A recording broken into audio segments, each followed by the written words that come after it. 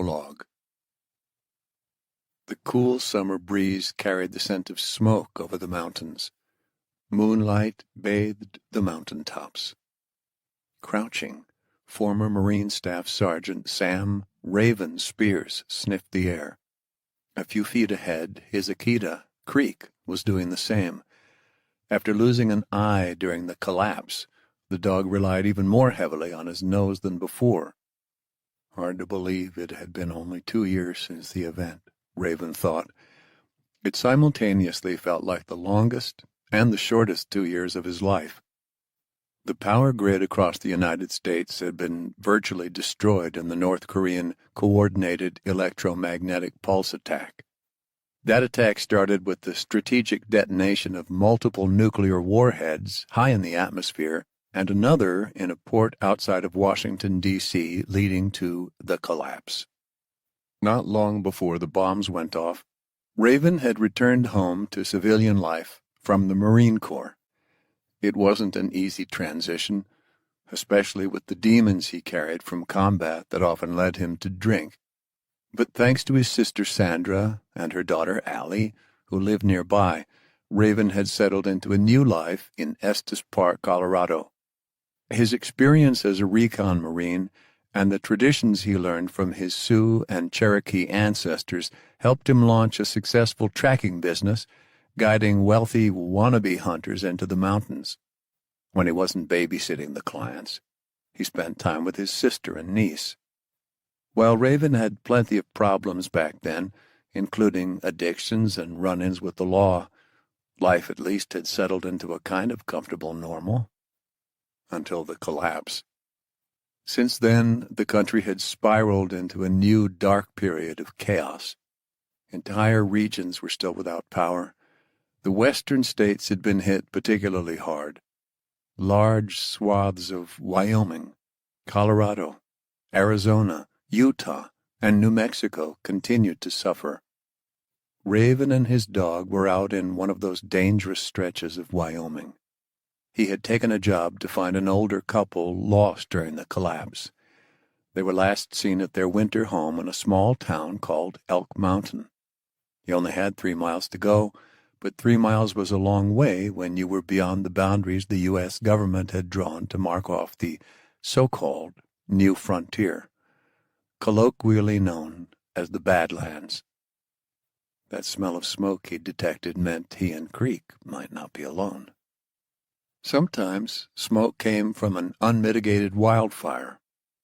Other times it came from campfires. The latter was what Raven feared the most. People rarely lit campfires unless they were looking for trouble. Only the bravest, well-armed people, or the dumbest, lit them to keep warm or cook what they had hunted down that day. Anything from squirrels, pikas, or even other people. Raven focused on the drifting smoke, sniffing for the odor of charred flesh. It was a scent he knew all too well. There was a distinct, gut-churning gaminess to it he would never forget. Another gust of wind carried a heavier scent. Savory. Salty. Maybe some sort of stew. At least it didn't smell human. It seemed to be coming from the northwest, somewhere in the hills ahead. Creek trotted back to him, tail between his legs. If the dog was worried, then so was he. Raven switched his crossbow with his suppressed M4A1, slinging the bow over his rucksack. The pack contained his survival gear, dried food, extra water, batteries, a flashlight, ammunition for his suppressed Sig Sauer P365, and gas mask. Extra magazines were stuffed in the front molly pouches of his vest, along with his radio, Geiger counter, chem lights, 2 stun grenades, and a sheathed buck knife with an antler handle. 2 hatchets hung from loops on his pack. Under his rain-proof hoodie, he wore a stab-proof Kevlar vest. It was a lot of gear, but he still packed lighter than most other mercenaries, soldiers or trackers that ventured into the Badlands, especially those that traveled alone. Unlike most people, he knew how to work the land. Food, fire starters, shelter. It was all there if you knew how to use it. Raven considered his options to move forward. The quickest route would be to hop on Highway 30 and skirt around the campfire. Still, he usually avoided roads whenever he could. Far more likely to find an ambush there than in the woods. A serpentine detour through the forest would cost time. But losing time was better than losing your life. Raven set off into the woods, guided by the moonlight and creek, while memories burned through his mind. So many had died in those first few weeks following the collapse. Even more had died in the 2 years after. He was lucky to still have his sister, Sandra, and niece, Allie. Without them, he wouldn't have much to live for besides Creek. His best friends were dead. Those that hadn't died had become estranged, like former Estes Park detective, now Colorado Rangers sheriff, Lindsay Plymouth. They'd had a falling out a few months ago about the strong-arm tactics used by her people, tactics that often meant shoot first and ask questions later. He shook away the thoughts to focus on his mission. The chances of the man and woman he was searching for still being alive weren't good, but the 25-year-old woman who hired him, their daughter Chelsea, had been insistent. She wanted closure, even if that meant finding a pair of charred corpses. She had agreed to his $10,000 fee in hopes he could tell her what happened to her parents.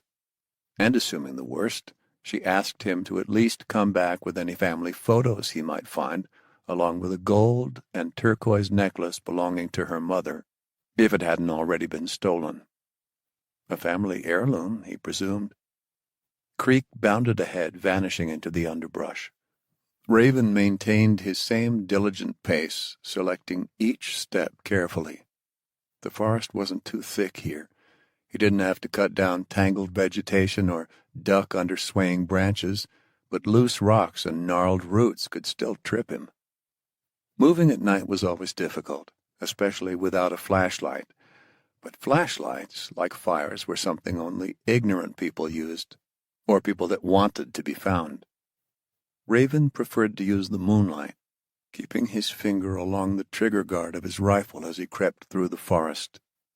He divided the terrain horizontally into thirds like he had learned as a recon Marine, systematically searching the dark canvas from left to right. But nothing moved out here. He'd even lost the scent of smoke in the shifting breeze. Creek emerged from the brush a few minutes later, panting. Raven bent down, strapped his M4 over his back, and poured water into a cupped hand so Creek could lap it up. As soon as the dog was satisfied, he scratched Creek behind his ears, then took a swig of water for himself.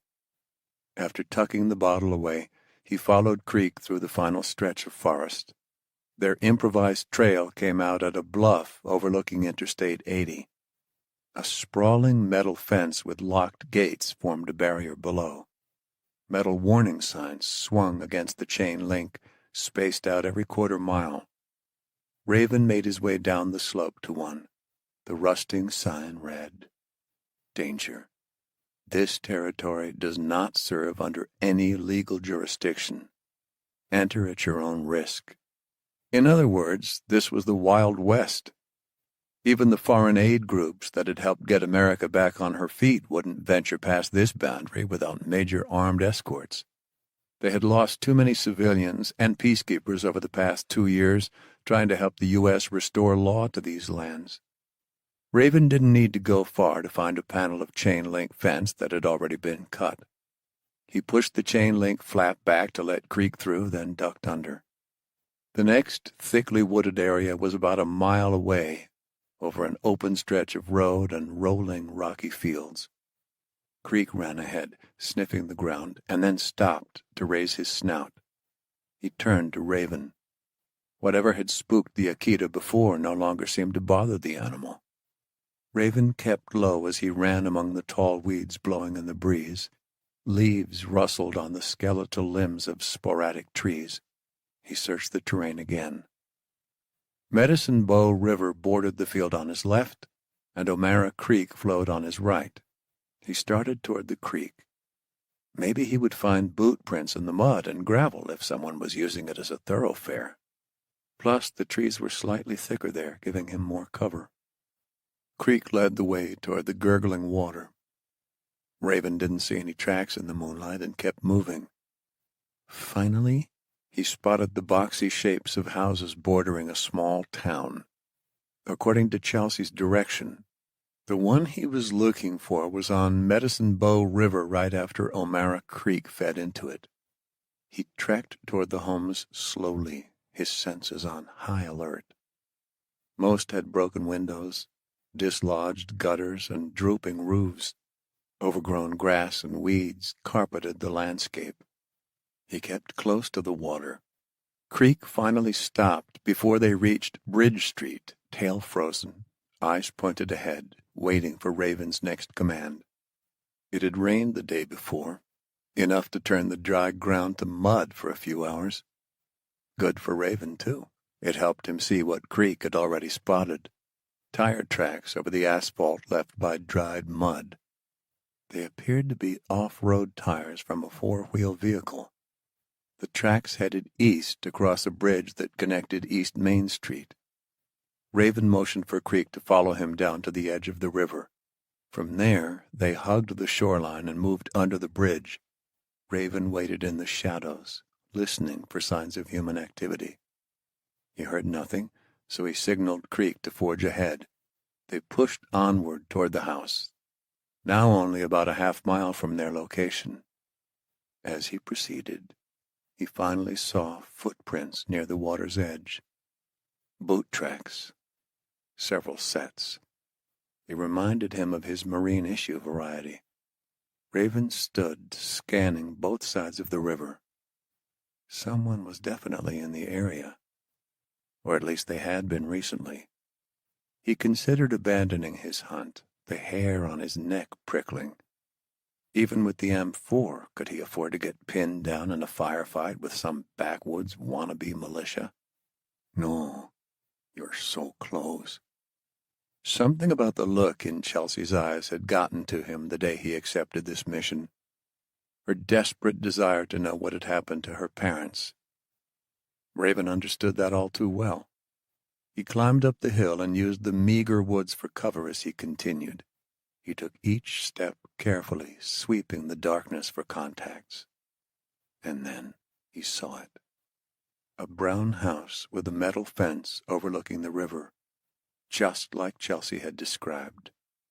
That was his target. Raven guided Creek along a retaining wall for cover to get to the side of the house. The back door was already kicked in, the wood around the deadbolt splintered. Not good. Undoubtedly, the people he was looking for were gone or dead. The question was, would he find their bodies and the items Chelsea wanted? He had his doubts, but he hadn't come all this way to trudge back to Estes Park empty-handed. Raven cleared the yard and street for hostiles. Seeing and hearing nothing, he moved through the busted door. Leaves, dirt, and debris were scattered inside the kitchen. There were no recent tracks, though. He crossed into a living room. Filthy floorboards creaked under his boots. Using a finger, he motioned for Creek to stay and watch their back. Then Raven took a set of stairs covered in tattered carpet up to the second floor. At the top, he cleared the hallway and then entered the first bedroom. A bed and dresser furnished the small room. It looked mostly intact. He hoped the same for the master. Those hopes were dashed quickly. The nightstands were toppled. Mold covered the walls. Part of the ceiling had collapsed onto the bed. Clothes and personal items were scattered on the floor among the heaped bed sheets. The closet doors were open, revealing a few hanging shirts and even more on the floor. He went to look for the safe Chelsea had told him was hidden behind an older family portrait stored in the closet. He guessed the picture was the one that now lay smashed on the floor. A pile of shirts covered the broken frame. Behind cracked glass, he found a photograph of a man and woman each with a head of graying hair. Standing in front of them was Chelsea, much younger than she was now, maybe in her late teens. They all wore smiles, a perfect image of innocence before the collapse. Raven wiped off the glass. The picture was still in decent shape. He carefully removed it and then inserted it into a plastic envelope in his pack. Then he searched the drywall, finding a hole where the safe had been removed.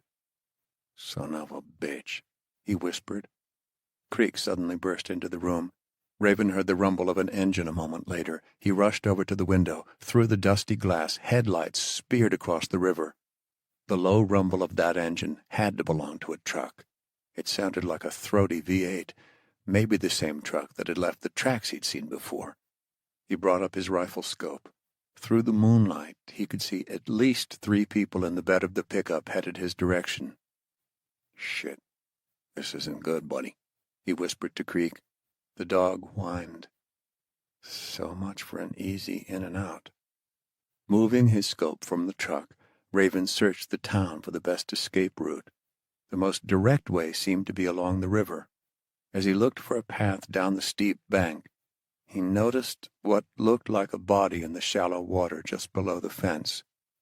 On the ground level, he'd missed it thanks to the large rocks breaking up the river. But up here he could see the corpse perfectly. He had a feeling the body belonged to one of Chelsea's parents.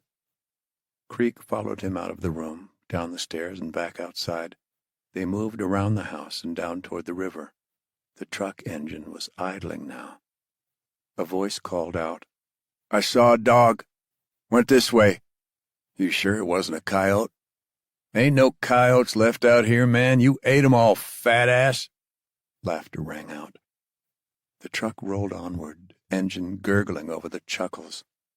Someone had been watching this town. A perfect trap for unwary travelers. Raven started down the bank toward the water. As he neared the body, he spotted a second stuck against a rock. His stomach turned over. With only moments to escape, he moved into the shallow water with his rifle hanging over his chest. He grabbed both bloated, decaying corpses and dragged them to the opposite shore, gagging at the scent. Even with the gruesome signs of decomposition, he could see the bullet holes in the back of their skulls. They'd been killed execution style. A man and a woman. Were these the people he'd seen in the family portrait? Hard to tell with their bodies gripped by rot. Pulling up his bandana over his nose, he searched their clothes for anything that he could use to identify them. He felt something metal in the woman's jacket. At first he thought it was in her pocket, but he found nothing, turning her jacket inside and out. Then he realized how it was hidden and why it had been missed by whoever killed these people. He ripped at a hand-stitched seam inside the jacket. It was a secret pocket meant to thwart thieves. He pulled out a gold necklace with turquoise on it. Holy shit. It was exactly like Chelsea had said. The sudden screeching of the truck jolted his eyes back toward the house. "Someone's with that dog," shouted a deep voice. Raven cursed. They must have discovered his footprints in the house. He pocketed the necklace and ran across the shallow river. Creek bounded next to him. They loped up the hill and into the woods. "There!" someone yelled. Flashlight beams chased them through the forest. A rifle cracked, a bullet cutting through the air. Raven had to find a way to lose these people and hide again. He directed Creek deeper into the woods, running hard for 10 minutes. The sound of the truck faded, replaced by the soft rustle of the breeze. No vehicles could follow him through these trees, but he could still see the flashlight beams lancing through the darkness. Every half a minute or so he checked over his shoulder, seeing them farther behind. There was a clearing ahead. Raven saw an old homestead with 2 standing pole barns and a house set between a semicircle of pine trees. The voices behind him grew louder again. Those flashlight beams danced frantically between the trees as his pursuers spread out, trying to encircle him. Raven couldn't risk trying to outrun them with a truck out there. The only way to escape was to hide and hold out. Let them pass him by. or at least take them on one by one. But first he had to kill his tracks. Raven bent down and quickly unlaced his boots. Pulling them off, he secured them to his pack. He motioned for Creek to head toward the homestead. Raven ran after the dog. His lungs heaved with each breath, the taste of blood on the back of his tongue. His muscles burned as he sprinted, pushing himself as hard as he could. It wasn't until he got to the first pole barn that he smelled it. A campfire. This time the scent wasn't an innocent stew. Creek had sensed it too, his tail between his legs. Raven peeked around the side at the source of the overwhelming odor. A smoldering fire crackled under a spinning metal spike, skewered through a charred human arm. Light suddenly hit the road leading into the homestead. Raven signaled for Creek to hide in the underbrush at the edge of the homestead, then took off to hide behind the closest tree. He aimed at the truck with his rifle. Through the open cab window, he spotted the driver. 3 flashlight beams bounced in the woods about a quarter-mile behind. Of all the bad luck, his attempt at escape landed him right at what appeared to be the hideout of some cannibalistic monsters, perhaps the very people running after him. An idea sparked in his mind. Raven swapped out his rifle for his crossbow. Holding in a breath, Raven waited until the vehicle was within range, lining up the sights. He moved his finger to the trigger, knowing he would only get one shot. He raised the sights slightly and squeezed off a single, silent arrow. It zipped through the open window and straight into the driver's neck. The truck swerved and went into the ditch. Grass and mud kicked up as the rear wheels tore into dirt. Raven ran toward the vehicle, switching to his hatchet. The driver was dead behind the wheel, the arrow sticking out of his neck. But a man stumbled out of the passenger seat. He aimed a rifle at Raven before he could throw his blade. A deafening blast forced him to hit the road. He rolled away, preparing for bullets to puncture his body, when a wicked growl exploded from the darkness. Creek sprinted at the rifleman and leapt at him, pinning him against the hood of the truck and sinking his teeth into the man's neck. He took the man to the ground, ripping out flesh and blood vessels. Raven replaced his hatchet and switched to his M4 as the man let out dying moans. "Over there!" someone yelled. Raven looked around the front of the truck in time to see 3 more men approaching the ditch. A hailstorm of lead blasted his direction, forcing him to duck down next to Creek. Raven waited for a respite in the gunfire, then got up and aimed at where he'd seen the muzzle flashes. With several squeezes, he fired calculated bursts at the heads illuminated by each flash. One of the bullets found a target with a crack, the man crumpling from the headshot. Raven ran to the other side of the truck. He aimed at a shooter firing from a tree nearly 50 yards away. Another pull of the trigger, and another man lost his life. Raven fired at the other man, forcing him down. He lowered his rifle, whistled, and pulled the dead driver out of the truck. The engine was still on, but the front wheels seemed stuck in mud with the rear wheels grinding away. Creek jumped in as Raven slammed the 4-wheel drive truck in reverse, engine growling. Mud flew for a few seconds until the rear wheels bit into the soil again. After shooting out of the ditch, he slammed the shifter into drive and crushed the pedal to the floor. Bullets punched into the truck bed and pinged against the bumper. The truck burst forward, kicking up a rooster tail of dirt and grass. Rounds tore into the rear windshield. Glass exploded into the cab, raining down on Raven and Creek. He swerved so he wouldn't be an easy target. A couple of rounds cut through the cab, dangerously close to his head. He leaned down until they made it to the muddy dirt road. Gripping the wheel with both hands, he mashed the pedal, accelerating wildly. The back end of the pickup fishtailed in the mud. When they were around the next bend, Raven looked over at Creek. The dog was panting again, blood dripping off his maw. "Thanks, boy," he said. "You saved my ass." Creek licked Raven's arm and then curled up on the passenger seat. Raven let out a deep breath and focused on the road. Until he got back to Estes Park, he wasn't going to let his guard down. This was the new frontier, the Badlands, a place that could swallow even the most hardened warriors without a trace. And tonight, Raven and his dog were lucky to be alive. 1. The sounds of train engines idling filled the humid air of Union Station. What had once been a majestic structure in Washington, D.C., was now nothing but skeletal support columns and piles of scree. The former restaurants and shops had all been gutted, leaving husks of what had once attracted shoppers and tourists. In some ways, the train station was no different than what most of D.C. looked like after the North Korean strike 2 years ago. But despite the devastation, this place had become a vital part of the nation's recovery. The U.S. Corps of Engineers and the Civilian Volunteer Recovery Task Force, CVRTF, had repaired much of the train station and tracks, turning it into a hub to aid in the rebuilding efforts across the country. Calvin Jackson was just a small cog in the machine that kept that recovery going, but no matter how many times he walked through this place, he still found it hard to believe it wasn't dangerous to his health. Even with assurances the radiation levels here were minimal, he sometimes wondered. Having served as a Navy SEAL for over a decade prior to the collapse, he was no stranger to deadly field agent exposure. Neither was his close friend and fellow SEAL, Steve "Mouse" Gomez, who walked with him toward the train being loaded on Platform A2. Despite his nickname, Mouse stood 6'4" and had the physique of a gorilla that spent every day in the weight room.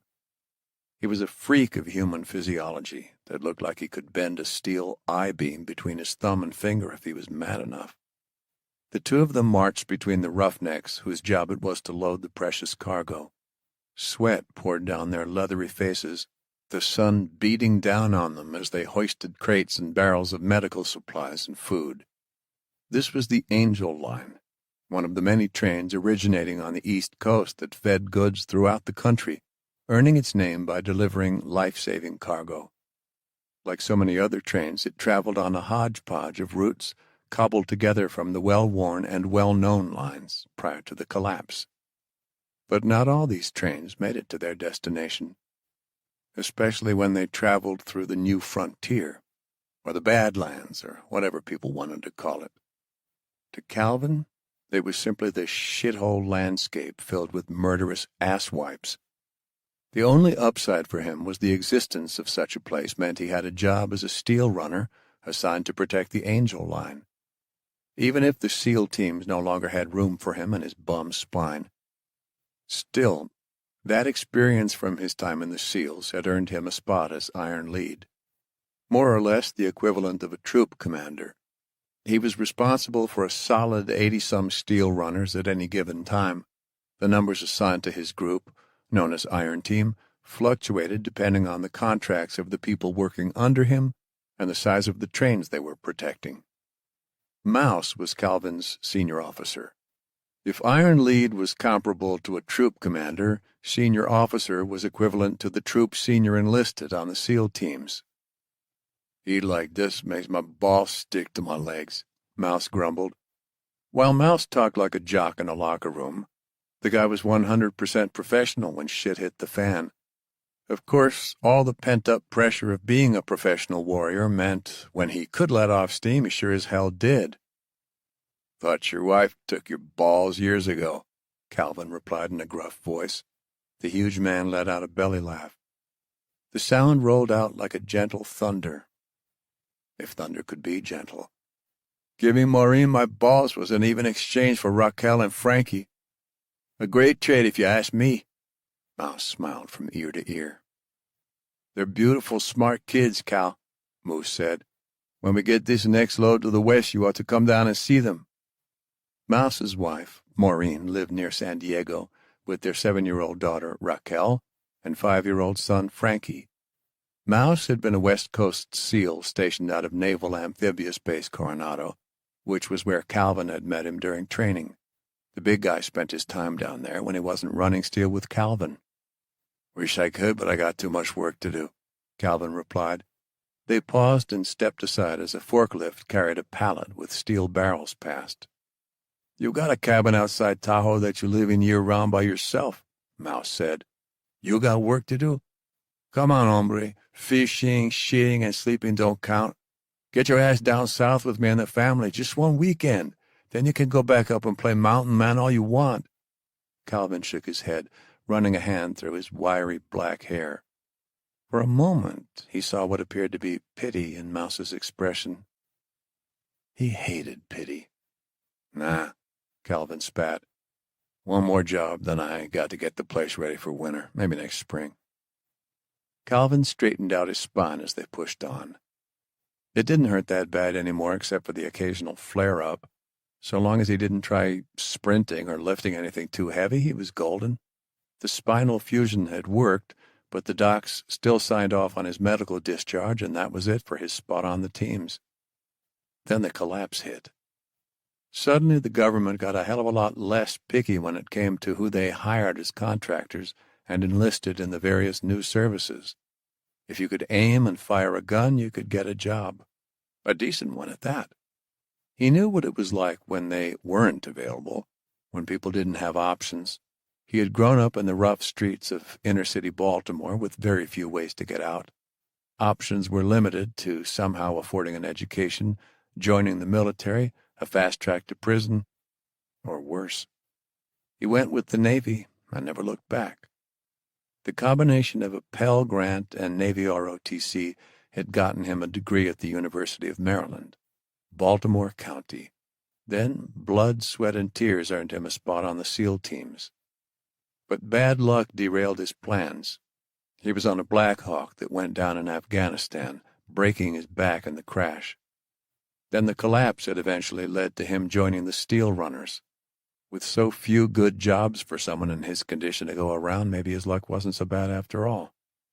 The Steel Runners were a bit like the Rugged Riders of the Pony Express, a private contractor group that worked with the government to protect and deliver goods. If the Pony Express had to deal with hordes of outlaws with automatic weapons and explosives— "There she is," Calvin said, letting out a whistle. They had made it to the front of the Angel Line train. 110 cars long, her 2-inch thick armored plates glinted in the sunlight. The train wasn't pretty, far from it. She had been scrapped together like so many other pieces of machinery following the collapse. Underneath the armor, she was nothing but a normal freight train powered by an old Union Pacific Railroad locomotive with a 6,000-horsepower GE diesel-electric engine. All the extra weight of the armor meant the train wasn't as fast as she'd been when she was just a cargo hauler, but at least she was protected.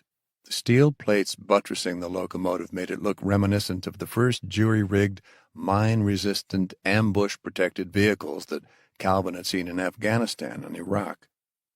To prevent the heavily armored boxcars of the trains from being top-heavy, they were filled with cargo as usual. Every 10 cars or so was a steel runner car, SR car for short.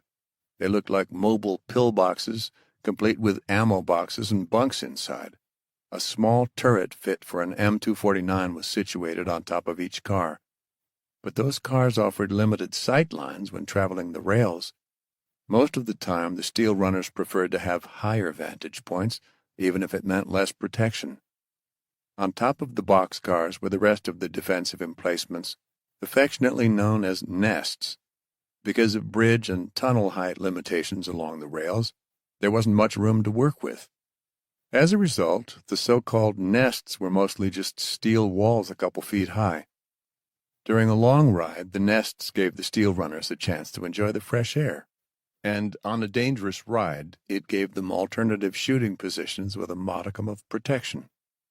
A series of ladders connected each nest and SR car to the thin catwalks near the bottom of the boxcars, making the train one long, moving fortress. Calvin strode past stacks of crates to where his group of 85 steel runners from his Iron Team crew gathered.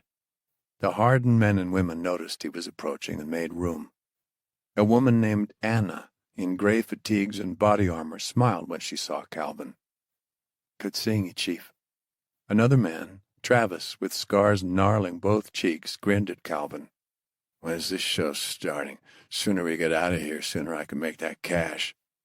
"And lose it," Mouse replied. Travis spit on the ground. "What I do with my money is my own business." The guy was a solid steel runner, but also a well-known gambling addict. He rode steel whenever he was out of money, which tended to be often.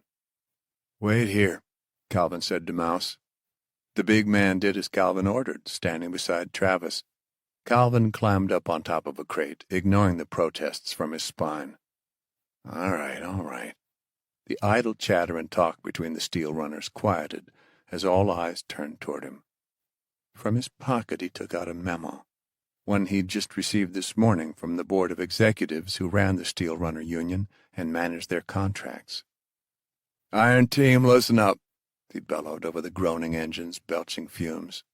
The ragtag group of men and women between the crates clicked their heels together, their chests puffing out, and their arms slapping against their sides. Most Steel Runner teams didn't follow anything close to military decorum. Hell, these people were dressed in everything from hiking pants and technical shirts to hunting camo. Whatever they could scrabble together, or whatever the Steel Runner Union higher-ups decided to give them. But Calvin liked to run a tight ship, and the people who joined Iron Team fell into line. I got good news, Iron Team, Calvin said. What, we're getting paid before we run steel? Asked a slightly rotund, bearded man who went by the apt nickname Redbeard. That drew a few laughs. Okay, so Calvin tried to run a tight ship, but these people were still mercenary civilians. Got the shit! Calvin shot a look that would melt train tracks at Redbeard. Per usual, you do not get your payment in full until after we make it safely to our destination. If you want off the ride for any reason and aren't on Iron Team when we reach Salt Lake City, your bank account isn't getting any bigger. No one bitched about it. They knew the rules when they signed up. No hopping off the train early because you felt like it. Only folks who made money for a half ride were those who got taken off on a stretcher or a body bag. But none of their families really wanted hazard pay or compensation when it meant their loved one wasn't coming home. But here's the deal, he continued. We got medical shipments from all our allies, the UK, the EU. Even China is sending goods from several medical companies on this run. Our Steel Runners Union overlords want us to take extra care of these goods. Calvin could practically see the looks in their eyes. What's new? This time we're not getting our usual pay, Calvin said. There were a couple groans before he continued. We're getting bonuses. Hoots and hollers rang out, along with some applause. Calvin let them celebrate for a few moments. How much we talking, Chief? Anna called out. 50% in addition to the usual, he replied. The desk jockeys say these goods are important to bring in more business, and the companies shipping them have agreed to fund these bonuses as part of a new incentive program. The demeanor of Iron Team changed almost instantaneously. Now people shared nods and brow raises. Extra money meant they could afford more food for their families, better shelter, even better armor and weapons for themselves. Rest assured, this could be the best haul any of us has seen in a long time, Calvin said. But it will also be the most dangerous. We're headed straight through the Badlands to Salt Lake City. That didn't seem to deter anyone from what he could see. Let's go, Chief, Anna called out. I'm in, Travis yelled. Not a single face looked away. I won't blame you if you want to step back from this one, Calvin said. But now's the time. Everyone remained standing, eager and ready. Money went a long way toward boosting morale. Then get your shit on that train, Calvin said. Smooth rails, Steel Runners. The motto rang out all around as he stepped down from the crate.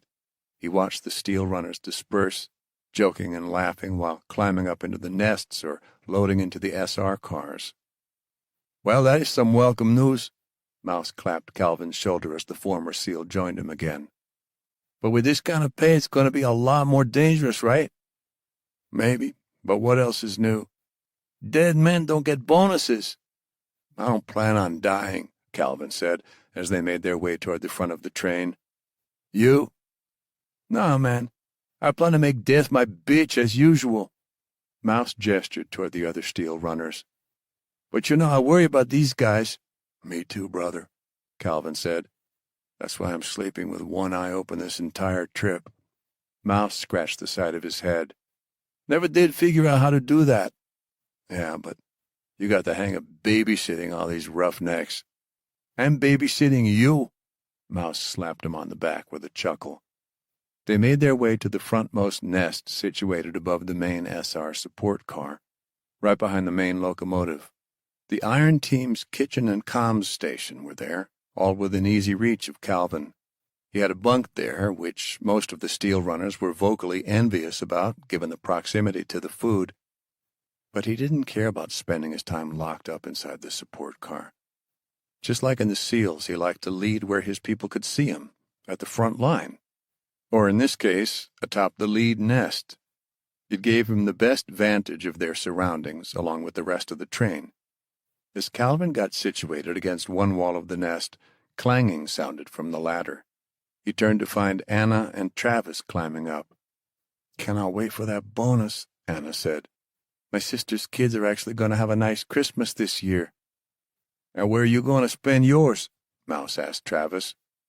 "Roulette, poker, blackjack?" "I'll save it," Travis said. He took out a White Sox baseball cap from his pack at the corner of the nest, his supposedly lucky cap, and pulled it down over his wrinkled brow. "That's my man, Travis," Calvin said. "This could be the start of a new life."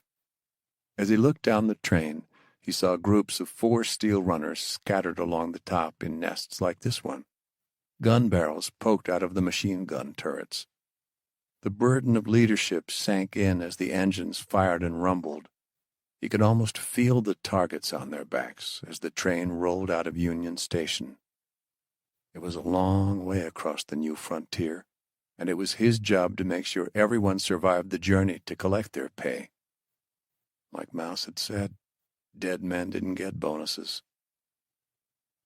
Lindsay Plymouth loved living in the idyllic mountains, except for when it snowed, but even then she appreciated the peaceful quiet. Growing up, she'd spent so much time, wonderful time, in Rocky Mountain National Park. It definitely felt more like home to her than her modest 2-bedroom townhouse in Golden, Colorado. She had only moved down to Golden because of her sheriff position with the Colorado Rangers. Sure, she could see the mountains from Golden, but seeing them was different than being in them. Like now. Lindsay led a group of 4 rangers under her command into the sunlit peaks, hiking to meet up with a group of UK Royal Marines helping them on this mission. The Colorado Rangers was the first statewide law enforcement agency and had a storied history of taming what had once been the Wild West. The rough men with her now were a testament to that history. They all had combat experience, and they were certainly helpful in tracking down the outlaws, but none of them were Sam Raven Spears. She could have really used his skills on this mission. They were searching for a group of bandits suspected of killing 2 CVRTF workers when they raided a supply depot outside Eagle, Colorado. Eagle was the hub of major restoration efforts, where the state government was working on a station to restore power and bring clean water to parts of the new frontier. Lindsay and her team had followed the outlaws up a trail for a couple days, through Lookout Mountain Park just east of Glenwood Springs, to an area that had been ravaged by wildfires. She bent down to check the tracks of the alleged bandits in the ash. These marauders had been using the cover of darkness to travel, then setting up camp during the day, making them hard to locate. Finally, the Rangers were closing in, but they would need to move quickly to ensure they didn't escape. She flashed hand signals, and 3 of the men crouched in the tall, swaying grass poking up from the ashen soil. Deputy Sheriff Cody Palmer advanced a couple yards to the cover of a thicket of Rocky Mountain maples, sprouting around a bullet-pocked, rusted-out old pickup. Palmer had his sleeves rolled up to reveal tattoos of a bald eagle tracing down one arm and the American flag on the other. Lindsay had often heard the phrase, bleeding red, white, and blue. If there was anyone who actually bled those colors, well, it was definitely Palmer. He was the epitome of a Colorado Ranger, and she always felt better having him by her side. Most of the Rangers, like Palmer, were former law enforcement officers, LEOs, who had jumped back into service following the collapse. The men carried their own equipment, ranging from M4s and modified AR-15s to single-action revolvers and Glocks. They got by with whatever equipment they could get their hands on, making do with what they had available thanks to the broken supply lines they were working to restore. Due to her leadership during the collapse, Lindsay had the honor of being assigned as the Rangers' sheriff, which meant she was responsible not only for the more peaceful eastern side of Colorado, where people were working hard just to get by, but also the side of the state that fell squarely within the realm of the new frontier, a place that attracted evil men with zero interest in rebuilding society, only taking what they wanted. Fortunately, it wasn't just the Rangers with her on this mission.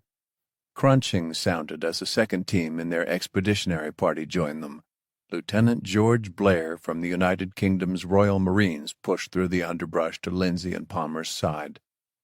One of Lindsay's old allies from the start of the collapse, the Secretary of Defense herself, Charlize Montgomery, had worked with the Brits to get Blair and his Royal Marines assigned to work with Lindsay in Colorado to clean up the new frontier.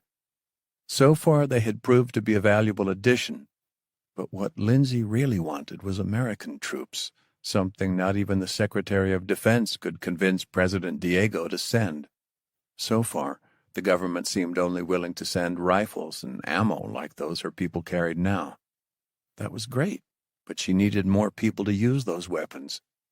It was almost like this region wasn't seen as part of the country, and Lindsay had a feeling that wasn't going to change until it was purged of the evil that had taken root here. "We're close," Lindsay said. "We spotted them," Blair said with his crisp northern London accent.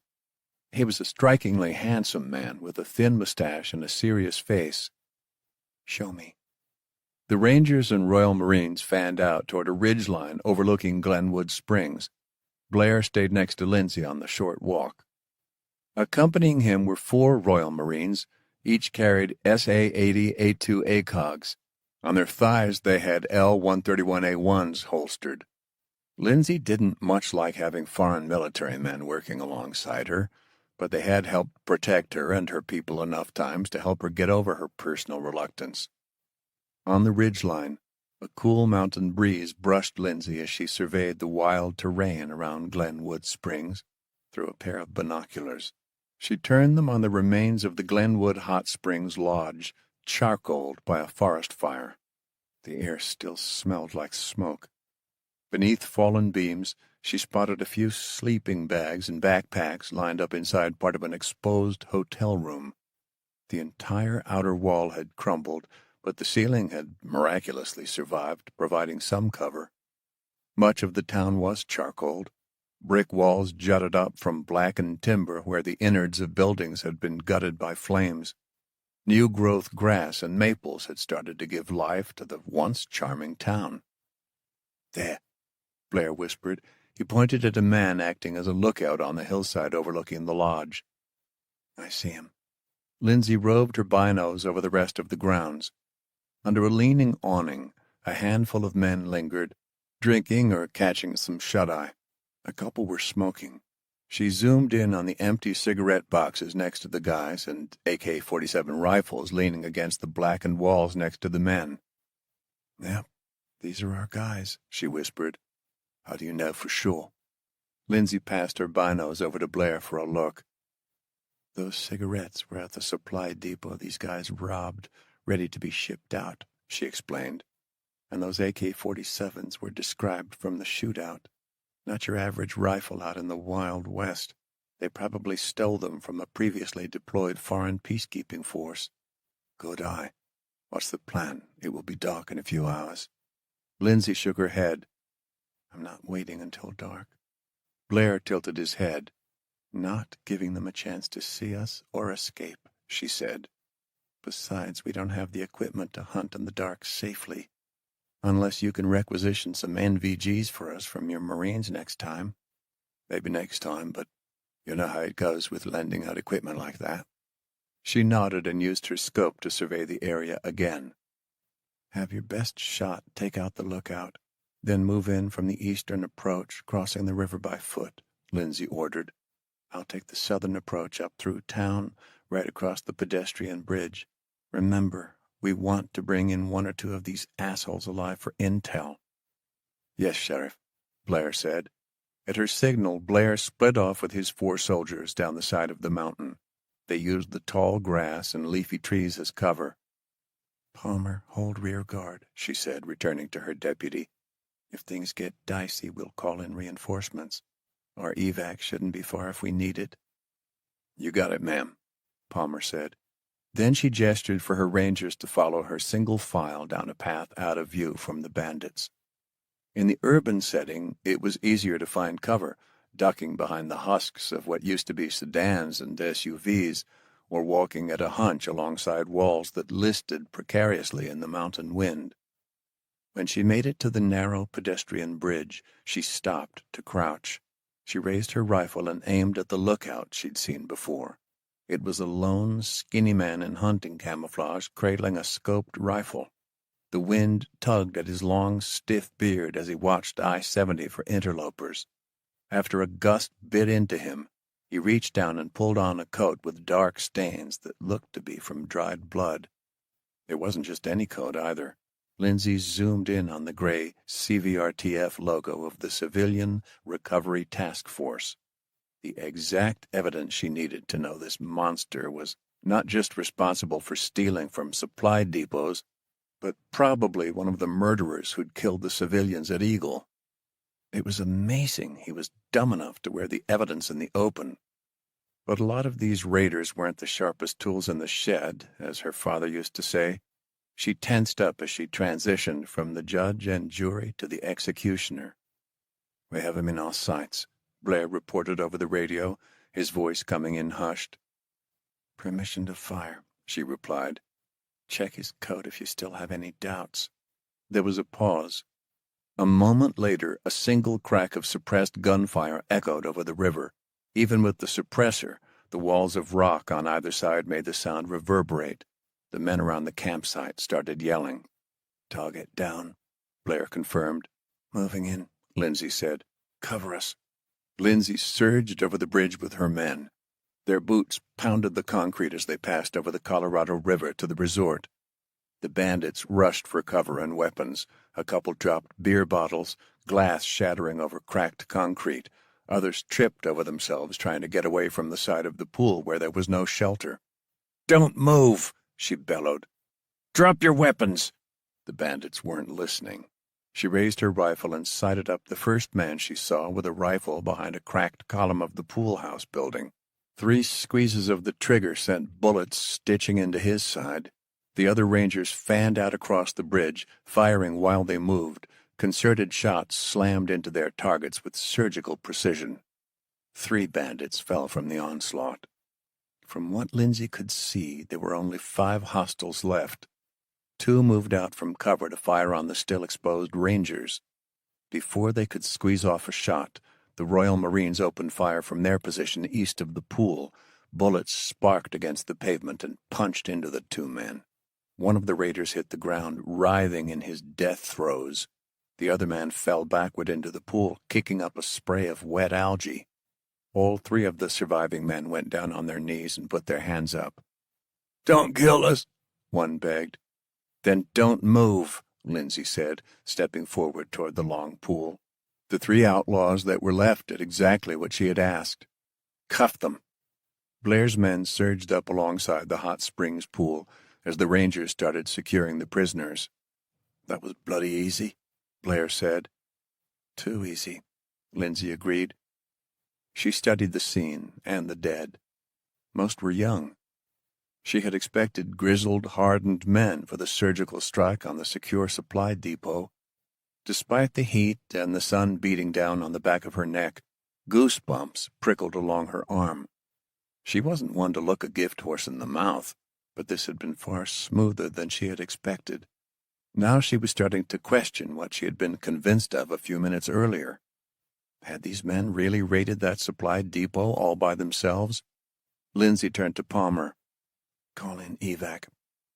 The deputy radioed their backup forces waiting on the other side of Lookout Mountain on I-70. The 4 SUVs, each operated by a two-man team, had been waiting out of sight and earshot of Glenwood Springs, ready to swoop in. The growl of the SUV engines boomed in the canyon. Lindsay moved to the 3 surviving prisoners sitting on the concrete under the watch of the Rangers and Royal Marines. One of the assholes stared at Lindsay as if she were a piece of steak and he hadn't had a meal in a week. He grinned a mouthful of yellow teeth and licked his lips. She ignored him and focused on the other 2. They were both glancing up at the mountains. At first, she thought maybe they were trying to avoid eye contact, but then a chill traced her spine.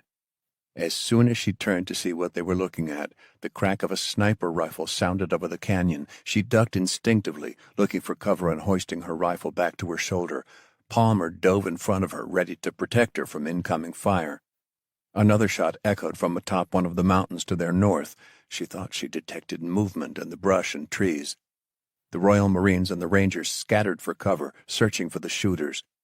Lindsay found a rock and pulled out her radio. "We need eyes on the canyon walls and immediate fire support." The roar of gunfire filled her ears, nearly deafening. She couldn't hear the response from the backup team racing toward their position. All she could do was fire at whatever shapes she thought were flitting around the mountaintop and do her best to find cover in the wreckage of the hotel. The gunfire continued for a good minute, but she quickly realized it was only her side doing the shooting now. "Hold fire!"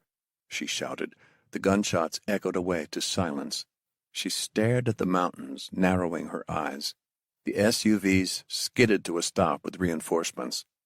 The Rangers got out, using doors for cover while aiming up at the canyon walls and mountain peaks. "Anyone got eyes?" Lindsay asked. Everyone reported a hard negative. Maybe the ambushers had been spooked by the arrival of the reinforcements. Or maybe one of the Rangers or the Royal Marines had gotten a lucky shot. "Anyone hurt?" she asked.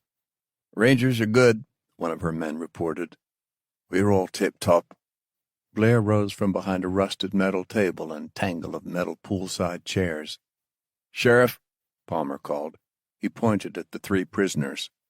All 3 were down, their hands still cupped behind their back. Blood spread around them like growing shadows.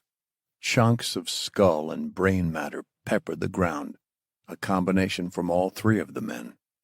An eerie sensation prickled across her skin as she surveyed the mountains, no doubt being watched by whoever was really responsible for that attack on Eagle. The sniper had fired only 3 shots, each a headshot. That was who she was really after, and whoever it was, they were far more dangerous than any of these dead men had been when they were breathing. 2.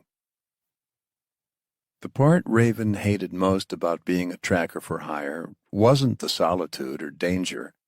He was used to that. Hunting and tracking in the mountains with his dog Creek wasn't usually bad either.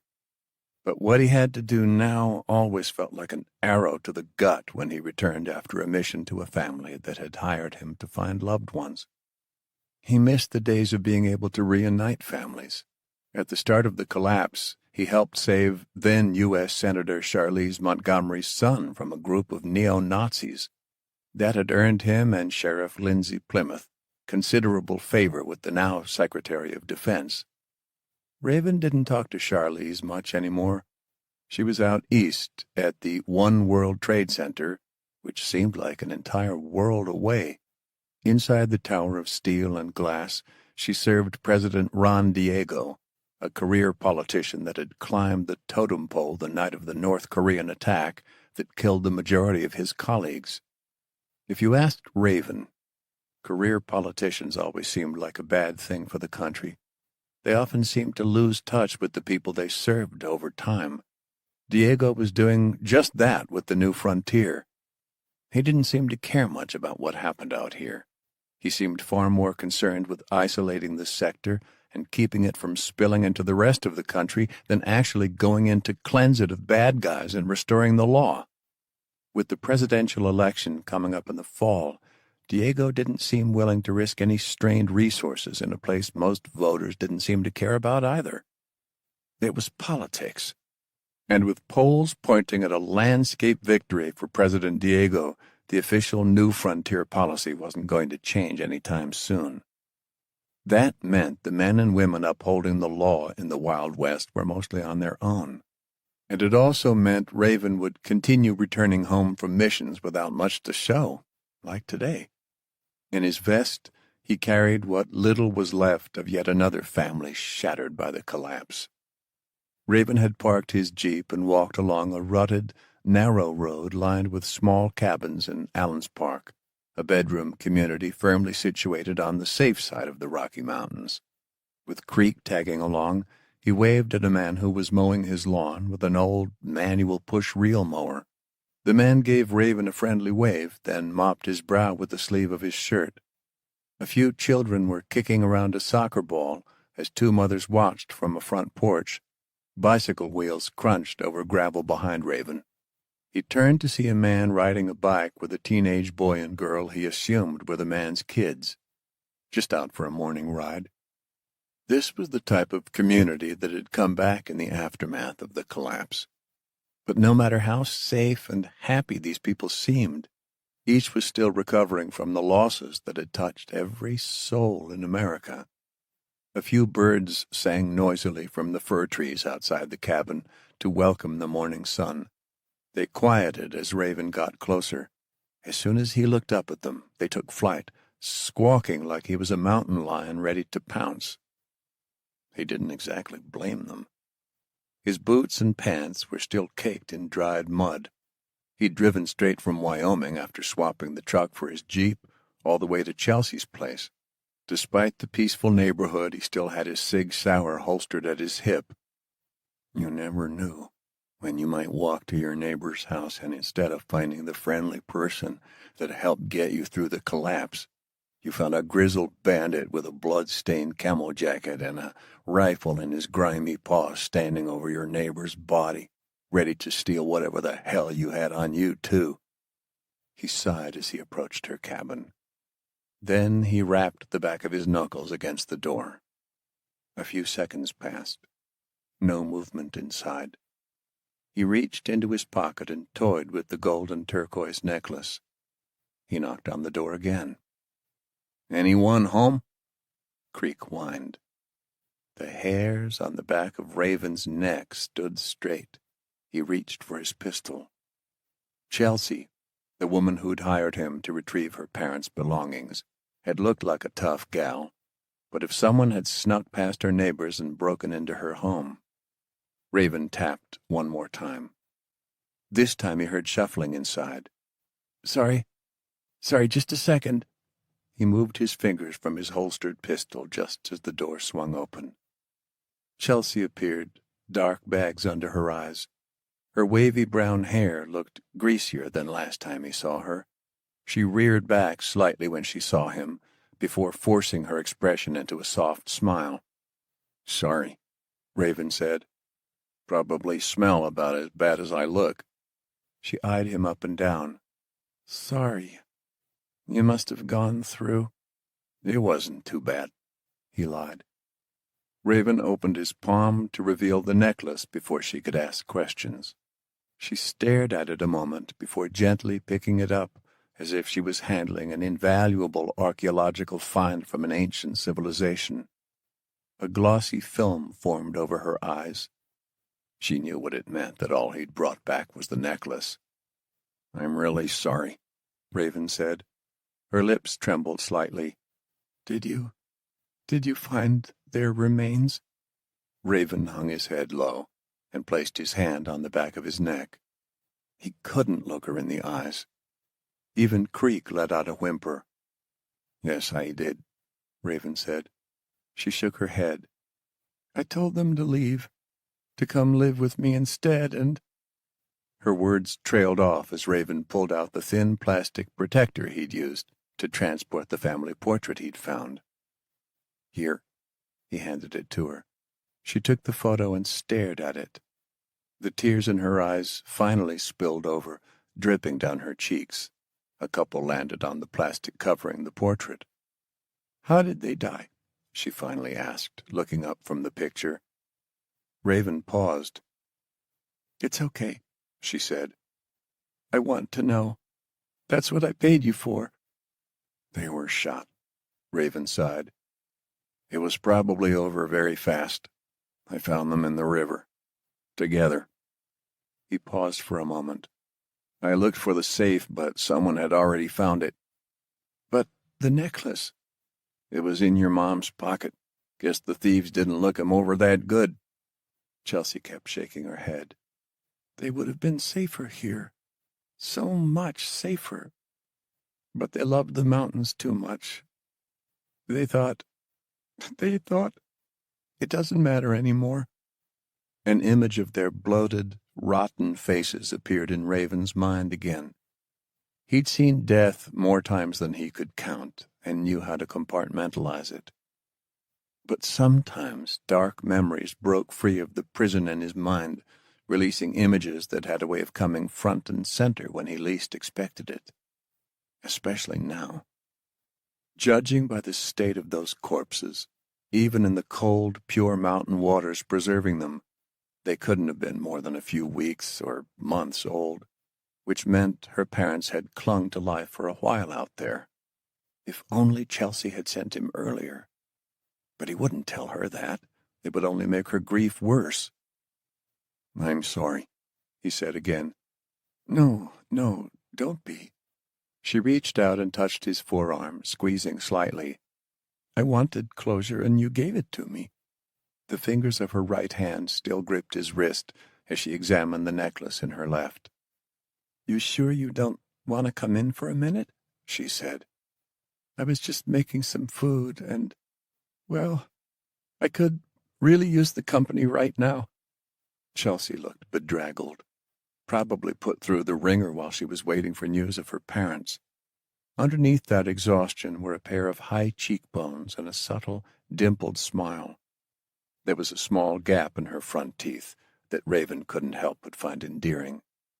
In another life, he would have accepted her offer. He wasn't sure where it would lead, maybe to nothing more than a single shared meal as she told him stories about her parents to cope with her grief. Or it might turn into something more. She might ask him to spend the night. All that Raven knew was that he learned his lesson on situations like this. In the new frontier, you didn't make friends if you didn't have to. Every person you invested time and emotion just risked needless heartbreak later. Death and disappointment were more common than lifelong relationships and joy. "I really need to get going," Raven said. "I'm sorry, but I've got another job." "I understand. And I'm sorry for whatever you went through. For what it's worth, I can move on now." "Good. I'm glad to hear that." He turned, but she reached out. "Hold on one more minute. I need to get your payment." Raven remained outside as she crossed her living room to her kitchen. She returned a few minutes later with something wrapped in a dishcloth. "It's just some shortbread I made." She held the bread out toward him with an envelope of cash. "And here is the rest of your fee." Raven could smell the warm aroma from the bread as he took it with the payment. His stomach churned with hunger. "Thank you." He took the items from her. "I'm sorry for your loss, ma'am." Then he turned with Creek and left. He felt guilty on his way back to the Jeep, something his dog sensed. Creek looked up at him with his single remaining eye and whined once they were inside the vehicle. "It's all good, bud." He scratched the dog behind his ears. Raven drove between the pines, whispering in the wind. A few nosy neighbors of Chelsea's poked their heads out of their cabins, watching the mud-covered Jeep pass. He waved at a policeman parked at an intersection. The man didn't wave back. Instead, he stared at Raven until he curved around another bend, putting the woods between himself and Allen's Park. After all he'd done for the area, the lawman still seemed to have it out for him. At least, when the rest of his world seemed to have changed, that one part hadn't. He thought about going home to shower and clean up. But what was the point? What he told Chelsea about having another job wasn't a lie. He drove back into Estes Park to a neighborhood with a view of the Stanley Hotel. At least, what had been the Stanley. The hotel had been the victim of arson during the collapse. He parked at a 2-story home with big windows and brown siding. After confirming this was the place, he killed the engine and went to the wraparound porch. After a couple knocks on the door, a weazened lady with curly white hair answered. "Mrs. Lithgow," he said. "You must be Raven. Please call me Joanne." Raven nodded. He looked down at his clothes again. "Sorry, I know I look bad. I just got back from another job." She walked out onto the porch and took in a deep breath. "You got something for me?" Raven asked after a beat. She let that breath out. "Yes. It's half now, half later, right?" He nodded.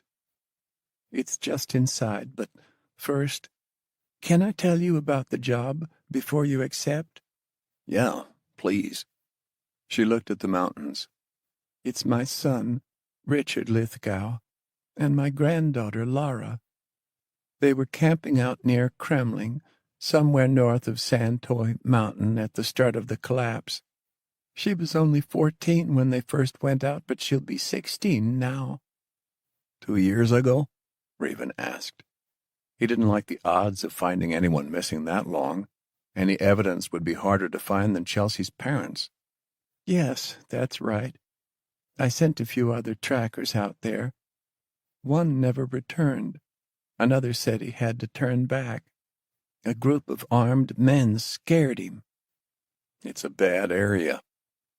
"One man did make it to Kremling, but didn't find anything at the campground, or so he said." She paused. "I didn't really believe him, but he insisted on payment." "I won't take your money, ma'am. You have my word, and it's as good as those that vouch for me." A wet gleam shimmered over her eyes. "I know your reputation. That's why I'm willing to pay your hefty fee." After wiping at her eyes, Joanne went inside and returned with the down payment and some photos. "Hopefully this helps if you find them." "You got any of their clothes for my dog? He can track scents." "After 2 years?" "It's not likely, but possible. Just trying to give us the best chance of finding." "I understand. I'll be right back." Raven tucked the photos carefully into his bag, while Joanne went to retrieve the articles of clothing. She came back a few minutes later, holding a plastic bag. "I picked one of Richard's shirts that still smells like him, and a sock from Lara that I never washed." "Perfect, thank you." "I know you don't think they're alive," Joanne said.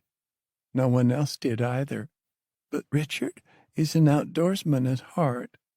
He was an army ranger, too. If anyone knows how to survive in the wild, it's him. Lara, too, was pretty good in the outdoors and has some Native American blood in her from her mother's side." "I'll do my best to find them, ma'am, I promise you." She nodded. Raven went back to his jeep with Creek. He drove away, watching the woman as she turned to the mountains. She was right. He doubted Lara and Richard had survived, but he was going to do his damnedest to find them. And who knew? Maybe this time he'd be proven wrong. Maybe they would actually be alive. Calvin sat on the top of the SR supply car, against one of the short steel walls marred by scars from incoming rounds. Mouse leaned against the wall next to him. The wall looked far too small to protect his massive frame from bullets, but so far they hadn't taken a single shot. They had already passed through mountainous West Virginia and were fast approaching Ohio. Forested mountains had given way to rolling green plains. Travis and Anna had since fallen asleep in the nest. Calvin looked out over the rolling hills. As night approached, the landscape just kept getting blacker, like they were no longer on land but traveling through the ocean. Before the collapse, this stretch probably would have been lit up with small towns and farmhouses scattered in the distance. It would have looked as if hundreds of tiny stars had fallen to earth. Now he saw only blackness. Sure, there were a couple lights from people that had generators or fires going, but the restoration efforts of the U.S. and its allies hadn't quite reached all the rural areas. The only promise of civilization was from the soft glow of Cincinnati on the western horizon. It was getting brighter by the minute. Looking down the train, Calvin spotted other steel runners in nests like his and Mouse's. Some were peeking above the walls, watching the landscape go by, taking turns while their comrades rested. No one looked particularly stressed or worried. They still had a few days on the tracks before things got really risky. Nights when you didn't want to shut your eyes. Calvin pulled a bandana up over his nose as black smoke belched from the engine, puffing back their direction. He had long since grown used to the oily smell. The train engines weren't always in great condition, not with the abuse they took being run constantly across the United States and often taking damage from outlaws. The armor helped, sure, but just like the race to develop better mine-resistant, ambush-protected vehicles in Iraq and Afghanistan, the steel runners and train officials were constantly trying to scrape together better armor to deal with new improvised explosives and all manners of small arms fire. Trying to maintain the engines themselves was a whole different matter. Each bump on the tracks, each jolt shaking through the train sent a slight wave of pain through Calvin's damaged spine. He tried to ignore it, reminding himself he could have it a hell of a lot worse. He was still breathing after all, and he needed his focus for the long trek ahead. "West Virginia's one of my favorite parts of this trip," Mouse said. "Just like the old John Denver song, Mountain Mamas and Almost Heaven, and all that stuff." "Yep," Calvin said, "especially in the summer. Hot, but beautiful." Calvin raised his canteen as if to make a toast. "And the people don't shoot at us." "Usually," Anna piped in, eyes still closed. Turned out she was awake after all.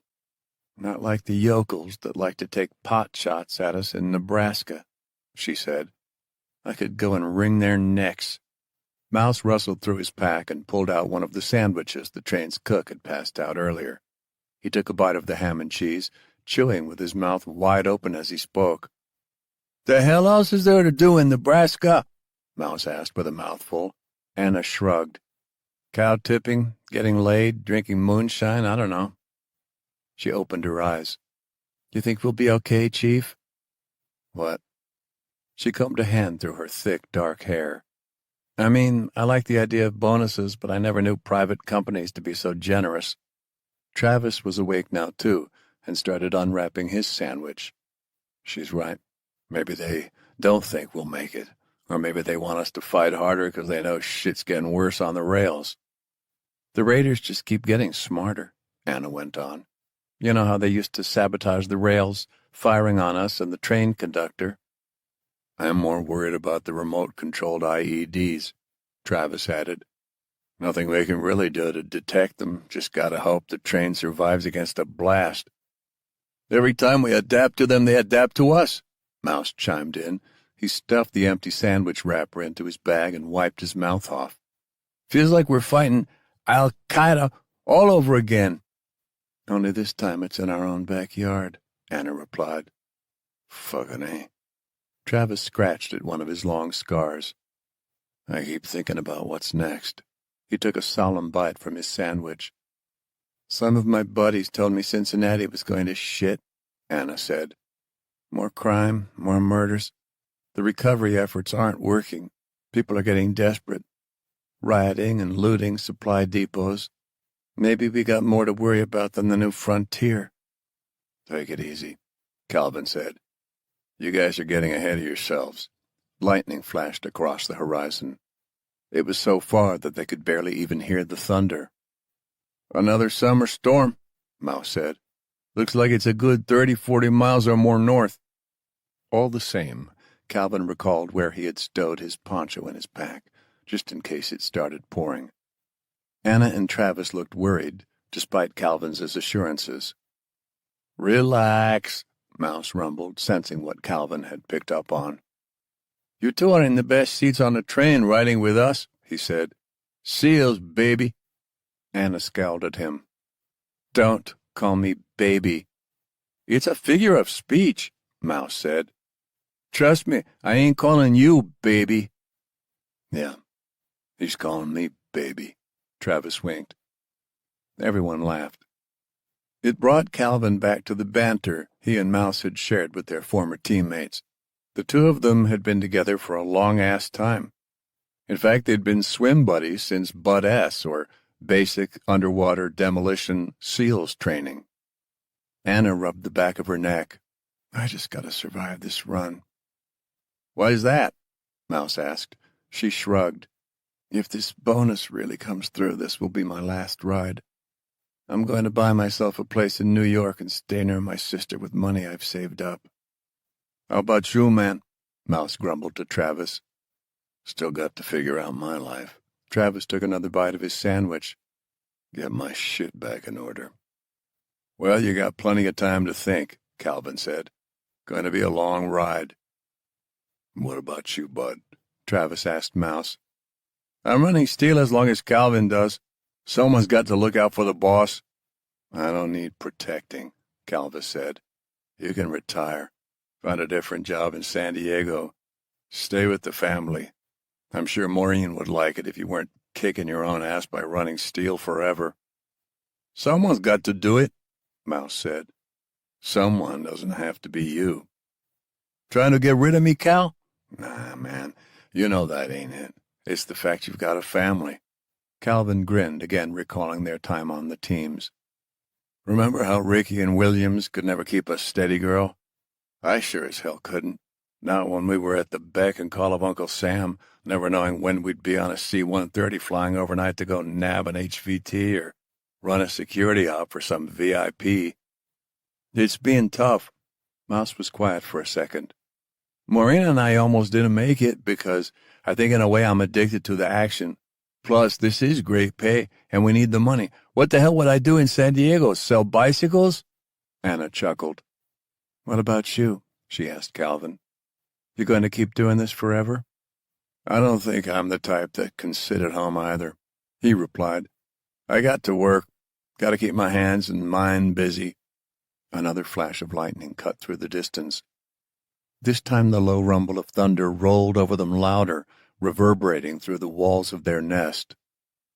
Until you get the cabin in Tahoe finished and you decide you're doing nothing but fishing and tossing back beers, I'm in this nest with you, Mouse said. Mouse was like that. A guy with more loyalty built into his genes than a Doberman. It was why, after Mouse had gotten out of the teams too, he'd followed Calvin right into the steel running job. For Calvin, this job gave him a purpose. For Mouse, it was a paycheck to take care of his family, and it helped him feel alive again. And while steel running wasn't exactly like being sent overseas to stomp terrorists, it made them both feel like they were doing something to help their country. Plus, there was something about serving together, even as a steel runner, that couldn't be replaced. Brotherhood. This type of camaraderie was irreplaceable. Trusting someone with your life, and knowing they would take a bullet for you, and you for them, was something that no cabin on the lake, no matter how perfect, could replace for Calvin. Another fork of lightning tore across the black canvas. The thunder followed almost immediately. Looks like that storm is going to catch us after all, Mouse said. Calvin reached into his pack and took out his poncho. The rest of the group followed suit.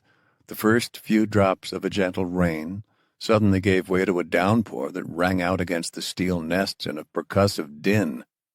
A long metallic squeal sounded as the train neared Cincinnati. Water had puddled onto their boots by the time they got their first clear view of the city. Power had been restored in most sectors, illuminating the destruction from the collapse. Entire blocks had burned during the power failures, from a combination of electrical issues to gas lines breaking and riots born out of desperation and fear.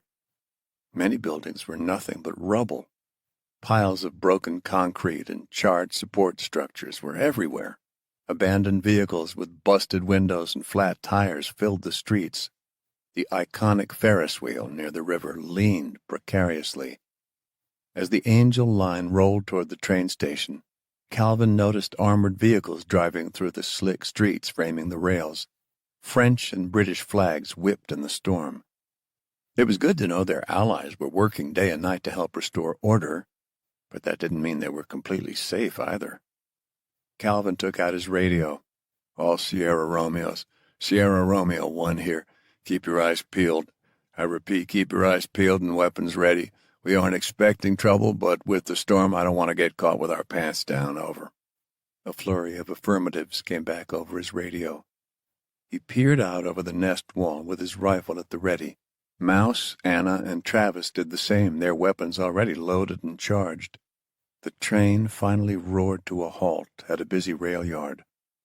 All across the top of the Angel line, the steel runners lifted their rifles to their shoulders. The turrets atop the SR cars swiveled, looking for hostiles. No one had ever attacked them in Cincinnati, but any time the train stopped, they were vulnerable. Yard workers immediately started unloading crates and depositing new ones. Calvin watched them all suspiciously. Those workers weren't the only ones to notice the train's arrival. Civilians crowded the chain-link fences alongside the tracks, reaching through toward the steel runners and rail yard workers. Rain poured over them, making their clothes stick to their flesh so tightly Calvin could see their protruding ribs. Many of these people were starving. The foreign aid wasn't quite enough. Poverty was about as common as any other disease in the neglected slums plaguing so many of America's rebounding cities. Calvin gulped, raising his rifle as the fence swayed. The barbed wire atop it didn't thwart a couple of young men who climbed through, even at the cost of their shirts and bits of their skin catching on the jagged barbs. "Food! We need food!" one of the young men yelled as he ran toward the train. A yard worker shouted for the guy to get back. The steel runners in the closest nest shifted their aim toward the runner. "Back up!" one of the steel runners screamed. He didn't stop, and a yard worker tackled him into the gravel. "Stop! I'm sorry!" the guy yelled. The worker got off him. "Get out of here, now!" Calvin got a good view of the desperate civilian. The young man was looking up at him. He couldn't be older than 15, maybe 16. Dark skin gleaming with raindrops. Tall, thin, and full of rage. Just like Calvin had been at that age. "Hold on," he yelled, lowering his weapon. The burly yard worker turned around and looked up at Calvin as he reached into his pack and took out his sandwich. It was supposed to be his dinner, but he couldn't stomach it knowing so many others were begging for crumbs. He tossed the plastic-wrapped sandwich down toward the kid. He caught it in one hand. As he unwrapped it, he nodded at Calvin. "You always did have a soft spot, but we can't save 'em all, Cal," Mouse said. "No, but at least that kid gets to eat tonight," Calvin said. "And if we get this train to Salt Lake City, a whole lot more hungry people are going to get to eat, too." 3. Raven turned the headlights of his Jeep off just after he passed Santoy Mountain and parked along the side of a gravel road. He'd been searching for evidence of the Lithgows for the past day and a half. So far, exploring around Kremling along with the land north and east of Santoy had been fruitless. Frustrated and running out of options, he decided to check a new location, the Pump House Campground, just west of the mountain. He turned off the engine, scanned the area, then slowly got out of the Jeep. Creek climbed over the front seat and hopped out, tail wagging. As the dog patrolled, Raven pulled out the camouflage netting from the back and threw it over the Jeep. It didn't make the vehicle invisible, but it helped disguise it. When he finished, he removed everything of value, bringing all the supplies he needed in his pack or the molly pockets of his vest. Once again, he carried enough dried food, water, and ammunition to continue the search for a few days. His M4A1 was strapped over his back, his hatchets were back in place, and he cradled his crossbow as he hiked down to the Colorado River with Creek bounding ahead. A few wispy clouds drifted across the moon, but the stars were out in full force. The cool night air was made all the chillier with the snow-melt-fed river flowing by him like natural air conditioning. He headed alongside the water toward the campground. The area was once a popular launching point for rafters, back when Gore Canyon was safe. Raven made his way from the rocky shore up into the cover of the trees. He couldn't imagine a man and his 14-year-old daughter would have fared well if they were out here during the collapse, cut off from civilization. Not unless they had some kind of mitigation from the nuclear fallout and outdoor skills to last 2 years. And if they had survived all of that, then why not just head back to civilization? Surely you wouldn't want to stay out here. No, Raven knew that Richard and his daughter were dead. He was almost positive of that. His job, like it was for Chelsea, was to bring Joanne closure. As they got to the edge of the campground, he motioned for Creek. Then he held up the 2 pieces of clothing Joanne had given him, a shirt that belonged to Richard and a sock that belonged to Lara. Creek sniffed them in turn and then took off. Raven began the trek slowly, looking at every gnarled tree along the gorge, while his dog trotted ahead, nose down to the dirt. Walled in by 2 sets of mountains, the river here wound through a mostly barren landscape, broken up by pines and patches of swaying wild grass. Raven used the cover of the sparse trees, but if someone with a discerning eye was watching from high up one of the slopes, they would likely see him. Not much he could do about that. He had to rely on his intimate knowledge of the land and hope Creek detected anyone before they were detected. The dog's tail swished back and forth as he continued to sniff. He seemed to have already picked up a trail. Maybe it was another person who had traveled these parts not too long ago. As they got closer to the campground, Creek suddenly froze. His tail curled between his legs, and he pointed his nose up. Raven raised his crossbow, searching for movement in the dark. He listened to the branches rustling in the wind and the bustle of the flowing river. Everything sounded normal. No cracking branches, no whispering voices. Problem was that the people he wanted to avoid also knew how to read the woods. They knew how to hunt and how to build a shelter and how to escape the law. But the difference between them was that he didn't view nature as a one-way relationship, where people greedily took what they needed. He viewed his connection with nature as more of a conservational role, where he took only what he needed and did no damage wherever possible. He had learned to watch, respect, and even listen to the plants and animals that called these mountains home. The more he paused and listened, the more that the environment spoke to him. A lone howl erupted over the mountain, carrying through the gorge. The hairs on the back of his neck prickled. Creek backed up toward him, tail still between his legs. The first howl was answered by 4 more ghostly howls drifting into the night. Raven held his breath. Wolves. His ancestors used to say the voice of a wolf was the voice of the gods. He wasn't used to hearing them out here. Before the collapse, Colorado Parks and Wildlife had been discussing reintroducing gray wolves to the region, but they hadn't had an opportunity before the power went out. The exodus of people from the new frontier and the die-off of so many more had given the wolves a chance to come down on their own. They were clearly enjoying hunting in their new territory. Raven pushed onward cautiously along the river, listening to the occasional howl. The wolves didn't seem to be getting any closer. Maybe they were after some poor mule deer or an elk. Raven didn't fear them coming after him, as attacks on humans were rare, even in today's new ecosystem. They would definitely attack Creek, though. He would hate to kill one of the magnificent creatures if that happened, but he would defend his dog with his own life. A plasticky flapping sound drifted on the breeze as they neared the campground.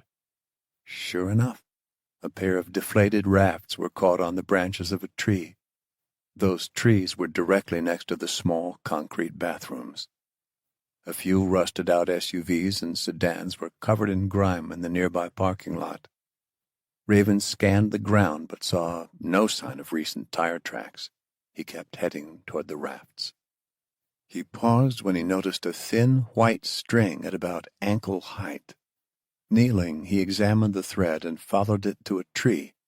A cluster of empty beer cans hung from it like a wind chime made of trash. The more he examined the ground, the more he noticed other strings tied up to similar improvised alarm systems. When he got to the rafts, he realized they weren't blown up here by a heavy wind. Someone had used bungee cords and climbing rope to sling them up as a kind of tent. There was a sleeping bag inside, too. He avoided every string, careful not to disturb the crude alarm. Raven motioned for Creek to stay. The dog whined slightly but obeyed, keeping just beyond the spider web of strings. Raven snuck up to a tree and took out a buck knife from his utility belt. He sliced through a few of the strings, gently tying them on the tree branches so he didn't have to move the cans. With the tension on the strings safely broken, he gestured for Creek to join him at the makeshift tent. Inside, Raven knelt next to the sleeping bag as Creek buried his nose in it. He glanced up with his one eye, tail wagging. The Akita definitely had a scent. Whether it was Lara or Richard's, he wasn't sure. Raven felt the bag for warmth, but could tell no one had slept here tonight, at least. He noticed a thin layer of dirt and dust covered most of it. An aluminum-framed hiking backpack leaned up against one of the tree trunks, stabilizing the raft tent. But it was empty. There was a stick propped up against one wall of the tent. Someone had carved it so that it appeared to be a rifle. Interesting. He found a pair of mildew-covered hiking boots that had been worn out. The sole was separating from the shoe. From a distance, even during the day, this campsite might have fooled other people who thought it was being used. That immediately set off warnings in Raven's mind. To make matters worse, he realized the wolves hadn't howled in a couple minutes. Maybe something, or someone, had scared them. He started to sift through the campsite to see if it by chance belonged to the Lithgows.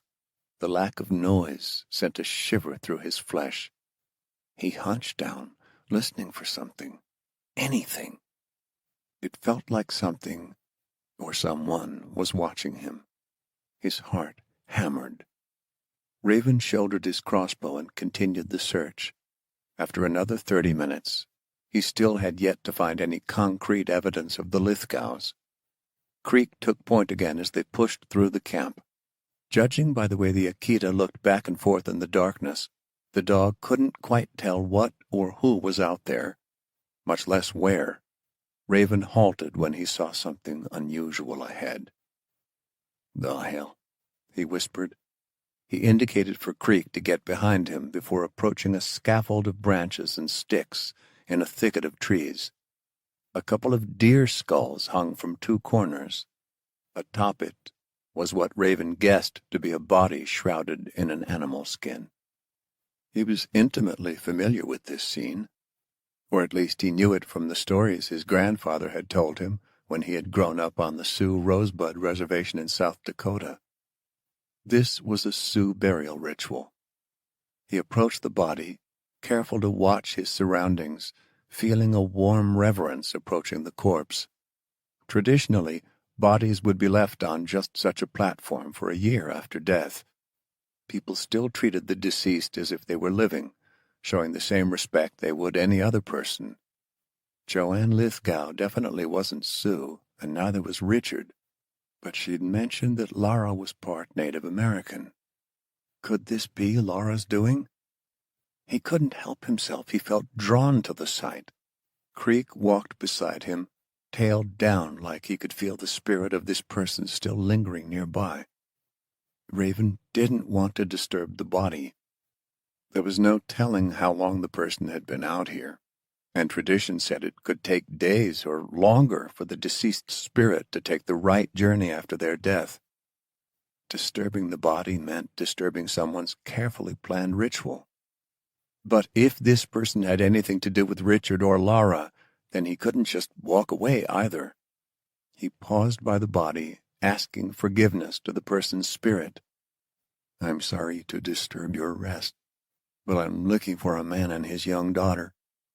Then he took out his buck knife and started to carefully cut the seams along the shroud to reveal the person's face. Before he could even cut more than an inch of the shroud, he heard the familiar twang of a bow. He ducked instinctively. A second later, an arrow struck the tree next to his hand. He turned right as a second arrow hit him in the chest, punching into the stab-rated Kevlar vest. The air burst from his lungs as he fell backward. Keeping low, he staggered away. A third arrow whizzed through the air, narrowly missing his carotid artery but slicing off a chunk of flesh that burned on impact. Creek barked ferociously as Raven fled. "Run, boy," he choked out. "Get out of here." "Thanks for the lift," Lindsay said. She got out of the 40-year-old Bronco that her deputy drove. "Good luck," Palmer said. "I'll be up as soon as I get parked." "Thanks. Be sure to bring in all those weapons we confiscated, too. The council needs to see what we're dealing with." It was late in the evening, just past 9. But she didn't want to wait until morning to meet with her Foreign Advisory Council, not after the mission in Glenwood Springs, and, thankfully, they, like her, tended to work all day. With a wave at a guard, she strode past the layers of chain-link fences topped with razor wire into the complex that had once been the Jefferson County Sheriff's Office and County Jail. With much of Denver destroyed, the complex had become the central waypoint between eastern Colorado and western Colorado. The building was now a hub of activity for both military and LEO matters. The people who worked here called it Fort Golden for good reason. She headed toward the round cylindrical buildings with their sheer glass windows, behind concrete block walls and HESCO bastion barriers. Looking up at the guard towers at the complex's corners, she saw the snipers and men manning the machine guns, looking out over the foothills. They were mostly locals up there, some without much training at all. Most of the foreign peacekeepers were out of sight. It was another reminder how little help she had out here. It was also a reminder her request for additional support from Governor Wyatt Anders had been denied. He was more concerned about protecting some of the bigger cities like Denver. And no matter how much Lindsay warned him her problems could become his, he held strong. And after what she had seen out there with the raiders, she feared her threat would become a reality. With no one else to turn to, she decided to reach out to her best ally, the Secretary of Defense. Lindsay took the sat phone from her belt as she walked. "Lindsay?" Charlize answered. "I'm sorry to bother you at this hour, Madam Secretary, but there's a situation in the New Frontier that needs your immediate attention," Lindsay said. She quickly went over everything that had happened, including how the prisoners they'd tried to bring in were assassinated by a sniper. "My God," Charlize said. "This stinks of conspiracy. Do you have any idea who the ringleaders are?" "Not yet," Lindsay replied. She gave a brief wave to another ranger heading toward Fort Golden's entrance. "I was hoping you might have an idea." "Nothing I've heard of, but I'll keep my ear to the ground, so to speak. Perhaps you might want to start pressing your Foreign Advisory Council. They might be able to devote more manpower and money, along with their own country's intelligence agencies, to this specific task." Lindsay let out a sigh. "I can try convincing the FAC to help, but it would really help if I could get some U.S. troops to help me out here.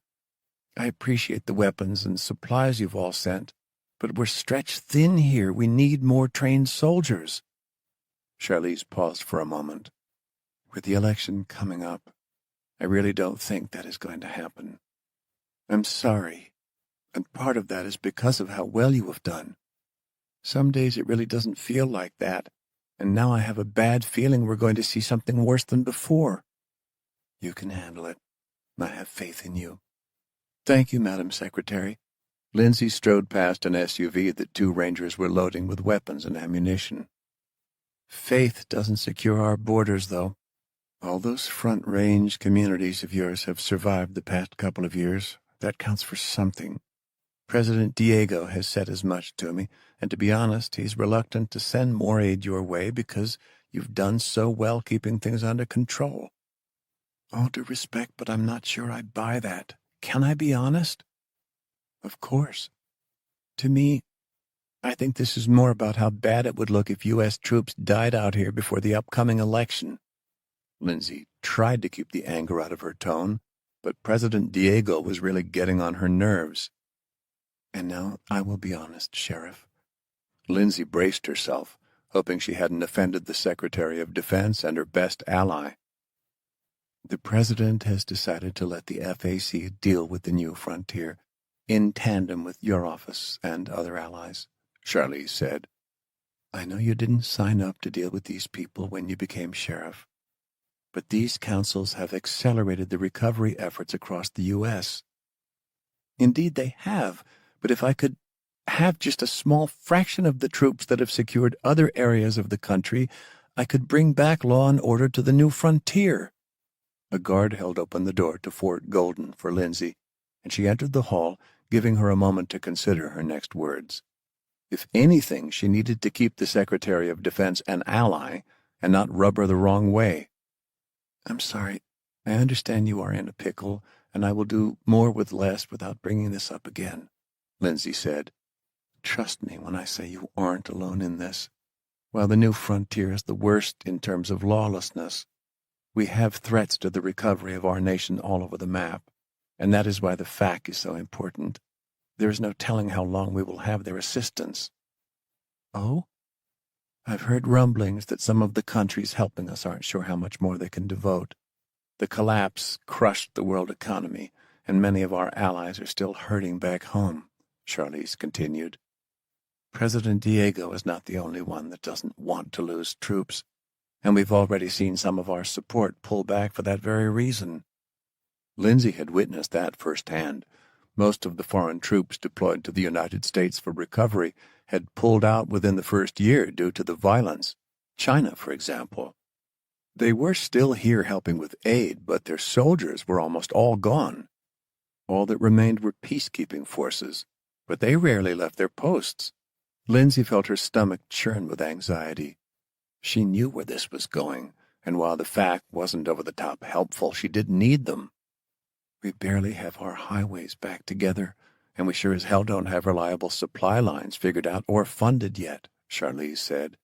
The United States' recovery will stall if we don't get that aid. And it will stall if there is something more sinister going on out here, Lindsay thought. She started up the stairs to the 4th floor, dodging past a pair of rangers rushing down with rifles strapped over their backs. The FAC is a necessary bureaucratic evil, I get it, and I will work with them. Good, because until we're on our feet, we do what we have to so we can survive. Sometimes surviving is all I feel like I'm doing here. You're doing great. Keep it up and keep me updated on your situation. Thank you, Madam Secretary. Lindsay ended the call and made her last-minute preparations for the FAC meeting. Talking to Charlize usually made Lindsay feel more confident, but today not so much. The country seemed in worse shape than she realized, and if they lost the support of the FACs, they were going to have major problems. That meant she had to handle things here more delicately. Before she went to the conference room, Lindsay grabbed a cup of coffee. She savored it, hoping the caffeine would help her perk up. She was running off just a few hours of sleep. Everyone stood when she entered, but she motioned for them to sit. Just a few minutes and we'll get started, she said. Just waiting on Deputy Palmer. Lindsay took another sip of coffee and discreetly scrutinized the faces of the people she needed to convince to continue helping her. Lieutenant Tiang Kai from China was seated in a rigid posture. He wore his familiar green uniform. The jacket and trousers were somehow always perfectly pressed. He and his people had been helping the United States since the beginning of the collapse. It was remarkable who had come to help when America was at her weakest. Former enemies were now allies, and allies had become even better friends. Next to Tiang Kai was Captain Juan Martinez from Mexico. The man wore a mottled green camouflage uniform with a matching cap. A black pendant with a silver star on the cap signified his rank. The man had a round face that gave him a soft, almost boyish appearance, despite the wrinkles at the corners of his eyes and the graying hair peeking out from under his cap. Representing the United Nations was Lieutenant Faustin Uwaze of the UN Police Force. He'd made the long trek from Rwanda months ago and was generally one of the quieter members. He had a receding hairline and thick-framed black glasses that sat atop his round nose. A neatly trimmed beard traced his lips. The guy looked as exhausted as Lindsay, which was unusual for him, but she chalked it up to the long hours they'd all been working lately. Second Lieutenant Delphine Pierre from Canada sat across from Uwaze, wearing the brown and green camouflage of a Canadian Army combat uniform. Her blue eyes always carried a certain heat, like she was ready to dress someone down if they so much as looked at her funny. Coming from Montreal, she had a slight French accent. Lieutenant Blair was dressed in yet another variation of a camouflage combat uniform, representing the United Kingdom's interest in helping secure Colorado. 2 years ago, the last place Lindsay thought she would be was in a room full of foreign military and police officers discussing how they were going to save her state. But here she was, and she needed them more than ever. The door opened, and Palmer walked in. He dropped a large bundle on the table wrapped up in a green sheet, and then took off his cowboy hat. Lindsay cleared her throat. I know we're late, but that's because we just got back from a very important mission, and I've been dealing with the aftermath since, she said. As you may have heard, we took out 10 men who were part of the gang that robbed the Eagle Supply Depot a week ago. You're sure it was them? Martinez asked, his brow scrunched up in concern. Yes, Palmer, show them. He clicked on a projector. Images of the stolen cigarettes, a couple damaged crates marked foreign aid, and other goods showed over a screen at the back of the room. We recovered some of the goods. These crates and items were all confirmed to be on the inventory list for the Eagle Supply Depot. Maybe they bought these items off the black market, Pierre suggested. Doubtful, Lindsay said. She motioned to Palmer. Next came a photo of the dead lookout wearing a CVRTF jacket. Judging by the stolen clothing and images recovered from the supply depot, these guys were 100% part of that raid, Lindsay said. A new set of pictures showed a selection of men, both from images captured on the few security cameras outside the supply depot, along with drawings provided by sketch artists from witnesses. Each sketch or picture captured by a security camera was shown side by side with an image of a dead raider. Do you have any idea who these people are? Martinez asked. No, Blair said. They didn't have any IDs, of course. Maybe some survivalists working as mercs, Palmer chimed in. Lindsay nodded. We might have taken these guys out, but there's a bigger problem I think we may have uncovered. You see, we didn't kill all these men. What? Pierre asked. We took 3 prisoners, but before we could talk to them, a sniper blew off their heads, Lindsay explained. That got everyone's attention. The council members exchanged glances and raised brows. Palmer, the rifles, she said. Palmer pulled back the sheet from the bundle he'd put on the table and revealed the fully automatic AK-47s they had recovered from the bandits. Lindsay picked one up. These matched the weapons used at the depot raid, too. I know where you're going with this, but maybe they got these from the black market. Uwaze gestured at the weapons. There has been a flood of military-grade weapons since the collapse. Yes, and we've done our best at tracking down arms trafficking rings with no luck. So we still have work to do to stop these rings, Uwaze said. Maybe we need someone besides the Rangers to get the job done, Martinez said, always the most curmudgeonly of the group. It's not an easy task, Chiang Kai said. Look, this is beyond arms trafficking. Lindsay felt the anger rising inside of her, but remembered what the Secretary of Defense had said. They needed the FAC, and while she wanted to tell Martinez to get his ass up and help, it wouldn't do any good. Lindsay held up the rifle. This isn't what matters most. It's the fact someone didn't want us to bring those raiders in. Someone is covering their tracks. Probably the same someone who organized the raid on that supply depot in the first place. Lindsay studied the worried faces before continuing. If this someone had access to weapons like these, doling them out like candy to bastards willing to do their dirty work, We are facing something far more insidious in the new frontier than we thought. Blair nodded. The snipers who brought down the 3 prisoners took them down at distances that would make our own snipers proud. Do you think this is a foreign threat? Pierre asked. Could be, or maybe it's a U.S.-based militia that is equipped and organized better than any we've dealt with before, Lindsay said. This is an important question to answer, Chiang Kai said. Yes, and I need your help answering it. Blair gave her a reassuring nod, making it clear the British were behind her 100%. The others were silent for a moment. She wanted their unwavering support, and she knew just how to press their buttons, hopefully without making them mad. Martinez, Pierre, we share a border with your countries, and I know none of you want our problems crossing those borders. Perhaps it's time for your peacekeepers to help us keep the peace. Then she turned to Chiang Kai. The U.S. used to be China's largest trade partner. I'm sure we'd both benefit if the U.S. were back to consuming everything your country is dying to export again, right? Finally, she looked to Uwaze. The man was kind and patient. He truly seemed invested in making Colorado a better place. He even brought his wife, Agate, and 6-year-old son, Emmanuel, to the state. Lindsay had met them a number of times over the past year. The boy had a contagious smile, and Agate was kind. Uwase, it's been a few weeks since I've seen your family, Lindsay said. How are they? Uwase hesitated, almost like he was scared to say. Fine. Just fine. Imagine all the loving families in Colorado like yours, who are at risk right now. We need your help to protect them. Yes, I understand, Uwase said, evidently still nervous to be put on the spot. Lindsay surveyed the group again. You all came here to help, and I am forever grateful for that. Truth is, we need your help more than ever.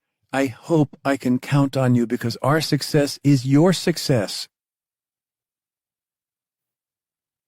4. Raven crept through the woods, following Canyon Creek up the side of the mountain nearly a mile away from the camp with his rifle. His neck throbbed from where the 3rd arrow had glanced across his flesh, but he kept his hands on the weapon. He hadn't had time to bandage the wound. Blood still trickled down over his vest. Fortunately, it wasn't bad enough he needed to stop. Spending even a second to patch it up would mean the person that shot it would have another chance to hit him. And this guy was good with a bow. If it weren't for the vest, Raven would be dead. For that reason, he wanted to put enough space between him and the shooter to plan his next step. The person had gotten the best of him once, but not again, especially not with Creek out there prowling to warn Raven. He finally stopped to rest under a rocky outcropping. In the shelter, he listened for the telltale crunch of footsteps while keeping his rifle up and ready to fire.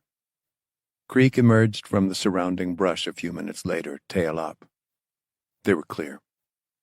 For now. Raven took a few minutes to patch up his neck. Half of the arrow that had hit him in the chest was still sticking out of his vest. He plucked it free and looked at the tip. This wasn't some store-bought hunting arrow. This was homemade. The shit, he whispered. After taking a drink of water, he paused to think. From the burial site to the arrow, he knew now whoever was chasing him likely was Native American, or had for some reason adopted some Native American practices. That explained what he saw in the camp, too, with the traps. This definitely wasn't like any outlaw hideout he'd seen. Was it worth going back to check the body on the chance it could be Richard? If so, why the hell would he have stayed here all this time? Raven let out a sigh that hurt his ribs. We'll scope it out, okay, boy? He said to Creek. Creek wagged his tail. Then they were moving again. Raven took a different route back to the camp, watching the forest through the moonlight. Creek had a scent now, but Raven didn't want his dog leading the way with a hostile out here. As they got closer to the river, Raven stopped to listen and scan the woods. Whoever was out there wasn't far, judging by Creek's posture. The dog was looking back down toward the river valley. Raven went that way, moving slowly and silently. It didn't take long to find tracks, smaller than he'd expected, but he followed them down to the river, keeping the high ground as he searched. Creek kept next to him, sniffing right toward a cluster of trees.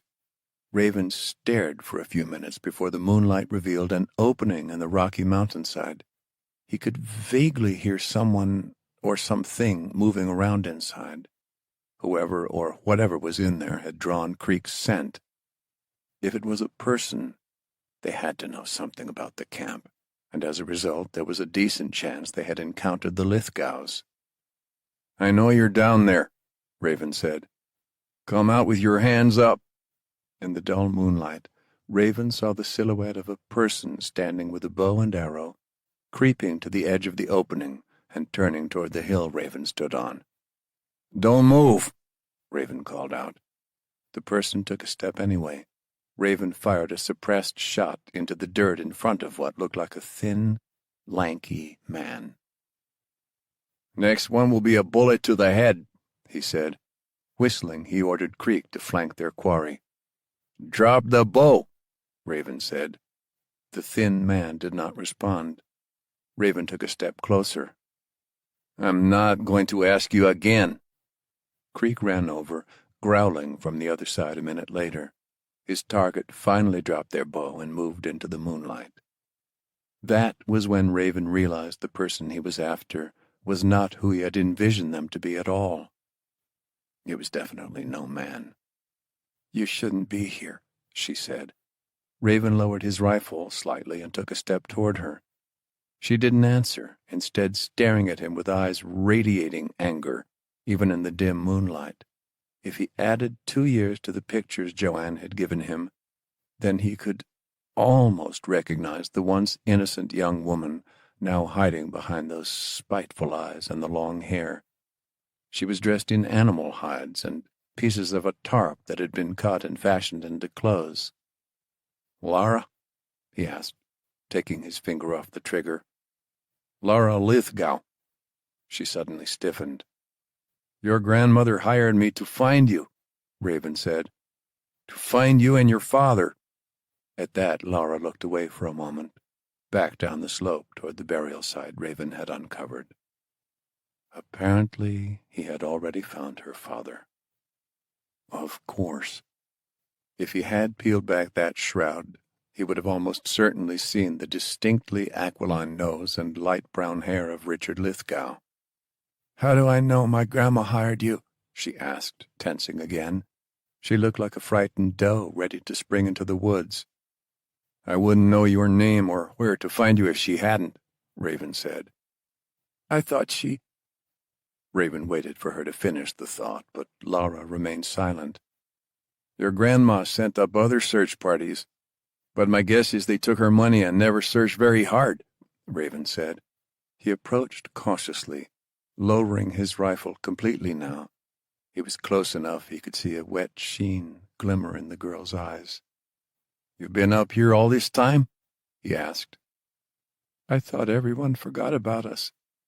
"Your grandmother never did," Raven said. "I think she spent every last dime she had trying to find you and your father." Guilt suddenly ate at the back of his mind for taking the woman's money.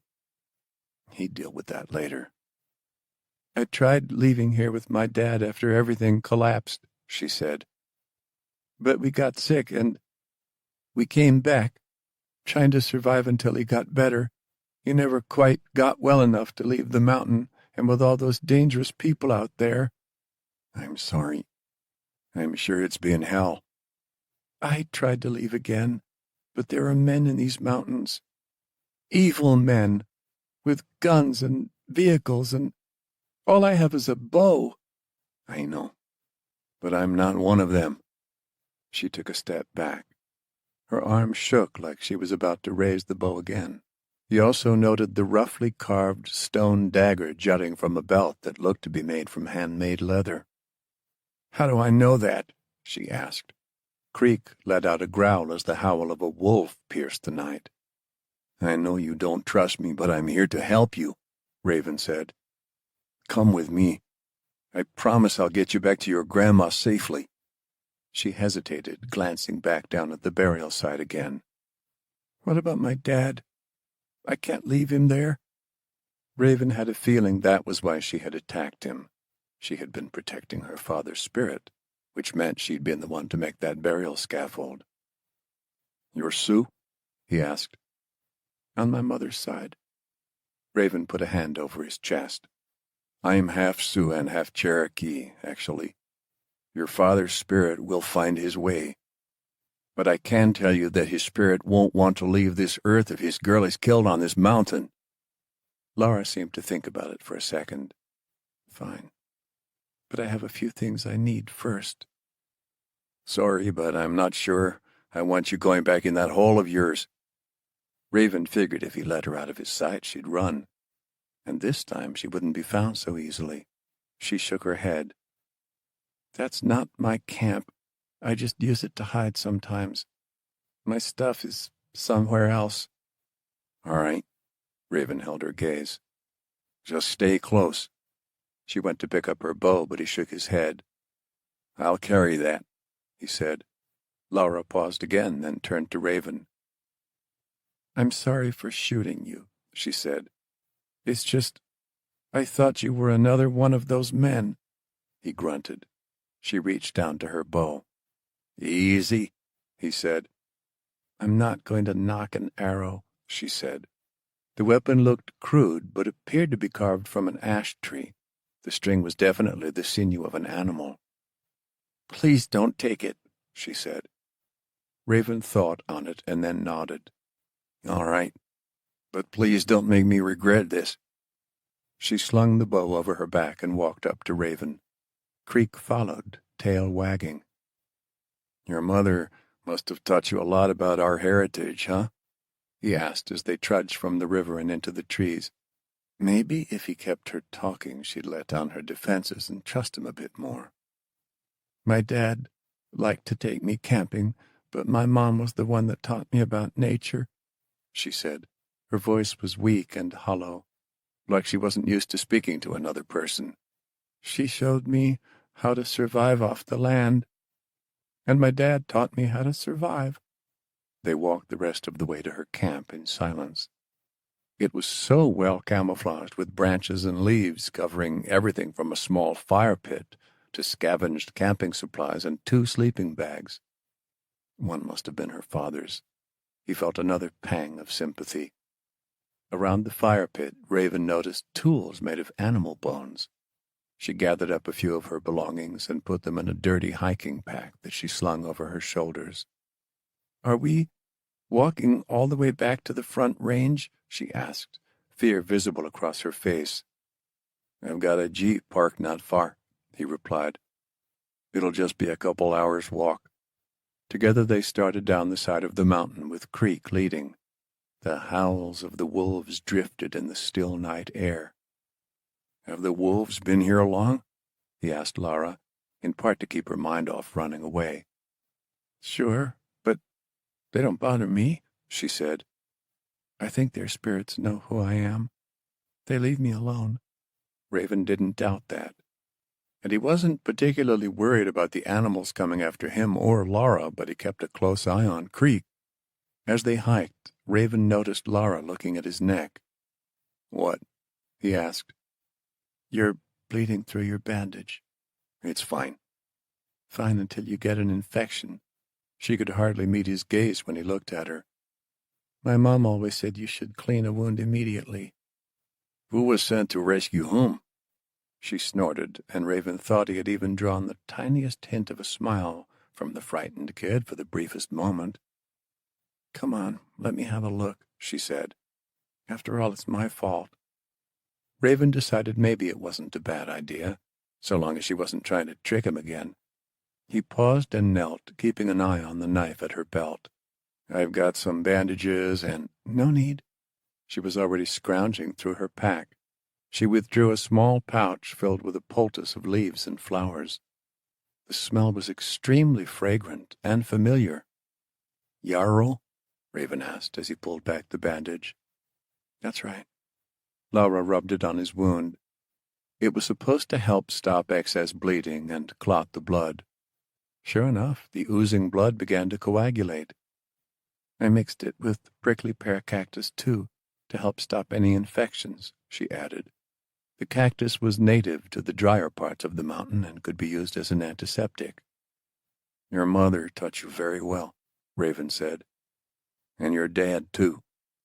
I miss them very much, Laura said quietly, almost dreamily. The distant howls of the wolves almost became a welcome background melody during the trek. Raven could hardly believe his luck. Finally, he was returning with good news for a family, someone who was alive. It was a miracle. You know how I can tell you're a good person? Laura asked after a while. How's that? Raven asked. She pointed to Creek, who was bounding through the underbrush. Your dog, she said.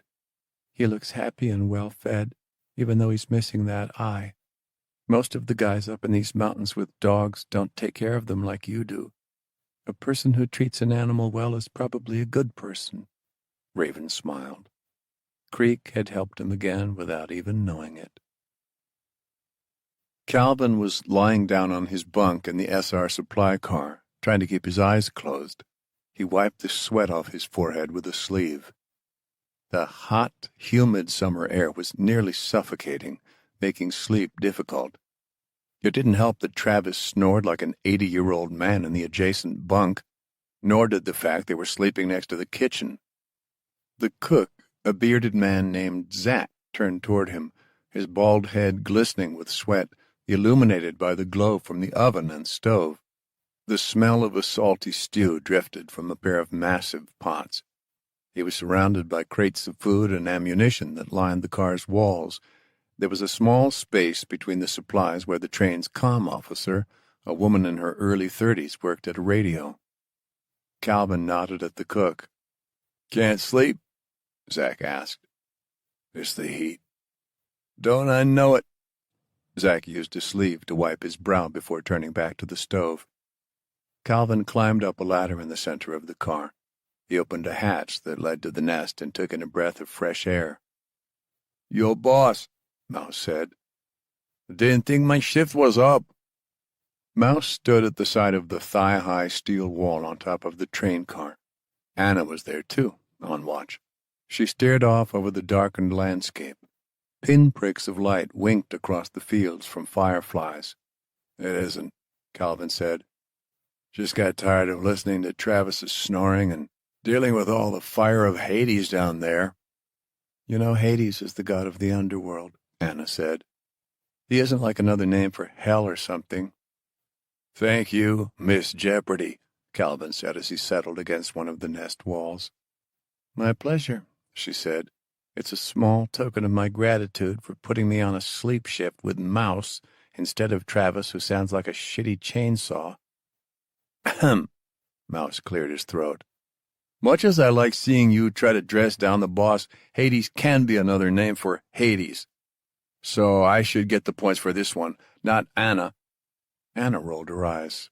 Oh, you can go straight to Hades, then. Calvin chuckled, then moved over to look at the gentle blink of the fireflies across the black. That view almost makes you forget the world is going to shit. Almost, huh? Mouse asked. Anna settled into her spot at the wall again. For a few moments they all just sat in silence. It was especially unusual for Mouse to be quiet. To the guy's credit, he knew when that was needed. Back when they'd been serving together, Calvin's mom had passed away while they were on leave. He didn't expect Mouse to show up to the funeral. The guy only had a few days with his wife and daughter before they were supposed to roll out to Afghanistan again. But sure enough, Mouse was there in Baltimore, having flown straight from San Diego. In his SEAL dress uniform, he stuck out like a sore thumb amid the other native Baltimoreans attending from Calvin's childhood neighborhood. After the service, they'd gone back to Calvin's mom's place. It was just like when Calvin had grown up there. A half-working TV, a couch with a protective lace sheet, and a refrigerator full of Natty Bo beer, the local cheap brew. He took out 2 cans and tossed one to Mouse. They exchanged a few words, but mostly Mouse just sat with him. He wasn't sure if Mouse truly knew what that day meant to him. "Almost back in my stomping grounds," Anna said, breaking the silence. Calvin didn't need to check his GPS. He had this route practically memorized. They were almost in Iowa. With the moonlight, Calvin could vaguely make out the rolling plains filled with crops. "So good to see a decent crop," Mouse said. "Do you know what looks decent?" Anna asked. "'Cause that isn't it. Soil is still shit from the toxic rain after the collapse." Mouse shrugged his huge shoulders. "Looks okay to me." The fireflies continued to flicker over gently swaying cornfields. Interspersed between those were vast fields of soybeans. In the warm air, Calvin smelled something else, something that made his nose wrinkle. "Damn, Mouse, is that you?" Mouse let out a rough guffaw. "I'd tell you if it was. Iowa was known for their pigs before the collapse, right? Guess pork's back on the menu." "Are you telling me that's all from a pig farm?" Anna asked. "You don't believe me?" Mouse lifted his rifle up to his shoulder and stared through the scope. "Let's see. If you look just over there, you'll see that—" He stopped mid-sentence. All the casual humor in his voice disappeared. His posture went rigid. Calvin's exhaustion vanished in a second. Mouse's seriousness reminded him of when they'd been riding through the Helmand province, and the big guy had spotted a Taliban fighter settling into a sniping position. His quick reaction and even better perception had saved a life or two. "What's wrong?" Calvin asked. "No fireflies in that field over there," Mouse said. "The soybean plants are moving like a storm wind was cutting through them. Fast like. Not the slow way all the others are going back and forth, know what I mean?" Calvin thought he had scoped in on where Mouse was indicating, but he didn't see anything. "All I got is blackness. A spark lit up in the night." If he hadn't been zoomed in on the spot, he might have even thought it was nothing but a bright firefly, but he knew better. "Down!" he yelled. Mouse threw himself flat in their nest, and Calvin pulled Anna to the floor. The staccato rattle of bullets hitting the side of the steel wall erupted with a violent intensity. Calvin snagged a radio from his pack lying against one of the nest's short walls. "Sierra Romeos, this is Sierra Romeo 1. Taking fire. Keep all heads down. If it's just snipers, we can outrun them." The acknowledgments came back, frightened and terse. No one else seemed to have expected the sudden attack in the middle of the farmlands either. More incoming fire slammed into the side of the train with a metallic din. "Angel Line Engineer, Sierra Romeo 1, Calvin called to the train's operator. "I have all Sierra Romeos in defensive positions." "Copy that, Sierra Romeo 1, the engineer called back. "We're going full ahead. We'll skip past these guys, no problem." "What if they got explosives?" Anna said, her voice raised to be heard over the train engine. "Just hang on for now," Calvin said. "The hell is going on?" Travis asked, climbing out of the hatch. "Get your weapon close and just stay low," Calvin called to him. He felt the train speeding up. Often their best defense was to keep on moving. That didn't always work well in areas with tortuous curves or filled with IEDs, but right now they had no choice but to run. Gunfire filled the night with incessant cracks. It wasn't all coming from the cover of the fields, though. Calvin risked a glance back down the length of the train. While bullets sparked against the side of the train, the flare of gunfire burst back in response to their invisible attackers. Rifles barked from several nests. "Friggin' Wookiees!" Mouse bellowed, following Calvin's eyes. "Hold your damn fire!" Calvin yelled over the open comm channel.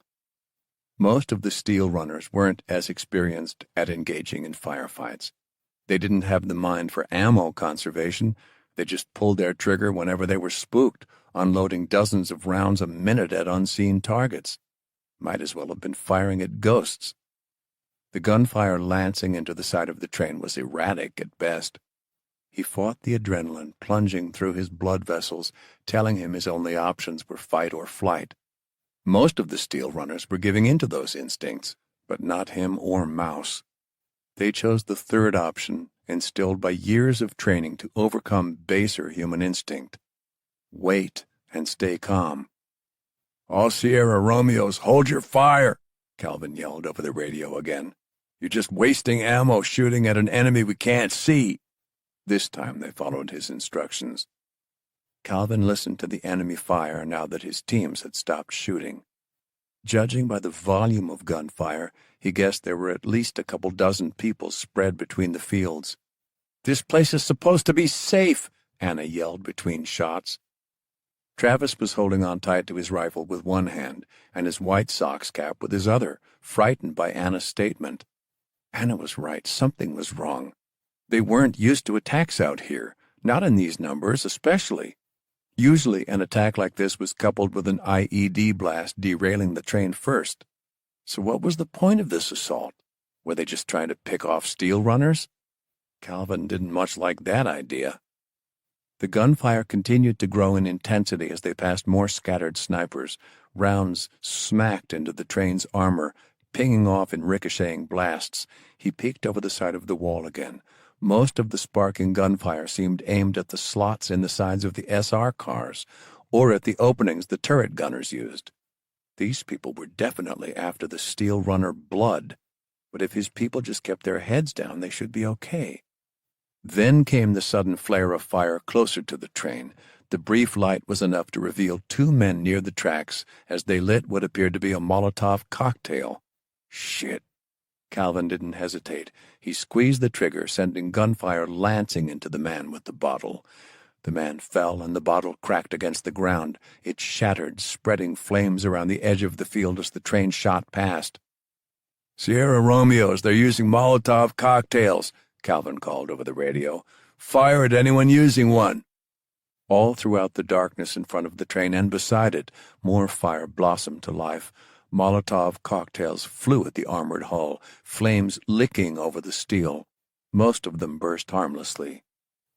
Except for one. He watched, almost as if in slow motion, as one of the improvised weapons was lobbed into SR Car 10, just 9 cars back from the SR supply car. Fire splashed across the deck of the nest, erupting up past the steel walls. Screams pierced the gunfire and the rumble of the train engine. "Oh, shit," Calvin said. The flames weren't going out on their own, catching on the wooden deck of the nest's flooring. They would burn the steel runners in the nest or force them out into incoming fire. He could already picture the 4 steel runners trapped there. Redbeard, Maggie, Otto, and Sean. Any of them trapped inside might be asphyxiated by smoke beneath the fiery roof. Calvin knew exactly what to do. He swung down into the SR supply car, through the hatch. "Fire extinguisher!" he yelled at Zach. The cook took a second to respond, then unlatched the extinguisher near the oven and gave it to Calvin. Slinging it under one arm, Calvin lunged back atop the train. "Cover me!" he yelled, "but stay put!" "Boss!" Mouse shouted. Calvin ignored him as the trio began firing at their faceless enemies. He wasn't sure how much good the cover fire would do when they could barely pinpoint the snipers, but at least the train was moving quickly. He prayed he'd be a small target. Sprinting at the rear wall of the nest, he focused only on his own speed. He hurled himself over the wall, then landed and ran across the next boxcar. He had 8 more cars to go. The gunfire might have finally started to weaken, but the flames on SR Car 10 continued to spread. The screams of someone in horrible pain erupted from the fire. Calvin sprinted and jumped again. Over and over he ran and jumped until he made it onto the burning nest. Flames licked up at him, catching on his jacket. Black smoke threatened to choke him as he pulled the pin on the fire extinguisher, then sprayed white foam over the deck, pushing against the conflagration. The foam smothered the fire, revealing 2 steel runners whose skin was blistered and red, their eyes closed. Sean and Otto. Calvin ran to each, checking their pulses. Neither had one. Fuck! He used his gloves to yank open the hot metal hatch to get inside the car. Most of the deck boards had been burned, but didn't seem to have fallen through into the car yet. When he opened the hatch, black smoke billowed out. He pulled his shirt up over his nose, coughing into it. "Anyone down there?" Calvin shouted. Maggie and Redbeard should be down here, assuming they were still alive. Someone coughed in the smoke. "To me!" Calvin yelled. When no one came, he dropped into the hazy car. "Follow my voice!" Someone lurched through the darkness toward him, coughing. It was a woman. Maggie, he realized. He guided her toward the ladder and made sure she was headed up. If his memory served correct, the last person in this train would have been Redbeard, the crotchety old steel runner with the eponymous facial hair. "Redbeard!" Calvin called into the smoke. It was beginning to clear, but it still scratched at his throat. He pushed through the smoke until he saw a limp form at the corner. Rushing to the man's side, he felt Redbeard's wrist for a pulse. This time he felt a gentle thump. The man was alive. For now. "We got to get out of here!" Calvin yelled. He prodded Redbeard, dragging him toward the ladder where the smoke was beginning to clear. The large man began to cough. "Up, brother, up!" Calvin called. "You need air!" Finally, Redbeard opened his eyes. He apparently understood just enough to clumsily grasp the ladder and start pulling himself up. Calvin steadied him from behind, pushing him until they were both outside, coughing next to Maggie. All three of them leaned against the side of the nest, sitting on the charred deck. Mouse was nearby, chest heaving next to the two downed men. "Sean and Otto," he said between gasps. They're both. Calvin fought a pang in his gut as he looked over at the two burned bodies.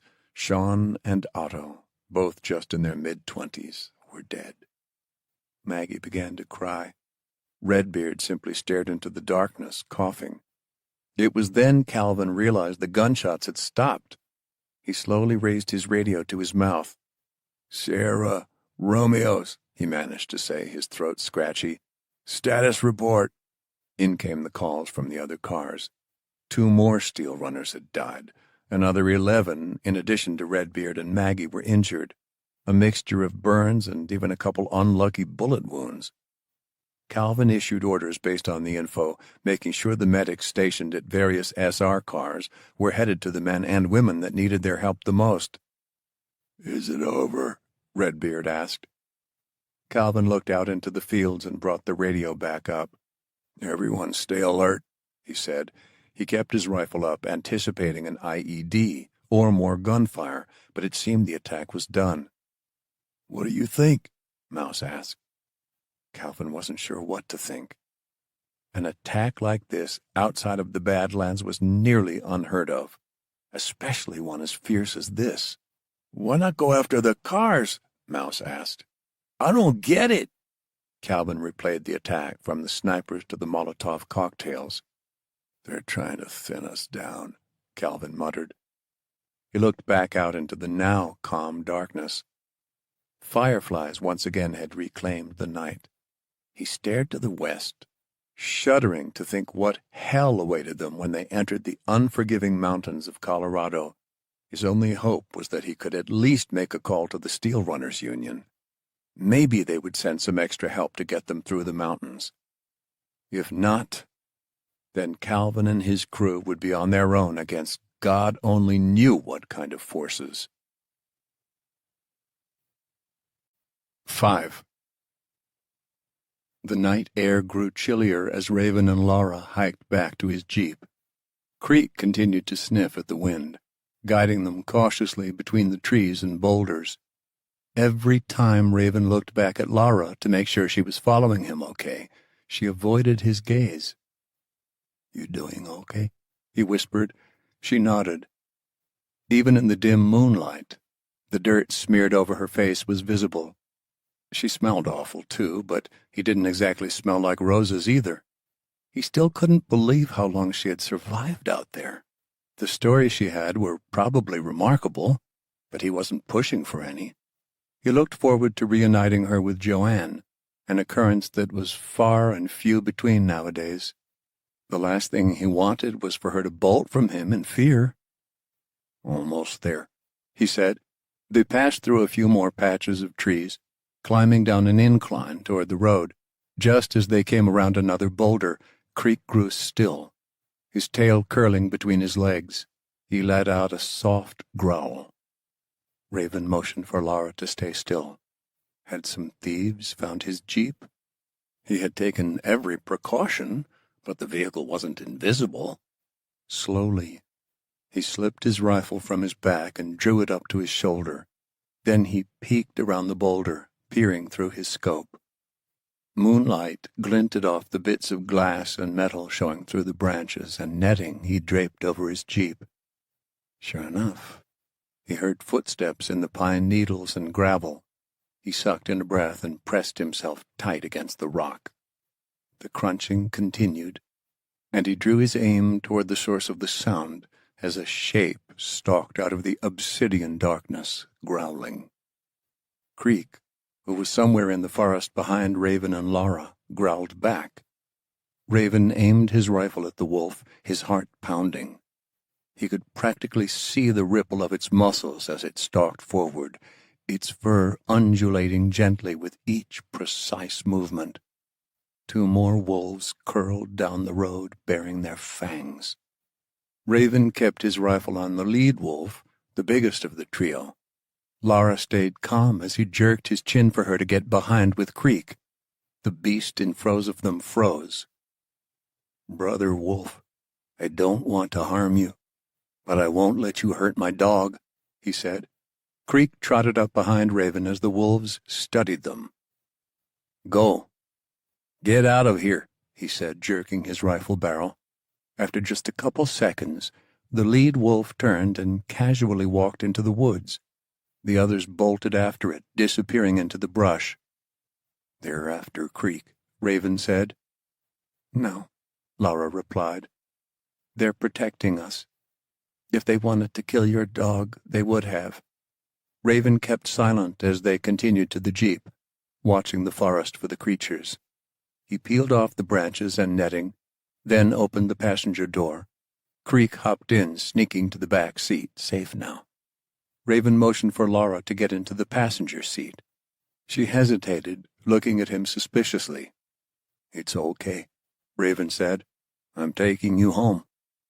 She finally climbed inside. When he hopped in, he noticed she had left muddy prints on the floor.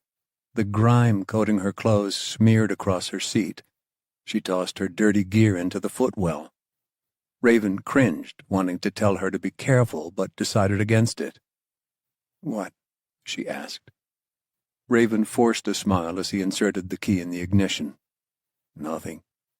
The engine started with a low growl. He pulled onto the highway, watching for hostiles. Sometimes the most dangerous moments getting into and out of the Badlands was driving down these open roads. Laura seemed to know that from experience. She stared out the windows, looking even more shaken up than before. Whatever she had seen out here had left some permanent mental scars. Raven took the jeep out onto the asphalt. They started the long drive out of the mountains. For the first 15 minutes they sat in silence. Although he wanted to ask her questions, he still feared he would upset her. Finally, after another 30 minutes passed, he decided to break the silence. "Can I ask you why you and your father never made it back to Estes Park?" Raven tried. "You said he got sick. Was that it?" Laura was quiet for a moment. "If you don't want to," he started. "I just never talked to anyone about this." She shook her head. It's... Raven thought he'd pushed his luck. She let out a quiet sob. "We didn't know what happened in those first days.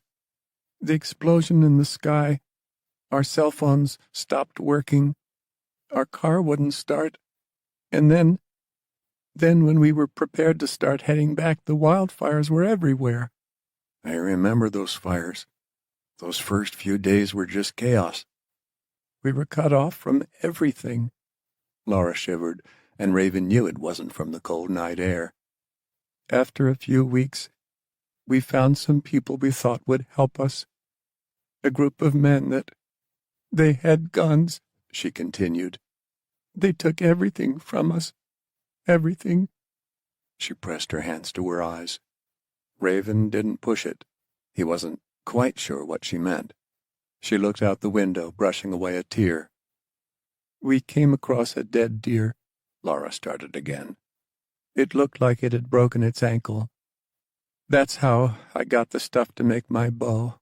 And when we ate it, well, it wasn't any good. It made my dad violently ill. I tried everything my mom taught me, but he was sick for weeks. Dysentery, I guess. He wanted me to go back to Estes Park alone, but I knew if I left him he would die." "Is that how?" Raven let his words trail off. "No, eventually he got better, but he was still so weak." The words were coming out a mile a minute now, like she'd been stirring all this up and just waiting for an emotional release. "It took months before he could even walk a mile without collapsing. We wanted to try hiking out to see if there was anything left beyond the mountains. I don't really even know how much time passed." She started to cry, sniffling. "No, you did everything you could," Raven said. "Nothing you could have done would have saved him." She shook, not in sadness but anger this time. Raven could see her fists balled up, her tears tracing over her wrinkled nose. They took a curve in the road, quiet for a few moments. He kept his headlights off, still using the moon to guide their way. The rumble of the engine would be loud enough to attract any attention nearby, but the lights would be a dead giveaway. "My dad thought it was better if we stayed put for a few months anyway." She spoke more calmly now. "He always said the best thing you could do when you were lost was stay put, that you were more likely to be found, and he started to get stronger. He told me that if all the rumors we'd heard were true, if civilization really did collapse, the most dangerous place we could be was back near the cities and towns. He wanted to protect me, and he said the wilderness was where he could do that. I think by then he'd just given up on us ever trying to make it to Estes Park." She slammed a fist against the door. "But he was wrong. Some men found us when we were out hunting again," she said. "He got shot trying to protect me. I got away, but I couldn't. He couldn't." She broke down again, crying, her face in her palms. "I got away, and when I came back, he was dead," she whispered. "I'm so sorry," Raven said. "You said other people came to look for us." "Yeah, your grandma sent them." "Well, if they actually made it here when she sent them, he would still be alive, and I wouldn't be—" She suddenly stopped. Raven glanced over to find her staring at the side mirror. I think someone's following us," she said quietly. Raven glanced in the rearview mirror. Sure enough, moonlight reflected off the windshield of another vehicle, far behind them. He couldn't quite make out whether it was a truck or SUV, especially since they seemed to be a good 200 or so yards back with their headlights off. "Hold on," he said. The engine roared louder as he pressed the pedal to the floor, accelerating down Trough Road. He could barely see the road ahead, but he kept his headlights off. The abandoned vehicles left on the mountain roads had mostly been pushed off to the side of the road over the past 2 years, giving him a clean route. His heart thudded in his chest with every speeding curve, and his palms grew sweaty on the wheel. Creak whined in the back seat. The vehicle behind him turned on their brights. The light glared into his rearview mirror and temporarily blinded him. He pushed up the rearview mirror, blinking as his eyes adjusted. Besides the danger of running into an abandoned vehicle, the roads had gone into disrepair. Potholes and cracks pocked the asphalt. Now that their pursuers had spotted him, there was no point in not using his own headlights to see better. He flicked them on. They took another sharp turn down Trough Road around Santoy Mountain. Soon enough they would hit Highway 9 and he would be able to rocket away. The vehicle accelerated after them. Raven took out his Sig Sauer from his holster, placing it on the console between him and Lara. "Can you shoot?" he asked. "Of course," she said. "My dad taught me. He took me target shooting, hunting, and—" "Got it," he said, concentrating on the road. The more important question might have been if he trusted her to shoot. "I'm going to try to outrun them," he said. "Just stay down." Trees and rocks flashed by as he pressed the pedal to the floor. Still, the vehicle behind them kept up. He curved hard around another bend in the road, inertia threatening to tip the Jeep. Rubber squealed against asphalt. His heart thundered. "Son of a—" Raven said. The road straightened, and he took a ramp onto the highway. A sudden crack and boom filled the vehicle. It took a second to realize a bullet had pierced the rear windshield. More rounds lanced into the metal, pinging and clanging as they punched into the Jeep. A few bullets seared past Raven and speared through the front windshield. "Keep down," Raven said, but instead of listening, Lara already had the passenger window rolled down. She scooped up the Sig Sauer and started firing back at their pursuers. "Lara, careful!" he yelled over the blasts of gunfire. She didn't hear him, or ignored him as she kept firing. Suddenly, the vehicle chasing them swerved back and forth before jerking hard to the left. It slammed into the guardrail and flipped. Sparks flew as the roof scraped over concrete, wheels spinning and headlights spearing off into the darkness. "Holy shit," Raven mumbled. He couldn't believe the girl had hit the driver. She was back inside now. "Sorry about your Jeep," Lara said. "Glass and leather can be patched up," he said. "Patching up a person isn't so easy.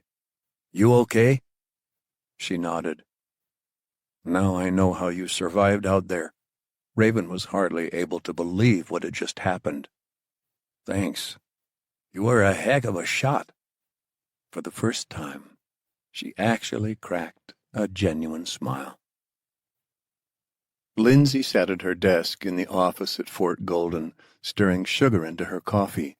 It was only 9 in the morning, but this was her second cup. From the stack of reports sitting on her desk, she was probably going to need a third. Maybe with some whiskey this time.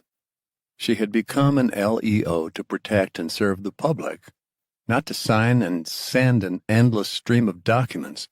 Everyone told her being an LEO would be demanding, but no one told incoming cadets the sheer mountain of paperwork they had to climb, especially when they took leadership positions. One document this morning had piqued her interest. It was a wire from the official Steel Runners Union. She didn't usually get memos or letters from the union, at least not when things were going smoothly. Lindsay took a deep breath and stared at it, knowing whatever it said wasn't good. She opened it and read it quickly. Apparently an incoming Angel Line train had been hit by a surprise attack in Iowa. Of all places, Iowa? The Midwest had largely been free from train attacks. Not this week, apparently. 4 steel runners had died, and another 13 were injured. From the report, they would have to disembark at Denver for medical treatment. If the injured couldn't continue their journey, that meant potentially 17 less steel runners to protect the train through the most dangerous part of its travel, the Rocky Mountains. At the end of the wire, the Steel Runners Union was requesting help from the Colorado Rangers. They wanted additional protection to ensure the train made it safely across the border to Utah, where the train could travel in relative safety again. Most importantly, the Union had received a radio call from their iron lead, a man named Calvin Jackson. Calvin hypothesized the attack in Iowa was meant to soften up the Steel Runners' numbers. He feared that this might precede a much larger attack in the Badlands.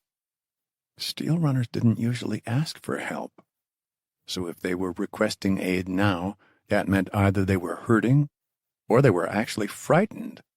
Problem was, Lindsay didn't have a ton of muscle to spare. She considered her options, deciding the right thing to do was answer the call for help. She read the request slower this time.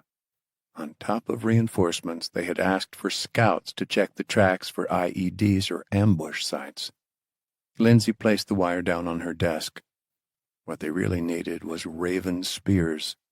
While she hadn't called on his help in months, now might finally be the time. He knew the mountains, and most importantly the current threats lurking in those mountains, better than anyone. Someone knocked on her door. "Come in," she said, looking up from the papers scattered over her desk. Palmer strode inside, aviators on top of his shaved head. He pulled his sleeves up over the patriotic ink on his arms. That meant he was nervous. "Morning, ma'am," he said. "Morning," she replied. "I'm guessing you didn't come by for an early gossip session. You heard about the attack on the Angel Line, too?" He sat and leaned back in the chair in front of her desk, folding his arms behind his head. "Sure as hell did. You think these assholes are people from our neck of the woods leaking out?" Wish I knew, but I can't imagine you're wrong. She pulled out a printout on her desk. I need you to see if we can scrounge up any available contract steel runners in town. The incoming line took some casualties and they'll need reinforcements. Okay. Once they get to Denver, they're going to have to take out a few cars damaged by fire, too. We're going to need a medical team standing by. As the steel runners get treated and we work on the train, that'll be our chance to scout the tracks and figure out some better defensive measures. You know who's good at scouting out those mountains? You don't need to say it, Lindsay said. Your old boyfriend, Crow. My old boyfriend? What are we, in middle school? He pulled his hands away from his head. Sorry, ma'am. Relax, and his name is Raven. Don't let him hear you screw that up. All right, Pamela? Palmer straightened in his chair with a smirk. Knew it was some kind of bird, sorry. She looked back down at her desk and the piles of paperwork. I'm also going to need you to help me with the Foreign Advisory Council, she said. I want them to deploy some of their peacekeeping troops in a convoy to watch out for the Angel Line. How do you expect me to do that?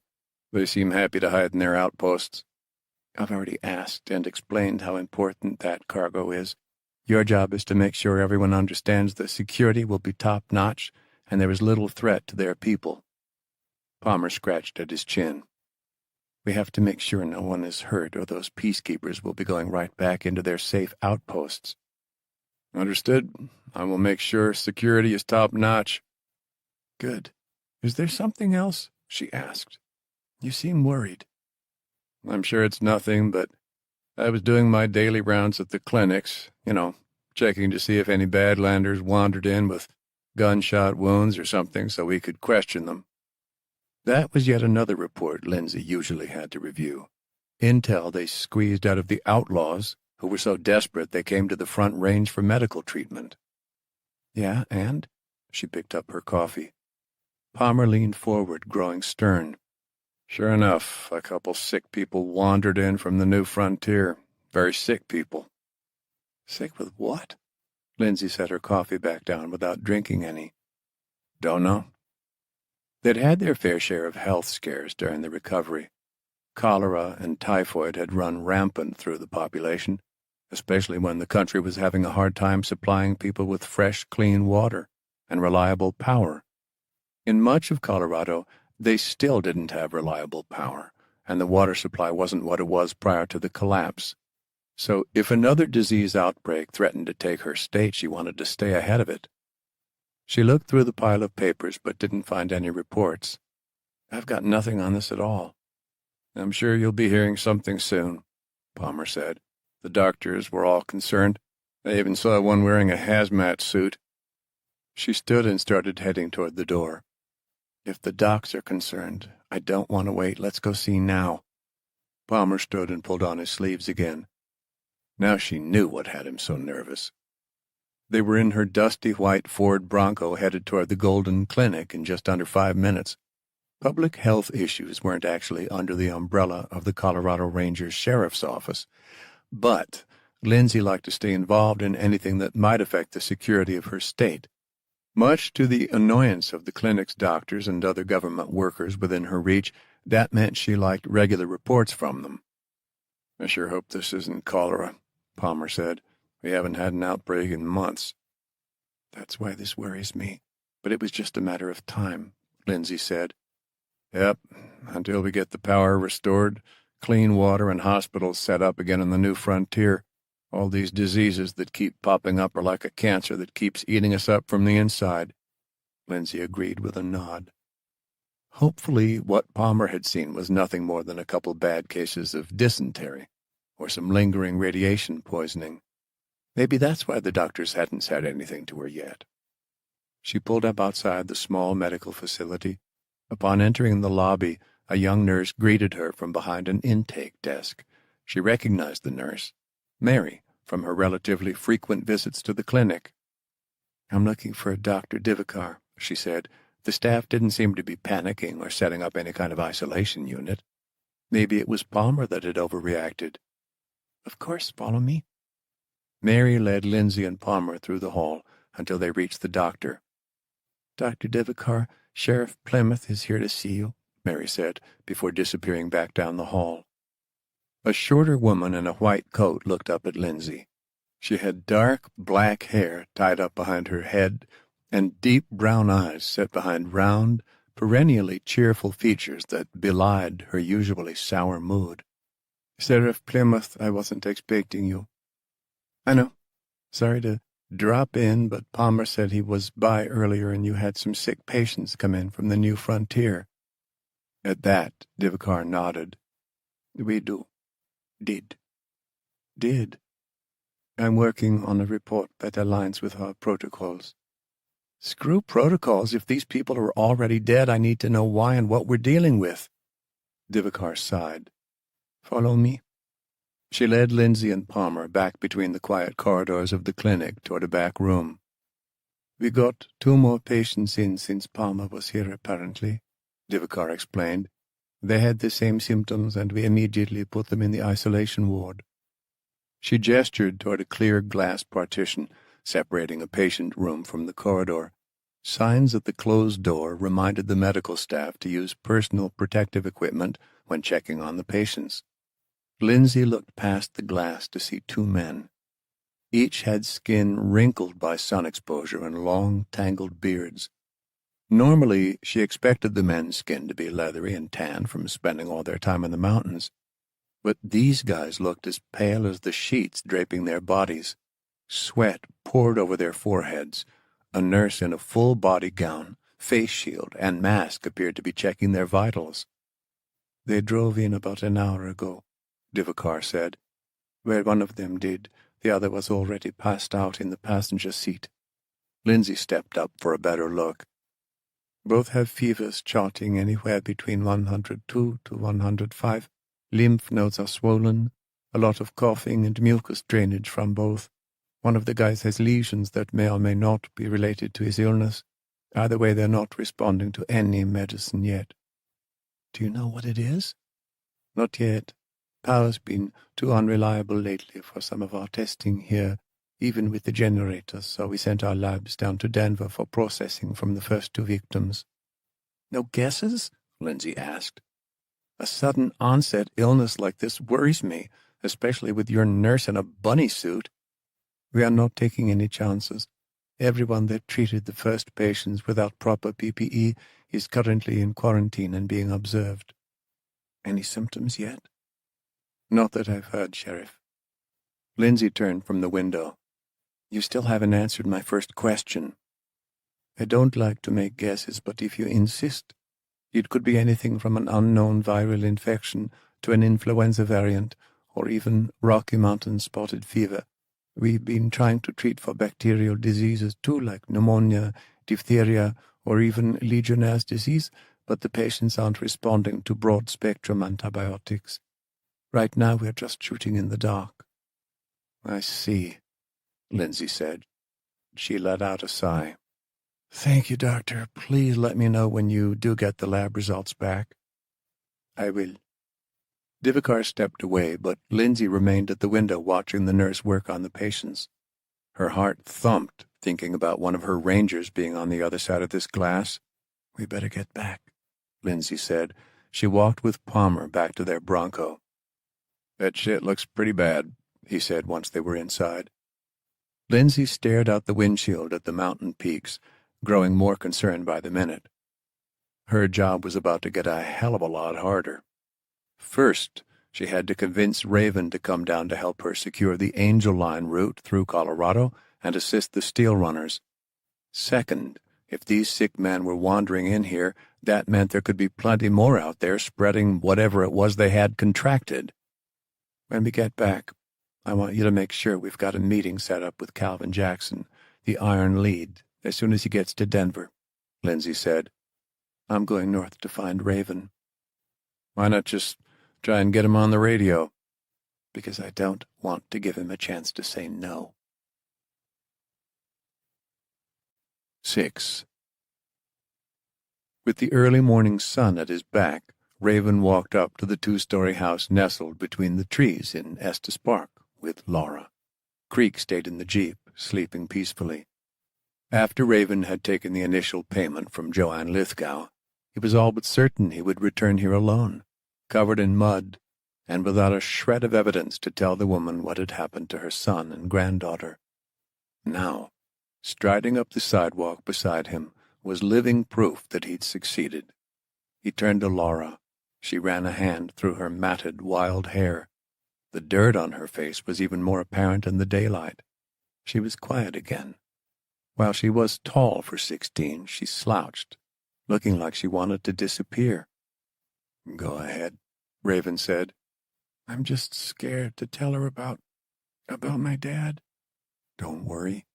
She's going to be overjoyed just to have you back."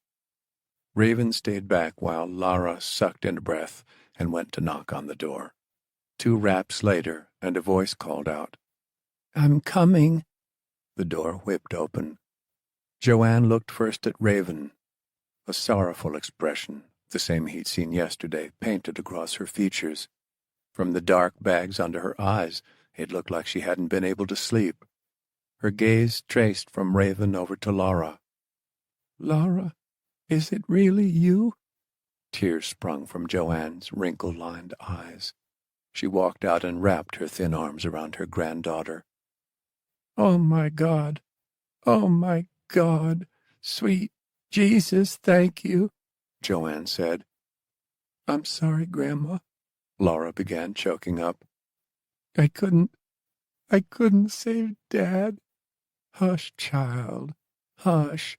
Joanne held the embrace as she sobbed. She finally pulled back and looked to Raven. He smiled. A real smile, not one of those forced grins that were habit for him. "I can't believe it," Joanne said. "Praise the Lord and thank you, Raven.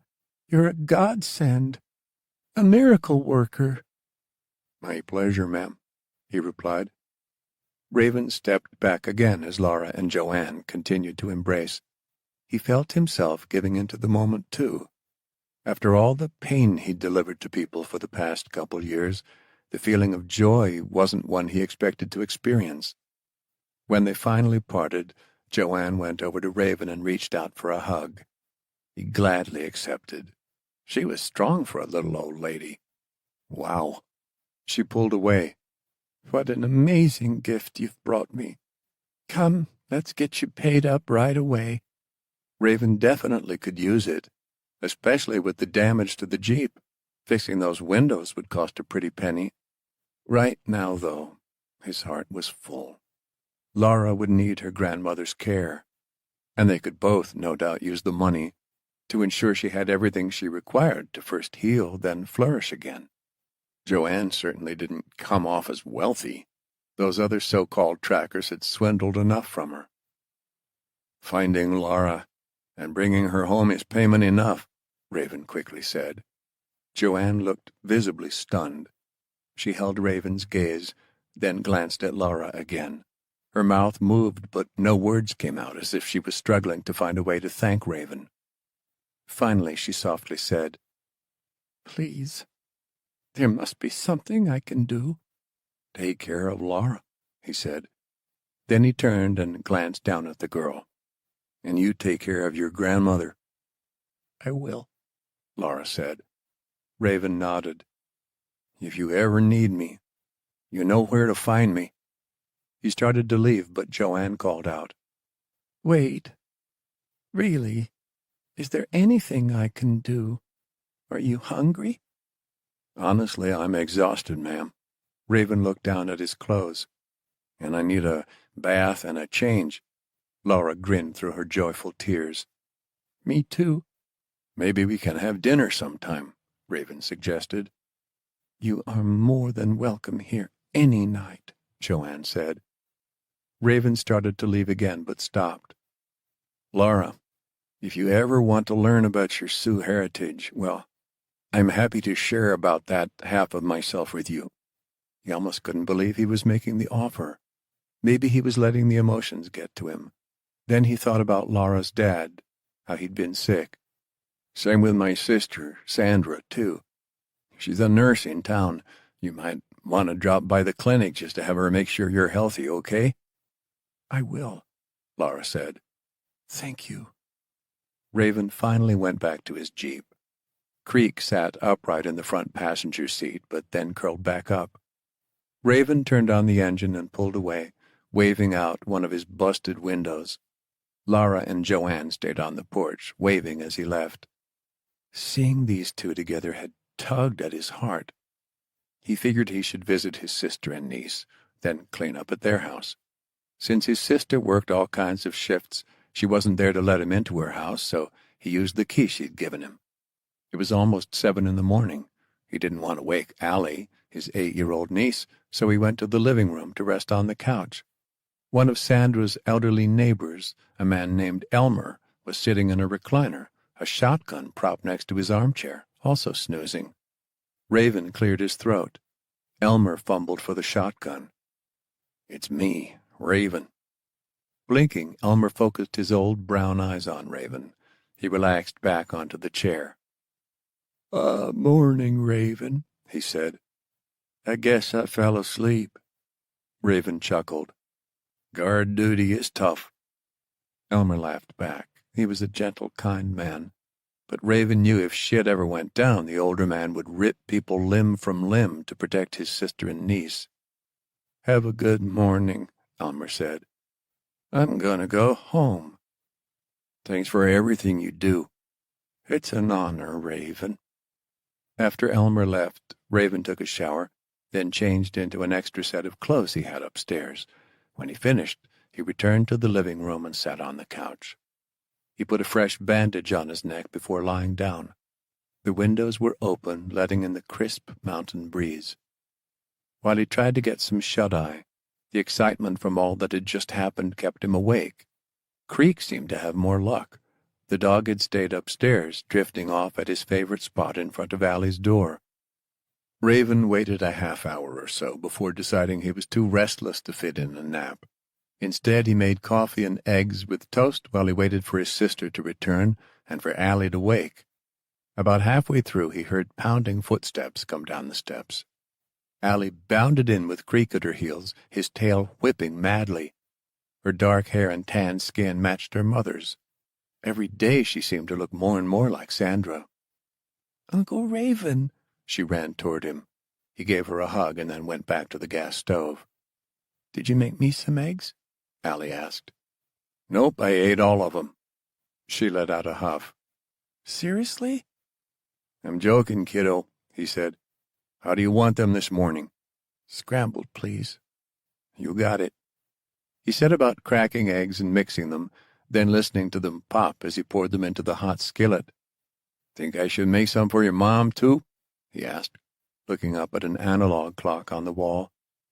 "Yeah, she's supposed to be back before I go to school." "School? It's summer. You don't get summer break?" He added a bit of black pepper to the eggs, not too much. Everything they had was rationed and precious. "No, the teachers say we already missed too many days. We have to catch up, I think. Plus, Mom says it helps keep the kids out of trouble." "But you wouldn't cause any trouble, would you?" "Not like you used to." "What's that mean?" Raven asked. Allie laughed. "You were a troublemaker. Mom told me all about it." The front door to the house opened, and another set of plodding footsteps entered the kitchen. "Look who it is." Sandra gave him a sly grin. "The troublemaker." Raven laughed as he plated the eggs. His sister set her bag down, still dressed in scrubs from her night shift at the Estes Park Clinic. Dark bags hung under her brown eyes, and her black hair was slightly disheveled. Creek trotted over and nudged up against her leg. "Oh, good, you made coffee," she said. He handed her a mug. "Thanks. So what's the occasion, and—" She paused, staring at his neck.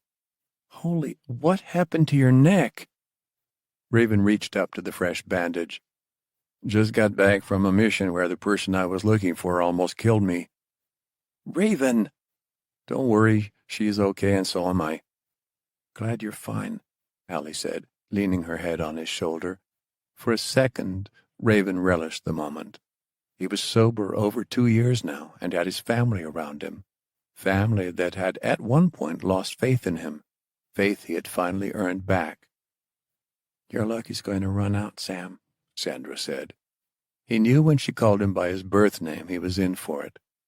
I'm really tired, sis. So am I, Sandra growled. And I don't have much mental space to be worrying about you.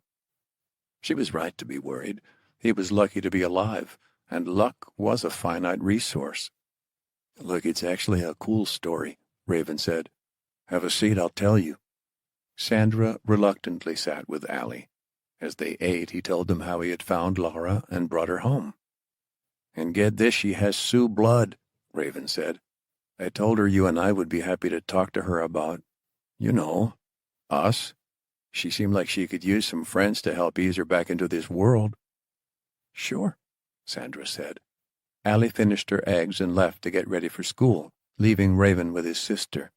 Sandra seemed distracted, her eyes glued out the kitchen windows.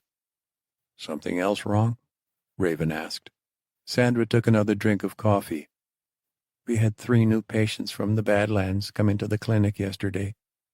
That's not unusual, Raven said. These men were all sick. Like nothing we've seen before. We couldn't get them stable. One died before I got off shift. Raven raised a brow. I heard there were cases like this in the Golden Clinic, too, she continued.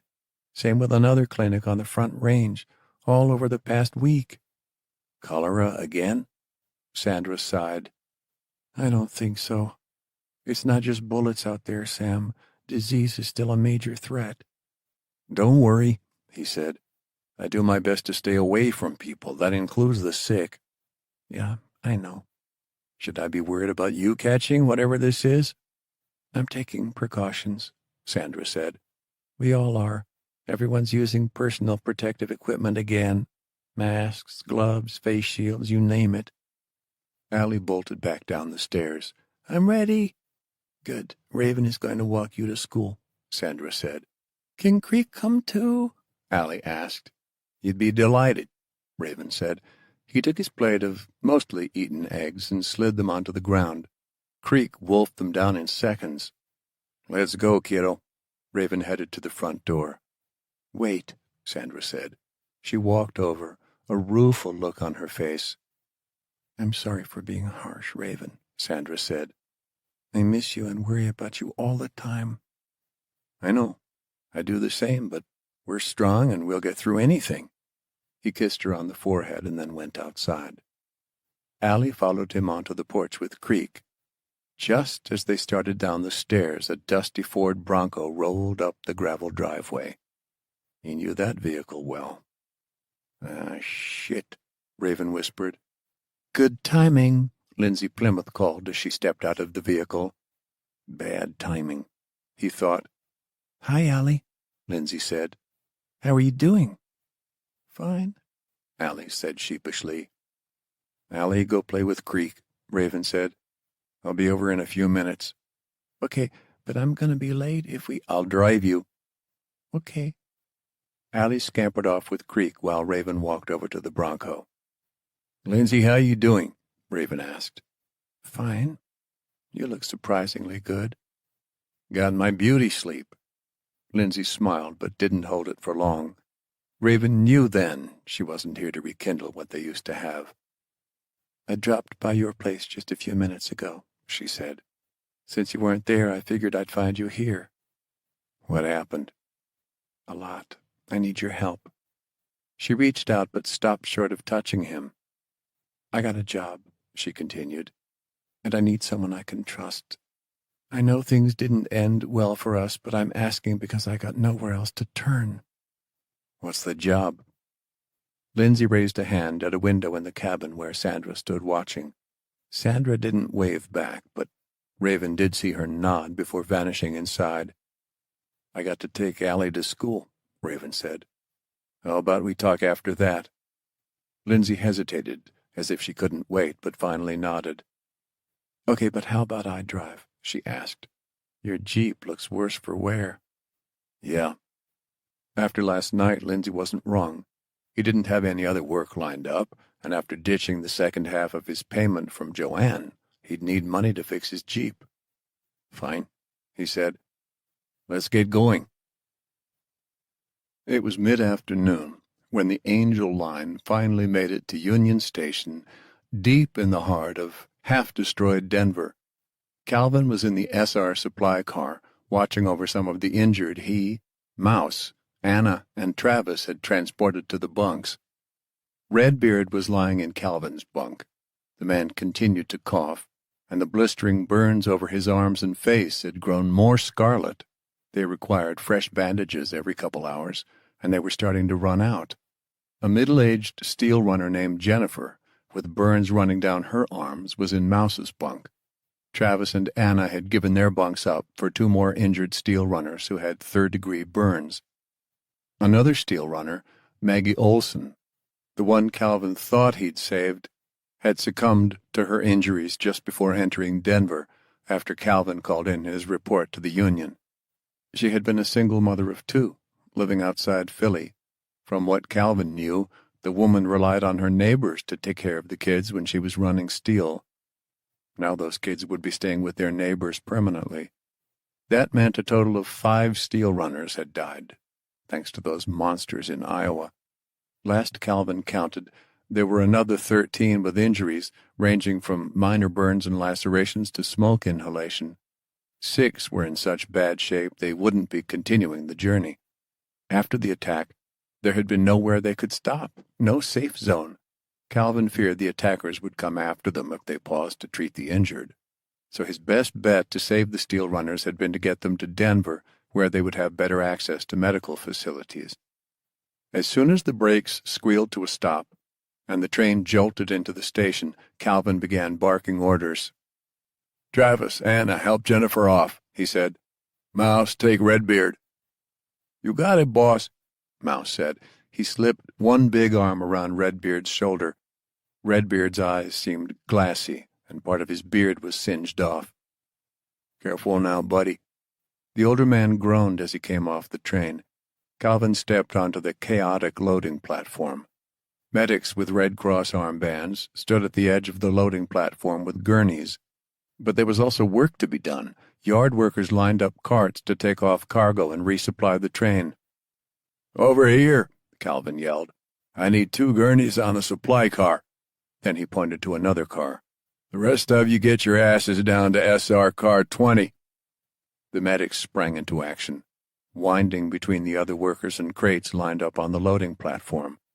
Mouse and the others were already helping their charges walk toward a triage area set up on the end of the loading platform. "Hurry! Hurry!" Calvin said, motioning the first paramedics into SR supply car. He led them in and showed them 2 other steel runners who were still groaning in pain in the bunks. Both were covered in gauze that had once again soaked through with blood and pus. The paramedics began to load Randall Briggs, one of the badly injured runners, onto a rolling gurney a bit too hard. Randall let out a cry of pain. "Careful with him," Calvin barked. 2 more paramedics loaded the other steel runner, Peter. Calvin grimaced when he saw the expression of pain on his bandaged face. "Just hold on, brother," Calvin said. "What about my family?" Peter asked. They... "Don't you worry about them," Calvin said. "I'll make sure Sheila and your kids get your check. Bonus, too. I'll promise her you're making it home soon. You got that, Peter?" Peter managed a weak nod as Calvin paused on the loading platform. The rest of the paramedics had already loaded up the other car of injured runners. "Need any more help?" Mouse asked, jogging back over to him. Anna and Travis joined them. "Yeah."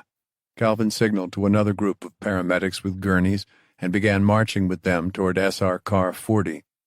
On his way, he passed by the steel runner car where Redbeard and his group had been. The steel plates on the side of the car were stained with black soot. "If I was faster, maybe I could have saved them," he muttered. "I never saw anyone run faster," Mouse said. "Wasn't fast enough." When they made it to SR car 40, Calvin opened the door. The stench of death rolled out. Anna turned and vomited over the concrete. Travis pulled his shirt up over his nose and mouth, his scarred face going pale. Calvin pushed past the terrible odor inside. All 5 of the deceased steel runners were lying in bunks, covered in white sheets. The sheets were stained with blood. It physically pained Calvin to see them. He wanted to curse and scream. But there was a lesson he'd learned as an officer in the Navy SEALs. A harsh one. Any good officer had to suppress their pain when faced with tragedy because they didn't have the time or luxury of a breakdown. They had to be strong for the others relying on their support and leadership. They had to be the team's anchor, the one preventing everyone else from being blown away in the storm of disaster. Sometimes it made good officers seem like callous dicks, but Calvin knew the truth. Those officers were just trying to complete the mission. And at night, when they weren't in front of their men, the horror of all they endured came crashing down on them. "We need to get these bodies to a morgue," Calvin said to the others. "Sir, we can handle it," one of the paramedics said. "No, these are my people." He and the other 3 steel runners helped load the gurneys with the deceased. Then they pushed them all the way back to the triage area. Calvin was sweating by the time they got to the ambulances waiting off the loading dock. "Make sure you take good care of these people," Calvin ordered. "They deserve honorable burials." One of the paramedics nodded. Calvin watched all 5 bodies until they were loaded into the ambulances. He said a mental prayer, not usually his thing, but for the believers of the group. "Rest in peace, brothers and sisters," Calvin said aloud. He turned to Mouse, who had his head bowed. "Mouse, make sure wires are sent to all their families," Calvin said. "I don't want the union to hesitate on giving their loved ones their last paychecks and family survivor benefits." "Consider it done," Mouse said. "Travis, Anna, if Mouse needs help making calls—" "We'll take care of it," Anna said. "No problem." "Good," Calvin said. "I'd do it myself, but I gotta go meet with the transit officials now. Sooner we can get this train moving, the sooner the rest of the steel runners get to go home." Calvin strode out and away from Union Station. Each street to the east seemed to be filled with collapsed buildings. Rubble filled the roadways, and half-buried vehicles stuck out under piles of concrete scree. The sound of hammers, drills, and other power tools echoed as he approached his destination, the scaffold-covered Colorado State Capitol building. Calvin made his way past a pair of security guards showing his SR badge. He asked for directions to the office he was looking for, and then jogged the rest of the way. He combed a finger through his hair. Dirt and ash came away on his hand. Nothing he could do about his appearance now. He opened the door and stepped into a small lobby with a reception desk and 2 chairs. The door to the connecting conference room was open. "Hello?" he called out. "Come in," responded a female voice. Calvin walked into a large office with wood-paneled walls that gave the room a dark, oppressive appearance. A massive mahogany table surrounded by a menagerie of leather chairs was centered in the room. A thin but muscular woman sat at the table. She had red hair and a slight smirk on her face that seemed permanent. Her tan uniform revealed she was a member of the Colorado Rangers. Next to the 5-pointed gold sheriff's star, the name tape above her chest pocket read, "Plymouth." Beside her stood a man who looked to be of Native American descent. A black ponytail trailed down the back of his neck. He wore jeans, hiking boots, and a plaid shirt that made him look more like a backwoods hiker than a government official. Neither were the usual transit authority representatives. "Damn, you look like you just went through hell," said the man. Calvin didn't reply. "I'm Sheriff Lindsay Plymouth with the Colorado Rangers, and this is Raven Spears," said the woman. "I got the Steel Runner Union's wire about Iowa, and we want to express our condolences for your losses. Please have a seat." Calvin eyed the chair, not really wanting to sit, but deciding to anyway. "I've done what I can to organize some assistance with the limited time we've had," Lindsay said. "Unfortunately, I'm not sure it will be everything you might need." Calvin almost started to get out of his chair. He should have known this was a waste of time. "I'm used to not getting what we need," he said. "Wait." Lindsay motioned for him to stay. "Resources are strained here, sure. However, my deputy recruited a few local contract steel runners for you. They should be on the way down to your train now." "How many?" "4." "4? I am down almost 20 with the injured included." "Yes, but that's not all we're offering." "And how much are these 4 going to cost? I know it's not easy finding people to run steel." "Don't worry about the cost. We will take care of it." Calvin reared back some. "No way this is free." "The sheriff isn't a liar, pal," Raven said. "Yeah, well, you'll have to excuse me if I'm a little leery when someone tells me they're going to help me for free." Calvin borrowed a quote from his mother. "Ain't nothing for free in this world." "You've got that right," Lindsay said. "This is my territory, and I can't afford to have another disaster. Helping you is helping people that need those supplies you're transporting. Helping you deliver them is the right thing to do." Calvin wasn't sure he believed her, but he figured he'd at least hear her out. "So what else is it that you're offering?" Lindsay jerked her chin at Raven. "My colleague here is an expert tracker working in the New Frontier for the past 2 years. Before that, he was a recon Marine." "You may know the mountains, but I know the rails," Calvin said. "If you're going to help me, I got to know you're going to listen to me." "Goes both ways," Raven replied. "I'll provide you maps with areas I scouted." He went and grabbed a map, unraveling it on the table with various locations circled. Calvin got up for a better look. "I believe these are the most vulnerable points for the train, places snipers might set up or places armed convoys might attack," Raven said. "I'll have scouts in the mountains, Raven being one of them," Lindsay added. Calvin nodded. "Good start." "That's not all. I'm going to organize a convoy to escort the train. We'll follow you on I-70 to provide fire support." Calvin looked up, brows raised. "Really, there's no catch," Lindsay said as if she could read his mind. "This is an opportunity for me to find the people responsible for an earlier supply depot attack in Eagle." "I heard you took out those raiders." "Not all of them," Lindsay said. "There are more out there." Calvin shook his head. "Maybe the same people that attacked us in Iowa." "Maybe. And working together. We'll figure it out." "I'm beginning to like you, Sheriff." Calvin flashed a rare half grin. "Glad to hear it," Lindsay replied. "I'm also one of those lucky LEOs that has been assigned a Foreign Advisory Council. Most of the time they're a royal pain in the ass, but we need them, and sometimes they pull through." "Oh?" Calvin said. "I've convinced a couple of them to provide armed assistance for the Angel Line." "You're kidding," Calvin said. "We got your Rangers and some military people coming with us? This has to be an Angel Line first."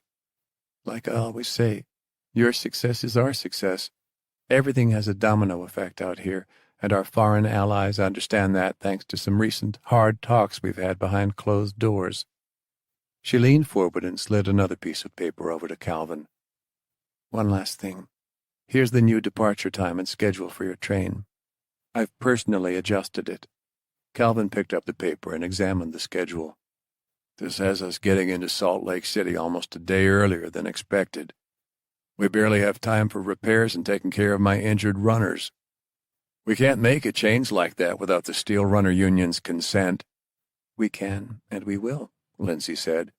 "The only people that have any idea what we've done with the schedule will be a few Rangers, the FAC, and those of us in this room. I don't even want you to tell your runners until last minute. The less eyes on this schedule, the less chance we have of leaks." Calvin couldn't argue with her logic. "I'll agree so long as it saves my people's lives." "That's the goal, but there's one last thing." He put the schedule down. "We've had a few incidents of an unidentified disease spreading in the New Frontier," she said. "Disease is always spreading through the New Frontier. This seems particularly deadly, and it's spreading more rapidly than usual," Raven said. "Good thing we're going to be on the train," Calvin said. "Got enough ways for my people to die that I don't need one more to worry about." 7. Raven wasn't sure what to think of his new mission, but it was a good change from heading into the New Frontier to search for people. He drove down I-70 under a brilliant moon. that looked so large it seemed like it might crash right into the earth. It gave Raven enough light that he could turn his headlights off and avoid the clusters of rusting and abandoned vehicles along the road. Creek sat alert in the passenger's seat. Running parallel to the route the Angel Line would take, he had already personally surveyed Vale and Wolcott, well before the train took off from Denver. Those were both places where bandits had attempted attacks before. He had found no sign of recent human activity, though, much less a waiting ambush party. He picked up his radio. "All teams Recon Alpha here. Anyone got eyes?" "Recon Alpha, Recon Bravo here," the first of 12 Ranger teams called back. "No evidence of hostiles in Sector 1. Team by team, the reports came back the same. None of them found evidence of IEDs or spotted any ambushes. Lindsay's efforts to expedite the train schedule and send it into the mountains unannounced might actually have paid off. He thought of her as he drove, remembering how it felt once again to be next to her. There was no denying he had feelings for her and probably always would. But it was too complicated with their jobs. A sign for Glenwood Springs ahead reminded him of how difficult her role as sheriff was now. Just days earlier she had led her Rangers and the Royal Marines up there to track those responsible for the Eagles Supply Depot attack. He felt guilty for not being up there to help and was grateful they had come back without any injuries or fatalities. Raven decided to turn off to investigate the area himself to see if they had missed anything. Not that he didn't trust Lindsay's people, he just figured he knew these mountains better. On his approach to the once bustling tourist town, he eased off the gas, but didn't kill the engine, just in case someone was watching. The parking lot of the Glenwood Hot Springs Resort where the shootout occurred wasn't far. He tucked the Jeep into the former hotel's enclosed garage, then ducked out of the vehicle. Creek padded obediently behind him. Carrying his crossbow, Raven advanced toward the abandoned town that was set in Sector 7. His pack and M4 were slung over his back, ready in case he needed more firepower, as he treaded across the site of the shootout. Spent brass bullet casings littered the pebbles and ash surrounding the hotel. He strode through the debris, careful with every step.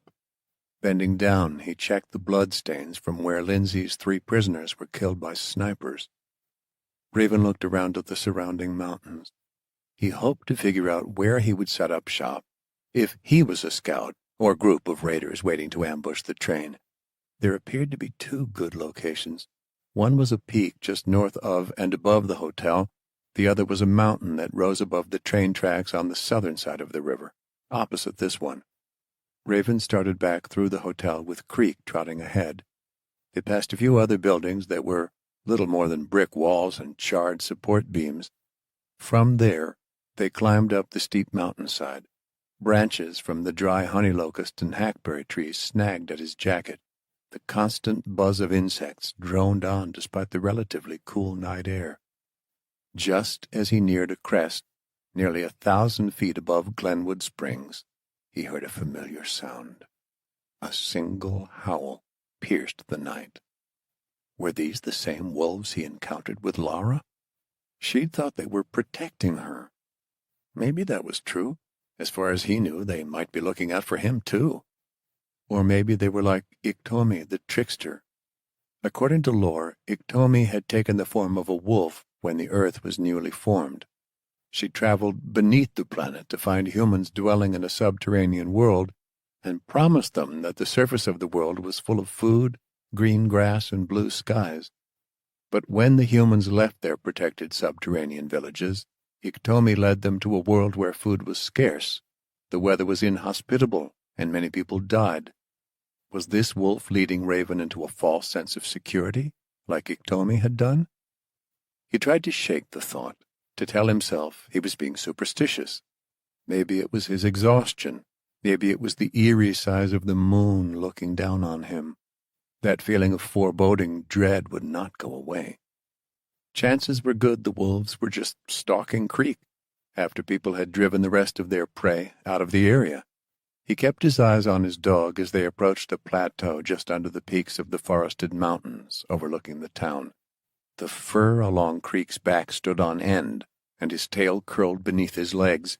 They had made it to the Glenwood Caverns Adventure Park. The amusement park had fallen into disrepair. The giant swing tilted over the canyon. It had a massive yellow arm that riders would once strap into. Now that arm hung precariously over the edge, as if it might snap off at any moment. The funicular lines had failed at some point, collapsing to the mountain's slope. Moonlight glimmered off a trail of cars and cables leading back down to Glenwood Springs. A roller coaster looked like a skeletal metal serpent coiled atop the mountain peak, silent and foreboding. Nearby was an overlook that provided a perfect view over the entire town and the surrounding canyon. Great place for a sniper or scout. Creek stuck his nose into the air, sniffing. Raven cradled his crossbow and searched the other rides and food stands as they snuck through the amusement park. He listened for the snap of twigs or the crunch of boots on dirt and gravel, but heard nothing besides the wind whispering softly through the trees and the click and hum of the insects. He searched the remains of the rides and the few SUVs left to rust within the park, but he found no sign anyone had been using them as shelter. Scouring the amusement park, he headed toward one of the main attractions, King's Row Cave, a perfect hideout. Sure enough, at the cavern entrance, he spotted a pickup truck. It was relatively clean, no rust. Fully inflated tires, and the windshield wasn't covered in dust. A wolf howled in the distance. 4 more wolves answered in succession. Their howls came from every direction at once. Another warning? Raven began to wonder if maybe the snipers that killed the prisoners and fired on the rangers were still up here. No way. Pretty brazen if they are, he thought. Raven switched to his rifle and crept to the cavern entrance with Creek behind him. Together they delved into the dark recesses of the cave. The moonlight didn't make it far. He could only see the silhouette of the teeth-like stalactites and stalagmites alongside the smooth walking path. The steady drip of water into a pool echoed from deeper in the darkness. If ever there was a place to hide out around Glenwood Springs, this would be it. For a few minutes, he crouched quietly in the dark, listening intently for signs of life. Creek sat dutifully next to him. The tension radiating off his canine partner was nearly palpable. His dog clearly sensed something in this cavern. Raven withdrew a tactical LED flashlight from his utility belt, secured a red filter, and set it on low. The flashlight gave off a meager pane of red light. Sure, it would be noticeable, but it was a hell of a lot less noticeable than shining a bright white light through the pitch black like a lighthouse. He aimed the red light over the cavern floor while still holding his rifle. It gave off just enough illumination for him to see several yards ahead. Creek helped guide Raven between the columns of rock. As they rounded a bend, the red light reflected off a pool of clear water. Raven halted at the sight of 3 men lying in sleeping bags, all out cold. Next to them were rifles and hiking packs. He slowly swung his light up to see if it caught any other interlopers waiting in the shadows to attack. Surely they had someone on sentry to watch their backs. After a few moments of listening, Raven heard nothing. He traced his light over a forest of stalactites and stalagmites. Water glistened on smooth limestone, and bulbous rock formations grew from the cavern wall like tumors. He didn't see anyone else. Raven carefully walked over to the sleeping men, his rifle aimed at the closest guy. The man was sleeping on his side, facing away from Raven. One of these men might be the sniper that executed the raiders Lindsay had captured. If so, that meant they were extremely valuable. Raven would give them one chance to surrender and bring them into the Rangers. If they fought back, then he would take a page out of Lindsay's book and bring them in full of holes. With his boot, he nudged the first man's back. "Don't reach for your gun or you're dead," Raven said. The man didn't move. Nor did the other 2. Raven nudged the same guy a little harder. Still the man didn't wake up. A chill tore through Raven. It wasn't because of the cave's cold, damp air. He used his boot to push the guy onto his spine, so his eyes were aimed at the ceiling. "Holy fuck," Raven said, barely stopping himself. Blank eyes looked up at him, glassy orbs frozen in death. Knobby lesions covered his pale skin, and his cracked, dry lips were peeled back like he'd died moaning in agony. Raven moved on to the other two, finding each face just as gruesome. He heard Lindsay's warning in his mind. Sandra's, too. These men had probably died from the same mysterious disease that had stricken the patients now entering the Front Range clinics. Raven held his breath and slowly backed away with Creek. He led his dog out of that cavern, hoping that neither he nor Creek would be the next victims of the microscopic murderer that killed these men. Lindsay rode in one of the back seats of an armored personnel carrier along Interstate 70, racing along the highway with Blair. Palmer sat in the front passenger seat by another Colorado Ranger who was driving. One other member of the Foreign Advisory Council had come along in another APC full of his own troops, Lieutenant Chiang Kai. He was toward the end of the 8-vehicle convoy. Even though the rest of the FAC wasn't here, they'd actually come through. The convoy was filled with squads of armed forces from Canada, Mexico, UK, and China, along with a contingent of UN peacekeepers. If a single person was killed, it could mean the end of support from the FAC, but a successful night with the Angel Line getting through the mountains could also mean more support. It was a gamble, and while Lindsay normally hated taking a risk, she had no choice. She took in the view, feeling confident with the support she had managed to wrangle. Atop each APC, soldiers manned machine guns. A Humvee in front of the convoy served as a scout. Lindsay hoped this would provide an extra layer of protection for the Angel Line train running parallel with them. Even if Raven and the Ranger Scouts missed an ambush, she hoped this show of force would dissuade any would-be raiders. The steel runners on top of the trains were alert, eyeing their surroundings, each poked above their nests with rifles aimed toward the mountains. The machine gunners on the top of a few armored SR cars swiveled back and forth. Tonight she vowed they would get this train safely out of Colorado. "Guardian 1, Recon Alpha, do you read?" A voice crackled over the radio. It was Raven. He sounded worried, which was unlike him. "Recon Alpha, Guardian 1 here," Lindsay said. "I read." "I've located 3 dead men in Sector 7. It took Lindsay just a moment to register that Raven was talking about Glenwood Springs. He had warned her before that this was one of the most likely places for an ambush. It sounded like he'd been right after all. "Pretty sure one might have been the sniper that took out your prisoners from the other day at the hotel," he said. Lindsay's mind flashed back to the way those mysterious gunmen had massacred the people she'd tried to take in as prisoners. "Assassinated?" "Not by bullets. That disease you keep talking about killed them." "Oh, shit," she said. Blair glanced over at her with a skeptical look. She ignored him. "Recon Alpha, I'm going to patch in the medical team. Hold on." It took just a moment before Dr. Divakar answered. "Medical here. Casualties?" No casualties," Lindsay replied. She wanted to add, "yet," but stopped herself, praying Raven wasn't about to become one. "I've got Recon Alpha here. He found some deceased hostiles with signs of infection in Sector 7. Sector 7. Oh, okay. Can he describe the symptoms?" Divakar asked. Raven's voice piped in over the channel. "I saw 3 men with cracked lips and pale skin. They had lesions all over their faces, and from what I could see, their hands. I didn't exactly stick around to examine them." "Good," Divakar replied. "I mean good that you didn't stick around." There was a pause. "How do you feel?" she asked. "Like normal," Raven replied. "I think." "Could he be infected?" Lindsay asked. "From what we've recorded, all cases within the hospital were spread from live hosts," Divakar said.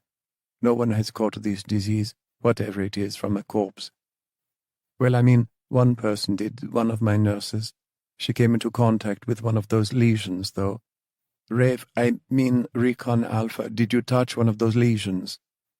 Hard negative, Raven called back. Lindsay wanted to breathe a sigh of relief. From what little we've discovered, this disease seems to spread from person to person via bodily fluids or respiratory droplets, Divakar continued. You're probably much safer encountering a diseased corpse than a live person hacking up a lung. Probably isn't exactly reassuring, Doc, Raven replied. Probably is all I can offer. We still don't have lab results back. At least, nothing concrete. From our initial tests, we think it's bacterial, but like I said, it's like nothing we're used to seeing, and antibiotics aren't working. Damn, Lindsay said. Recon Alpha, did you finish clearing Sector 7? Affirmative, Raven replied. Then you better head back home, she said. Get yourself quarantined. Watch for symptoms. That would be wise, Divakar said. Every case we've seen, symptoms appear in less than 12 hours. So if you aren't coughing, sneezing, or have a fever by then, you're probably fine. I still got a job to finish, Raven said. Recon Alpha, this isn't a discussion, Lindsay said. Get your ass back home and isolate yourself. Your only job right now is making sure you aren't sick. You've done enough already. There was a long pause then. Fine. Guardian 1 Recon Alpha out. Lindsay swallowed hard. She wanted to believe that Divakar was right about how this was spread, but there were still so many unknowns. Hell, they didn't even know what this thing was yet. You have a personal relationship with this bloke, Raven? Blair asked. It seemed to be as much of a statement as a question. His placid expression irked her. She couldn't tell if he was merely curious or judging her. Professional only, Lindsay said. I see. Blair was about as expressive as a statue, his mustache twitching only slightly. I recall at the beginning of my deployment working with you. I was more personal. For shit's sake, you've worked with me for nearly 2 years, she said. I'm not going to risk the security of Colorado over one man, if that's what you're implying. You know that. Blair held his hands up defensively. Fair enough, Sheriff. I just wanted to be sure we don't make any hasty decisions based off him being potentially ill. But as you Americans like to say, you're the boss. I'm not in the habit of making hasty decisions, regardless of who they involve, Lindsay said. Alongside the highway, the train rushed over its tracks next to the Eagle River. We're headed toward Eagle now. Lindsay changed the subject. Then it'll be Gypsum, which is just 25 miles from Glenwood Springs. The scouts already searched Gypsum thoroughly, Palmer reported. It should be a clean ride onward. I hope you're right. Sweat beaded down Blair's brow. He wiped at it with a white handkerchief he kept in his pocket. Raven hasn't let me down before, she said. All the security precautions we've taken, even if a group of ambushers evaded our teams. Which is possible, Blair said. The mountains are rather large. Yes, but they won't expect this escort convoy. If they see us, they'll have second thoughts. Perhaps, but when hunger dominates men's thoughts, logic is nothing but a whisper at the back of their minds compared to the shouts of desperation. Poetic, Palmer said. Fact, Blair replied. The Royal Marine had a good point. Lindsay used her binoculars to survey the rolling hills and mountains. She spotted a trailer park alongside the rails. Plastic bags and tarps fluttered on the breeze. Discarded clothes and torn-open luggage bags had been left in front of the trailers. They came around a curve in the mountain. Through the front windshield of the APCs, Lindsay watched the Angel Line machine gunners swivel in their turrets, aiming their weapons toward the tree-covered crests.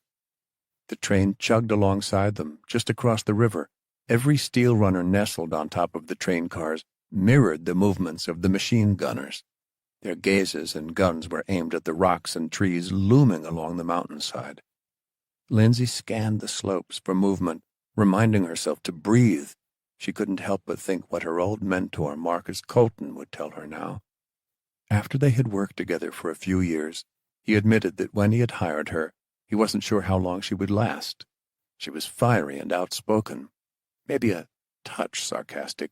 She knew how to work hard and play harder, but he worried she didn't take the job as seriously as some of the other detectives.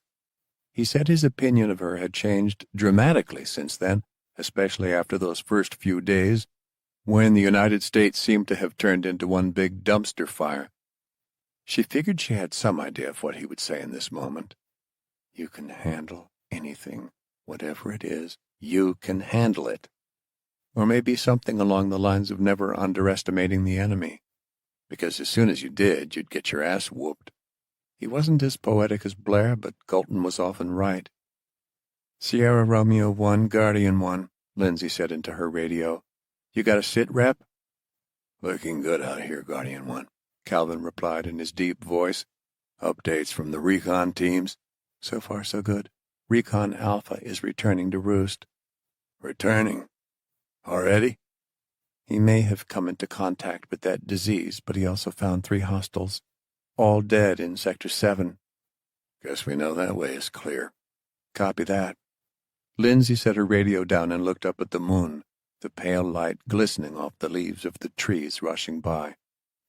The night's far from over, Palmer said. He cradled his rifle in the front passenger seat. They were almost halfway out of the Rockies, and just beyond the Rockies was Utah.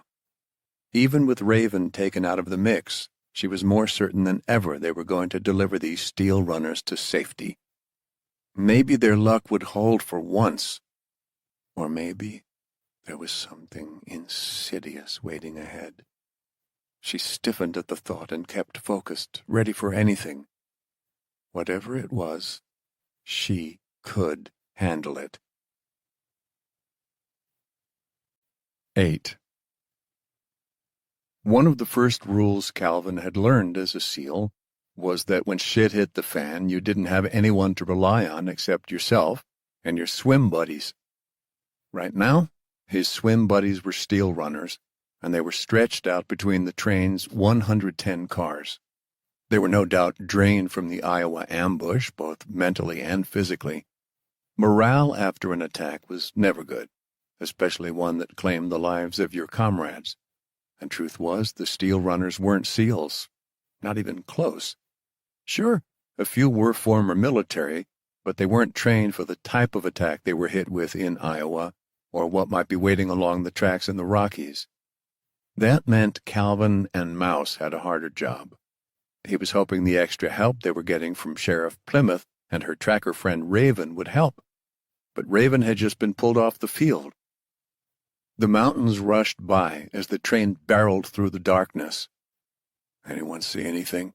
Calvin asked. Negative, Mouse replied. No, came the reply from Travis. He was posted at the other corner of the nest with Anna. Calvin checked in with the sheriff on the radio. Still clear, she reported back. I don't like this, Mouse said. Reminds me of the HVT escort outside of Bagram. Calvin thought back to that terrible day. They had made it only a dozen clicks outside the base when everything had gone to shit. An IED had taken out the lead Humvee. RPG fire then slammed into their positions. Small arms fire came from every direction. Calvin had just managed to get his team into gear to extract the 2 survivors of the lead Humvee before a mortar round turned the vehicle into scrap metal. Their 5-vehicle convoy limped back to base, 2 vehicles and 4 men short. They kept telling us it was clear then, too, Mouse said, and as much as I'm grateful for the help of the sheriff and her rangers, they aren't even military. Only thing we can do is stay vigilant. Mouse gave Calvin a nod as the train's wheels squealed, going around a curve. Picking up the map the sheriff had provided, Calvin identified the area where Raven just located the dead sniper and his pals.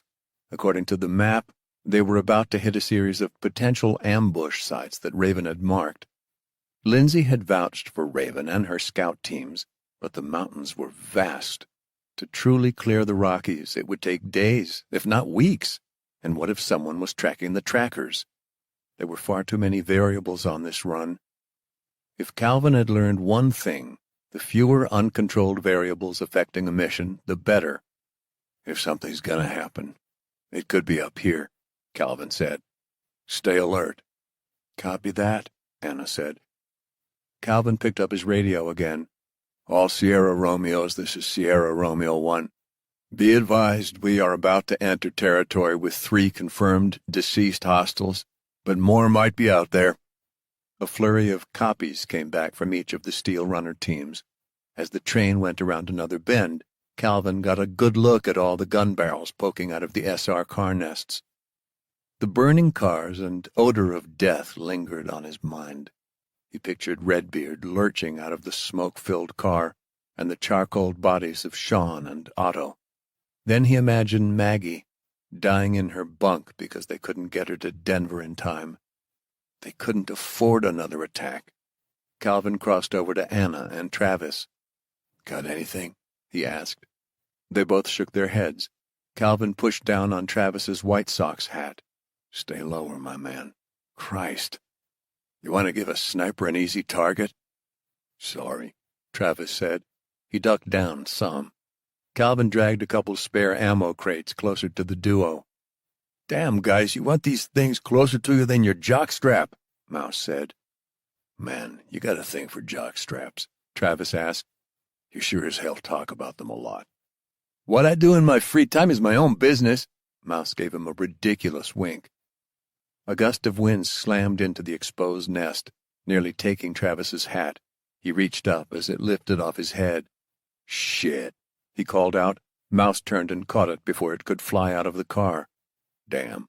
Thanks, man," Travis said. "Focus," Calvin said.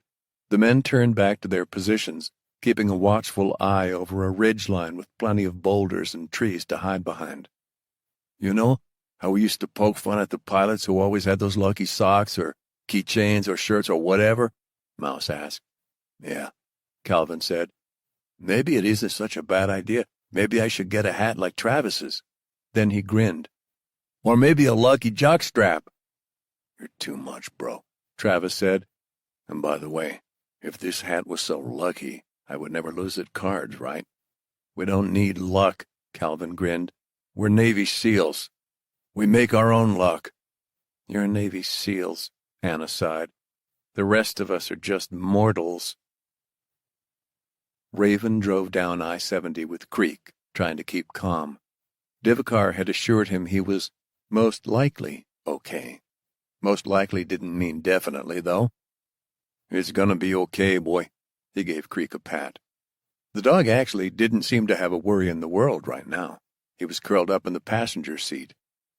Raven focused on the road, feeling guilty for having to head home and quarantine when he should have been out tracking. He picked up his radio, anxious for an update. "Recon Alpha here, all teams report in," Raven said. He was heading in the direction the train was coming from. Judging by the train's last location, he'd intercept the convoy in less than an hour. "Recon Bravo here, no contacts." "Recon Charlie, Sector 4 is still clear." All the teams quickly reported in, except for one. "Recon Delta report," Raven said. Silence reigned over the channel. "Son of a bitch," he whispered. Recon Delta was in charge of Sector 6. The Angel line was headed for Sector 6 right now, and suddenly those 2 scouts were dark? Raven felt his heartbeat quicken. Sure, it could be a coincidence, but the chances of all this lining up? No way. "Guardian 1 Recon Alpha," he said into the radio. "Copy, Recon Alpha," she replied. "You should be focusing on getting back to—" "Can you get a hold of Recon Delta?" he interrupted. "Stand by." Raven waited, pressing on the accelerator harder. He was just a couple minutes outside Sector 6, which bordered Glenwood Springs. "No contact," Lindsay reported a couple minutes later. There was a tremor in her voice. "Delta is dark." "Shit," Raven said. "I've got to investigate." The line was silent for a second. "Recon Alpha, you may be infected. You need to quarantine. I don't want to lose anyone else out there." "No one is closer to Sector 6. I can check it out right now." "You hardly have time," Lindsay continued. Her voice shook slightly. He could tell she was upset about the missing Rangers, but she was trying to hold it together. "We'll be there soon, maybe 40 minutes. More if we slow a bit." "All the more reason for me to investigate." "You're not getting what I'm saying," Lindsay said. "We can send more scouts. We'll slow the train, buy time. I don't want anyone else getting taken out if this is true." "If these 2 scouts were killed, that means there are hostiles in the area," Raven said. "Someone has to get there before the train does. Even if you do slow, none of the other rangers can make it in time." "We don't even know where to begin looking," Lindsay said. "The closest team in the mountains is a good 15 minutes from Cinnamon Creek." Raven racked his brain for a moment for a solution. All these coincidences were adding up, making him piece together a puzzle that he didn't like. If there were people out there that had taken out 2 scouts, that meant they had something else planned. He wasn't sure if he wanted to tell Lindsay what he now suspected. Whoever was in Sector 6 must have had advanced warning about the train and the scouts. Was it possible there was a mole in the Rangers that Lindsay didn't know about? Someone feeding these outlaws intel? He couldn't just ask her now. It wasn't the time. The wind rushed in through the open windows of the Jeep. His heart was pounding faster than the Jeep's wheels were spinning. That wasn't totally unusual in situations like this, but he feared maybe it was the virus. Maybe he was infected. Raven shook away the fear for his life to the side. He focused on what he had to do, but there was so much ground to cover. How could he alone find the hostiles the other scouts had missed? The only chance to rout out any trouble before the train arrived was to put himself into the mind of his enemy. If he was a raider, knew the escort convoy was with the train, and still planned to attack, he would want the train at its most vulnerable location, which meant he would want to attack when the escort convoy couldn't provide fire support. It hit him then. "Lindsay, they're going to attack near Cinnamon Creek," he said finally. "While the convoy is stuck in the Hanging Lake Tunnel," she whispered over the line to him, like she didn't want anyone else to hear. Good. She had come to the same conclusion. The creek flowed under the rails at that point. It was safely hidden behind a bend in the canyon. No one entering the Hanging Lake Tunnel could see any attackers waiting at the creek. The spot would be enough to hide a group of men with RPGs, an IED under the rails, or any other number of heavy weapons. A well-placed explosive there could derail the train far from the escort convoy's reach. Whatever men were waiting in the forest would finish off any steel runners and have time to raid the train. "There's no road for you to follow the train tracks there," Raven said. "You won't be able to get off the interstate until you reach the other side of the tunnel either." "We can have the train break before we get there, but it's going to take a good mile or 2 for them to slow," Lindsay said. "As soon as they stop, if there is an attack force out there, they'll descend on us. It'll turn into a bloody battle. Imagine if the train had stopped somewhere in Iowa." "Don't tell them to stop yet." Raven pushed the pedal all the way to the floor. "A stop train is a dead train, and we want to avoid a firefight at all costs. Most importantly, if whoever is out there figures out we know what they're up to, they'll probably run and just set the trap elsewhere. We might not get another chance to stop them." "What are you planning to do?" "I'll tell you when I know."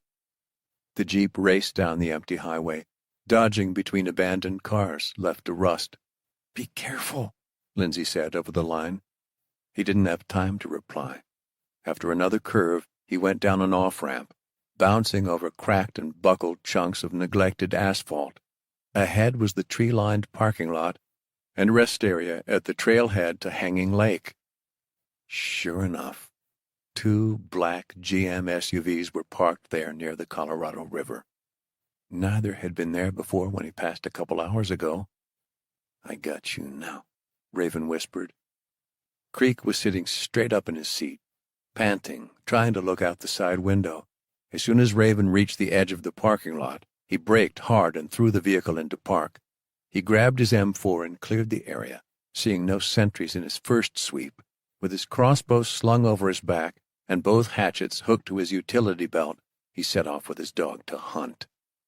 Raven paused a moment behind the wall of trees lining the Colorado.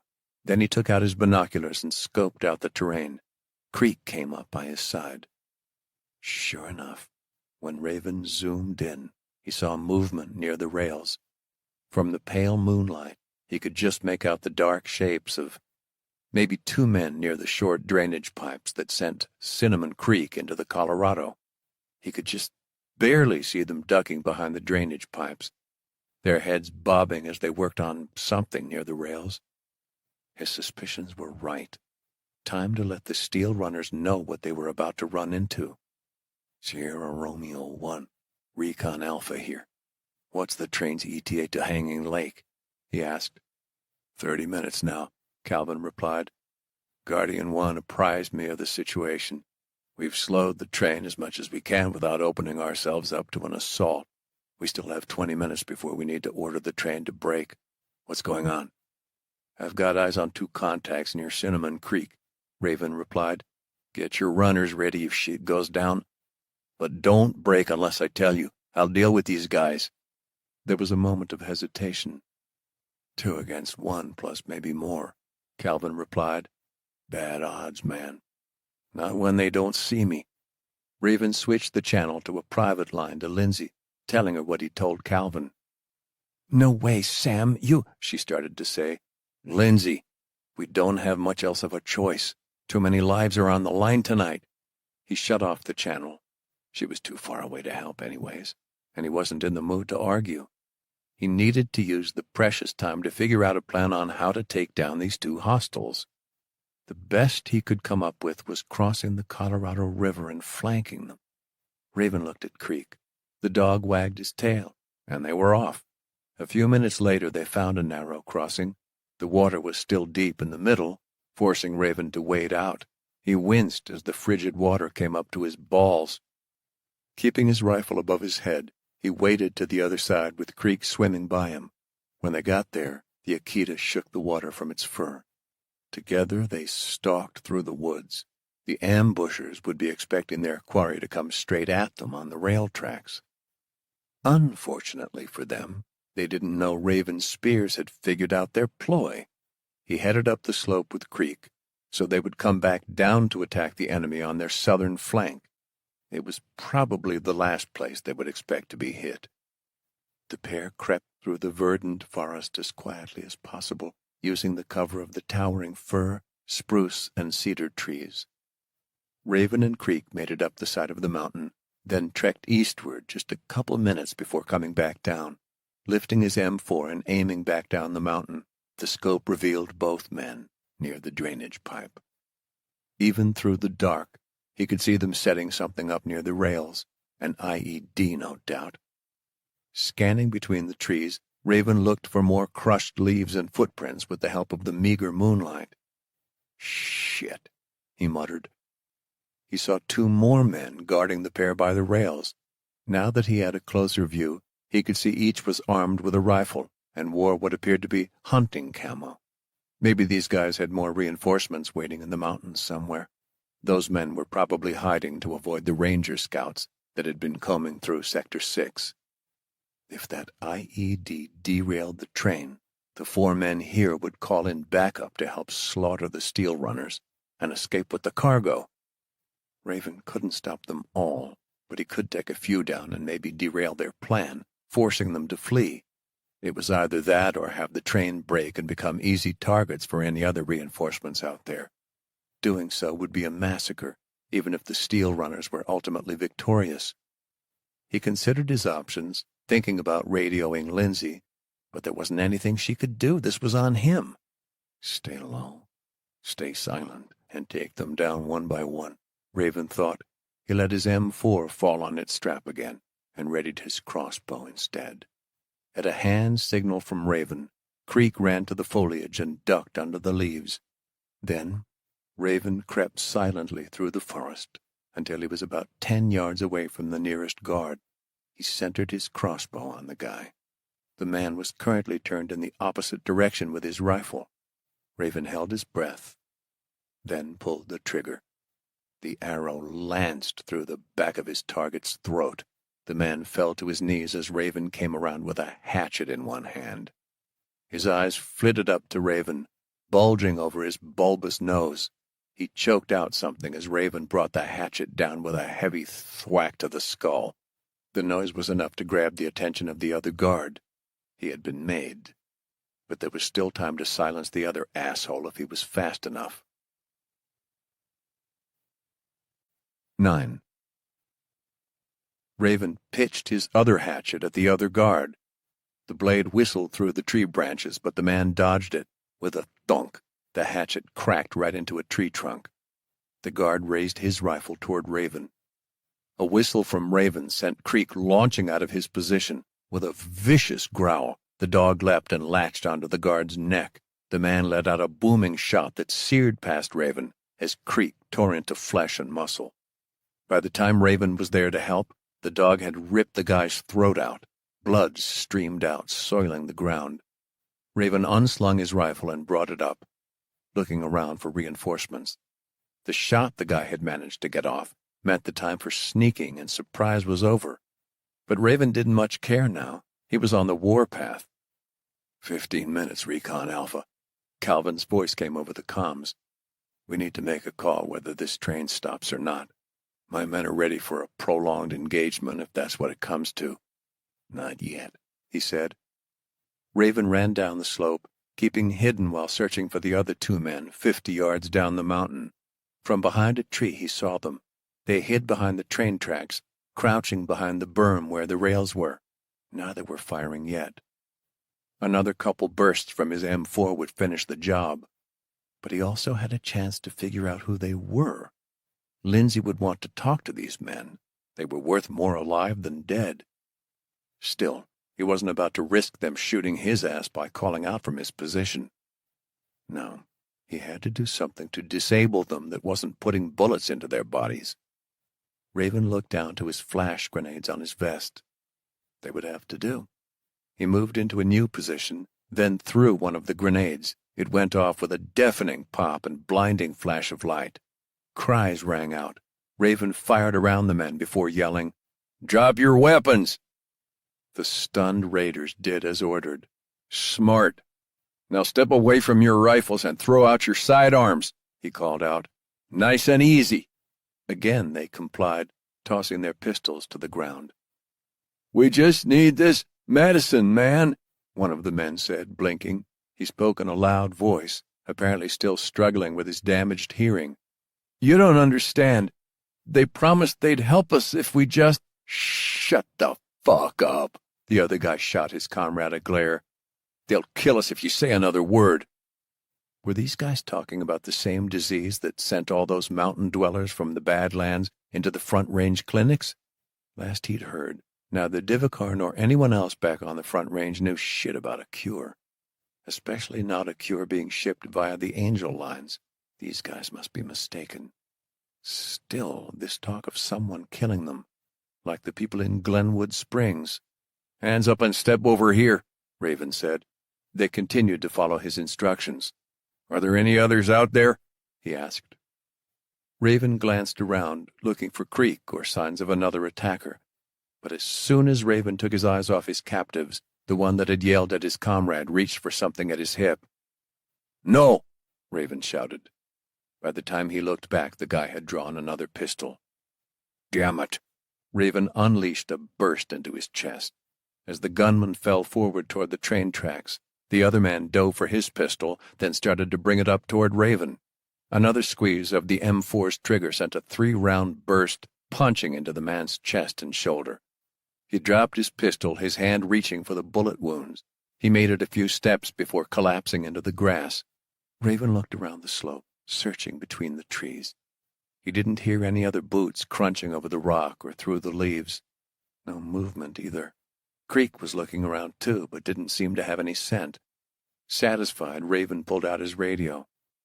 "Guardian 1 and Sierra Romeo 1, Recon Alpha," he said. "Sector 6 is clear. I repeat, Sector 6 is clear of hostiles." "Copy that," Lindsay replied. He could practically hear the relief in her voice. "IEDs?" "Taking care of that right now." He raced down the hill toward the 2 new corpses. He wasn't an expert at defusing bombs, but it was easy enough to remove the unsecured plastic explosives on the sides of the rails. He retreated back up the slope and placed them on the ground far enough away they couldn't hurt the train, even if they did explode. A pit formed at the bottom of his stomach when he examined the IEDs. From his time as a recon Marine, he knew exactly what these were. C4 plastic explosives. Exceedingly stable. It wouldn't go off if a few stray bullets hit it, or even if it was tossed in a fire. The only thing that would really make it explode was a detonator or intense pressure wave, which meant when he withdrew the detonator and fuse from the molded plastic explosives, he should be safe. Guardian 1, Sierra Romeo 1. These guys had C4, he reported. It's no longer a threat, though. Tracks are clean. C4? You sure? Lindsay called back. Does a bear shit in the woods? How would they have gotten a hold of something like that? Or if they didn't get it intact, how would they have had the supplies to make it? I'd ask them, but they're all dead. Secure the area, but see if you can find any clues, Lindsay said. I'm going to make sure my escort gets the train safely to the Colorado border. I'm sending scouts to your position to take over the search. You get home and quarantine as soon as they relieve you. Got it? Understood, Raven said. While he left the first 2 dead guards where they lay up the slope, he treaded back down toward the 2 bodies lying around the track and dragged both away. Didn't need them to get diced up by the train if Lindsay wanted to examine them. The 2 men wore a mishmash of camouflage clothes and jeans. They had combat boots that looked like they'd come from an army surplus store. Each carried an AK-47, just like the men that Lindsay had taken out in Glenwood Springs. Otherwise, they looked like nearly every other asshole out here. Which begged the question, who was giving these guys C4 and AK-47s? And most importantly, why? Lindsay was going to have her work cut out for her. Raven continued searching for clues until the train slowed down on its approach to the Hanging Lake area. It rumbled past cautiously. No explosions went off. No one else tried to attack it. He spotted Calvin atop the SR supply car. The man waved at Raven as he went by. Thanks, Recon Alpha, he called over the radio as he passed. Next time I see you, drinks are on me. Raven watched the train wind by. Men and women filled the nests atop the cars. Men and women that had potentially been saved by disarming the C4 and taking down the 4 hostiles. Knowing he'd made a difference gave Raven a small bit of satisfaction, like back when he'd been in the Marines. He'd made a difference, and for tonight that was all that mattered. He just prayed this small difference was enough. Lindsay was still riding in the APC with Palmer in the front passenger seat and Blair beside her. Their convoy drove on the interstate parallel to the Angel Line train. Seeing the train intact gave her a sense of pride. After Raven took down those hostiles, they made it past Glenwood Springs without further incident. Her security plan had worked, and they had kept all the peacekeeping soldiers out of harm's way in their efforts to protect the train. Not everything was going to plan, though. She prayed Raven wasn't sick, and tried to suppress her worry for his well-being. It wasn't just him on her mind. 2 Rangers, Luke Ferris and Mark Cranston, had gone dark on the radio. She had deployed a team to look for them in Sector 6. It wasn't long before she got a sitrep from the search party over the comms. Recon Echo here. No more living contacts, a ranger replied. We found all 4 hostiles Recon Alpha dispatched. What about Recon Delta? Lindsay asked. We found both of them, too, the ranger said. There was a short pause. KIA, ma'am. Lindsay closed her eyes for a moment. She had hoped the 2 men were somehow still alive. News of the deaths sent an icy stab of regret through her. She thought of them both as the convoy continued down the interstate. Ferris had just gotten engaged to his high school sweetheart. Lindsay was supposed to attend their wedding in Fort Collins. Cranston was a 40-year-old father of 2 girls. He'd told Lindsay before he was glad to be working for her because his daughters had an inspirational role model to look up to. And now both were gone. There would be no wedding, and Cranston's girls would grow up without the father they deserved. Lindsay clenched her jaw to hold back the emotion roiling inside her. She would be sure to visit both families when they returned to Golden, to personally express her condolences. "Damn," Palmer said. "Both good men. I'm going to miss 'em. At least Raven took care of their killers, although part of me wish it was me that did it." "I'm sorry for your loss," Blair offered. "Hopefully we can figure out where these people got their C4 and their weapons." "Maybe they made the C4, Palmer offered. "Then where did they get the components to synthesize it?" Lindsay asked. "Someone's supplying these people materials and weapons." She twisted her watch to check the time. Already an hour and a half had passed since Raven had taken out the team setting up that IED. "Recon Charlie and Echo, have you found any trails leading out of the ambush site?" she asked over the radio. "Negative, ma'am," another ranger reported. "They cover their tracks." "Understood," she said. "Keep looking. We'll escort the Angel line across the border into Utah. Then, when we turn around, we'll come back to rendezvous with all recon scout teams." "Yes, ma'am," the ranger called back. It wasn't much longer until they made it to the edge of Colorado, where the tree-covered mountains gave way to a desert landscape. The sun was just beginning to rise behind them, making the barren rock and stark canyon walls shine an almost golden hue. "Sierra Romeo 1, Guardian 1, she called over the channel to Calvin. "How are you all holding up?" "We're alive and well, thanks to your team," Calvin replied. "I owe you one." "You owe me nothing," she said. "Glad we could get you through the mountains. I'm going to call my counterparts in Utah to let them know to expect you in Salt Lake City by late this afternoon." "Great work, Sheriff," Calvin replied. "Thanks again." "Smooth rails," she said. "Thank you, and back at you. Whatever the equivalent of that is in your world." "Good luck works just fine." "Then stay safe and good luck." Red sunlight glared off the bulky armor panels down the sides of the lengthy train. Billows of sand kicked up around it as it tore along the rails toward spires of crimson rock. Lindsay picked up her radio for another call. "Utah Scouts Command. Colorado Rangers Sheriff here. How do you copy?" "Loud and clear, Sheriff," a woman, the Utah Scouts comms officer on duty, chimed in. "Angel Line is exiting Colorado territory and headed your way." "Copy that. Train status?" "We diverted an attack, but the train is otherwise untouched. No casualties." "Thank you, Sheriff. We'll send out our scout and escort team immediately to welcome the train in. Should be free and clear from here on out." "Copy, and Godspeed to your scouts." Lindsay breathed a sigh of relief as she watched the train head west. She called the lead car of the convoy and told them to turn around. They would be heading back toward Fort Golden. "Ferris and Cranston didn't die for nothing," Palmer said with a sigh. "The supplies on that train will save a lot of lives." "When we get back, I want you to start preparing a ceremony to honor those men," Lindsay said. "Yes, ma'am, of course." "Those men made a noble sacrifice," Blair said. "I have to say I'm impressed that your largely civilian force pulled this off. I'll be sure to let my higher-ups know. They'll appreciate hearing that their money and supplies flowing into Colorado's security are working." Lindsay nodded. There was someone else who Lindsay figured would want updates on all that had happened. On their way back toward Glenwood Springs to pick up their scout teams, Lindsay placed an encrypted call to Secretary Charlize Montgomery. "Sheriff, how is everything?" Charlize asked.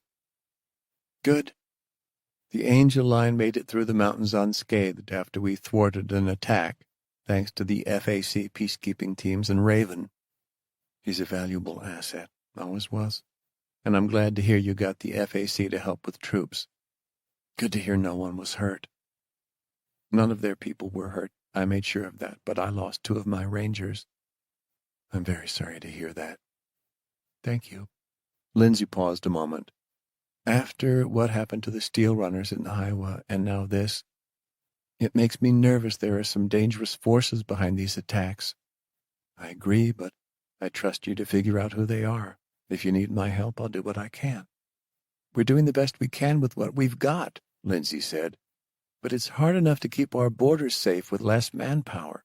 In the past, I was worried about illegal firearms, and the criminal activities going on the new frontier, but now it seems something more sinister is going on.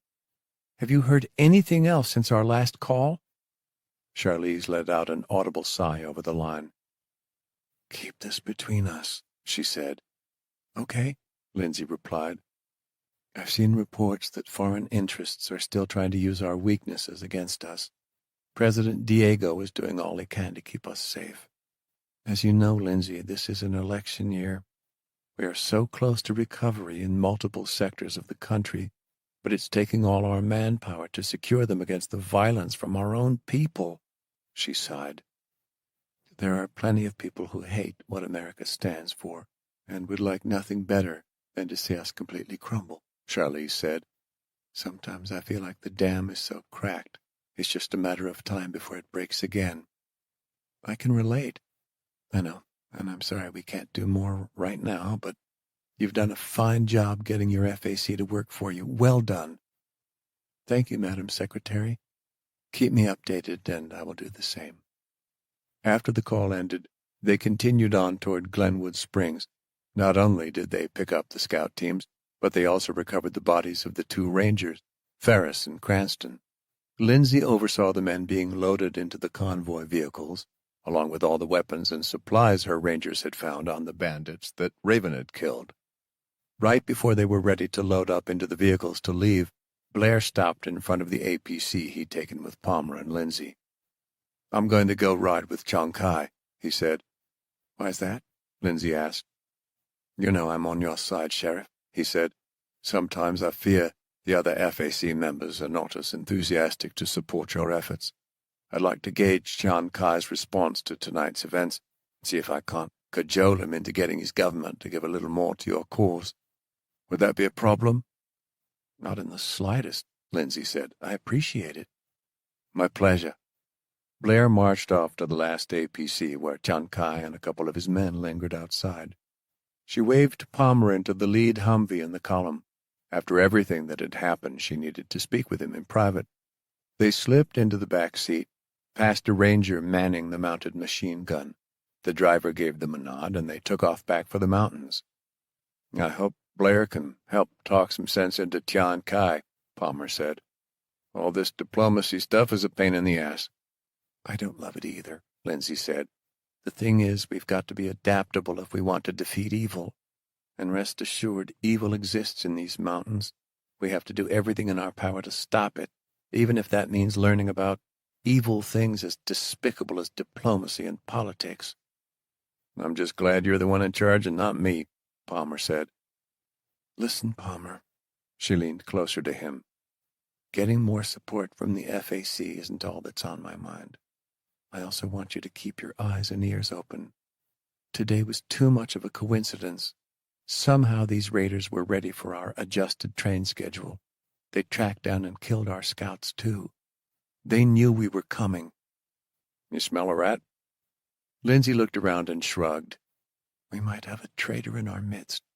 "One of us, though?" he asked. "A fellow ranger?" "Could be, but if I had to guess, it's someone related to our Foreign Advisory Council." "Blair? Chang Kai? Martinez, or one of the others?" "Them or someone who works with them.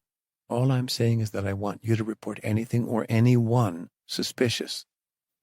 "I'm on it, ma'am." Lindsay stared off at the mountains in the golden morning light. Was it really possible?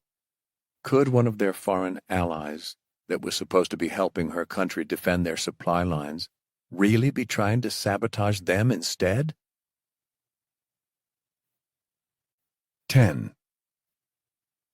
The early morning Utah sun beat down on Calvin. Sweat trickled down the back of his neck in long rivulets. The train roared over the sand-covered rails, sending up billows of grit, a massive cloud of yellow rising behind them as they churned past giant columns and walls of red rock. Mouse sat beside him in the SR supply car nest, cradling his rifle. Anna and Travis were both getting some well-deserved sleep below decks. Now that they were out of Colorado, and it was daytime, Calvin had the steel runners resume their normal watch shifts, so they could finally rest up. He lifted a radio to his lips. Sierra Romeo 1 from Angel Line calling for Utah Scouts Command. How do you copy? Static came over the line for a second. Sierra Romeo 1, Utah Scouts Command, I read you 5x5, over. Sierra Romeo 1 reporting Echo Tango Alpha to Sierra Lima Charlie by 1600 hours. Utah Scouts Command, roger. Scouts confirmed clear transit to Sierra Lima Charlie. Patrols are moving to Watcher 6. Smooth rails, Sierra Romeo. Thanks, Utah Scouts Command. Out. Calvin put the radio down, then turned to Mouse. If all goes well, we'll be unloaded in Salt Lake City by nightfall. Hell yeah, boss, Mouse said, gazing at the sheer rock walls on either side of them. Sooner we're off this ride, the better. I'm starting to bake up here. There will be cold beer waiting for us, too. Oh, man, you're making me thirsty. Mouse adjusted his back against the nest wall. We'll have to raise a glass or 10 to our fallen brothers and sisters. No doubt, brother, no doubt. It wasn't the first time, and Calvin knew it wouldn't be the last. He used binos to scope out their surroundings again. Everything was so dry, so desolate. Did you ever imagine a pair of seals on a train in the middle of the desert? He asked Mouse, then let out a low laugh. Definitely not where I thought I'd be serving when I joined up. Guess it's not so different than Iraq. Calvin shrugged. Yep, it's hot. It's sandy, constantly scratching at my eyes to get the grit out, and we got assholes trying to bomb us with IEDs. Only difference is we're on a train with a metric shit ton of armor. Minor difference. Plus none of those huge fucking camel spiders. So what do you say? Want to get wasted when we get to Salt Lake City? I mean, really shit-faced. Forget the world shit-faced. I'd love to, but I've got work to do. Work?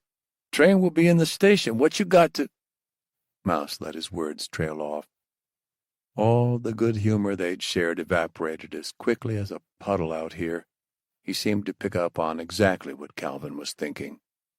I want to make sure all the paperwork goes through, Calvin said, that the union gets the payments to their families as soon as they possibly can. And I've got to make those calls. I understand, Mouse said. Those calls referred to the calls to the family, next of kin, or other emergency contacts of the steel runners whose lives had been lost or who had been too injured to continue running steel. The union would send the families letters, and wires too, of course. Most steel runner team leads left it at that. But that kind of silence from the iron lead, the person responsible for all these lives, didn't sit well with Calvin. Calvin lowered his binos. At least the Rangers pulled through for us in Colorado.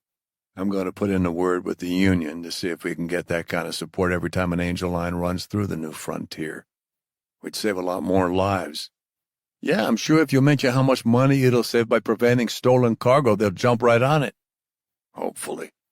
Against the streamers of white clouds drifting in the blue sky, Calvin noticed a pair of vultures circling above the rocks. Those birds wouldn't be getting a meal from him or his crew today, at least.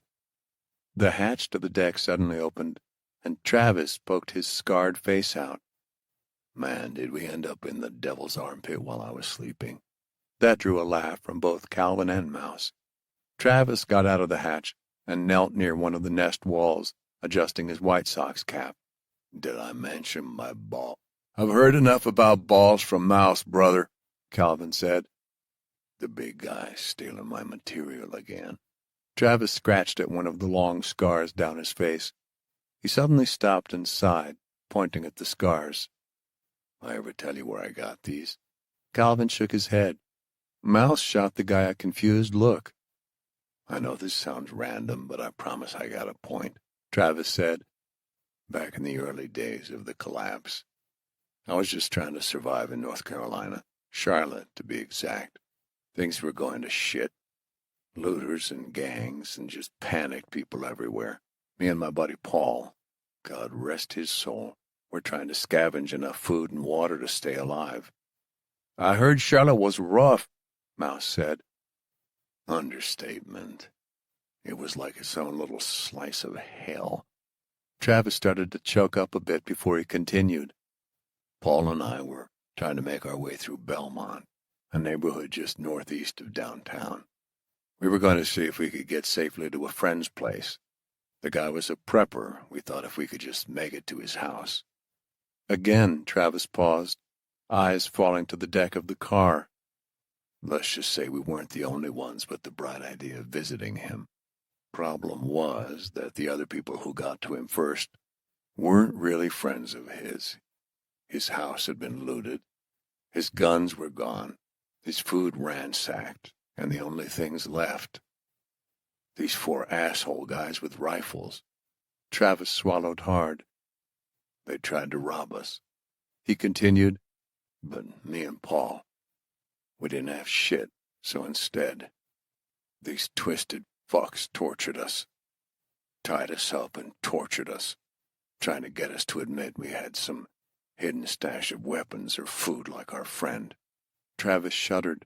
The train thumped over the rails for a few long moments. I still remember when they slit Paul's throat. He said, I'm not too much of a man to admit I cried. I mean, I bawled like a frickin' baby. His screams were terrible. Then they came for me. Travis shuddered. At that moment, I thought it was all over. He continued, I didn't beg God to save me because I knew even he couldn't save me from those monsters. But you're here today, Calvin said. I am, he said, because some of the UN peacekeepers that had just been dispatched to help bring Charlotte back under control had heard Paul scream. They busted in, saved my sorry ass. He took off his White Sox cap, brushing off some of the dust from the bill before placing it back on his head. I gotta say, I thought that day America was dead. He continued, we were in occupied land, barely kept under control by a bunch of people who shouldn't be policing our streets. Travis's chest swelled, and he locked eyes with Calvin. Still, I made a promise to myself. He said, I'd never served before, never done much for our country besides keep a few casinos in business, so I said, first chance I get to do something to help rebuild, I'm going to take it. And you joined up with the Steel Runners, Mouse said. Travis nodded and never looked back. After last night, after the way the Rangers worked with us, even after Iowa, I see America getting back on her feet. Sure, it's going to take a while, but we're getting there. That convoy had some foreigners, but it was Americans that stopped the IEDs. Americans that stopped that ambush. We're doing it. We're finally doing it. Best of all, as a steel runner, I get to be part of it. Travis pointed at his scars again. These scars remind me of what was taken from America, but they're also a reminder that we won't forget and we will heal. Calvin gave the man a grin. I couldn't be more honored to have you serving with us, Travis. You and the rest of the steel runners. As Calvin looked back out over the desert, he had a feeling Travis was right. America was clawing her way back from destruction. It would take a lot of hard work, a lot of sacrifice. But with men and women like his steel runners working to make it happen, she would make it there. He was sure of it. Raven sat in the chair on his porch. He closed his eyes, enjoying the warmth of the morning sun. He couldn't help but feel lucky to be alive today.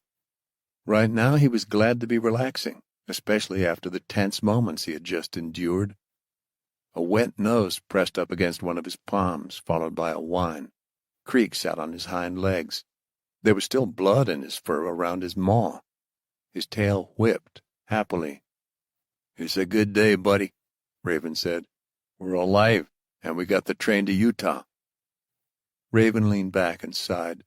It had been well over 12 hours since he first discovered those dead men in the cave. He had called Sandra on his way back to Estes Park, explaining what had happened. She made him promise to let her know if he felt anything that might be a symptom. So far, he hadn't had to make that call. In fact, he was pretty sure he had only good news to report. He went back into his kitchen and picked up his radio, using the channel he used to speak with Sandra. Sis, you there? He tried. He waited a beat. Nothing. Sandra, Raven here. You know, the brother you were all worried about last night. Another couple seconds passed. Raven, what's wrong? Sandra asked. She sounded slightly breathless, like she'd run to pick up the radio. Nothing, besides being bored, Raven said. No fever? I even used the thermometer you dropped off. Nothing. No coughs? No headaches? No stuffed nose? No sneezing? Nope, nobody, nope. Oh, thank God, Sandra said. The patients we've had at the clinic, they aren't doing so well, Raven. I don't want to see you in here, okay? Are you being careful? He asked. You're the one around all those sick people that are actually alive. Dr. Divakar thinks only the living can spread this, right? Don't worry about me, okay? Look, I've got to go, but I'll talk to you later. Love you, sis. Love you too, Sam. Raven set the radio down and gave Creek a good scratch behind the ears. I'll be back soon, boy, he said. Getting up, Raven grabbed his pack. While it seemed like he might not need modern medicine for his body, he decided to use a traditional remedy to heal his mind for all the death over the past few days. With his pack slung over a shoulder, he trekked to his sweat lodge on the eastern side of his cabin. Willow branches formed a curved structure over which he'd laid a tarpaulin. Just outside the door he had built up cedar logs. Creek watched him start the fire. They both stood by and watched the flames lap at the wood for a few minutes. Below the logs were a pile of smooth stones. He took off his shirt, and, wearing just his shorts, he used a pair of metal tongs to pick up several of the stones. Then he ducked low to enter the sweat lodge. He placed the rocks in a pile. Then he used a ladle to scoop water from a bucket by the entrance and poured it over the hot stones. The water sizzled. Steam filled the lodge in a gray haze, the warmth funneling into his nose and down into his lungs. He breathed in deep, then sat down on a small log, bowing his head and soaking up the steam. Almost immediately he could feel the sweat budding across his back and face, dripping down his flesh. Maybe if Sandra and Divakar were wrong, and he was in fact infected, the heat would help burn out the disease. He soaked in the atmosphere in quiet solitude. Every part of the lodge had its purpose. The heat and steam functioned as a kind of artificial fever, helping the body do the work of burning out a virus or bacteria. The willow scaffolds also could be used medicinally as an analgesic. Burning cedar was thought to purify the space. Whether it worked or not, it gave Raven time to think, to reflect on his life, to reflect on death. He poured another ladle full of water on the stones. Water simmered against the rock, bubbling and popping. While he'd spent the last 2 years on tracking missions into the new frontier, the past several days had been filled with death. He thought about the souls he'd separated from bodies, wondered where the place would be after death, whether heaven and hell really existed, and if he had to do some thinking about where he might belong.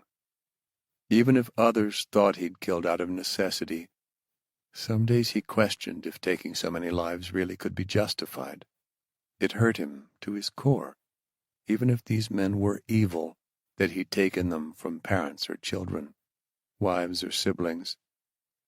And then he got to thinking what these men had said about the medicine, how they just wanted medicine, as if that was why they were attacking the train.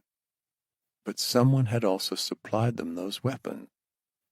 Could that be the same someone that had supplied AK-47s to the men in Glenwood Springs? Maybe even the same men who sniped those prisoners of Lindsay's? And had they even recruited or been related to the 3 guys he found in the caverns above Glenwood Springs? Shit, those guys had been sick too.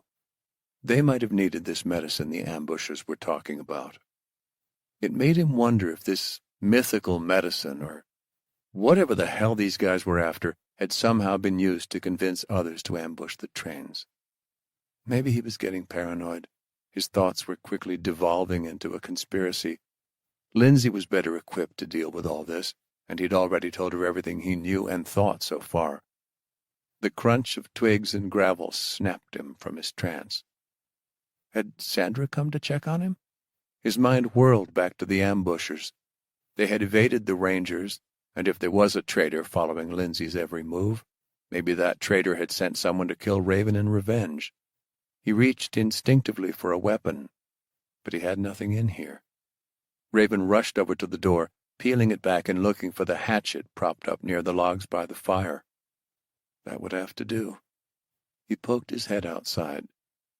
Creek was quiet. The dog had been running around outside just minutes ago. Had he somehow missed this intruder? That wasn't like Creek at all, which brought only dark thoughts to Raven's mind. He snatched the hatchet and crept quietly to the side of the cabin. Holding his breath, he quietly peered around the side to see who had invaded his property. "Good boy," a girl's voice called. Raven couldn't believe it.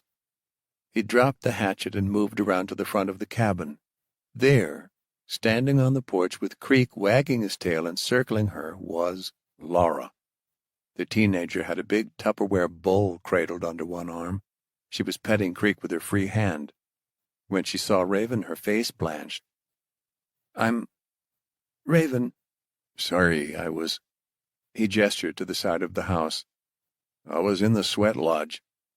"It's okay. I'm just dropping this off." She set the big 2-liter bowl down on the porch. "I heard your sister was worried you might get sick, so I made some wahonpi soup." That was a Sioux recipe. "You talked to my sister?"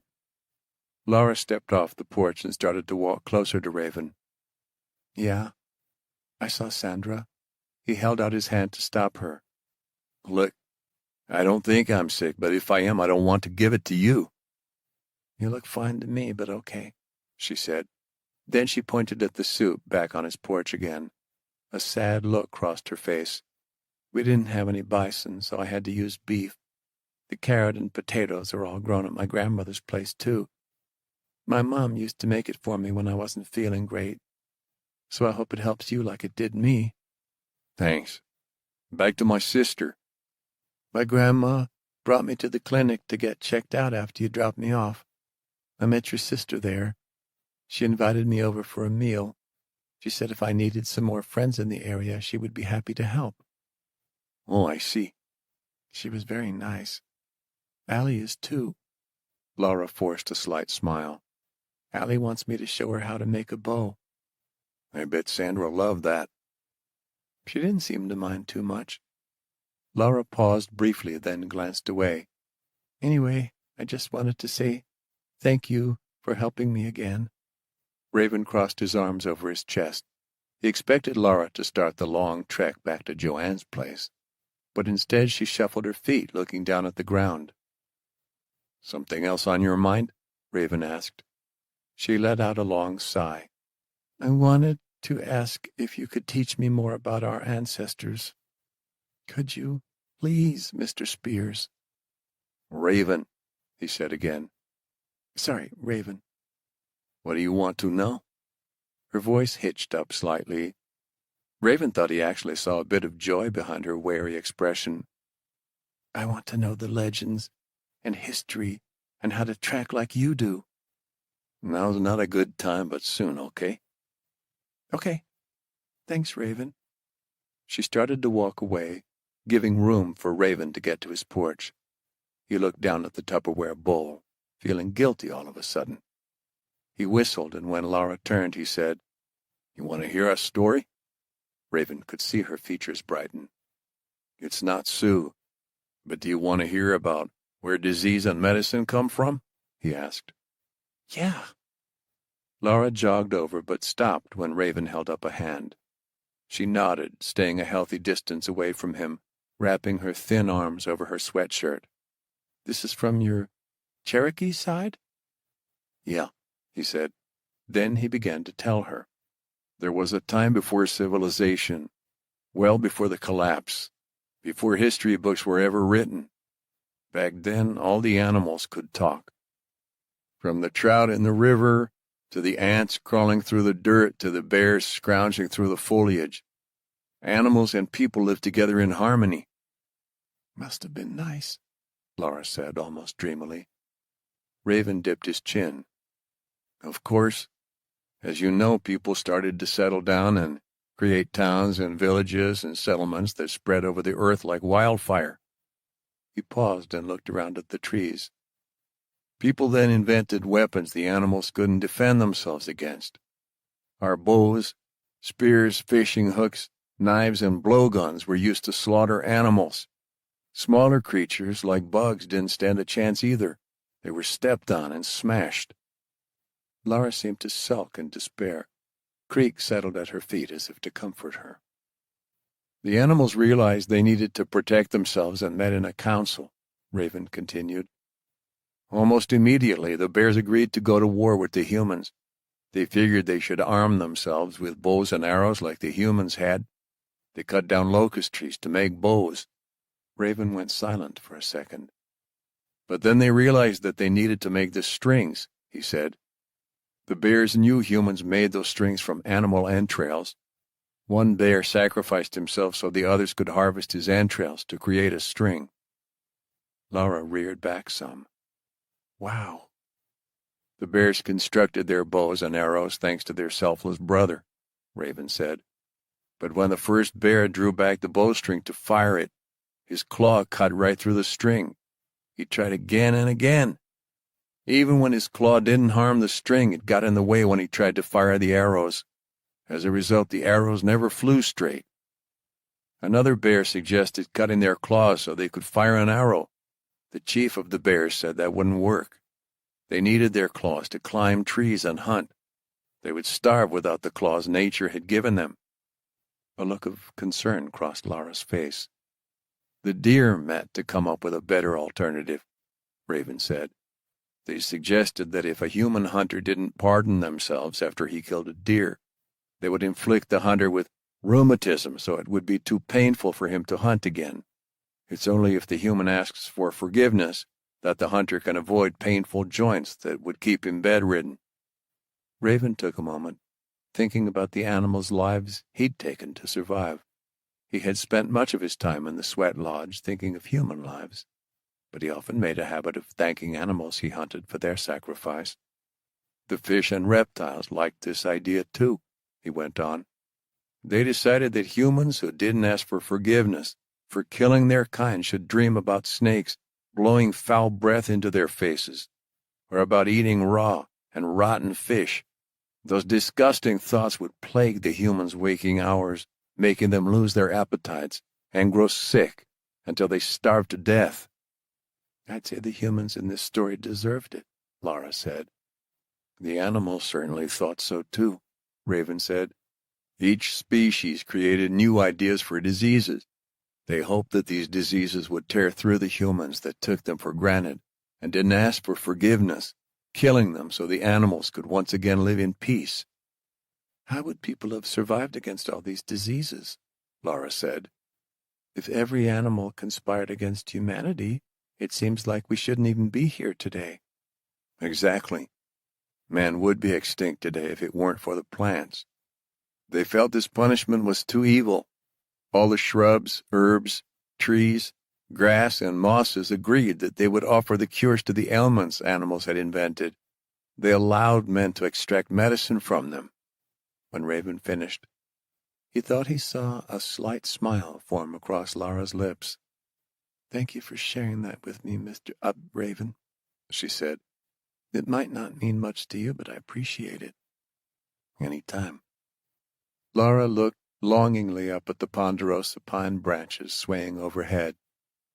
Maybe the plant spirits can tell us how to heal whatever sickness is spreading through the new frontier. Raven wasn't so sure. He didn't tell Lara what he was thinking, but whatever was striking people down out there was worse than anything he had seen in his days as a Marine or during the aftermath of the collapse. Whatever this was, it was going to take more than some soup to cure. 11. Calvin stood in his nest atop the SR supply car. The sun was beginning its afternoon dive toward the horizon. A harsh wind blew grid all around them, dyeing the sky a yellow hue. Canyon walls had given way to distant plateaus of red and gold rock, barely visible thanks to the haze. He brushed some of the sand from his wiry hair, but he knew it was a losing battle.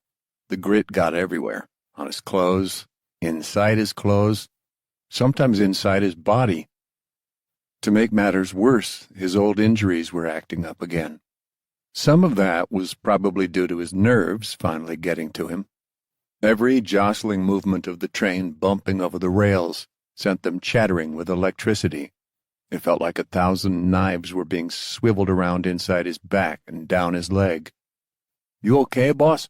Mouse asked, settling in beside him. Anna and Travis, seated at the opposite end of the nest, glanced in his direction. "The sand is annoying me, my back hurts, and—" Calvin laughed. "And now I sound like a feeble old man." "I got some ibuprofen inside the car," Anna offered. "I can get it before our shift's up, if that's cool." "Nah, I'm good, thanks, though."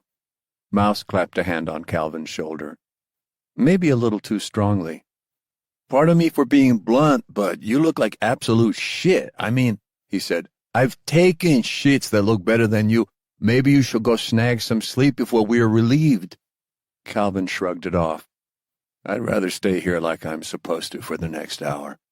"But we're through the hard shit. Why not take a rest? You earned it, boss. I don't think you've slept more than 2 hours during a single stretch of this trip. Plus, you better be well rested when you come down to visit the kids." "Again with the guilt trip," Calvin said. He tried to readjust to find a more comfortable position, but there wasn't a position more comfortable than "hurts like all 9 circles of hell," or "feels like a sword plunging through the spine." "I'm not tired," he said. "Honestly, who could sleep in this heat anyways?" "Fine, have it your way," Mouse said. They returned to their posts, watching the sandy terrain rush by. Calvin found himself drifting off into a trance, his mind wandering to the dead, people he had cared about that never made it home. From Afghanistan to Iraq to Iowa. He tried not to give in to the despair, but truth be told, he was exhausted, both his mind and his body. An hour later, their relief showed up. They'd doubled the usual shift to 4 people after their close call in the Rockies. After signing off on the switch, Calvin headed down to the SR supply car. The car was furnished with bunks and a corner table bolted to the deck. Travis pulled the poker chips and cards out of a cubby. "Anyone want to play some cards?" he asked. "We're pretty much at home plate, which means we got money waiting." "You anxious to lose it?" Anna smirked. "Okay, I'm in." Travis looked to Mouse. "Come on, big guy. You said you could take me, right?" "I was gonna snag some sleep," Mouse replied. "You can sleep when the trip is over," Travis said. "You worried I'm gonna beat you?" Mouse grunted and walked over to the table. "Deal me in, shithead." Everyone looked to Calvin. He stood by the open window, watching the distant mounds of sand. "Come on, boss, you got nothing to worry about now," Mouse said. "I still think you should get some rest, though." "Yeah," Travis said. "I told you I ain't tired," Calvin replied. He finally relaxed and joined his comrades. Maybe cards were exactly what he needed to get his mind off everyone they had lost. "Hell yeah, we got a game," Anna said. "Okay, boys and girls, the game is Texas Hold'em," Travis said. "You all know how to play?" "Yes, sir," Mouse replied. Calvin nodded. He was a bigger fan of 7-card stud and Omaha, but Hold'em was what the young guys were all playing these days. Travis distributed the chips, each of them sitting with about 2 weeks' pay in front of them. Calvin had no plans of putting that much into action. Mouse dealt out 2 cards to each of them. For the first few hands, Calvin tossed them away. All garbage. He picked up 2 jacks about 30 minutes in and raised the bet. Travis called, and the board came in. 10, 9, 2, a rainbow of different suits. Calvin bet the pot, and after a few seconds of thinking, Travis folded. "Next time," he said. After scooping the pot, Calvin sat the next hand out and went to the window. He used his radio to call in sit reps. Each one came back clear. "See? Nothing to worry about," Mouse said. Still, Calvin stayed at the window. By the time he turned, Mouse and Travis were in the biggest pot of the session. With all 5 of the community cards down, Travis shoved his entire remaining stack into the middle and stared at Mouse. "All of it," Travis said. "And my bonus." "You're betting your bonus before we're even there?" Mouse asked. "I got the best hand," Travis said. Mouse eyed him. "Not better than mine." Calvin squinted at the community cards, seeing 2 aces, a 6, a 5, and a king. "Then call my bet and let the cards talk," Travis said. Calvin turned away from his team and back to the window, watching the desert. The pot was 2 weeks' worth of pay, plus the bonus, and Calvin had a feeling Maureen was going to be pretty pissed at Mouse if he lost it. But Mouse wasn't the type to back down. Chances were good they both had good hands, and this was going to come down to whichever man was luckier. "I call this and lose. Maureen will have my balls," Mouse said. Calvin chuckled. "You said she already does." "This is different," Mouse replied seriously. He reached for his chips with one hand and started to push them into the middle, but then used his other hand to toss his cards away. "I fold," he said. "Had trip aces with a lousy kicker. Guess you had a better hand." Travis leaned back in his seat, let out a sigh, then stood and threw his cards over, face up. A 7 and a 2. The worst hand in poker. Mouse got up, studied the cards like he couldn't believe it, and then shook his head. "You lying son of a bitch!" "Hey, man, this game rewards the better liar." Travis scooped the chips over. "I ain't used to winning." He held up his socks hat. "I am the champion. Yee-haw, baby." Anna chuckled, but Mouse just kept shaking his head in disbelief. Just as Calvin was beginning to walk back to the table, an explosion shook the train, followed by a deafening boom that sounded like the sky itself was splitting in 2. Heart racing, Calvin looked to the window to see shapes emerge from camouflage netting and ditches dug alongside the tracks. "Get down!" Calvin cried to the other 3 steel runners. Another tremendous blast roared from the tracks behind them. Calvin quickly climbed up into the nest to see what was happening. The 4 steel runners there were all hunched down. "The hell is—" Before Calvin could finish his sentence, a high-pitched squeal and the shriek of protesting metal erupted from the train engine. The locomotive careened off the tracks in a violent spray of fire and sparks. Flames vented high into the sky as another explosion tore through the engine, metal shrapnel flying. The heat of the blast seared over Calvin's skin. An icy rush of adrenaline barreled through his veins. He grabbed the side of the steel runner nest to hang on, every wild vibration shaking through his arms. As the train engine hit the sand alongside the rails, it dragged the SR supply car and other carriages after it.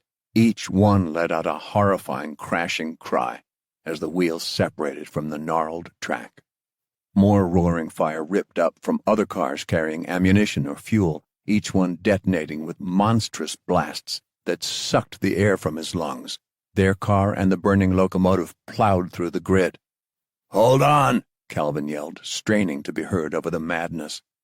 When the car hit a massive bump, he lost his grip and fell back down the ladder into the car. Mouse had his thick fingers wrapped around a post next to their bunks. His rifle was strapped over his back, eyes narrowed against the intense light of the building flames outside. He gave Calvin a brief glance. It wasn't anger or fear. More like grim acceptance. Mouse's face was solid as stone. Anna was screaming, holding on to a pole beside Travis, whose face was etched in terror. Then their car, dragged by the locomotive, finally flipped on its side. Calvin could barely tell what was going on as all of them went tumbling inside the car. Metal exploded into bent shards as part of the roof peeled away.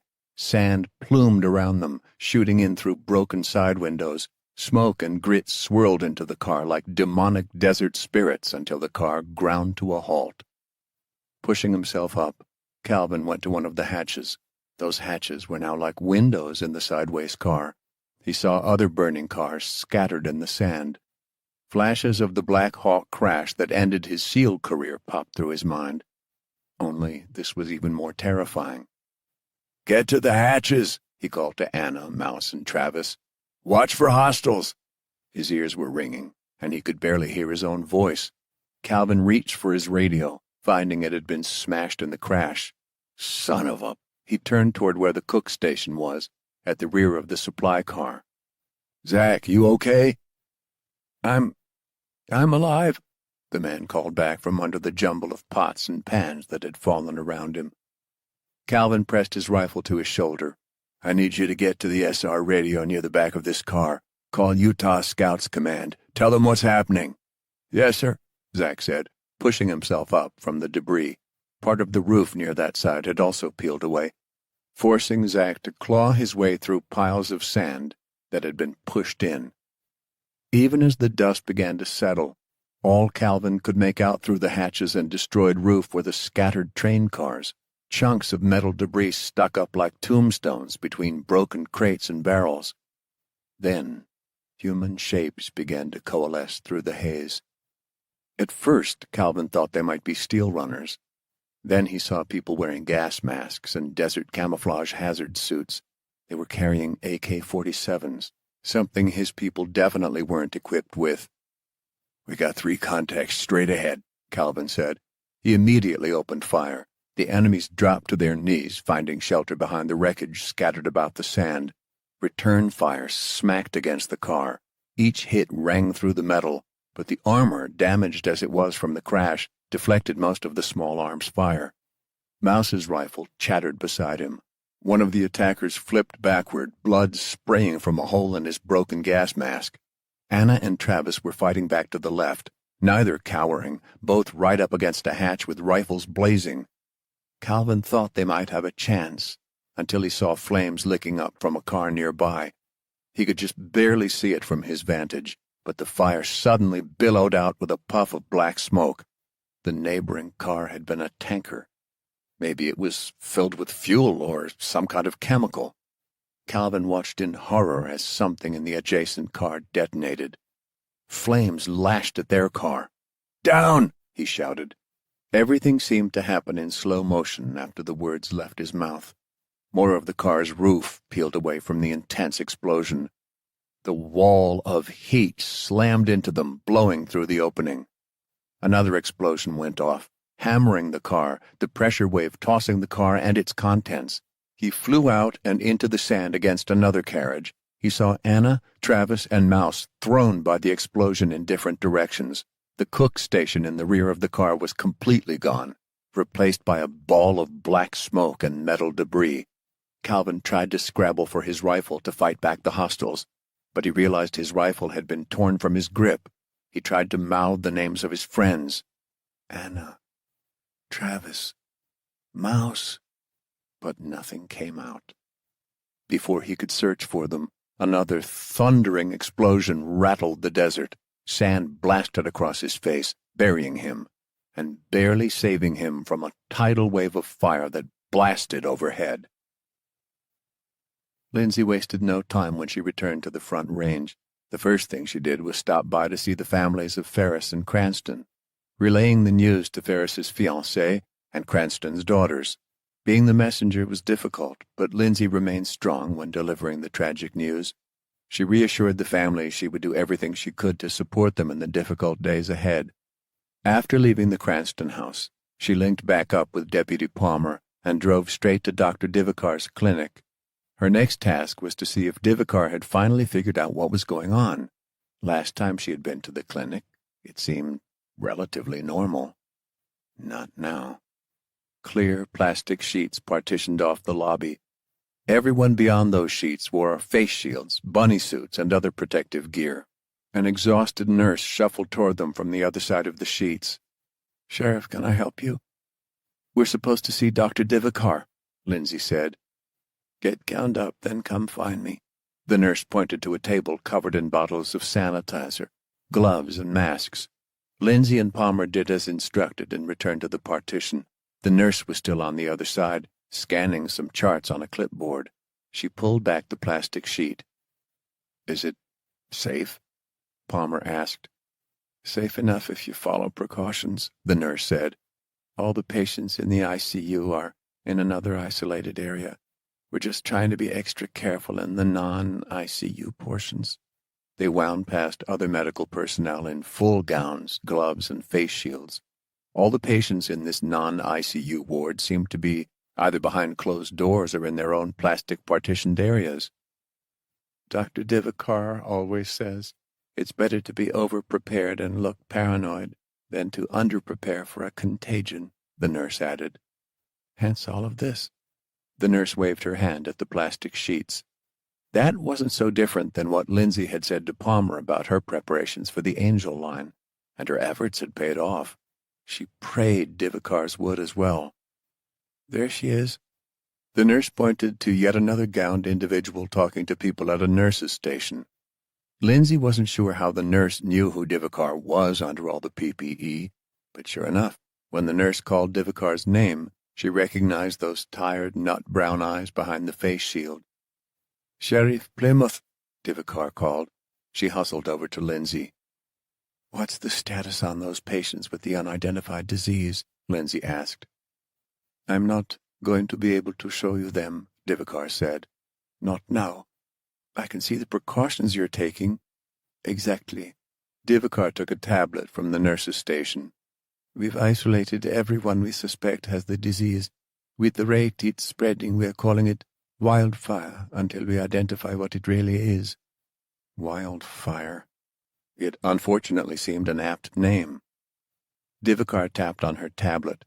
Images of patients showed on the screen. "I prepared this for you." She handed the tablet to Lindsay so she and Palmer could see it better. Inflamed flesh and lesions marred the bodies of each patient.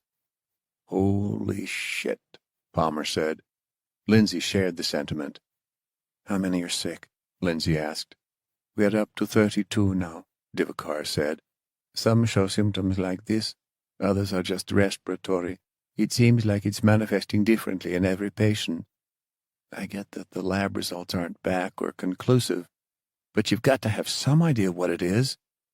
I mean, given it's bacterial, I'd say the plague now, but it doesn't match the profile of any cases of plague in Colorado's history.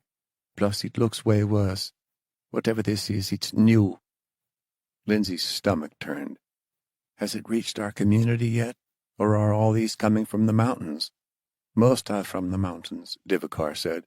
"Those that it spread to here were some of the first nurses and medics to treat our patients. They didn't use masks or PPE. A couple patients who were in the same room also passed wildfire to each other. Otherwise, using our precautions, we've managed to stop the spread between people at the clinic. So far, no one in the local community has come in." "How are the other Front Range clinics doing?" Lindsay asked. "We have scattered reports of wildfire in several of them," Divakar said. "I assume you already told them how to protect against it." "I've shared everything we're doing." "Good, good," Lindsay said. She handed the tablet back to Divakar. "And my scout?" "Raven Spears, yes," Divakar said. "His sister, Sandra, is a nurse at an Estes Park clinic, I believe." "That's right." "I talked with her earlier. She's headed up to Raven's house to make sure he's okay. If he doesn't show any symptoms by now, then I'd say he's clear." "You're sure?" Lindsay asked. Divakar didn't seem to be sure. "Until I get an accurate antigen or DNA test back, I can't tell you anything 100%, she explained. "So far, we just don't have a match from any of the pathology labs we've run. For all we know, the entire Front Range is infected and we're all carriers. But from what I've seen so far, that's not how I suspect this disease works. I'm holding on to that hope. Our biggest threat is containing wildfire to the new frontier, where it's coming from." "How do you expect to do that?" Palmer asked. "That's the million-dollar question," Divakar said. "A lot of these people have no idea wildfire is even a thing. Some of our incoming patients say they got sick from their friends and family, who are still out there, so the numbers we're seeing in the clinics are probably just the tip of the iceberg." "Damn," Lindsay said. This was getting worse by the minute. "We have to prepare for an influx of patients coming down on us like an avalanche." Divakar turned toward her staff. "You can see we're already at our limits as it is. Anything you can do to help I'd appreciate. I'll talk to Governor Anders. We'll see what the National Guard can wrangle up to help you." Lindsay looked to Palmer. In the meantime, we're going to need to lock down our borders. I want our rangers, allies, and everyone else watching the new frontier to intercept any of these diseased outlaws before they spread wildfire to our people." "You got it, ma'am," Palmer replied. "Anything else I should know?" Lindsay asked Divakar. "You've got everything covered so far," Divakar said. "I just hope it's enough." After a short decon spray down and hand wash, Lindsay was back at the Humvee with Palmer on their way to Fort Golden. She placed requests for aid with Governor Anders and began taking notes on a report for the FAC. Maybe she could recruit additional manpower and medical supplies through them. Her sat phone rang. "Sheriff Plymouth," she answered. A worried male voice replied, "Sheriff, this is John Slind with the Utah Scouts Command." Lindsay checked her watch. Travel through the desert could be slow at times with the state of the rails and the caution trains had to take to avoid ambushers. The Angel Line train should be just a few hours outside Salt Lake City now, but they definitely wouldn't have arrived yet. Which meant this call couldn't be anything good.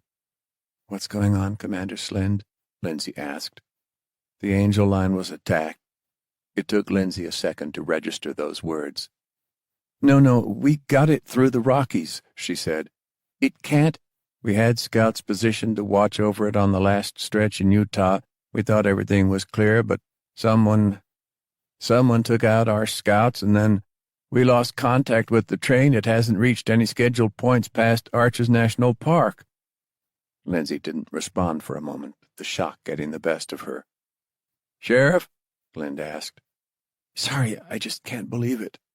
Are your teams en route to search the tracks?" "I'm afraid that's why I'm calling," John said.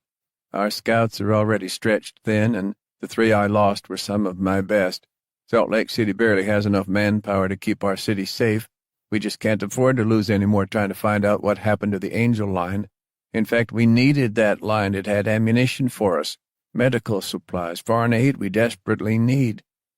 "You're asking me for help," Lindsay said. Palmer shot her a suspicious glance. "I am," John replied. Lindsay took a moment to think. Utah was far less populated than Colorado. They'd lost more of their population than Colorado had during the collapse, too. It didn't help that the city was firmly embedded in the middle of the new frontier either, even if it wasn't the most dangerous area. Salt Lake City was now a shadow of its former self. The Utah government had barely retained control. Even though Utah was generally safer than the Rocky Mountains, its isolation meant any threat could lead to its downfall. A threat like whatever was brewing in the new frontier. She had to find whoever was responsible for these dogged attacks on the Angel Line and the raid on her supply depot in Eagle. She had to find out fast before they lost any more people or essential provisions. There was a good chance the people responsible for the attack in Utah were connected to the earlier attack in Colorado. That meant they were also connected to whoever might be a traitor within her own operations. The web of treachery was getting wider and wider. And with wildfire spreading, she felt like her entire world was crashing down around her. "Sheriff," Slind said again. "Yes, I'll round up my people and deploy them ASAP, but chances are good by the time we get there. These attackers will probably be long gone with whatever supplies they wanted. Anything we can scavenge will be useful. Everything helps nowadays." John paused a second. "Really, we're absolutely desperate here, Sheriff, and we know you have some of the best trackers in the region." "We'll do our best." "Thank you, Sheriff." She ended the call with him after getting the last known coordinates of the Angel Line. "Palmer, as soon as we get to Fort Golden, I'll assemble a team to head out to the Angel Line," she said. "I'll get ready to—" "You're not going," she said. "I need you here to work on reinforcing our checkpoints and border security. Keep an eye on the FAC, too." "Who are you taking with you, then?" he asked. The Humvee rumbled down the streets of Golden, passing by restaurants and bars that were still boarded up. "If Raven's sister confirms he's clear to go, I'm going to bring him and a couple of our best scouts," she said. "There's one more thing I want you to do when I'm gone." "Ma'am?" "Have our investigations team uncover everything they can related to the Angel Line. I've never seen so much effort put into taking down one train. I want to know about the shipping manifests, who contracted cargo, everything. "I can handle that." Palmer jotted the orders down in a small notepad. Lindsay eyed the pad. "I don't want anyone outside investigations to know what you find. Just me. Got it?" "Yes, ma'am." Palmer slipped the notepad into his chest pocket. The Humvee passed through the gates of Fort Golden. She pulled up to the side of their offices, and Palmer hopped out. "Be careful out there," he said. "I'll hold down the fort while you're gone." Lindsay nodded. "Good luck, and stay in touch." "You got it, Sheriff." He patted the truck, and she pulled away. They were going to need more than luck with wildfire spreading and dangerous forces operating beyond their borders. She couldn't help but feel everything she had worked to protect was about to collapse. 12. Calvin woke to the rattle of gunfire. He blinked through blurred vision. Light pierced his retinas, igniting a fire behind his eyes, and he closed them again. Pain throbbed through every part of his body, hammering him worst beneath his skull as the acrid smell of smoke filled his nostrils. His mouth was dry, his tongue sticking to the roof. Where the hell was he? Sand poured off his head as he tried to stand. He was buried in the grit. He started to struggle free, reaching for his rifle. Then he remembered he'd lost it somehow.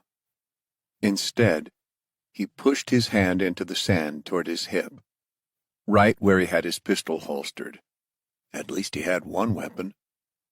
He couldn't remember what had happened or why he was lying down in this grit. He took in a deep breath that carried a storm of smells. Death, charred skin, blood. It mixed with the pungent odor of spilled diesel fuel. Despite the agony from light tearing through his optic nerves, he forced his eyes open. Bits of paper and ash floated everywhere between bright orange embers. Black smoke pumped into the sky, fed by crackling fires. Broken train cars had torn huge gouges in the earth surrounding him. A whole line of them walled him in to his right. To his left, other cars had buckled, spread out. The rails that he could see looked like they'd been hit by explosives in several places, which must have caused the separation of these cars. He couldn't see much else past them, but columns of black smoke climbed into the air, evidence that this crash was a jumbled mess stretching for hundreds of yards. He blinked again as his vision returned. Nearby was a singed White Sox cap with dried blood stains. He reached for it, dragging it toward him. No, no, no. Awful memories started to flood back right as crunching sounded between a couple of yells past another fallen boxcar. Two men wearing black fatigues, rifles strapped over their shoulders, were carrying some small crates away from a sideways train car. Each crate had a blue and white triangular logo with Siegler Farm in big black letters. They disappeared around a car, following another pair of men dragging a barrel with the same logo. The wind scraped over Calvin as he dragged himself around a shrub for a better view. Other metal barrels with different labels and logos had fallen from a car and broken open. They leaked dark, viscous fluids into the sand. A body was sprawled between steel pipes and panels that had come loose from one of the toppled train cars. A sinking feeling enveloped him when he recognized the halo of brown hair around a blood-caked skull. It was a 30-year-old woman named Lauren. She had been running steel to support her husband, who'd been disabled in the initial collapse. He crawled toward her, unable to gather the strength to pull himself to his feet. She was lying flat beneath a crate. "Lauren." He reached toward her arm, trying to pick up her hand. There was no pulse. "God, no." He craned his head, seeing Travis next, his body pinned under the panel of another car. Calvin began to crawl in that direction to help, when he saw there would be no helping his friend. Travis was dead, his head crushed. Still gripping the White Sox hat, Calvin squeezed it hard, recalling the final moments of the poker game. Travis had danced around the table, thrilled to have finally won, only to have those winnings, and his life, ripped away. Calvin took in the gruesome scene, searching for Mouse. Coughs racked up through his throat, but he held his hand over his mouth to keep from drawing attention to his location. Groans and screams came from other parts of the train wreckage. Some called for help. Others shrieked in unbridled agony. A gunshot rang out, silencing one of them. Calvin tensed. These raiders were executing the surviving steel runners. "You have to do something." "Help!" He heard a voice near another sand drift pressed up against a fallen train car. He rushed over to the voice as fast as he could. Buried in the sand, her head just visible, was Anna. "Anna," he whispered as he began to free her from the grit. Another gunshot rang out, distracting him. "Calvin," Anna groaned. "Are you injured?" he asked. She winced. "My head, I think, and my arm hurts really bad." "Which one?" "My right." He moved over to that side and slowly unburied her right arm. Bone from a fracture stuck out of the skin. "Okay," he said, fighting back his own worry. "You're okay." She looked down and groaned. "Look at me, Anna," he said. "You're going to be okay." Using his knife, he cut off a piece of canvas tarp over one of the nearby crates. He fashioned it into a quick bandage and sling for her. She yelled in pain when he tightened it over her wound. Calvin turned in anticipation with his pistol drawn, but her scream didn't seem to attract any attention. He returned his attention to Anna. "I want you to stay hidden," he said. "Let's get you into cover." "I'll fight. I can—" Her eyes seemed glassy. She was clearly in shock, and with her injury, there was no way she could do much to help. "No, we need to get you inside one of the train cars. Go hide." Then he remembered what Raven had told him about the ambushers near Hanging Lake. They had been asking about medicine. "Whatever you do, don't hide near the medical supplies. You got it?" he asked. She nodded slowly as he helped her to her feet. Another gunshot cracked, followed by a scream. "Go, Anna," Calvin said. She lurched around the other side of the car. Calvin wiped the sand off his watch. It had been at least an hour since the train derailed. If Zach had gotten the radio call off, Utah Scouts Command would have already deployed armed men to see what had happened to the train. Unless they too had already been killed, then the steel runners would be on their own. As the ringing faded in his ears, he heard the low rumble of idling truck engines. Indistinct voices shouted. A pickup truck suddenly powered through the smoke, winding between a couple of train cars. Barrels and crates were secured to the back, all with the Siegler Farm logo. Smoke quickly swallowed the truck as it accelerated away. Calvin heard someone banging on the side of a train car. Then he heard the whine of a drill biting into metal. With smoke still grating at his eyes and throat, he fought back a coughing fit, resuming his search for Mouse, other survivors, and a better weapon. He walked at a hunch through the dust and grit, gripping his pistol. Thick smoke drifted away from the destruction. He brought his bandana up over his face, but still coughed. Each cough sent a jolt of pain down his injured back. When he started to move again, his entire body fought back. The pain was intense. Normally he could handle the mental anguish, but that didn't mean his body would respond. Another 2 gunshots cracked deeper within the train wreckage. The sounds forced him to hurry, but again his body gave out. He collapsed in the sand. He thought back to his days in SEAL training, when he had to do the 50-meter underwater swim. 50 meters didn't sound like a lot, until you realized you couldn't push off from the wall and had to do it all in one breath.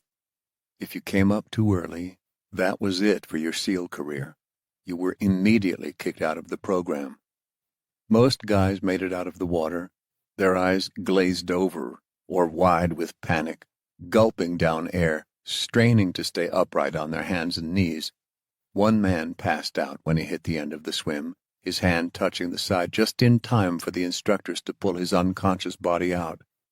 After the instructors dragged him out and checked his pulse, the first thing he said was, "Did I make it?" Mouse was one of those guys that kept cool under pressure. He swam the full 50 at an even pace without a breath, popped right up and out of the water at the end like he'd enjoyed the swim.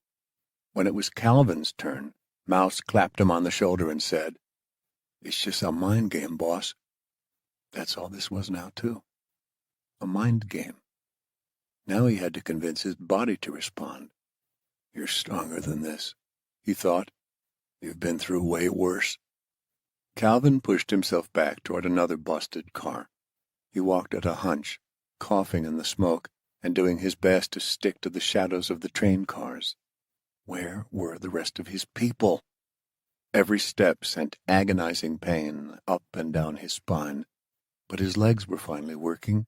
He took a step, then another, then two more. Mouse's words rang through his head. "It's just a mind game." He bent down when he saw a rifle protruding from the sand.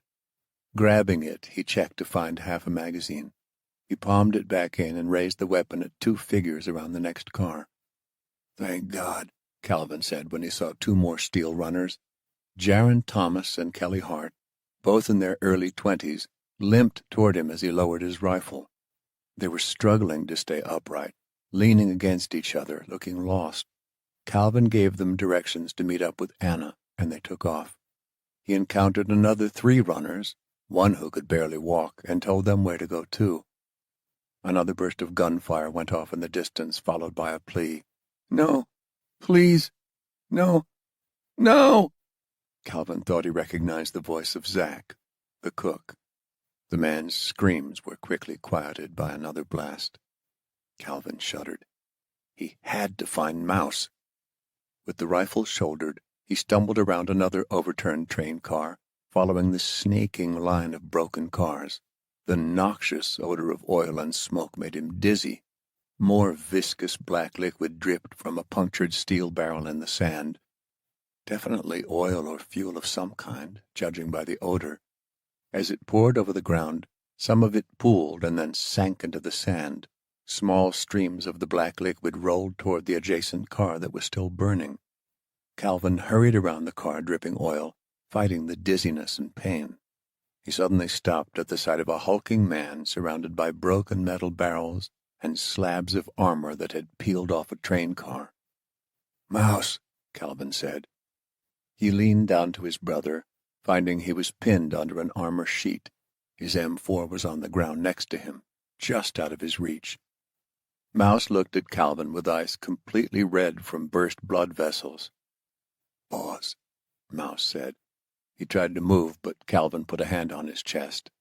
"Stay calm and watch my back," Calvin said. "I'm going to get you out of here." Calvin handed the M4 to Mouse. Shouts burst somewhere beyond the screen of smoke surrounding them as Calvin turned to look for a way to lift the panel. The oil continued to trickle toward the fire. "Hold on," Calvin said as he started to try and free his friend. "No," Mouse protested. "You got to get out of here." Calvin ignored him as he shoveled the sand around his legs. More sand kept spilling back in every time Calvin thought he'd made progress. He watched the leaking oil, seeing it inch closer and closer to the fire. Embers from the flames landed on some of the dry bushes nearby, igniting them like torches. All it took was for one ember to hit the oil, and then Calvin and Mouse would both be burned alive. "Get your ass out of here, boss," Mouse said. Calvin dug harder, faster, his back screaming at him to stop. A gunshot cracked beyond the line of cars crumpled around them.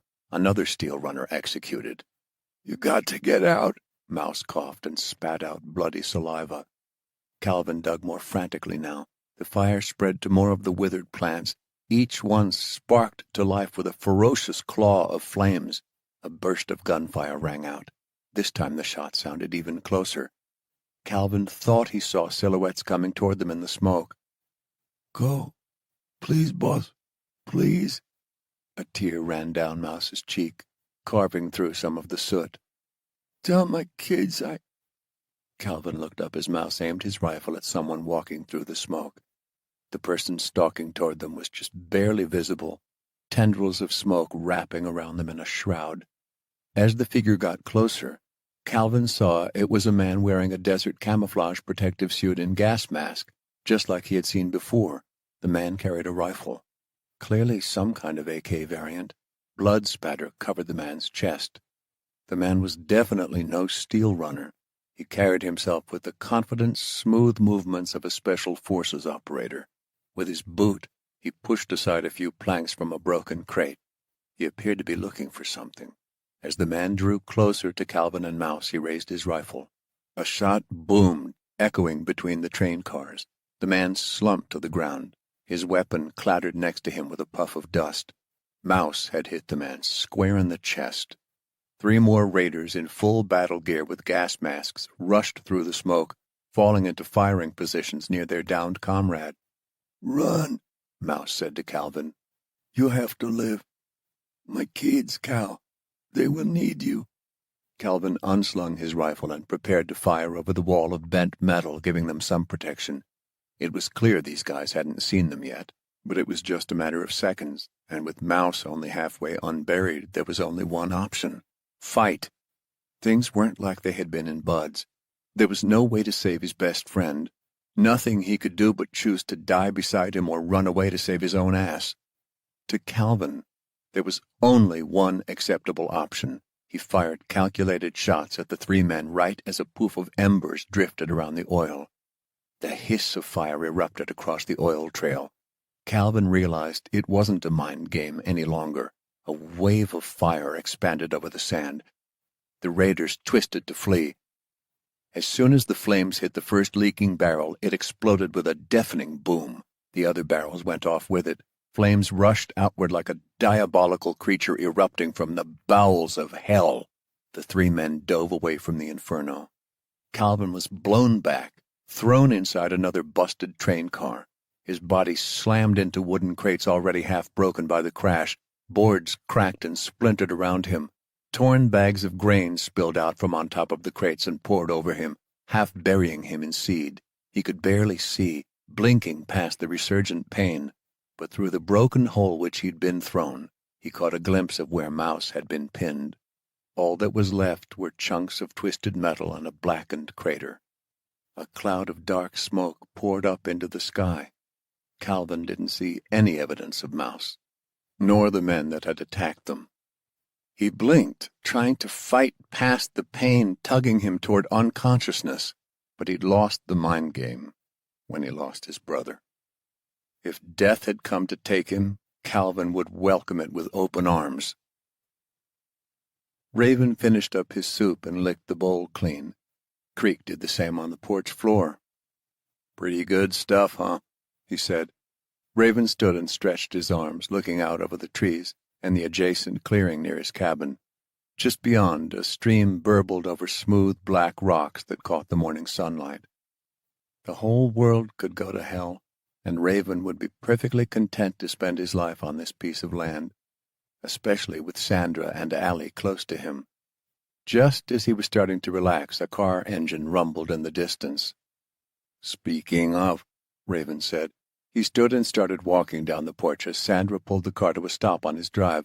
She got out with a mask, face shield, and blue nitrile gloves on. "Hey, sis, you sure this is okay?" he said. "You feeling all right?" "Like an eagle soaring over the Rockies." She tossed him a surgical mask, and he put it on. "We're not exactly sure how this bug is spreading between people, but we're pretty sure it's airborne." Creek rushed out to meet Sandra, wagging his tail and whining. She gave him a pat as she approached Raven. "You still have that thermometer I dropped off?" she asked. Raven nodded and took it from his front pants pocket. "Ready, like you said." "Stick that under your mask. Take your temp." Raven did exactly as she said. When it beeped, he looked down to the reading. "Well?" she asked. "Still no fever," he said. "Good. From what I can tell, you're fine." "How sure are you?" "So far, myself and the whole staff have been okay with proper safety gear. A few patients who were in the clinic for other reasons caught the disease. They didn't have any personal protective gear."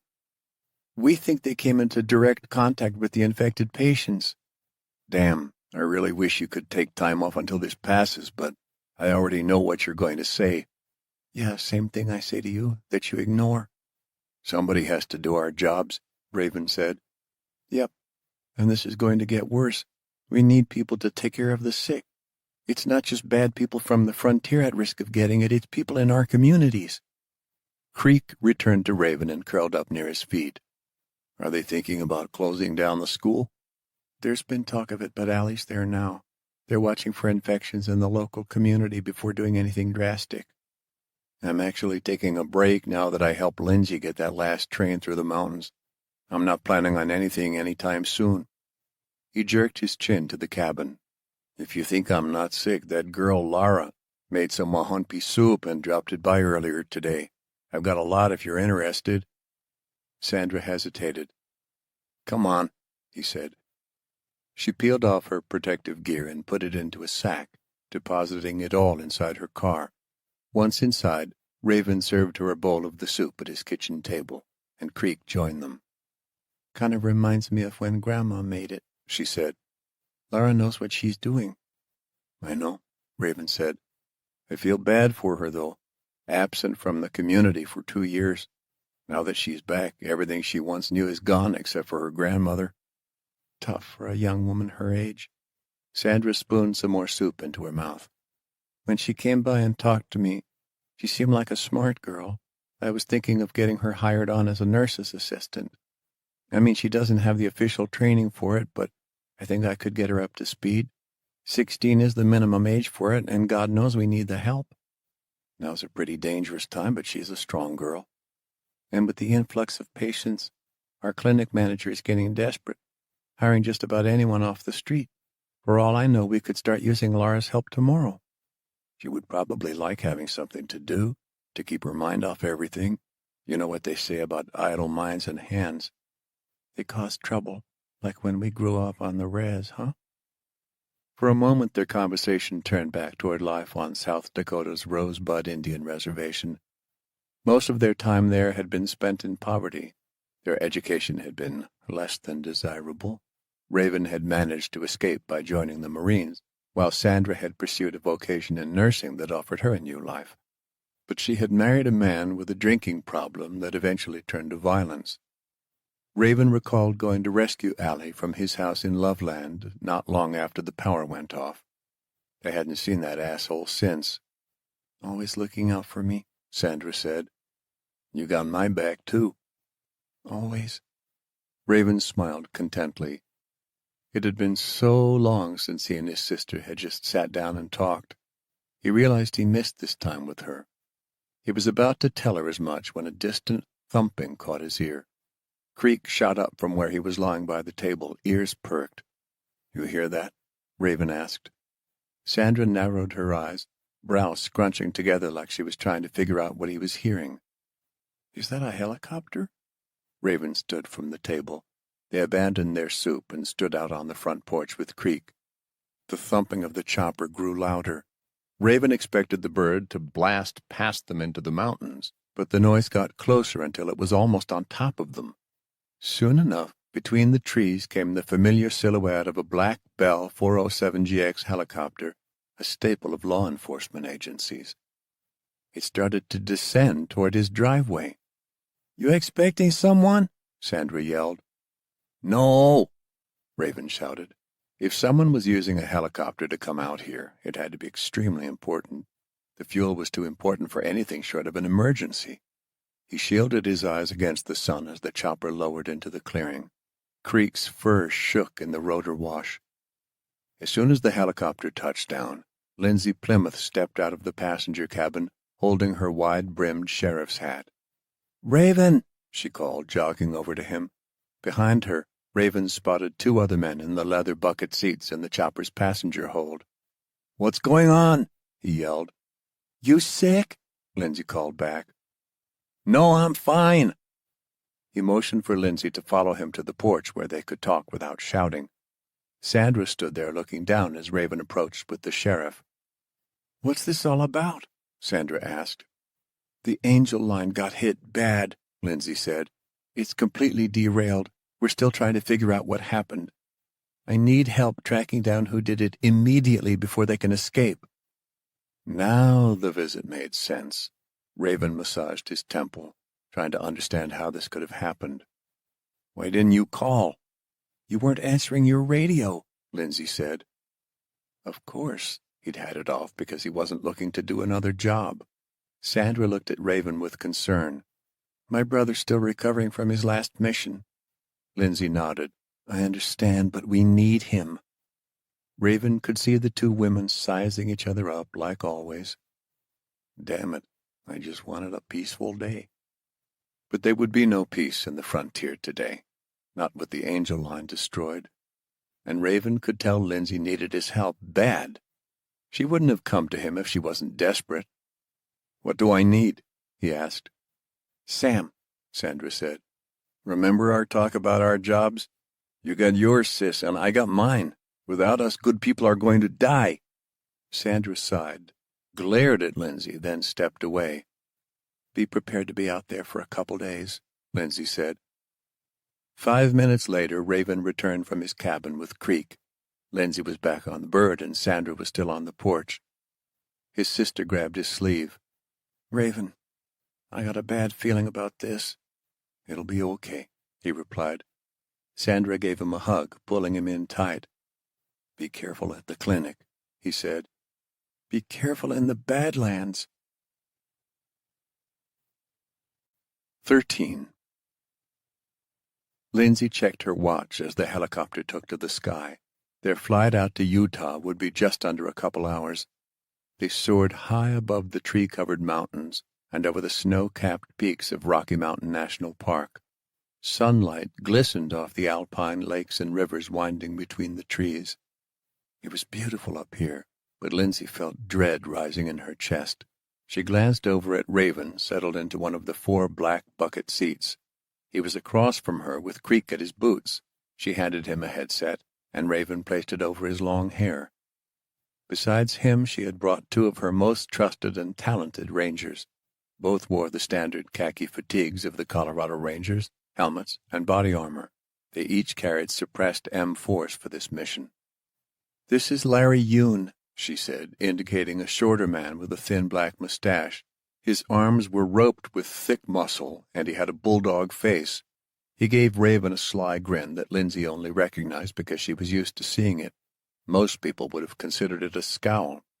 "And Juan Molina," Lindsay said. Molina was younger than Yoon, but his youthful face didn't make him seem any less formidable. He had a goatee that bristled when he eyed Raven. "Good to meet you," Molina said, stretching out a hand to Raven. Raven shook it. "You guys too." Then he looked over at Lindsay. "You're coming with?" he asked. "At least for the start." "Got to say I'm a little surprised you aren't back at Fort Golden." "I wanted to help," she said. "Plus we want our best trackers on the job. You're one of them." "What's that have to do with you coming?" "I needed you on this job. If I didn't come personally to ask you, would you have gone?" Raven didn't answer her. He didn't need to. She could see the look in his eyes, and she had seen his sister's expression when the chopper landed at his cabin. Coming to him in person, he couldn't so easily turn her down. Maybe she was taking advantage of their relationship, and that certainly wasn't fair. But fair didn't matter in the new frontier. Fair wasn't part of the vocabulary in the Wild West. There was only victory or failure. She had a job to protect the people of Colorado, to find the people responsible for the Angel line attack, and she needed Raven to help her accomplish this mission. "Okay, here's what I've pieced together," Lindsay said. "The Angel line was attacked well outside of Salt Lake City, though we're not exactly sure of the location. We have only a rough idea based on their route and the time they went dark. We do know the Utah Scouts had a small group watching for the train's arrival. However, their team has also gone dark. They're assumed to be either captured or KIA. My counterpart in Salt Lake City has insisted they won't spare any more men until the area is deemed safe." Lindsay took a deep breath. "Like I mentioned, Raven, the train is almost certainly completely derailed. There might be dozens of casualties, maybe more. Either way, the raiders responsible must be prepared and extremely well armed. Lindsay ran a hand through her hair. Raven had never seen her so exhausted and stressed. Unfortunately, no one has heard from Iron Lead, Calvin Jackson, or any other runner in the past couple hours, she continued. Jesus Christ, Raven said. All that work to get them through Colorado, then they get hit in Utah? We had no indication there were groups powerful enough to pull this off in Utah, Lindsay said. Utah Scouts Command wasn't expecting it either, which is why it's so important we find whoever is responsible. Are we headed straight to the train? Raven asked. We are, Lindsay said. We have a rough idea of where it might have been derailed based on its route and the time it went dark. The chopper banked as it soared above the mountains, going lower over the other side of one of the snow caps. There were 81 steel runners aboard and another 15 crew members, Lindsay said. We don't know what their condition will be. I've already got my Rangers and even the Utah Scouts Command organizing armed medical evac convoys that will be ready to go once we confirm the area is now clear from the sky. They'll be about 2 hours behind us by land. Chances are good whoever is responsible for this smash and grab will be long gone by the time we get there, but we're going in prepared for hostiles. And if they're gone, my task is to track them down, Raven said. Yes, if we're lucky, there will be a trail to follow. And if we're not, no trail and a bunch of armed scavengers, Molina said. Yoon nodded. Might be some desperate people trying to salvage whatever's left at the trains. They might just be people looking for a quick bite to eat, or they might be dangerous. No way of knowing until we get closer and we have to be ready to put down any threat. What are you saying? Raven asked. Shoot anyone down there? That stung. Lindsay knew Raven didn't fully buy her aggressive efforts to put down the resistance in the Colorado Rockies. In fact, they disagreed so much about her tactics, it had caused the rift that still lay wide between them. We're not firing on anyone unless we confirm they're dangerous, she said. Unlikely that we find any friendlies, Molina added. Hope for the best, but prepare for the worst, Yoon said. I trust your judgment, Sam, Lindsay said. You might not be a ranger, but you have my permission to defend yourself, that train, and any survivors. Understood, Raven said. The rest of the flight went by relatively smoothly as the greens and grays of the Rockies gave way to the golds and reds of western Colorado, then Utah. Rocky outcroppings and plateaus rose above the sands. It didn't take long to see plumes of black smoke drifting up from the desert. There it is, Lindsay said. Then to the primary pilot, bring us in to make a recon sweep before we head down. Copy that, the primary pilot said. The chopper closed into the crash site, then banked to give Lindsay and the Rangers a view of the destruction. Giant columns of smoke made it difficult to see much. Between those snaking pillars of haze, Lindsay could make out the derailed frames of train cars, snarled and coiled in the sand. She took out a pair of binos to survey the wreckage. Fire still blazed between several of the cars. She identified multiple bodies sprawled throughout the scene of the wrecks, most of which she assumed were dead. Vultures circled in the sky, but many were already on the ground, feasting on the dead. My God, Lindsay whispered. Molina performed the sign of the cross over his chest. The chopper swooped a little lower, just enough that some of the smaller birds flapped away from the gruesome scene. Most of the vultures weren't deterred and continued to rip pieces away from the corpses. Anyone got eyes on potential hostiles? Lindsay asked. Nothing. Molina leaned out of his seat and stared out the window. Negative on my side, Yoon said. Look there. Raven pointed out the window. Lindsay followed his finger. He had spotted several tire tracks. Even from above they appeared particularly wide and deep, the shadows from the afternoon sun revealing their paths. Some big trucks came through there, Lindsay said, but I don't see any vehicles like that now. Stole the goods and ran, Yoon said.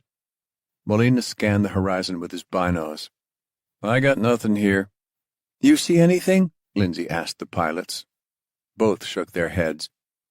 Raven pointed out a few smaller tracks, too. Looks like passenger vehicles, too. Maybe SUVs, pickups, jeeps. Lindsay followed the tracks with her eyes into the smoke and wreckage. The tire tracks led right to the middle of the smoke. "Wait a second," Lindsay said. "I think I see something." "Movement?" Molina asked. "No, but past the smoke, it looks like there's an SUV still parked between the wrecked train cars. Black. Maybe a Ford?" "Could be opportune scavengers," Yoon said.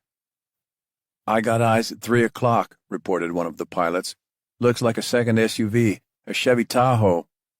"I still don't see any contacts," Lindsay said. "Maybe they took casualties." "Maybe," Raven said. Lindsay had the pilots perform another sweep to see if they could flush out any enemy combatants. Nothing moved. "All right, looks clear," she said. "Put us down on the northeast side of the wreck." She fastened the strap on her helmet and charged her rifle. The chopper started to lower toward the desert. Rotor wash kicked up a cloud of dust that rolled over the wreckage. Smoke was blown back from the crumpled train cars. Enough cleared that Lindsay could see the black Ford Explorer and the Tahoe they had spotted. They were only about 10 yards from the ground when she saw something move near the SUVs. "Potential contacts," Lindsay said. "Steel runners?" Raven asked. Lindsay searched the ground, hoping some of them were alive. She saw movement again dashing through the plumes of smoke. Raising her binos, she zoomed in when she saw the glint of sun on the barrel of a rifle aimed right at them. "Pull up!" she shouted. The pilot cranked the chopper hard to its left. The heavy tap of bullets smacked against the light armor of the chopper. "Guess we know they ain't friendly," Raven said. Raven looked out of the chopper's window as creak pressed against his legs. All the smoke and fire curling up around the maze of sideways derailed cars was making it hard to see the shapes flitting between. But his eyes were honed from years of tracking the most minute clues in the mountains. He did his best to study the shifting sands and smoke, identifying where the bandit had fired from. They were far from the only dangers, though. Several of the derailed cars were tankers. They had armor, but if the fires and crash had weakened their integrity, there was no telling what vile gases or liquids they might release, anything from combustible fuel to toxic vapors. "Seems like they were just trying to scare us off with a warning." Raven turned back from the window. "How many we got down there?" "I only saw one hostile," Lindsay said. Yoon shrugged. "I didn't see anyone else." "Me neither," Molina replied. Raven didn't get a good look at all. Lindsay thought of Calvin. He was a good man, and she hoped he had made it. She took in a deep breath. "What do you want me to do?" asked one of the pilots. Raven looked to Lindsay as she considered their options. "We got one hostile, maybe more," she said, "and we don't know where they are." Yoon shook his helmet. "Risky, if you ask me." "I don't like it," Molina said. "Maybe we should wait for backup." Lindsay checked with Raven. "We fly around, and we waste fuel and risk getting shot down," Raven said. "I'd rather be on the ground personally, especially if we still got steel runners that need our help." He paused. "I mean, if you're asking me and all." Lindsay seemed to think on it again, then agreed. "Drop us off, then set down somewhere safe, north of the wreck." The pilots nodded and banked over to the eastern side of the wreck, far away from where they had been shot. "Molina and I will take the eastern approach," Lindsay said. "Raven and Yoon curl around south to take the western. We got all kinds of fumes down there, so I want you all to take one of these." Lindsay handed out gas masks hanging from the bulkhead. "These should help against wildfire exposures, too. Let's meet at the center of the wrecked boxcars where we saw those SUVs. I want to surround and trap whoever took a shot at us. Use extreme caution. Shoot first, ask questions later. I'd rather we stay alive and help any steel runners than try to take one person prisoner if it's too big of a risk." "Agreed." Raven strapped on his gas mask. The chopper lowered toward the desert floor just beside the burning train engine. Black smoke was dispelled by the rotor wash, and yellow grit kicked up in a fierce cloud. The skids of the helicopter hit the ground with a jolt. "Raven, Yoon, go first," Lindsay said, her voice slightly muffled through the gas mask. Raven jumped out at a hunch, and Creek leaped into the sand beside him. Yoon barreled out right after. They pushed through the black columns of smoke around a toppled cargo car before Lindsay and Melina made their exit. Two bodies were crushed and twisted beneath the mangled steel. Something moved in Raven's gut, but he suppressed it. The chopper was soaring above them again, its rotors helping to push back some of the black, oily smoke from the raging fires, devouring what remained of the cargo. "Recon Team Condor 1," the primary pilot of the chopper called on the comms. The bird was already rising above the wreckage again, heading north a safe distance. "Looks like 2 men, both with rifles." "They might be trying to run," Raven replied. "We can't let them escape." He pressed himself against the torn metal side of a cargo car. Yoon was watching his back as Creek prowled low to the ground between them. Raven checked the other side of the car, seeing it was clear and signaling for Yoon to follow. They quickly made their way toward the Ford Explorer and the Chevy Tahoe. The Tahoe had a couple boxes of food Raven could see through the open doors. Through the windows of the Explorer, Raven noticed stacks of ammo boxes and more food that must have been scavenged from the train wreck. One man was on the ground working on patching a tire. The other guy, dressed in camouflage, stood guard with an AK-47, aiming it in the opposite direction. Raven considered telling him to lower the rifle. He hated shooting a man in the back, but after what he had seen out here, this person didn't deserve mercy. 2 trigger pulls was all it took. Blood spurted out of the openings in his back as the man crashed face first into the ground. The man changing the tire whirled right into Yoon's gunfire. The bullets ripped into his faded leather jacket and grimy jeans as he cried out. The passenger door of the truck suddenly opened and gunfire forced Yoon and Raven to the ground. Creek scrambled for cover, yelping. "We got a third," Raven shouted. The gunman took off running into the smoke. Raven checked on Creek and Yoon. Both were okay. "On me," Raven said. He rushed past the Explorer and into an area of sand where bodies of more steel runners and train crew members were sprawled between sheets of metal and broken crates. The heat from the fires raging nearby sweltered over Raven's skin. He passed a massive, blackened crater filled with gnarled pieces of metal and charred wood. Something else had exploded here before they had arrived. That made their mission all the more urgent. Stop this man, save anyone they could, and get out of here before more explosions ripped through the crash site. Raven and Creek ran side by side with Yoon covering them. They cleared another train car, and on the other side Raven saw the fleeing outlaw. The guy ran with a backpack bouncing against his back, stuffed to the brim, no doubt with things he'd stolen from the boxcars and dead steel runners. In his hand, he carried a revolver which didn't look so menacing at this range. "Stop!" Raven bellowed, bringing his own weapon to bear. Maybe bringing this guy in wasn't a bad idea. Yoon knelt beside him, sighting up the runner.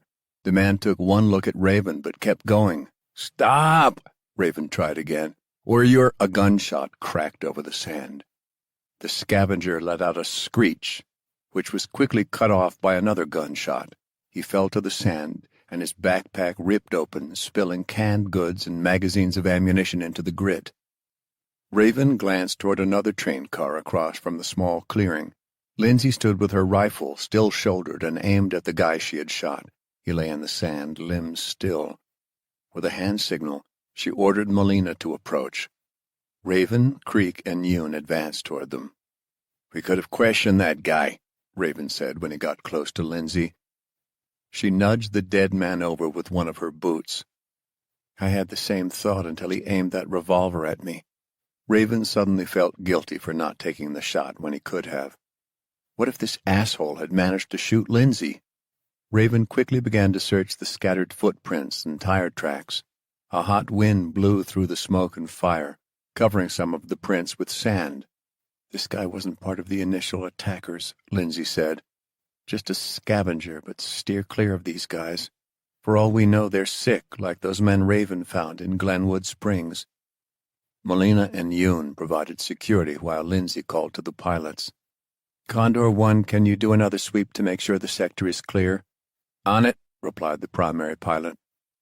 Raven and Creek continued their search until the bird flew overhead. circling several times like one of the vultures. "Recon Team Condor 1 here," the primary pilot said. "Sector seems clear." "Copy," Lindsay said. "We're going to start looking for survivors and any clues to the people responsible for this attack." She twisted her wrist to check her watch. "It's still going to be 2 hours before our closest support convoy reaches us. Let's move out." Not a minute after the group began to move, a massive roar tore through the air from deeper within the wreckage. Fire clawed at the sky, followed by ballooning black smoke. "Shit, what was that?" Yoon asked. "I don't know, but this site is far from safe. We've got to move fast," Lindsay said. "Raven, Yoon, you head back toward the western side of the wreckage. We'll take the eastern." The group parted ways. Raven took point and headed out in the direction from which they'd come in order to make a more thorough sweep. He did his best to guide them around the thick smoke and spreading fires, but it was almost impossible to avoid. For the first 20 minutes they found little more than ruined cargo and corpses. The bodies of the train's crew were everywhere. "Shit, look at this guy," Yoon said, pointing to a steel runner. Raven crouched to examine the bullet hole in the middle of his forehead. "He was executed." That sent a shudder down Raven's spine. They searched other bodies, hoping at least one was alive. The existential terror of all these lives wiped out in a horrific attack would haunt Raven later. He shifted past the dead, many of whom looked to have been killed in cold blood. Creek sniffed at the air, his nose twitching with every grating odor. Raven could only imagine what the mix of death and fire smelled like to the poor canine. Even the dog seemed to be getting depressed by the horrifying scene. Car by twisted car. He and Yoon cleared a few more train carriages near the blackened crater they had passed earlier. Creek pressed his nose to the sand, sniffing wildly, tail between his legs. Suddenly the dog froze, his eyes lifting toward a broken train car straight ahead. Creek let out a soft growl, his tail standing up straight. "You got something, boy?" Raven asked. Before he could get another word out, Creek barreled straight at the broken train car, climbing up a pile of sand and grain spilling from the car. The dog disappeared through a massive tear in its side. "Creek!" Raven called. He and Yoon started toward the upended freight car. Raven thought he heard noises from inside. Rustling, then coughing. A person. Creek emerged from the car, his paws sliding on the piles of seed.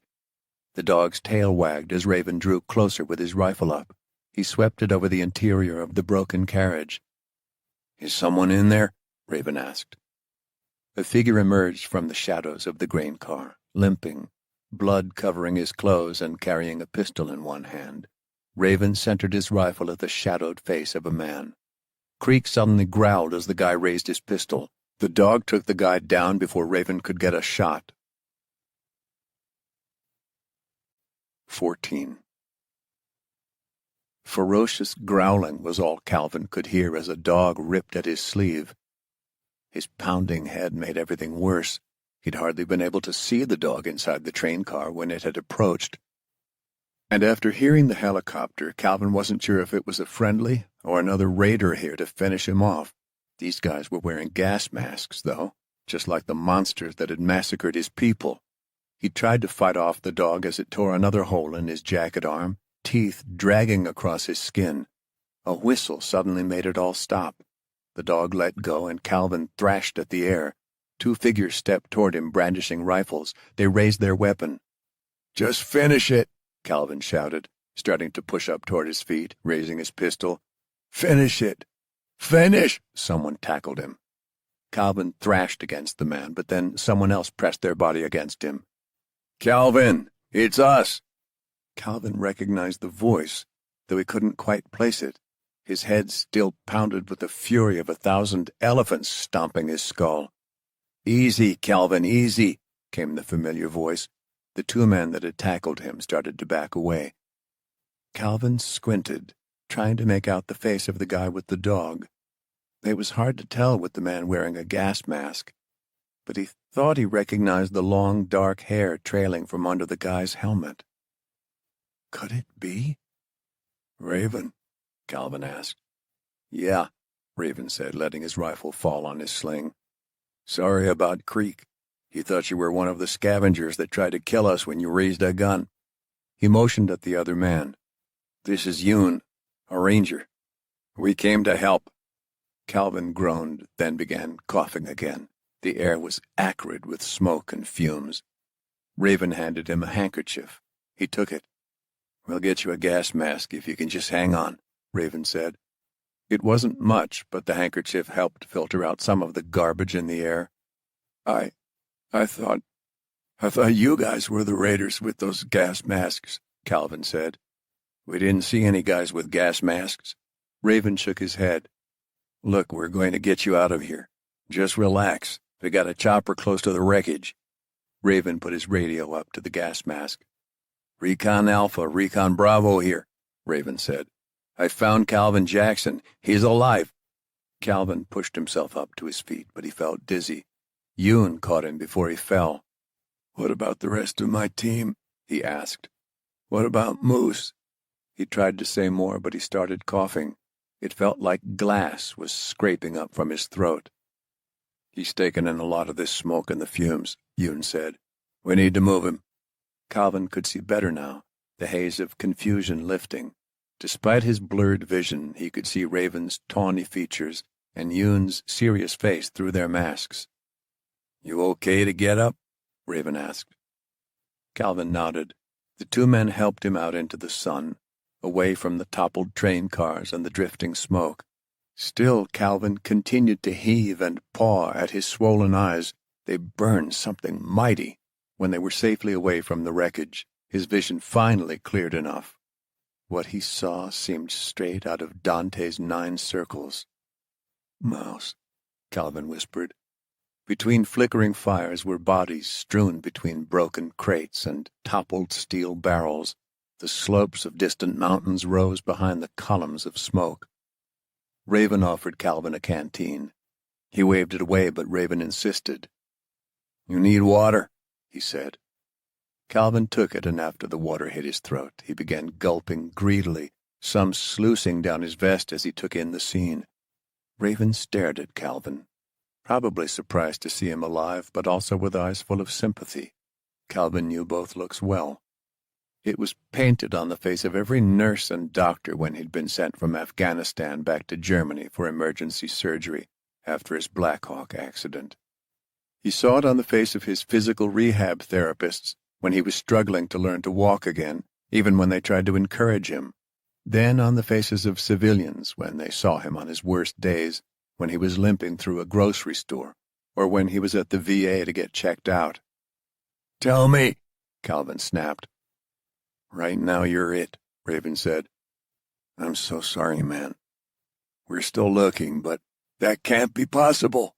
Calvin pushed himself upright. "I found 3 others." His words trailed when he remembered none of them were armed. If the raiders had found them, it would have been a slaughter. Calvin marched past Raven and Yoon, doing his best to stand up straight. The smoke continued to surround him, making him cough. "What are you doing?" Yoon asked. "You probably got a concussion." "I don't give a fuck," Calvin said. "I sent 3 of my own to find cover during the attack. I have to find them." "We're gonna keep looking," Raven said. "We've got more search and rescue teams coming, too." "And all the while, the monsters who did this are getting away," Calvin said. "They won't get far," Raven said. "I'll find them." "We'll find them," Calvin said. Calvin wasn't sure he would make it out of here standing, let alone chase down the people responsible. Raven had to know the same thing. The tracker gave him an encouraging nod nonetheless. Crunching footsteps sounded before Sheriff Lindsay Plymouth came running around a burning train carriage, wearing a gas mask. She lifted it up over her face. "Calvin, holy shit!" Lindsay called. "Thank God you're alive." "God ain't got nothing to do with it." Calvin spat bloody saliva on the ground. "You find anyone else?" "We did," Lindsay said. "I found a whole car full of survivors. They were hiding from us until I called out that I was with the Rangers. A woman named Anna." "Anna! She made it?" Calvin asked, renewed hope exploding in his chest. "Yes," Lindsay said. 25 others, too. Molina is escorting them a safe distance away from the trains. Quite a few are hurt, but how soon until your medics get out here? Calvin asked. Hell, why aren't they here already? We could only get one helo. We got here as soon as we could. Not soon enough. If we only got 25 left, that means we lost nearly 70 people. Maybe there are still more in the wreckage. We gotta keep looking. Calvin, please. Hold on, Raven said. I can't hold on, he snarled. I'm not fucking around here. Man, I know this shit is hard, but you can't go back in there. Those fumes, those gases, it'll knock you out again. Then give me one of your masks, Calvin said. That won't make a difference, Lindsay said. We searched all the areas we could and evacuated those steel runners. But we don't have the right equipment for the more damaged cars that are still on fire. We need to wait for the rescue teams now. Calvin started to turn toward the cars, picturing his friends burning inside. But he knew if anyone else was out there, they were already dead. If not from the fire, from the fumes and smoke. A flare of hot anger burned in him, but he let out a long breath. He looked at Raven, Yoon, and Lindsay in turn. They had all risked their necks to come help in an incredibly dangerous situation. He was hurting right now, speaking out of a place of anger, because even though they had saved some, they hadn't saved Mouse. He hadn't saved Mouse. But there were 26 other steel runners still alive, and the rescue teams could take better care of them than Calvin. His job was to find those responsible for the death and misery all around him. We'll get the survivors out of here, Lindsay said. Calvin held her gaze. He could see she was being honest. Okay, but what about the people that did this? We can't afford to stand around any longer. Lindsay looked around for a moment. Okay. Here's what I'm thinking, she said. After Molina finds a safe place for the survivors to wait for the rescue teams. Raven, you take Yoon and Molina in that Tahoe we found. It's got gas and the tires are good. Are you going to send more reinforcements? Calvin asked. 3 men against those people that attacked us doesn't seem like an even match. Right now, we might have a mole in our ranks, Lindsay said. If I send too many more people, I risk that mole finding out. Then the chances we find our culprits are nil. We need this to be a covert mission. The fewer people combing the desert, the better. We'll work faster, too, Raven said. I expect you will, Lindsay continued. You radio me as soon as you find anything out. I'll have people standing by to meet you, wherever that may be, to nab these pieces of shit. In the meantime, I'll stay here with the chopper to keep an eye on things. As soon as the first rescue team gets here, I'll take off back for the front range with Calvin and the other survivors. No, Calvin said. What? Lindsay asked. I know you'll take care of the dead and the injured, he said, but I need to take care of the bastards that killed my people. You've got to have a concussion and that arm. You look like hell, and I've been through worse, and as long as I can shoot, I'll be fine. He flexed his arm. The skin was torn and bleeding, but he could move it just fine. He looked at Raven. I won't slow you down, I promise. Raven hesitated, but then shrugged. You sure about this? Lindsay asked Calvin. Positive, Calvin said. You take care of my people. I'm going with Raven and your rangers. You said you need people you can trust. I'm one of them. Okay, Lindsay said. I'll get you a gas mask from the chopper, too. Don't know what you guys are going to run into out there, but before you go, is there anything you can tell me about the people that attacked you? Calvin again was bombarded with a flood of ugly memories. He pictured what the raiders looked like, dressed in their full battle gear, almost like special forces. After explaining that, he recalled something else and shared it with the sheriff. They seemed to be taking out some specific cargo from the wreckage, he said. A bunch of crates and steel barrels. Anything distinguishing about them? She asked. A few had Siegler Pharmaceuticals written on them. That mean anything to you? Not yet, Lindsay said. But I have a feeling it will very soon. Lindsay peered out of the window of the main cabin as the helicopter soared above I-70, winding between the mountains toward Golden. It had only been a little over an hour and a half since the backup rescue team had finally arrived at the site of the Angel Line wreckage. The Utah Scouts Command were scavenging what they could from the Angel Line wreck with the help of the Rangers, but that wasn't the only problem she faced. She had to control the rush of wildfire patients coming into the clinics. "Take me closer to the interstate," Lindsay said to the primary pilot. "I want to see how our border control is looking." "Yes, ma'am," he replied. The chopper soared lower toward a stretch of highway between Georgetown and Idaho Springs. A crystalline river ran alongside the interstate, frothy white waves crashing and swirling around rocks. Between the evergreen-filled mountainsides were lengths of newly installed barbed wire fences and barricades demarcating the new frontier. 4 Colorado Ranger SUVs were parked at a border gate on the main highway. Fresh sandbag barriers had also been set up, with 6 armed Rangers positioned behind them. A few people were on the new frontier side of the gate, waiting to get into her side of Colorado. Guards appeared to be talking to them, along with a medic in a white uniform. Palmer had executed her plans perfectly. "Thanks," Lindsay said to the pilot. "Everything's looking good. Let's get to Golden." As the chopper banked around the mountains, she took out her sat phone, hooking it up to her headset. She dialed Palmer, and he picked up almost immediately.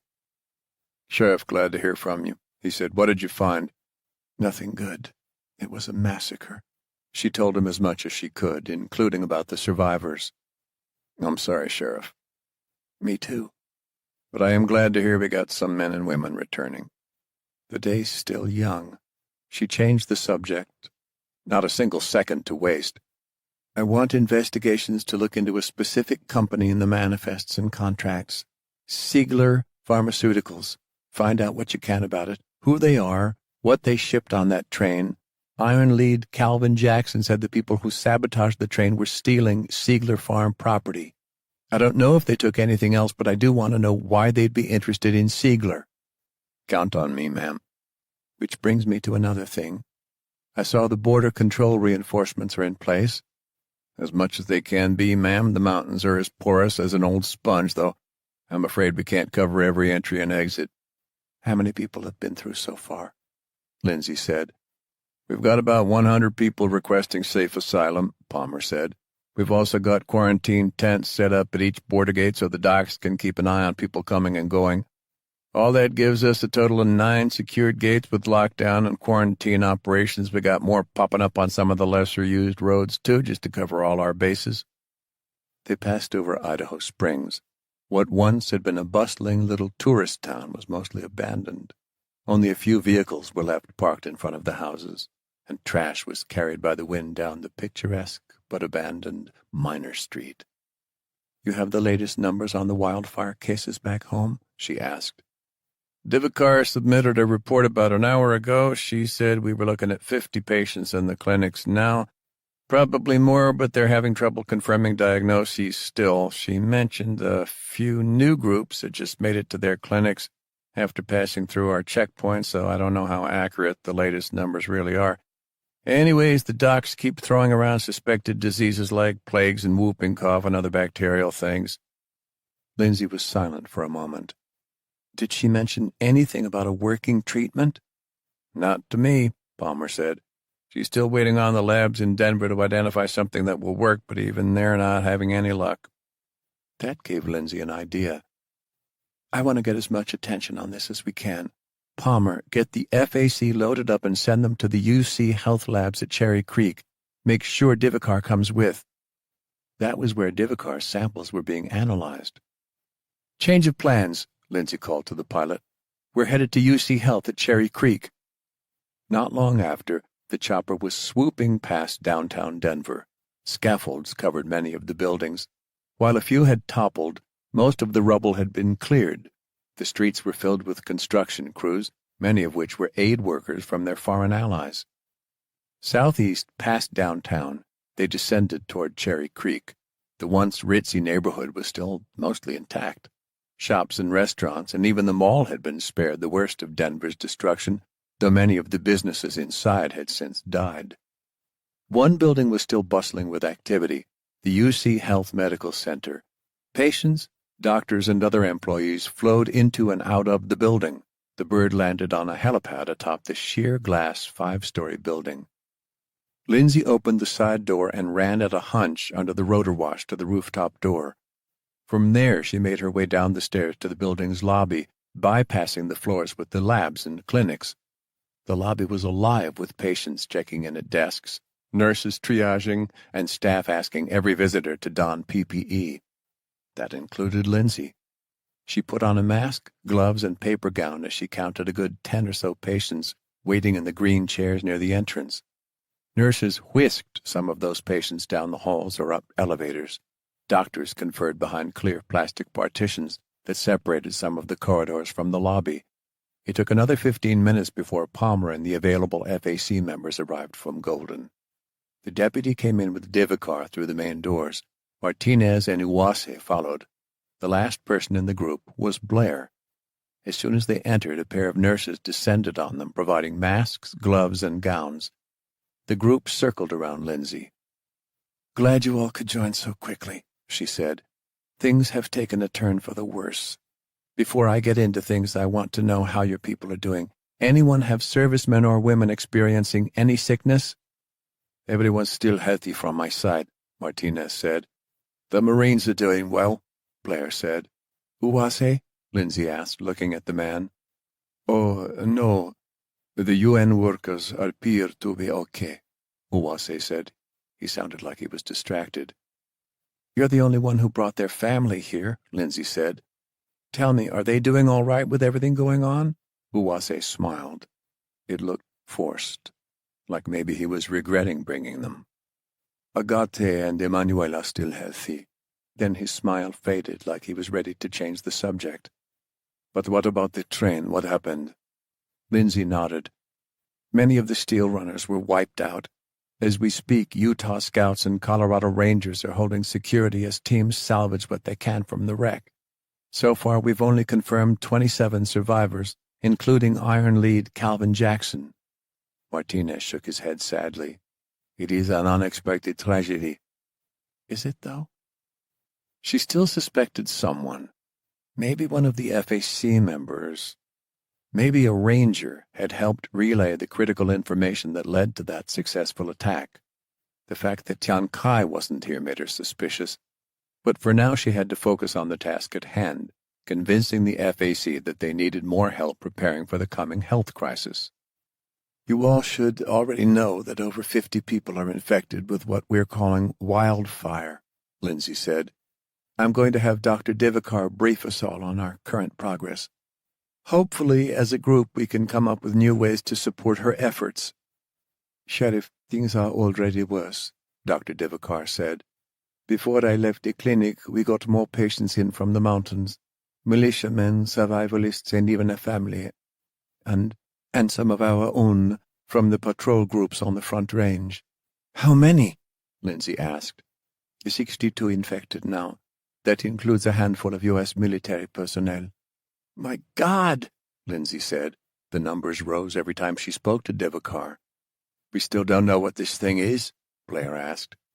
"I'm a doctor, not an epidemiologist, and we don't have resources like we did before the collapse," Divikar said. "However, we do have the few scientists at our disposal working 24/7 to figure this out. Follow me." "Hold on," Uwase said. "Is this really safe? All these suits, these precautions?" "We aren't going into any of the isolation wards," Divikar said. "We're just headed to the corridors outside the labs." Divikar took them through a hall behind the check-in desk. The corridor was empty, except for a few lone carts with different glassware and boxes of lab supplies. "This is where we're trying to isolate in sequence the pathogen," Divikar said. An expansive window revealed a laboratory. 3 researchers worked at the lab benches. Each wore a face shield, goggles, gloves, and a gown over their lab coats. Microscopes and glassware covered the lab benches. There were other pieces of buzzing equipment and machinery that Lindsay didn't recognize. 2 scientists huddled around one piece of equipment slightly bigger than a PC, staring at a monitor with a bunch of arcing lines. "We're trying to genetically sequence samples we've obtained from the patients," Divikar said. Mucus, blood, everything. Why's that? Blair asked. We're still trying to track down the genetic material from bacteria we think might be responsible for wildfire, Divakar said. Our hope is that we can sequence enough genetic data to isolate anything that doesn't match the genetic material we expect to find in humans. It's a tedious process. So far, the material we have matches nothing in our databases. This doesn't sound easy, Blair said. It isn't, Divakar said. These are the only 3 scientists we have on staff capable of running these experiments. You'll need more scientists then, Uwase said. I can talk to the UN officials. Perhaps we can bring in more over the next week. It's not just scientists we need, Divakar said. It's everything. Most labs in the area were ransacked during the collapse. We simply haven't been able to prioritize their repairs. You need more lab space too? Blair asked. I do. Is it even possible to build labs overnight? Martinez asked. Trust me, Uwase said. The UN has dealt with epidemics before. We can bring people and supplies together in a matter of weeks to construct field labs. This could work, Martinez said. I'll see what we can do too. Lindsay was glad to see how quickly they had agreed to cooperate. Unfortunately, Divakar didn't seem convinced. A matter of weeks is too long. With the lack of personnel, lab space, and supplies, it'll take months just to figure out exactly what this disease is, much less how to cure it, Divakar said. This disease, the train sabotage, it was all happening so quickly. Lindsay feared all the progress they'd made over the past 2 years looked like it might all come toppling down in the next couple weeks. To make matters worse, the supplies you see in this corridor are all we've got left for our experiments. Divakar indicated the carts they'd passed by. Most of the PPE our scientists need are being used in the clinics too. Plus we need more basic things like cell media, pipettes, cuvettes, centrifuge tubes, and more. The UN can provide these things with a little time, Uwase said. We could use all the help we can get, replied the doctor. Lindsay looked to the others. She didn't want to play hardball and hoped bringing them here would get them all to commit. But some of them still looked uncertain. We don't want this thing to spread outside of the frontier, Lindsay said. God forbid it start moving across the country and beyond. Divakar nodded. Even with travel at only a fraction of what it once was, this thing could find itself spreading to all corners of the globe if we're not careful. I'm certain the UK can ship something over, Blair said. It'll take some calls, but perhaps in a few days I can secure some of the scientific aid you need. Martinez gave a stern nod. Mexico will send supplies. Thank you, Lindsay said. Yes, thank you, Divakar said. I just hope it's not too late. Lindsay nodded. Dr. Divakar, you're trying to paddle upstream. I get it. She thought for just a moment. There was one person she and Raven had helped in the past. Someone who might be able to pull the strings to get Divakar the help she needed much faster than the FAC could. I'm going to put in a call with the Secretary of Defense. Maybe she can pull some personnel from USAMRID to help, although I doubt President Diego will authorize that as much as he wants to isolate the new frontier. Does the President understand what happens if this disease spreads beyond the borders? Divakar asked. Because that is how I would pitch your offer for help. When Lindsay was back outside, she took a deep breath of air and called the Secretary of Defense. Madam Secretary, Lindsay said, I'm sorry to bother you again, but I've got another problem. This time, President Diego can't ignore it. She explained everything she knew so far. Just what we need, Charlize said. I know it's an election year and all that, but, Lindsay started to say, if this thing is as bad as it sounds, there won't be an election, Charlize said. I'll talk to the President. We'll get you the help you need before it's too late. 15. The sun blazed across the arid landscape. Every craggy rock formation and grain of sand looked like it might burn Raven if he touched it. The sporadic tire tracks in the sand and the crushed, dry foliage left behind by their enemy was easy enough to follow. Assuming, of course, they were following the right enemy. However, the trail wouldn't last long. They'd been driving through the desert, taking a tediously slow path trying to track their target for the past several hours. The farther they went, the more the winds had covered up the tire tracks. Raven had to keep his eyes open for foliage that had been freshly smashed to keep them on the right track. He sat in the front passenger seat of the Chevy Tahoe, with Creek between his legs. Molina drove, and Ewan was still in the back seat with Calvin. The man was already looking better after having had his fill of water, electrolytes, and nutrition. Bandages wrapped around his arm, too, where Creek had bit him, but Calvin looked as ready as anyone else in the vehicle. The trail Raven directed them to follow took them into Arches National Park. Large red rock formations curved around them. Imposing mountains with lingering snowcaps guarded the eastern horizon. The constant slopes of the park made following the tracks even more difficult. "Stay to the left of their trail," Raven said to Molina. "Stay closer to the shadows of the rocks. It'll give us a better chance at finding cover if we do have to get out and fight." Molina turned the wheel. The SUV kicked up a rooster tail of dirt and dust that Raven feared might give their position away. Tracking their enemies stealthily out here was far more difficult than in the forested mountains of Colorado. They didn't have the benefit of thick forests to help conceal them. They drove for a couple of long, bumpy hours down stretches of desert. "If we don't find these people soon, we're going to need to turn back and hit the highway to resupply," Molina said. "We don't have the fuel to keep this up." "It'll be too late by then," Calvin said. "We'll lose our advantage and the trail. I'll get out and walk if I have to." "No one's walking," Raven replied. "More help will come. We're just getting a head start." He turned to look Calvin in the eye. "Don't worry. We're going to find the people that did this. It's just a matter of time." Calvin winced as he nodded.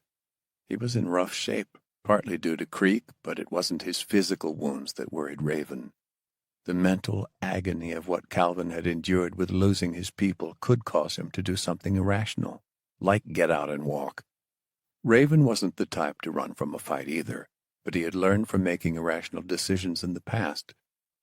As they came around a curve in the tall mesas and rocky pillars, Raven surveyed the top of the towering formations. Raven went to pull out his binos when he saw a glint of light. "I got eyes on something." "What? Where?" Molina asked. "Up on top of that mesa." Raven pointed toward a plateau of red rock. "I don't see anything," Molina said. Raven scoped the edge of the plateau covered in dry brush, gangly trees, and boulders, but he didn't see any people. "Maybe it was just an animal," Ewan offered. "Animals don't glint in the sun," Raven said. "Pull off over there." Molina put them under a rocky overhang. "I'm going to check it out," Raven said, pulling on his gas mask again. "You guys continue driving. Just in case someone's up there, I want you to distract them. I'll let you know if I spot anyone." "If no one is up there, then we're wasting more time and gas," Molina said. "Yeah, but if someone is, we might not make it another 2 minutes if they open fire. Besides, if I can capture someone, then we have a better chance of figuring out who hit the train." "You sure you saw something?" Ewan asked. "Raven helped get the Angel line through the Rockies," Calvin said. "We need to trust him now." Raven looked back, somewhat surprised that it was Calvin speaking. They exchanged a nod, and Raven opened the door. Creek tried to follow. "No, boy." The dog wouldn't be able to climb the sheer rock walls if that's what it came to. "Watch Creek for me," Raven said. "You got it," Molina replied. Raven shut the door and ran hard, using the cover of the arches and pillars of rock. Grit blew against his mask as he neared his target. He approached it from the western side, away from where the Tahoe had been headed. "Start drawing closer to the mesa now," Raven called over the radio. "Try to stay close to the boulders and arches for cover, just in case someone starts shooting." "We're on it," Molina said. The growl of the V8 engine echoed off the rock walls of the mesa. The last stretch to the mesa was open ground. Raven scoped the plateau once more. Again he saw nothing, but he had a gut feeling since seeing that flicker of metal. He sprinted hard for the far side of the mesa. When he got there, he glanced up, still seeing no one. But this time, he saw tracks leading around the mesa. They appeared to slowly be filling with sand from the wind. If they had gotten here only an hour or so later, the trail might have been completely gone. Satisfied, he started climbing up the rocky wall. There was a slight slope on the bottom half, allowing him to scrabble up it, but after 50 feet up, the slope turned into a vertical wall. Raven reached for a handhold and used his legs to push himself up. Foot by painful foot, he probed the loose rock and dirt for steady purchase. Each time the gravel and rocks loosened slightly, threatening to send him tumbling back to the earth. The falling rock and dust could also attract the eyes of his enemy. A quick glance at the ground, now nearly 70 feet below, made his stomach lurch. Come on, Raven. He was named after a bird, for God's sake. Heights should be no problem. After a few more death-defying yards, he flung himself over the edge. Raven took a moment to recover his breath. He found shelter behind a boulder draped in a desiccated plant with gnarled roots. A hot wind blew in his face as he curled around the rock with his rifle at the ready. Crouched just near the precipice were 3 men. His instincts had been right after all. One man was serving as a spotter, a pair of binoculars in his hand and an AK variant strapped over his back. The other 2 were on their bellies in sandy brown and yellow camo, barely peering beyond the edge with their weapons poking out of a tangle of dried plants. Raven was too close to use the radio and warn the Rangers and Calvin, but he wasn't going to let these guys get off a single shot. Boulder by boulder he advanced toward the gunman. He reached another rocky outcropping and ducked behind it. It was close enough he could hear the 3 men talking. They stopped, the spotter said. Want me to take them out? Asked the sniper. They're just within range. It'll be an easy shot. We're just supposed to be lookout until we get orders to take them down, the spotter said. Fuck that, the other sniper said. We take them out now, then we can get off this rock and head back home. No, man, orders are orders, the first sniper said. These people are supposed to be valuable. Ted, why don't you go to the other side of the mesa? Make sure these guys don't got anyone else with them trying to get around us. If they do, we'll call up the rest of the team. That's all we're supposed to do. Footsteps crunched in Raven's direction. As soon as Ted made it past the rock Raven was hiding behind, Ted would see him. He had only a few seconds to take down Ted, then turn his rifle on those other 2 men to try taking them alive. He had plenty of questions, and these men might have some answers. Here we go. Ted moved past the rock, cradling his weapon with a leather cowboy hat pulled low over his brow, a dingy plaid shirt, and blue jeans. The wannabe cowboy started to stride past, and Raven raised his rifle. Ted suddenly froze, doing a double-take. He looked as if he had seen a ghost, his mouth wide open, eyes laser-focused on Raven. One squeeze of the trigger sent a bullet piercing into the man's forehead. The gunshot boomed across the mesa. As Ted's body crumpled into the dusty ground, Raven swung around the boulder and sighted up the sniper that had been talking about shooting his team. Freeze and I won't shoot, he called. The man twisted toward Raven, bearing his rifle. But Raven had the drop on him. Bullets riddled the side of the camouflaged sniper and snapped into the sand around him, sending up puffs of dust.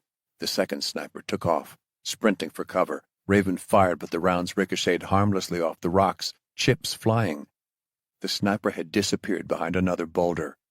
Give up now and we'll let you live, the sniper called from behind the boulder. You ain't getting out of here alive otherwise. Raven said nothing, creeping closer to the boulder. He knew the man was bluffing. There was no one else up here.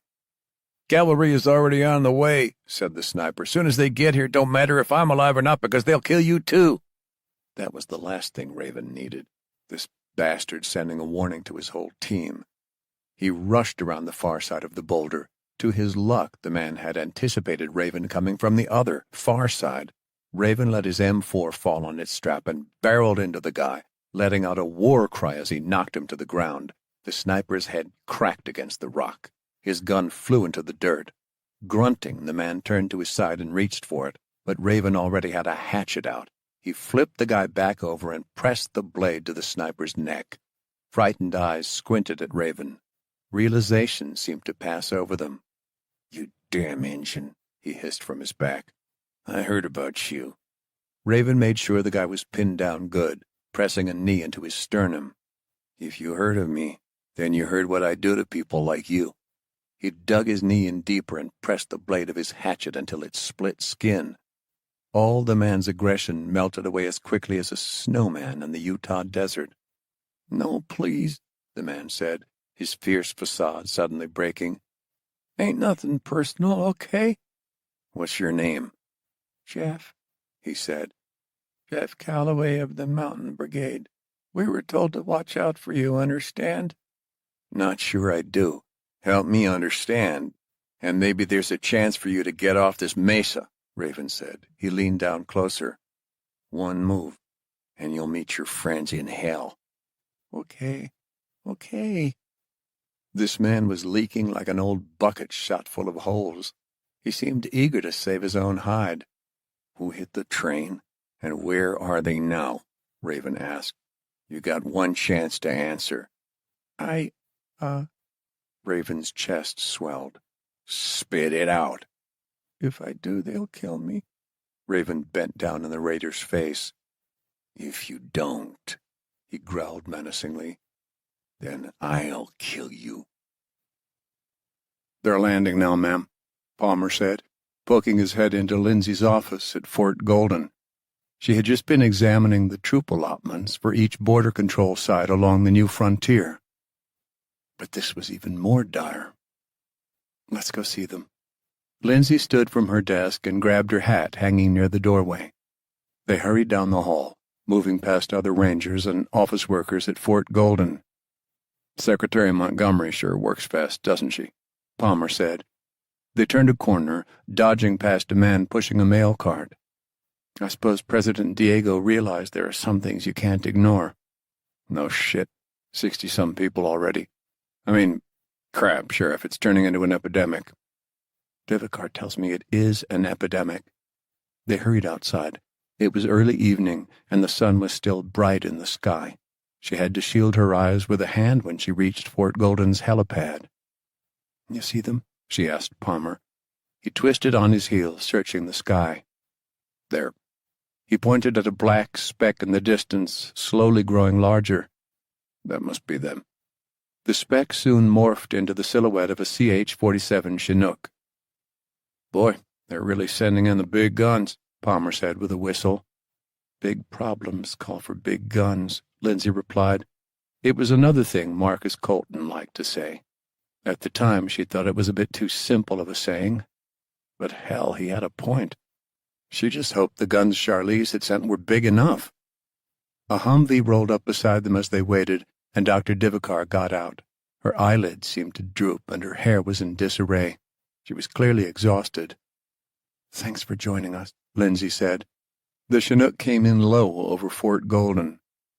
Soldiers at the watchtowers and along the walls shielded their eyes as its two huge rotors kicked up a rolling cloud of dust. The wheels of the chopper hit the helipad with a jolt, and the bird came to rest, its engines winding down. Before the blades even stopped, the rear ramp of the helicopter lowered to the tarmac. As soon as it did, men and women in Army service uniforms filed off the plane. Some wheeled carts filled with pallets of equipment, others carried metal cases or computer bags. While all these people were members of the U.S. Army, they weren't here to fight with guns and bullets. Instead, they came armed with laboratory equipment and supplies.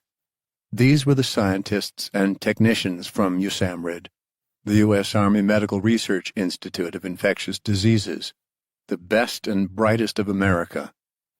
A few transport trucks idled beside the helicopter tarmac, their diesel engines rumbling. Lindsay motioned for the USAMRIID service members to start loading their supplies in those trucks. The vehicles would take the cargo to the Red Rocks Medical Center, where she had instructed the staff to set up space for USAMRIID and the facility's clinical laboratories. Within the horde of newcomers, Lindsay spotted a man with wispy blonde hair and thick-framed black glasses. He stood slightly shorter than most of the others around him, but he walked around with his chest puffed out like he already owned all of Fort Golden. Lindsay strode toward him, Divikar following. When he caught her eye, he stepped her direction and held out a hand. "Dr. David Wheeler," he said, "you must be Sheriff Lindsay Plymouth." Yes, we are grateful you're here. She gripped his hand and shook it. This is Dr. Divakar. Welcome to the new frontier, the doctor said. It's a different world out here. Wheeler adjusted his glasses. Can't say I'm happy to be here to solve this little disease problem, but we have to keep it from becoming a bigger one now, don't we? Lindsay didn't know this guy well yet, but based off that statement, there was a pretty good chance she wasn't going to like him. Palmer gave her a side glance, confirming he too wasn't an instant fan. Follow me, Doctor. Lindsay gestured toward a Humvee. We'll brief you on the way. She walked to the vehicle that would take them to the medical center. She got into the front passenger seat. Divakar, Palmer, and Wheeler hopped into the back, and the driver, another Colorado Ranger, took them through the gates of Fort Golden. They started down West 6th Avenue toward the Red Rocks Medical Center, the shadows of the foothills stretching over them.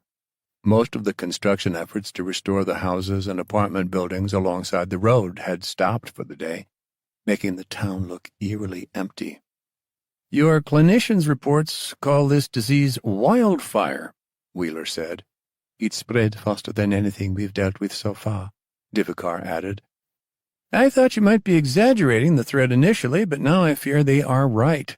It really is spreading like wildfire, which means if we fail, thousands, maybe hundreds of thousands of lives will be lost. Since I've been airborne, any progress on identifying the disease? It's bacteria, unlike anything in our local databases. Divakar shook her head. We're at a complete standstill. I was hoping you would have access to better information. I see. Wheeler paused, scratching at his chin. Then our people will immediately begin working to determine what the disease actually is. How long will that take? Palmer asked. That depends.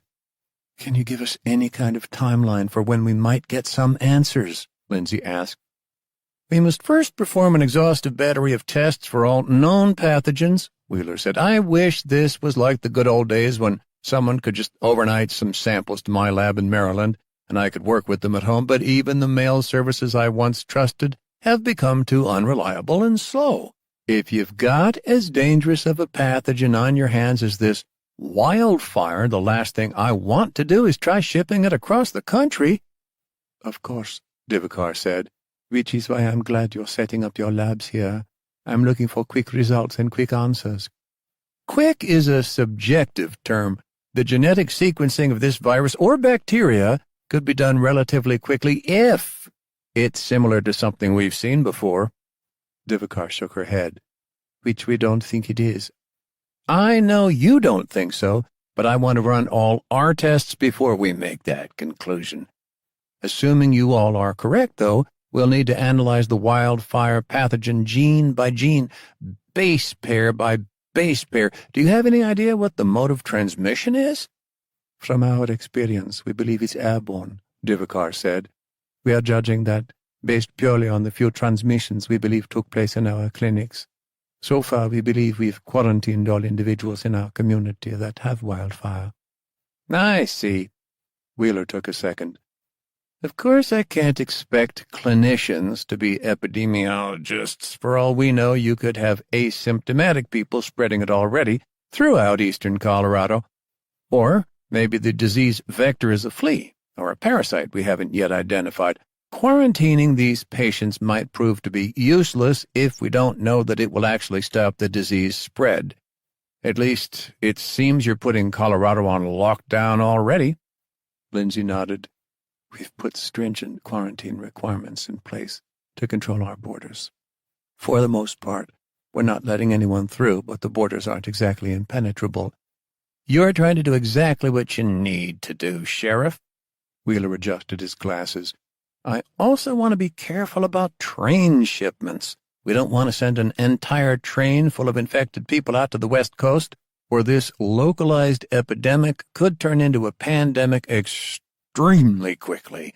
We must contain this. Well, we won't be sending out any shipments anytime soon, Lindsay said.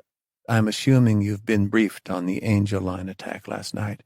The line is being repaired and resecured as we speak. Wheeler's eyes widened in shock. Cease all those efforts, and if those men have come into contact with anyone in the frontier. Quarantine those people immediately." "What? They aren't done. That is a lifeline to communities beyond the new frontier. And like I said, those tracks could also spell doom for those communities if it enables the spread of wildfire." Lindsay understood what he was saying, but shut the rails down? "This comes from the top," Wheeler said. "We must make sure this is contained." "So what do we do about the people we already have across the boundaries?" Lindsay asked. She stared out at the mountains, thinking about Raven. "They're behind enemy lines, and they're going to need our help." "We pray we can identify what this disease is, what's causing it, and that we can stop it," Wheeler said. "Otherwise, every person you send into the mountains might as well be dead." "Holy crap," Palmer said. The Humvee started to pull into the parking lot of the Red Rocks Medical Center. A couple of the transport trucks had just arrived. Already the USAMRIID personnel were unloading equipment and carting it into the 3-story building. "Since I have teams in the field, is there anything else we can do to help you figure out what's causing this disease?" Lindsay asked. The Humvee pulled into a parking spot. Wheeler was about to open his door but paused. "There is. To truly stop this disease, we need to find the disease reservoir and control it. For example, during the latest Ebola outbreak in Liberia, destroying the suspected reservoir hosts of the virus, bats or primates, might have prevented the outbreak in the first place. USAMRIID is going to be sending out some of our own experienced teams, but if you still have teams in the field, any information they uncover could be vital. Maybe your team can help with that." "Maybe," Lindsay said. Raven was used to tracking ruthless killers. Of course, all his previous targets had been humans, not a microscopic virus. Either way, she needed to warn her team in the field. She picked up her radio and placed a call to Raven and the Rangers. 16. "Molina, we're clear," Raven transmitted over the radio. "Meet me at the north side of the mesa. I got a hostage." "On our way," Molina replied. "We just got an update from Lindsay you're going to want to hear about, too." "Looking forward to it, right after we have a talk with our new friend." Raven used the path the hostile snipers had originally traveled to get back down. He kept his gun pointed at Jeff, the surviving sniper. At the bottom of the mesa, the Tahoe waited. Yoon opened the rear passenger door and got out. "I got some ropes from the back of the truck," Yoon said, holding them up. "Let's hog-tie this asshole." Yoon started tying up Jeff's hands. Calvin got out to help, and Creek leapt out after. The dog started growling as soon as he saw Jeff. "Are you part of the trash that attacked the train?" Calvin asked. Jeff hesitated. "Answer me!" Calvin shouted. "Don't shoot me," the man whimpered. Calvin lowered his rifle, lip raised in a snarl. "Answer." "I was there, but I wasn't part of the attack." Before he could finish, Calvin barreled into him, knocking him to the ground in a puff of dust. Raven should have seen this coming. He rushed over to help Yoon and Molina pull Calvin off, the only living soul they knew of with knowledge of the train attack. Jeff screamed as Calvin punched and beat him. "Stop!" Raven yelled. "Get off him, Calvin. We need intel." It took all 3 of the men to pull Calvin off Jeff, and then it took all 3 to hold him back from leaping back down on the sniper again. "Please, I didn't want to do it," Jeff cried. "They made us." "Don't bullshit us," Raven said. "Tell us everything you know." Calvin tried to break free, but Raven put a hand on his chest. "Calm the fuck down. You want to find out who killed your steel runners or not?" Calvin grunted, and then backed away, wiping snot and blood off his face. He stood there, chest heaving, as Yoon and Molina made sure he didn't try anything. After a few seconds, he seemed to simmer down some, and Raven crouched down in front of Jeff. "Talk," he said, "or I will let my buddy have at you again." Creek growled from a few feet away. Raven tied up Jeff and then made him sit inside the trunk of the Tahoe, worried that some sniper might be out here that didn't want him to talk. "Watch for hostiles," he said to Yoon and Molina. The Rangers walked off to hold security, while Raven and Calvin stayed with Jeff. "Look, we were told you all were coming to kill us," Jeff said. "We set up here for self-defense purposes." "Honest?" "Self-defense?" Calvin asked. He took another limping step toward Jeff. "Was it self-defense when you murdered a train full of people, too?" "I didn't murder anyone," Jeff said. Raven thought back to how Jeff's comrade was ready to open fire on their Tahoe, and wasn't sure he believed the sniper. "You certainly seemed ready to on that mesa."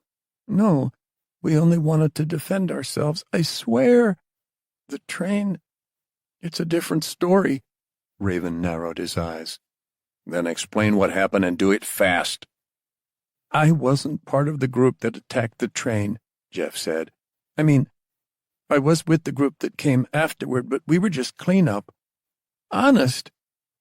"What group are you talking about?" Raven asked. "How do I explain this?" Jeff asked, as if an answer was waiting for him in the sky. "Try," Calvin grunted. "I'm part of the Mountain Brigade," Jeff explained. "We don't want nothing but to be left alone, but our people were dying and we needed help." "So you attack a train and murder us?" Calvin asked. "I promise you that's not what we're doing out here," he said. "We just want the freedom to build our sovereign town in peace." "You're in the United States of America." Calvin limped closer. "I bled for this country. You don't get to decide to make your own little fantasy land in it." Jeff started to shake. "Ever since the EMP, you think our government has been—" "We aren't here to debate your dumb conspiracy theories," Raven said. Okay, Jeff said. "A couple weeks ago, a few people in our town started getting sick. Just a couple at first. It started spreading, okay? Almost every person who has gotten sick has died. Men, women, children, old, young, didn't matter." For the first time, Raven had a hard time controlling his expression. All he could think about was Sandra and Allie and the patients showing up at the Front Range clinics. "What kind of symptoms?" he asked. Jeff told them all about the lesions and vomiting and trouble breathing, how some of the healthy mountain brigadiers, including him, had left as fast as they could when they realized their home was dying. They hoped to provide help to the families and friends who stayed back while they tried to find food and medical assistance. "Not long ago, a few of our people even went over the boundaries into East Colorado to get treatment," Jeff said. "None of them came back. We tried reaching out to other communities, but no one wanted to help us either." "What's this have to do with you guys derailing our train and killing our people?" Calvin asked. "A few days ago, some guys came to where me and a bunch of other brigadiers were camping and hunting." "Guys?" Raven asked. "What kind of guys?" "They were real military-like, camo and black fatigues, masks, military-grade weapons, called themselves the Reapers Militia. They gave us an encrypted radio, the same one they used to call our home base and tell us you were coming this way." Raven narrowed his eyes.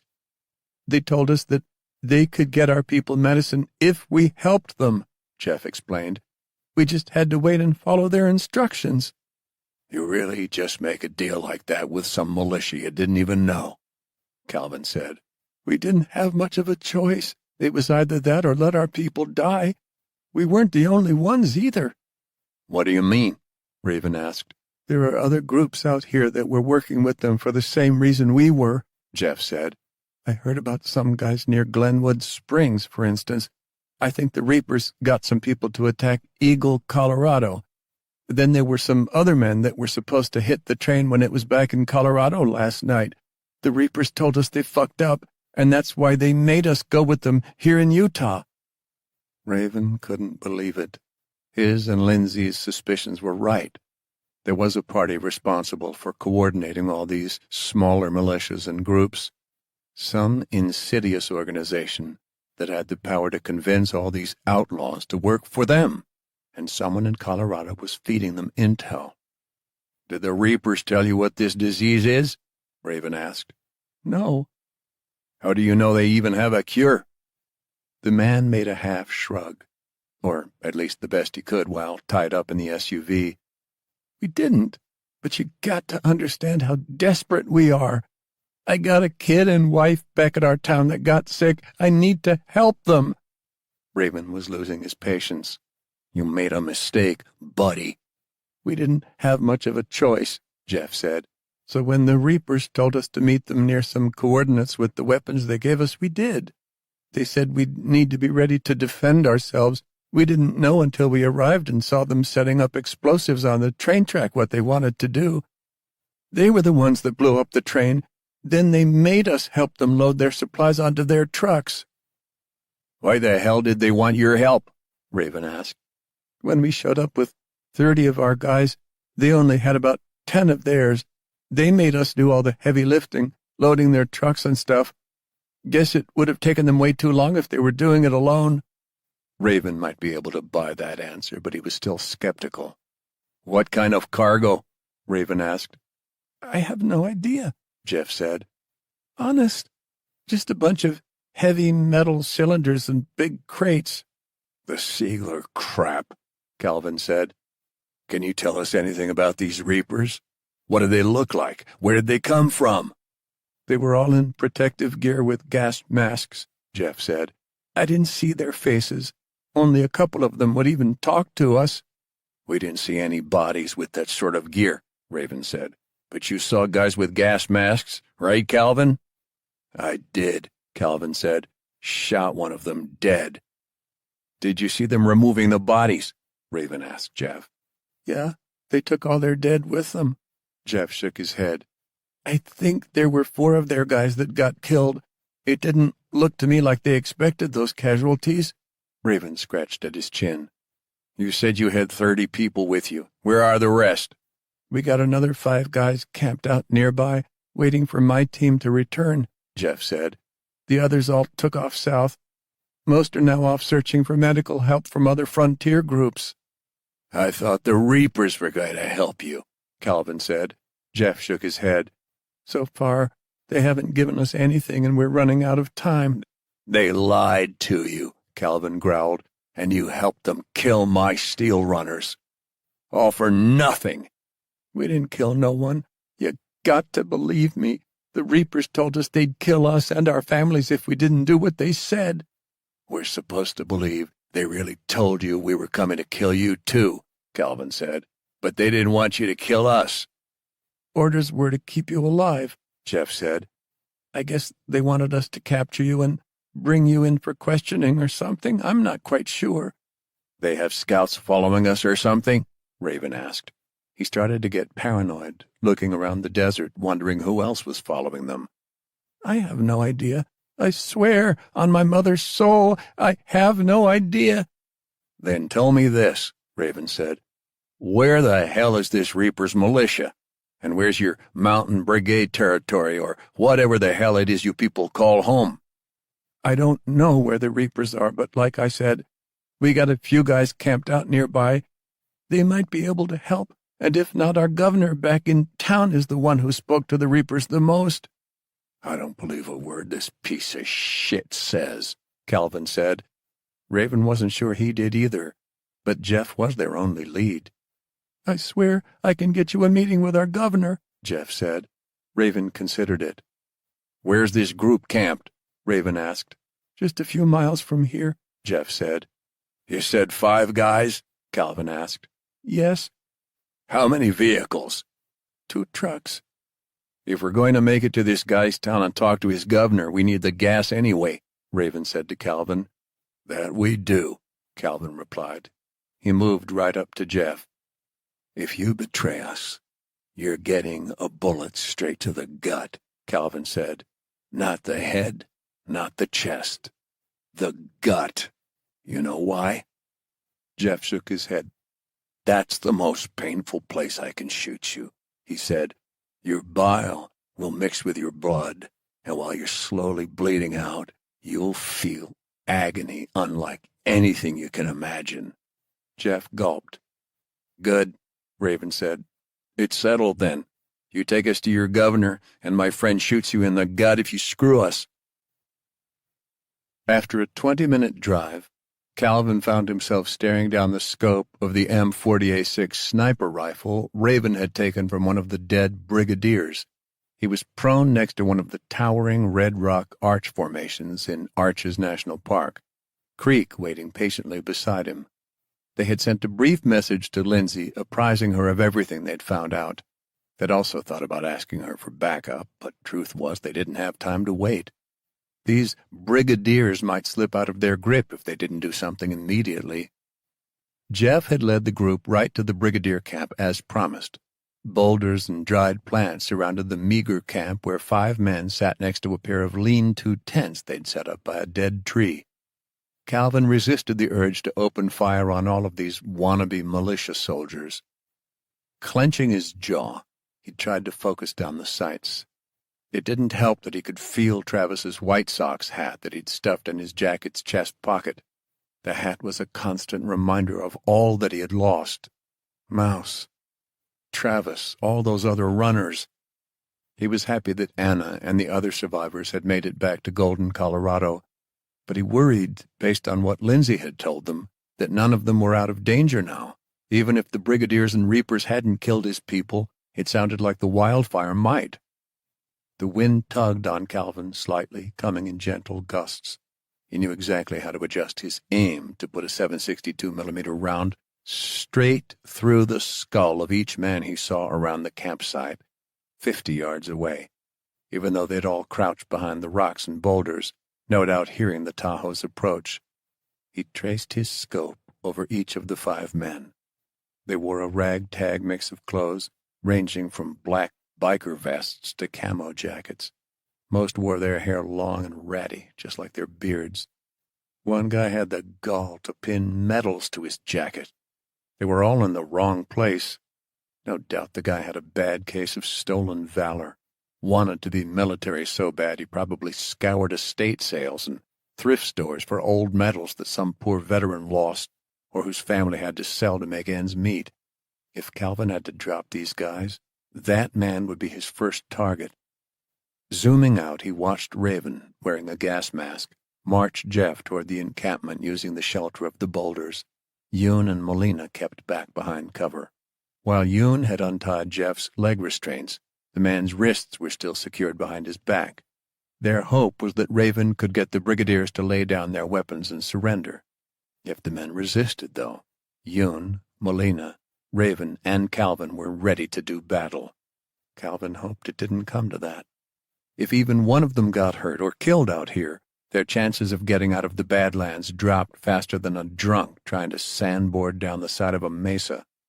Raven used Jeff as a human shield, approaching the 5 brigadiers with a message to drop their weapons.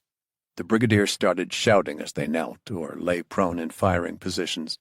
Calvin couldn't hear them clearly, but none put down their rifles. Raven backed away from Jeff slightly with his M4 aimed at the guy's back. Jeff stood stock still. One of the brigadiers started yelling something at Raven again. More shouting followed. Raven raised his radio. "Calvin, green light," he said over the channel. "With pleasure." Calvin squeezed the trigger. A 7.62mm round punched straight out of the barrel of the sniper rifle and slammed home. Mr. Stolen Valor's face was erased. Instantly, blood and gore spraying across the brigadier next to him wearing a leather vest. The man in the vest started to stand, letting go of his rifle. He wiped at the blood and bits of bone fragments on his vest, raising his hands shakily in the air. The other 3 men started to push themselves up to their knees, too, but they didn't abandon their weapons. Maybe they were planning on standing first before they made a show of tossing down their weapons. Maybe they were still in shock, not really thinking about what they were doing. But Calvin wasn't taking chances. He moved his crosshairs over another man, squeezed the trigger, the rifle shuddering against his shoulder. The man's chest caved in where the round smashed through ribs and organs, and the brigadier crumpled. The other 2 gunmen opened fire, rounds spraying from their rifles. The man in the vest bent back down to retrieve his rifle. Gunshots boomed back in response from Yoon and Molina. Calvin wasn't sure what was going on with the other 2 Rangers or Raven. He focused down his scope and moved his aim just slightly. His sights fell right on the chest of a third man who was dropping to his knees and trying to get a bead on Raven. Not today. The man fell backward when a bullet exploded through his chest. Calvin roved his aim toward another target, but the man tumbled backward before he could open fire. He'd been shot by either the Rangers or Raven. A burst of gunfire erupted from the last brigadier. The man was backpedaling toward one of the vehicles. He nearly reached it when Calvin put a bullet through his head. The round punched cleanly through and into the GMC Sierra behind him. "All clear," Calvin said over the comms. He lowered his scope. Raven was standing over Jeff with his M4 sweeping over the camp. Calvin checked on Yoon. He was kneeling on the ground near a large rock. On the other side, sprawled in the brush, was Molina. "Help!" Yoon yelled. Calvin slung the sniper rifle over his back and sprinted at the downed ranger with Creek. Yoon was trying desperately to press his hands over Molina's neck. Blood pumped up between his fingers. Yoon grimaced. "Come on, bro. Stay with me." Calvin reached into one of his vest pockets for gauze and hemostatic gel and gave it to Yoon. He knew it was useless, but Calvin couldn't just watch this man die, doing nothing while Molina bled out. The ranger's skin was turning whiter by the moment. He tried to open his lips to say something, but only blood dribbled out. "Fuck! Fuck! Fuck!" Yoon said. "Stay with me, buddy!" Molina's eyes started to glaze over, his chest finally going still. His hand fell into the blood-soaked sand. Creek let out a soft whine. Raven mouthed a silent prayer, placing a hand on Molina's chest. Yoon wiped at his eyes. "I've known this guy since the start of the collapse, since we both joined up as Rangers. The man never finished his thoughts. He didn't need to. After having just lost Mouse, Calvin knew the storm raging in Yoon's head. Calvin felt nothing but anger. Another needless death. He wanted to scream and curse at the heavens. He looked up to see Raven stalking towards Jeff, shaking with rage. His fists were clenched by his side. "That didn't go very well, Jeff," Raven said menacingly. "This next part better go right." "You killed all of them," Jeff said, voice trembling. "Some of those guys were my friends." "I had friends too," Calvin snarled. "But the Reapers didn't give us a chance to put our weapons down before killing us. Raven extended that offer to your buddies." Calvin had to remind himself that they still needed Jeff. He wanted so badly to put a bullet in the man's head. "A lot of our people were killed without even a gun in their hands. Your Reaper friends executed them in cold blood, so don't you dare act like those assholes deserve better." For several long moments, not a sound came from Jeff. The man looked down at the grains of sand rustling by in the soft breeze. Everyone seemed too lost in their own thoughts and emotions. Yoon finally turned back to the others, his posture rigid and tone serious. "Let's get the gas." Raven stayed with Creek and Jeff. The brigadier was in a trance, staring at the dead. Moving quickly, Yoon and Calvin collected fuel from the other vehicles. When they were done, Calvin and Yoon retrieved a tarpaulin from the camp and secured it over Molina's body with several heavy rocks. "Raven, can you mark on our maps where this is?" Calvin asked. "I want to make sure someone comes back for him when this is all through." "You got it," Raven said. They piled back into the Tahoe and stuffed Jeff in the back seat. As he took the driver's seat, Raven handed Calvin the sat phone. "Call Sheriff Plymouth, give her an update." Lindsay picked up almost immediately. "I got your message from earlier about the Reapers. What's going on now?" Calvin told her everything that had happened since they'd last spoken to her. "So Molina's—" "God, I'm sorry," Lindsay said. There was a pause. "I have some bad news," she said. "We've got people from Usamrid here, and they are shutting down the border, which means no one is going in or out without Usamrid authorization." Raven exchanged a glance with Calvin. "Wait, we're trapped?" Yoon asked. "And we aren't getting help?" "I know it's a lot to ask, but you're the only ones that can find out who these Reapers are right now," Lindsay said. "Look, I've got another favor to ask. Usamrid is sending out a few of their field teams to see if they can find the source of the wildfire. Thing is, there are only a handful of them. If you see or hear anything about wildfire, please let us know. So stay in touch and be careful. We're counting on you." Calvin hung up, feeling worse than before he'd called the sheriff. As Mouse would have said, this is a shit sandwich. I've been in worse situations. Raven seemed to tighten his grip on the wheel. You're kidding, Yoon said. We just lost Molina and now this. At least right now, we got a prisoner who can help us find out the truth about the Reapers. Just the three of us? Calvin glanced back. The man looked broken mentally, much like Calvin felt. When I was in the Marines, my squad got sent to North Korea, Raven said. A senator pulled some strings, and we went in to extract his daughter and her friend from a prison camp near the DMZ. Yoon let out a knowing sigh. We didn't all make it out, but we brought them home, Raven said. The odds may be stacked against us, but we got more than you think, Yoon. We got each other, and a lot of people counting on us, which means we can't fail. Okay, Yoon said after a pause. I'm with you, wherever this trail leads. 17. Lindsay stood in front of the FAC in the war room at Fort Golden. The concrete walls were covered by satellite images, topographical maps, and other bird's-eye views of Colorado and the Rocky Mountains. But it was one particular map the members of the council studied. You can see here where our rangers found the wreckage of the Angel Line train, Lindsay said, pointing to an X on the map of Utah. She traced her fingers south toward Arches National Park. This is approximately where our trackers and Calvin Jackson encountered the Brigadiers, a group trying to stake out some kind of apparent sovereign nation. They allegedly have been working with the group responsible for the Angel Line attack, an organization known as the Reapers Militia. Where are your trackers headed now? Martinez asked. Lindsay wasn't sure what to tell her FAC yet. She had debated with Palmer how best to approach the situation, given the suspected leak. I'm not sure, she said. It wasn't a complete lie. I just know they're in the Badlands, far from our help, unfortunately. Blair's brows scrunched together like he didn't believe her. And why should he? She had never been a wait-and-see type of woman. Blair knew that by now. He might have assumed she had deployed additional rangers.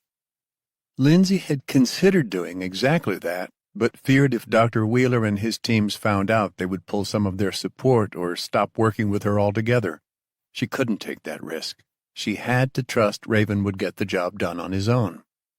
She couldn't think of a better person for it, that was for sure. What exactly is your team doing out there? Pierre said. Like I said, I'll inform you all as soon as Lindsay started to say. The door of the conference room swung open. Dr. Wheeler barreled in, white coat flapping behind him and a laptop under one arm. Palmer followed him inside. I'm sorry, Sheriff, said the deputy. I told the doc you were in a meeting, but he insisted he had to see you. Now, Dr. Wheeler, you see she's busy. Let's give her a minute, okay? We don't have a minute. Wheeler looked right at Lindsay, but didn't bother apologizing to anyone for interrupting. I need to talk to you, Sheriff. Alone. What she hears, we hear, Uwaze said. This affects our families, our friends, our colleagues. Yes, we deserve to know what we're facing, Pierre said. If you indeed know anything new. Martinez looked at Lindsay for her reaction. A test, she realized. If you want an audience, we'll discuss with an audience. Wheeler's face grew red behind his glasses. Your call, Sheriff. He deposited his laptop on the table, sat between Blair and Uwaze, and popped his computer open. So? All eyes turned to the sheriff. Yeah, go ahead and spill it, Doctor, Lindsay said. What I'm about to tell you is classified and stays inside this room, Wheeler said. Do you all understand? A chorus of acknowledgments came from around the room. Wheeler spun his laptop around. I can say with almost 100% certainty that wildfire is caused by a plague bacterium, he reported. Pardon, but did you actually say this really is the bloody plague? Blair asked. I didn't think the plague was this bad." "The plague?" Martinez forced a laugh loud enough Lindsay winced. "I like a good mezcal, but this guy must like a nice drink more than me." "I'm not drunk, if that's what you're implying," Wheeler said, peering over his glasses. He pointed at his computer screen. "You can look at the results yourself." "Please ignore Martinez," Pierre said. "Continue." "Yes, doctor," Uwase said. "I can call the WHO, too. We've dealt with localized plague cases before." His eyes narrowed over his round nose. "We understand the plague is a very real threat, and we do not take it lightly." "Where to begin? Where to begin?" Wheeler glanced down at his laptop like it held all the answers. "The plague is endemic to North America. It's caused by bacteria Yersinia pestis. The bacteria's life cycle involves both fleas and rodents.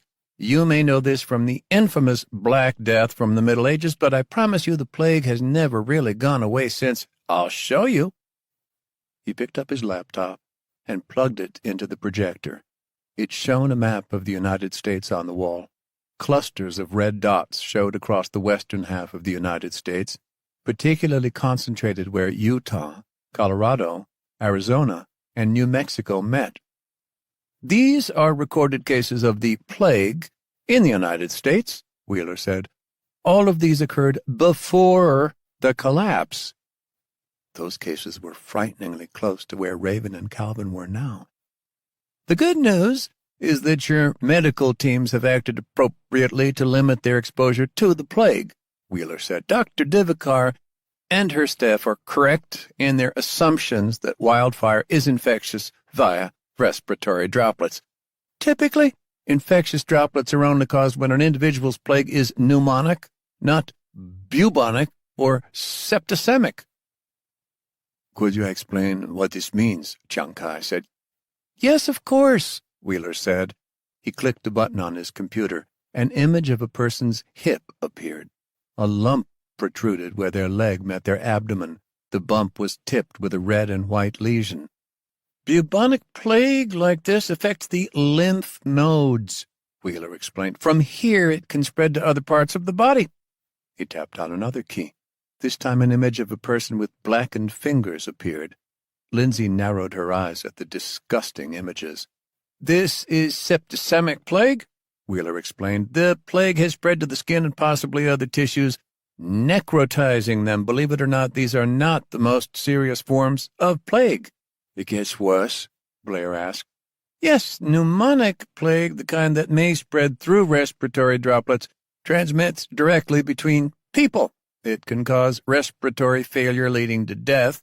What we're seeing in the clinic is a plague that rapidly infects people and shows all three of these clinical forms at once." "Okay," Lindsay said. "We know what it is. How do we stop it?"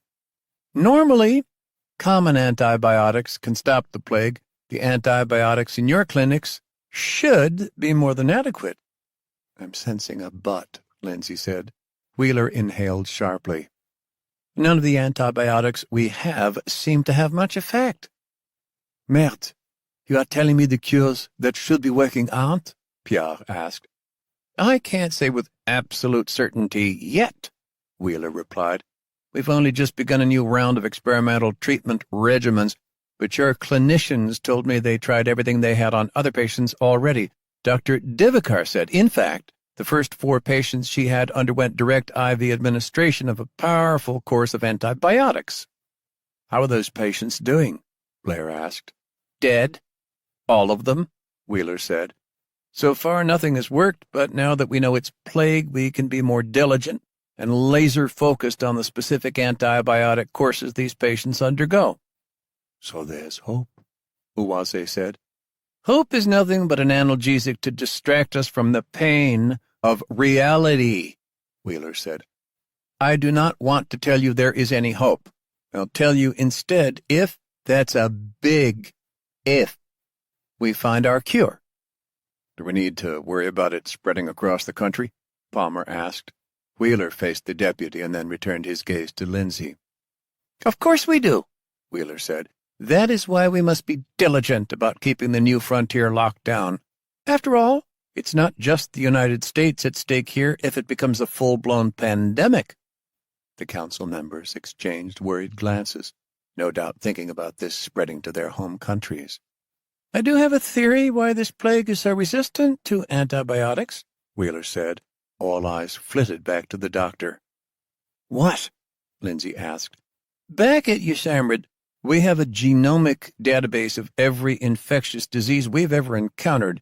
Each pathogenic virus, bacteria, or fungus we can get our hands on is genetically sequenced, so we always have a genomic reference when dealing with cases like this. Partly, that makes it easier to track diseases, contain them, and treat them." Lindsay's heart picked up a beat. She was no stranger to USAMRIID's origins dealing with biological weapons, and she feared where Wheeler was going with this.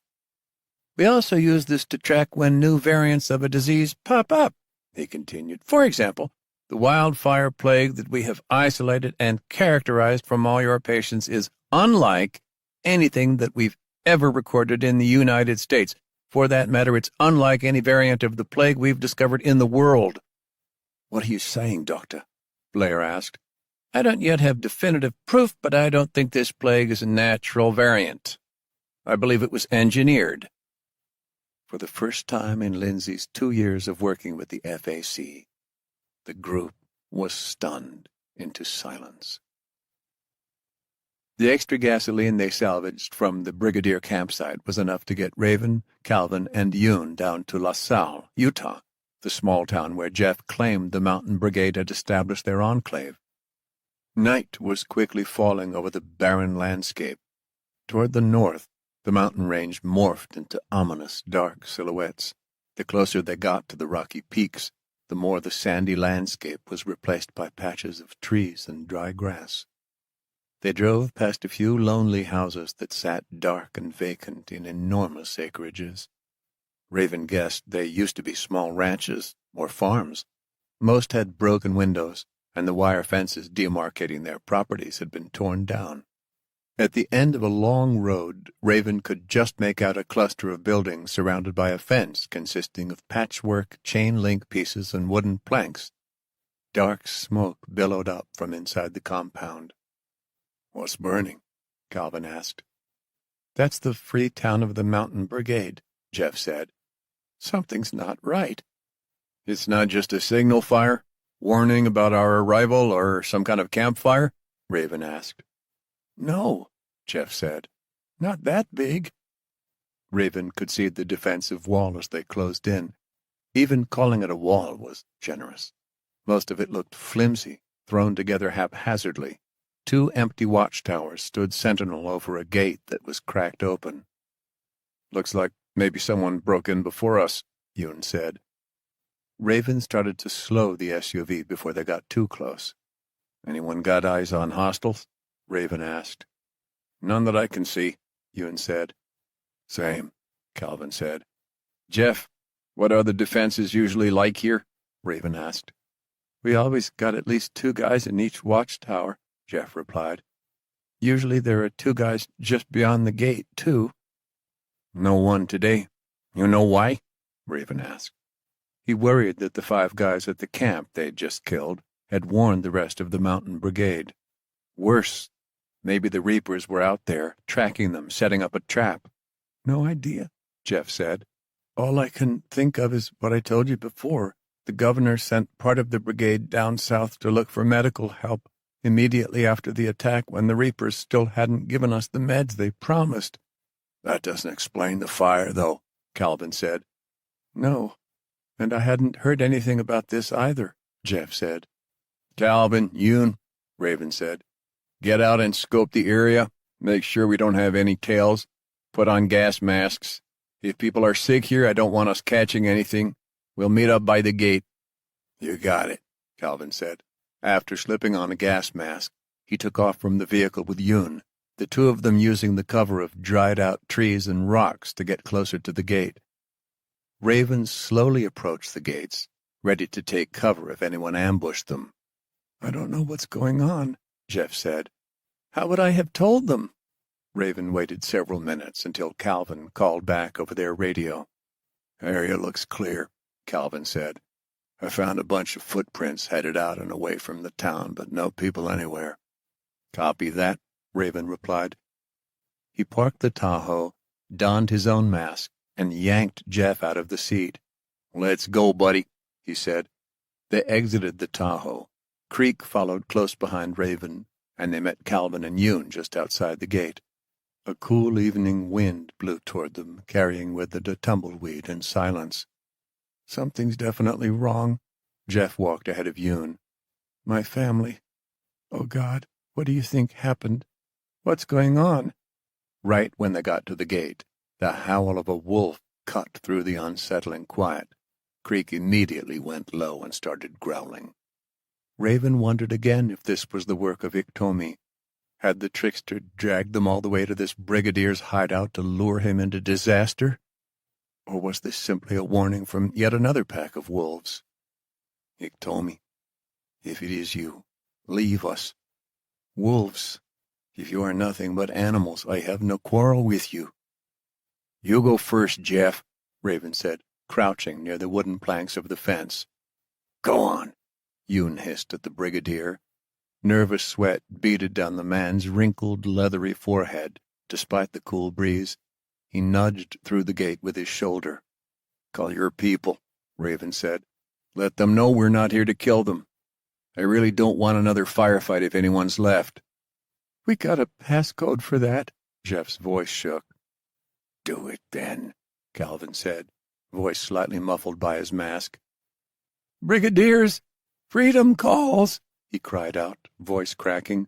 Raven roved his rifle along the watchtowers, just to make sure Jeff wasn't lying and had actually let out a warning. No one popped up. "Freedom calls!" Jeff yelled again. The man stood in the middle of the road outside the gate, calling the passcode over and over. He started to walk through the narrow crack between the open gates, briefly disappearing out of Raven's sight. "Hold on, Jeff," Raven hissed. "Hello? Anyone?" Jeff suddenly started to back up toward the crack in the gate. From where Raven was situated, he couldn't see what had frightened Jeff. He moved through the gate with the others for a better vantage, when a flash of gray and black lunged at the brigadier. "Help me," the man said, falling to his back. Creek went wild, barking and growling, all the fur on his back standing straight. He put himself between Raven and the large gray wolf that sunk its teeth into Jeff's arm. It pulled on Jeff's jacket sleeve. Instead of risking a shot that would kill Jeff, Raven ran at the animal and slammed his body into its ribs. His shoulder hit the mass of wiry fur and muscle with a crack. The wolf yelped and tumbled off into the dusty road. "You and guard Jeff!" Raven shouted. He didn't look back to see if the ranger had followed his order. The wolf scrambled back to its feet. Its lips curled back, revealing a mouthful of curved teeth. Bloody saliva dripped from its fangs, the beast's nose wrinkling into a fearsome snarl. Its fur was patchy, lesions bumping up out of its skin, ribs pushed up between those patchy portions. The poor animal was clearly starving and diseased. "Back," Raven said to the wolf, holding his ground. Creek growled and snapped. He let out a series of vicious barks. "Back!" Raven yelled again. He let his rifle hang from the strap and spread his arms wide to look bigger. Then he let out a roar that summoned the animal inside him, willing himself to be louder and more frightening than the wolf. Wolves shouldn't be a threat to humans, only if they were desperate or diseased, which this one seemed to be both. The sick animal looked like it had been caught by surprise, too, scared by Jeff's sudden entrance into the town. All it was doing was defending itself and perhaps its pack. And for all he knew, maybe the wolf had wildfire, too. Raven roared again. The wolf's ears went flat against the back of its head, its tail curling between its legs. In that moment, when its yellow eyes caught Raven's, he sensed a brotherhood, a realization that the wolf understood Raven didn't want to kill it, that he wanted to spare the poor sick animal if he could help it. Slowly, the wolf took a step backward, its eyes still on Raven. Yes, Raven thought. Go in peace. But before the wolf took another step, a gunshot boomed across the road. The wolf lurched. It took a couple unsteady steps before crashing into the asphalt. Blood poured from a wound in its chest, clinging to its matted fur. As the wolf took its final belabored breath, the beast looked up at Raven with its tongue hanging from its mouth. Its eyes no longer carried the undercurrent of understanding, but rather the hot hatred of betrayal. I'm sorry, Raven thought. Howls wailed up from elsewhere in LaSalle. The patter of padded feet over rock and cement echoed between the meager concrete and wooden buildings lining the street inside the Mountain Brigade complex. A few wolves shot out of the town through a half-open gate that Raven could see partway up the mountain slope to their north, nearly 200 yards away. He turned to see Calvin holding his M4, still aiming at the downed wolf. "Why did you do that?" "I saved your life," Calvin said, lowering the weapon. "You did no such thing," Raven snapped. Just beyond Calvin, Yoon was bent over Jeff. The man was writhing on the ground, holding his arm and moaning. The ranger, despite his hatred for Jeff and his people, was already applying antibiotic ointment and gauze to the bleeding wounds on the brigadier's bicep. "The wolf was going to leave," said Raven. "You don't know that." Calvin towered over him. "I do know that," Raven said. "We didn't need to kill the animal. It's a fucking animal, and it attacked Jeff, who you claim we need so badly," Calvin said. Raven's fingers curled into fists. On another day, maybe in the past, he would have taken his frustration out on Calvin. But right now he needed to focus his anger and his energy on finding the Mountain Brigade's governor and the Reapers. "Get him up," Raven said, "but don't stick too close to him. That wolf looked sick, which means Jeff might be too." Yoon prodded Jeff with his rifle. Jeff got to his feet shakily. "God, I hope I'm not sick. No, no, no." Raven thought back to the legend he told Laura. It was this kind of disrespect that had inspired the animals to call their councils and create disease in the first place. Perhaps the bandits and outlaws of the Badlands had been as careless with animal life as Calvin just now. Maybe it was mankind's fault that the wildfire was spreading, and if it was, Raven couldn't say he blamed the animals. 18. Calvin followed Raven and Creek between the dilapidated homes of LaSalle. Jeff hobbled along after them, with Yoon prodding him along. They'd been in the small town for only a matter of minutes, and already Calvin had seen more destruction than he'd expected. If it weren't for his gas mask, he was certain he'd catch the odor of burnt plastic and wood drifting in every gust. Most of the houses were mobile homes and RVs that had been set up along the street. About half of them were little more than blackened skeletons and ash blowing on the wind. Others still smoldered, small fires licking up around chunks of walls or furniture, embers glowing in piles of ash. "Oh no," Jeff said. "This can't be real. Who would do this?" "The Reapers," Calvin offered. Jeff had no answer. After passing about 20 homes, many burned, there was a warehouse at the eastern end. The warehouse was the first in a line of concrete and wood buildings with labels like LaSalle Post Office, General Store, and Town Hall. The roofs of each were blackened, smoke drifting up from inside them. The squat building with Town Hall painted across the top had concertina wire lining a waist-high wall of corrugated steel on top. A couple of mounted machine guns lay unmanned on their posts. If someone had raided this place, it was odd they left the weapons behind, and it was also odd that anyone fleeing would leave them behind if they abandoned this place. So far, to their surprise, they hadn't seen any people, dead or alive, to help them figure out what had happened.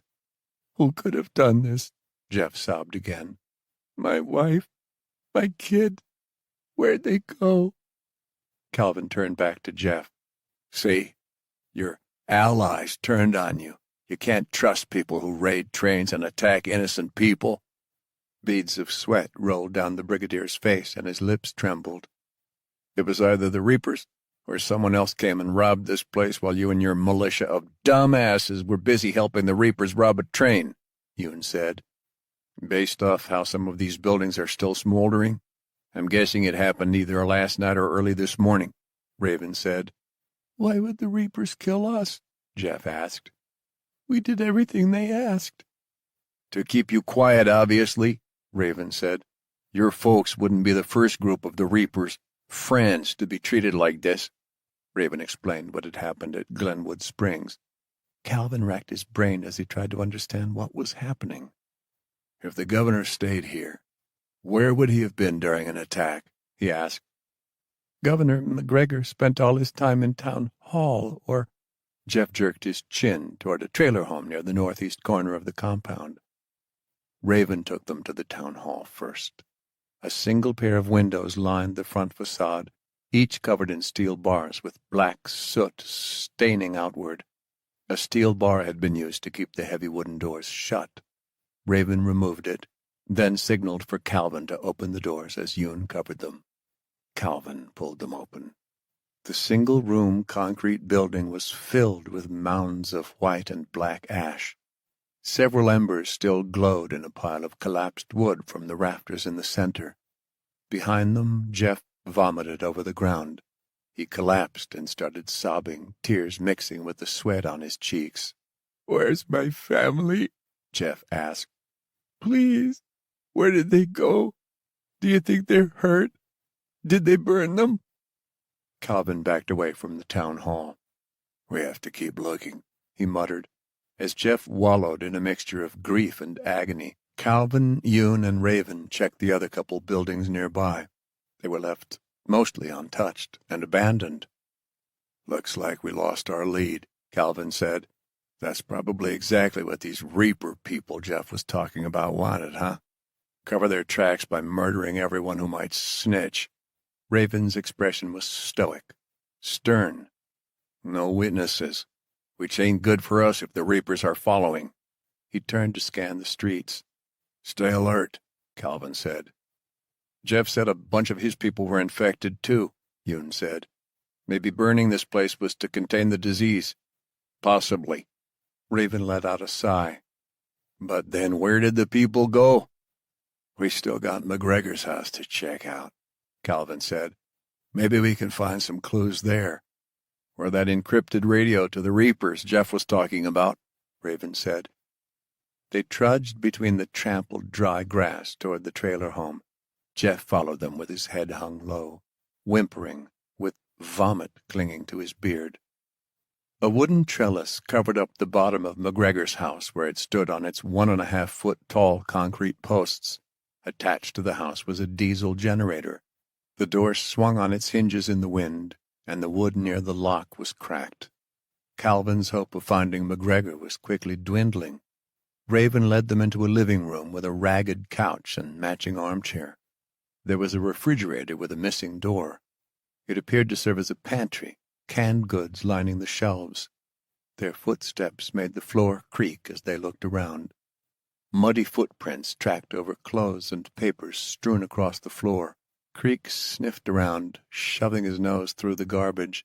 Then the dog went still and started whining, pawing at a shirt and camo jacket. "What is it, boy?" Raven asked. He picked up the clothes and threw them onto the couch to get a better look at what had attracted Creek's attention. Dark stains marked the light blue carpet where the clothes had been. "Blood," Raven said simply. "I'll check out the rest of the place," Calvin said. Signaling for Yoon to follow, he crept down the narrow hallway toward the bathroom, while Raven examined the blood stain. Yoon checked the hall closet. "Nothing." "Bathroom's clear, too," Calvin said. They cleared the bathroom, then moved back out to the living room where Raven was pawing through the papers. "This is all trash." Raven pushed a few of the papers toward Calvin and Yoon. "Looks like all anti-government manifestos. Nothing about the train attack or wildfire or the Reapers." Creek whined while sniffing at the blood. "What's got him so worked up?" Yoon asked. "The blood," Raven said. "He's probably got McGregor's scent in his nose now," and Raven stopped, then stooped beside Creek again. Hold on a second." He pulled at the stained carpet. To Calvin's surprise, it came up with ease. "Of course," Raven said. "A guy that leads a dangerous cult at the edge of the desert is going to have multiple getaway routes. Maybe." As he flipped up the carpet, he revealed a wooden trapdoor. Raven lifted it. "This leads right to the space under the house." Calvin heard the crack of wood. "I see him." Raven was looking through the trapdoor. "The coward was hiding. Get back here." Calvin bounded outside first, ignoring the pain in his leg. He and Yoon got a head start, Raven and Creek behind them. A chunk of the wooden trellis under the home had been torn away. Jeff was no longer seated outside where they had left him either. Instead, he was lumbering away from the trailer home, his hands still secured behind his back. Running away alongside Jeff was another man in a blood-stained white T-shirt and camouflage pants. The man was leaning on Jeff as he ran. He had a bloody bandage wrapped around his leg. Calvin raised his M4. "Stop or I'll shoot!" Neither of the men even looked back. Calvin slung his M4 over his back with a curse. As much as he wanted to blow these bastards away, they needed answers, not more corpses. He ran at a lurch. Pain coursed up Calvin's leg and back, but he gritted his jaw against it, focusing on the rage building inside him. His anger fueled him, and he caught up with the slow-moving pair. Raven and Creek were just behind them. Yoon took Jeff down, and Calvin slammed into the man he presumed to be McGregor. They went down hard on a gravel road. Calvin cranked his head back to miss a blow. He slammed a fist into the man's head.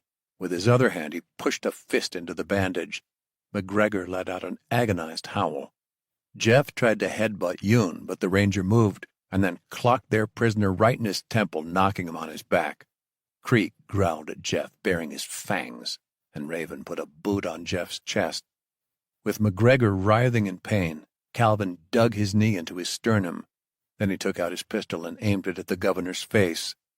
"Move again, and I'll put a bullet in your brain," Calvin said. Next to McGregor, Jeff was sprawled on the ground with Yoon on top of him. Raven stood above them both with Creek by his side, growling. "You McGregor?" Calvin asked. The man's eyes narrowed, his big chest rising and falling. Calvin pressed his pistol into the side of the man's head. "Don't make me ask again," he said. Finally, McGregor nodded. "Yes. Who the hell are you?" "Where are the Reapers?" Calvin asked, ignoring him. "I don't know." Calvin pressed the barrel against the governor's lips, prying them open and forcing the barrel inside. McGregor writhed, his mouth opening and closing like a fish trying to breathe on land. "Tell me where the fuck they are!" Calvin yelled. He pulled the barrel out to let the prisoner talk.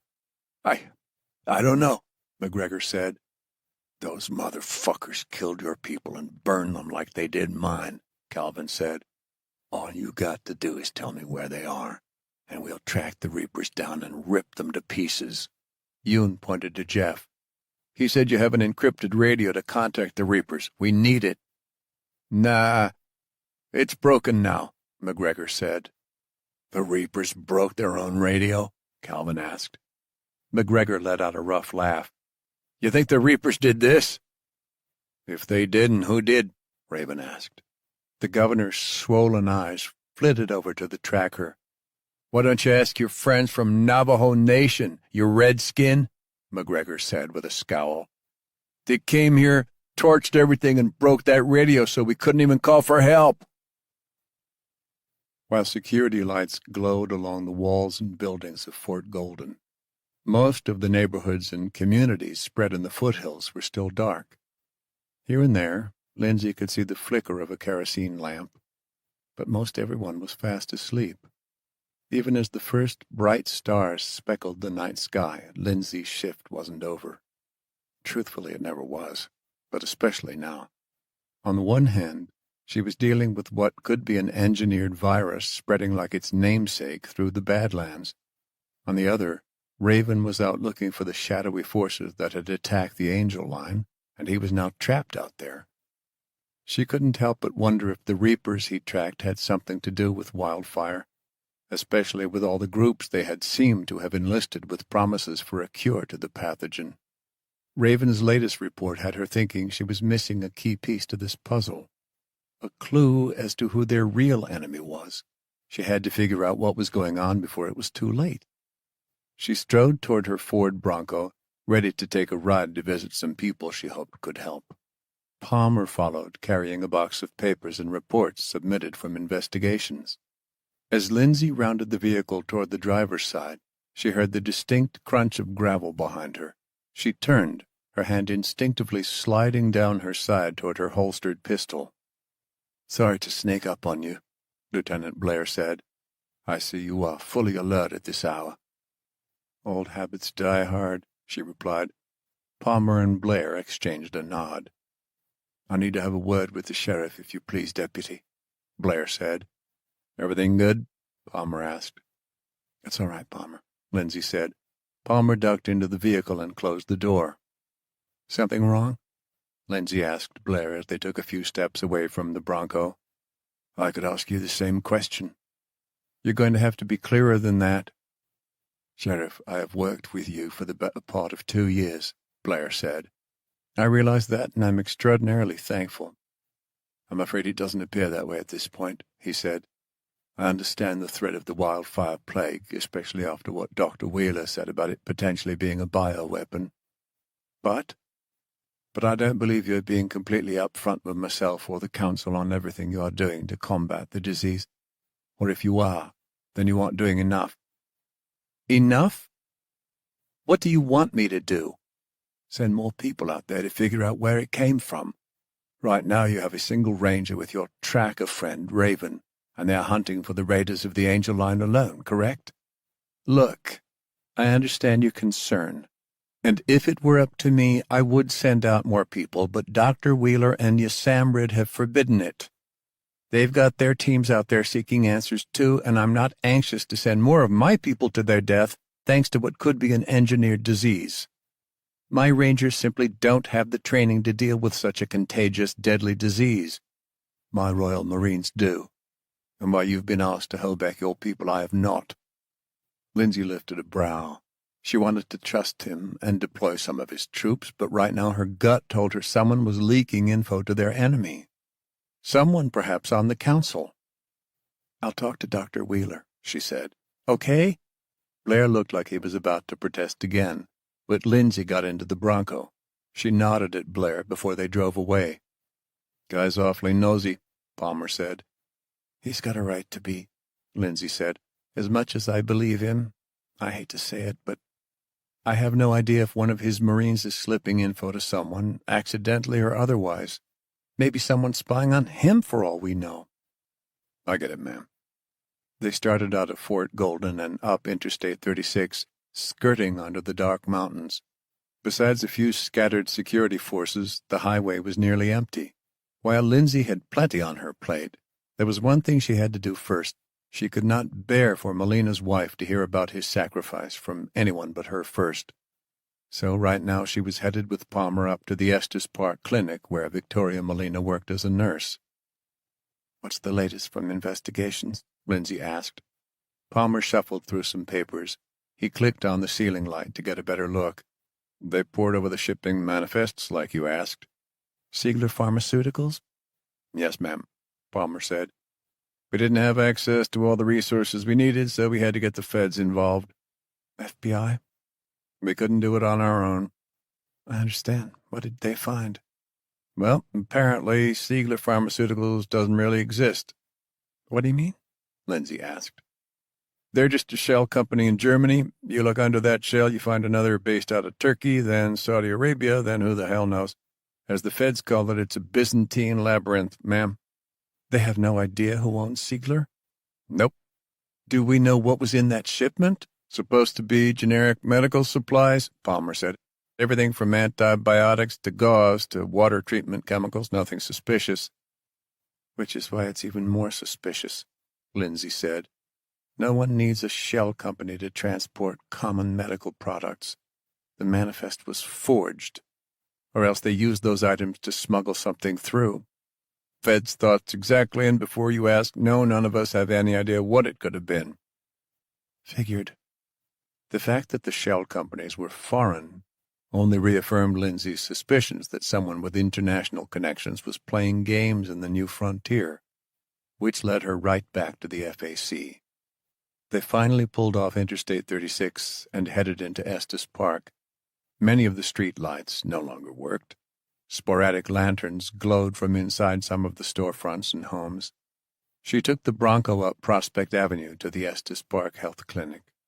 They pulled into the parking lot and got out. A group of nearly 30 or so people clamored at the entrance to the emergency room. "What's going on?" Palmer asked. "Your guess is as good as mine," Lindsay replied. She took them around the side of the building to a secondary entrance. 2 men in security uniforms were guarding it. "Hold up right there," one said, stepping forward. "Main entrance is Colorado Rangers," Lindsay revealed her badge. "Sheriff Plymouth here to see Victoria Molina."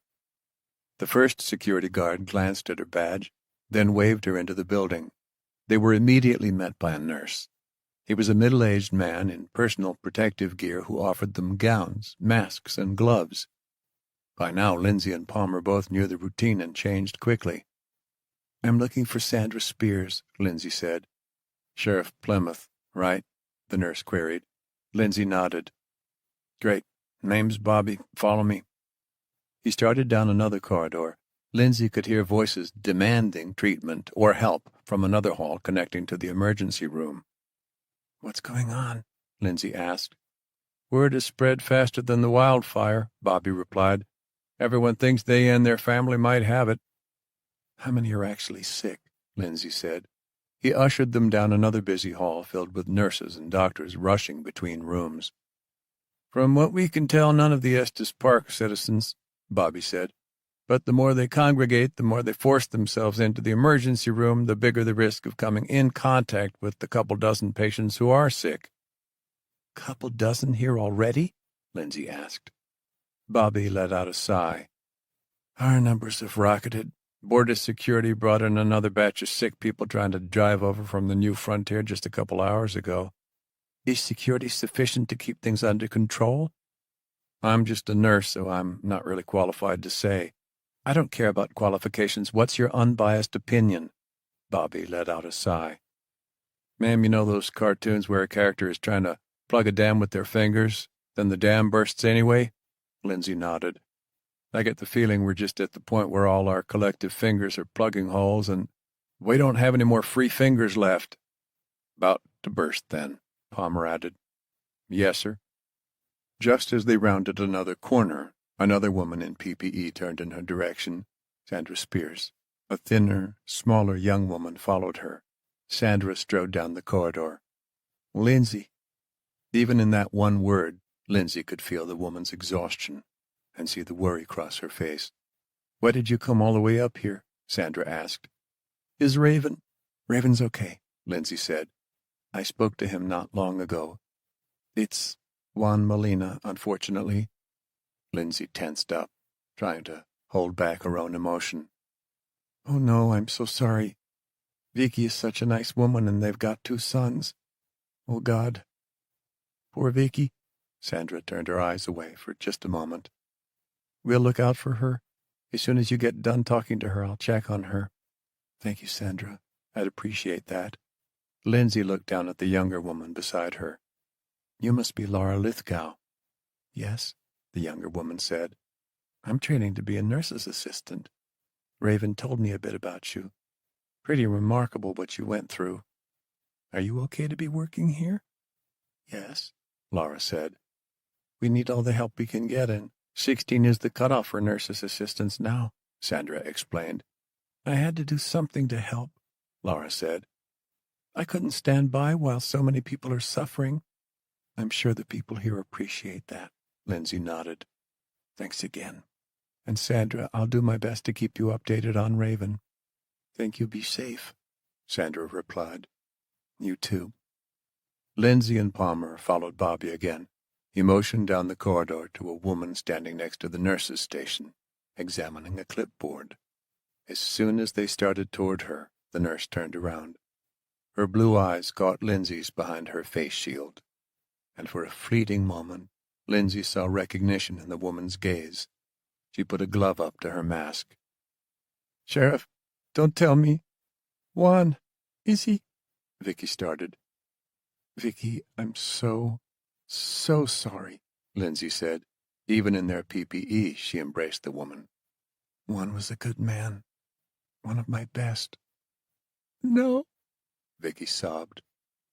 "He can't be gone." Her words trailed off as she cried into Lindsay's shoulder. Footsteps sounded behind her as Sandra came around to comfort Vicky, too. "I promise you we won't forget Juan," Lindsay said. "He's done so much for this state, so much for this country. I just wanted to be the first to tell you how much he meant to us, to the Rangers." Vicky said nothing as tears spilled down behind her clear plastic visor. Sandra ushered the woman out of the corridor, with Laura at her heels, hopefully to find a break room where they could be in private. Lindsay heaved a long sigh and turned back to Palmer, trying to hold back tears of her own. "I can't keep doing this. We can't keep losing people," she said. "We have to stop the wildfire. The Reapers. Stop all of it." Lindsay dropped her voice to a whisper. "We have to stop it before there isn't anyone left." 19. Only a couple hours after leaving La Salle, white stars studded the night sky. The landscape was so dark, Raven could see nothing except the road in front of them.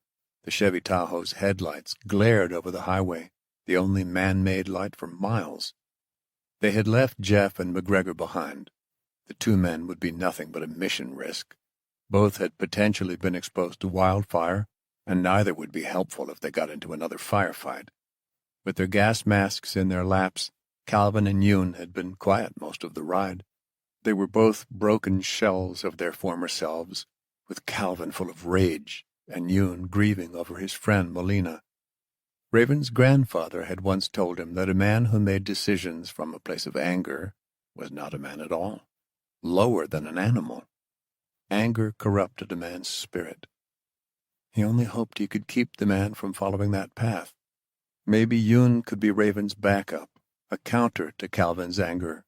But Yoon was obviously struggling. "Vicky, worried this would happen," Yoon said. "Molina always told me how much she begged him to stop working for the Rangers. She wanted him to find a job back in Golden, something safe so he could see his boys more." "I'm sorry." Raven didn't know what else to say. All he could do was keep Calvin's rage in check and try to encourage Yoon to keep strong. "I still don't like that we left Jeff and McGregor tied up back at their crappy fort," Calvin said. "I ain't got no crystal ball, but I see them worming their way free and trying to start some other militia. We should have taken care of that problem before it starts." "Sometimes you have to let one venomous snake go to find the nest of vipers," Raven said. Calvin was quiet for a while. Raven took that moment to use their sat phone to call Lindsay as he headed down the dusty road toward Navajo Nation. She answered after only a couple rings. "Sheriff Plymouth here." "Lindsay, it's Raven." "Raven, I just saw your sister." "She okay?" "She's hanging in there, working with Laura Lithgow at the clinic right now. I'm glad they're there to help Vicky Molina." "Is she in shock?" understandable?" "I'm sorry." "Damn." "Not to change the subject, but I take it you got something for me?" "We got a new lead." He told her about McGregor and the Mountain Brigade, along with giving her the coordinates to the compound, so she, or maybe the USAMRID teams out on the new frontier, could take in Jeff and McGregor for further questioning later. McGregor said that the Navajo Nation is responsible for burning their people. "Why?" After capturing him, Raven, Calvin, and Yoon had questioned McGregor for several excruciating minutes, so he had some idea. McGregor seemed to think it was because the brigadiers were working with the Reapers, but I'm not 100% confident. "Does he know who the Reapers really are?" Lindsay asked. "Doesn't seem that way. He doesn't really know much about them. Mostly McGregor just told us about their run-ins with Navajo Nation. These Navajo guys came up to the Mountain Brigade's fort demanding they stop roaming around, spreading the disease. They traded some words, and the whole thing turned into a battle. McGregor claimed the Navajo men rounded everyone up, then told them to leave the area. Get the hell out of Dodge, so to speak. You believe him? Lindsay asked. Yeah, I threatened to bring him the reservation to let them finish what they started, Raven said. I've never seen a man more scared in my life. This doesn't sound like something the Navajo Nation would condone. I know. Something's not right. McGregor might have left out some details, but he was certain the nation knows more about the Reapers than he did. Okay, is there anything at all I can do? Lindsay asked. More manpower? Wheeler still thinks it's suicide, at least until his field teams figure out where wildfire is popping up from. Fine, then. I'm headed south. We're not far from the Navajo Nation, and I need to set up a meeting with someone who can represent them. I want to get the story straight about the Reapers and the Brigadiers. I planned on showing up on my own, but if you can help pull some strings to get them talking, it might make things easier. I'll see what I can do. The Navajo Nation was one of the rare enclaves in the Badlands that had done a decent job establishing their own security forces and weathering the storm after the collapse. Of course, Raven knew from personal experience that those who grew up on the reservations understood what it was like to survive in the face of overwhelming adversity. Raven, Lindsay said, before you go, there's been a new development. You want to apologize for how things went down last year? Raven asked. That's great to hear. He chuckled, but then grew serious when Calvin glanced over at him. Raven, cut the shit, Lindsay replied. The tone in her voice conveyed that none of his usual humor could make her feel any better. Things are getting worse. More people are getting sick, and we identified why. She told him about Dr. Wheeler's findings regarding the wildfire. A chill traced Raven's spine. Engineered? Creek looked up at Raven from where he was camped out on a seat. The dog seemed to sense his fear. The disease reservoir Usamrid's teams are looking for might not be a nest of wild animals, Lindsay continued. I'm worried that all this recent Reapers activity and wildfire are intimately connected. So like I said before, I need you to keep an ear out if you hear anything from the nation or anyone else out there. Train ambushes, engineered plague, and wild militias, Raven said. What else can you throw at us, because this hasn't been hard enough? And I think things are going to get a lot worse before they get better. Raven could hear Lindsay sigh. He felt bad about being so flippant with her. He couldn't imagine the stress she must be under, especially after having to break the news to Melina's wife about his death. Get back safely, Raven. I don't want to lose anyone else. Tell your team to be careful too, okay? Yeah, will do. They continued south on the slim chance that Lindsay could use the government's tenuous relationship with Navajo Nation to help set up their meeting. Creek snoozed in the back seat. Yoon also seemed to have succumbed to his exhaustion, judging by his closed eyes. Raven thought Calvin might have been sleeping too until the SEAL spoke up. So, you were in North Korea? Yeah. Those evil fucks changed everything. Destroyed our world in one devastating night. Raven simply nodded. The retired SEAL straightened in his seat.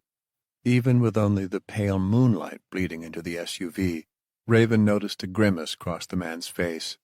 You okay? Raven asked. My back's hurting again.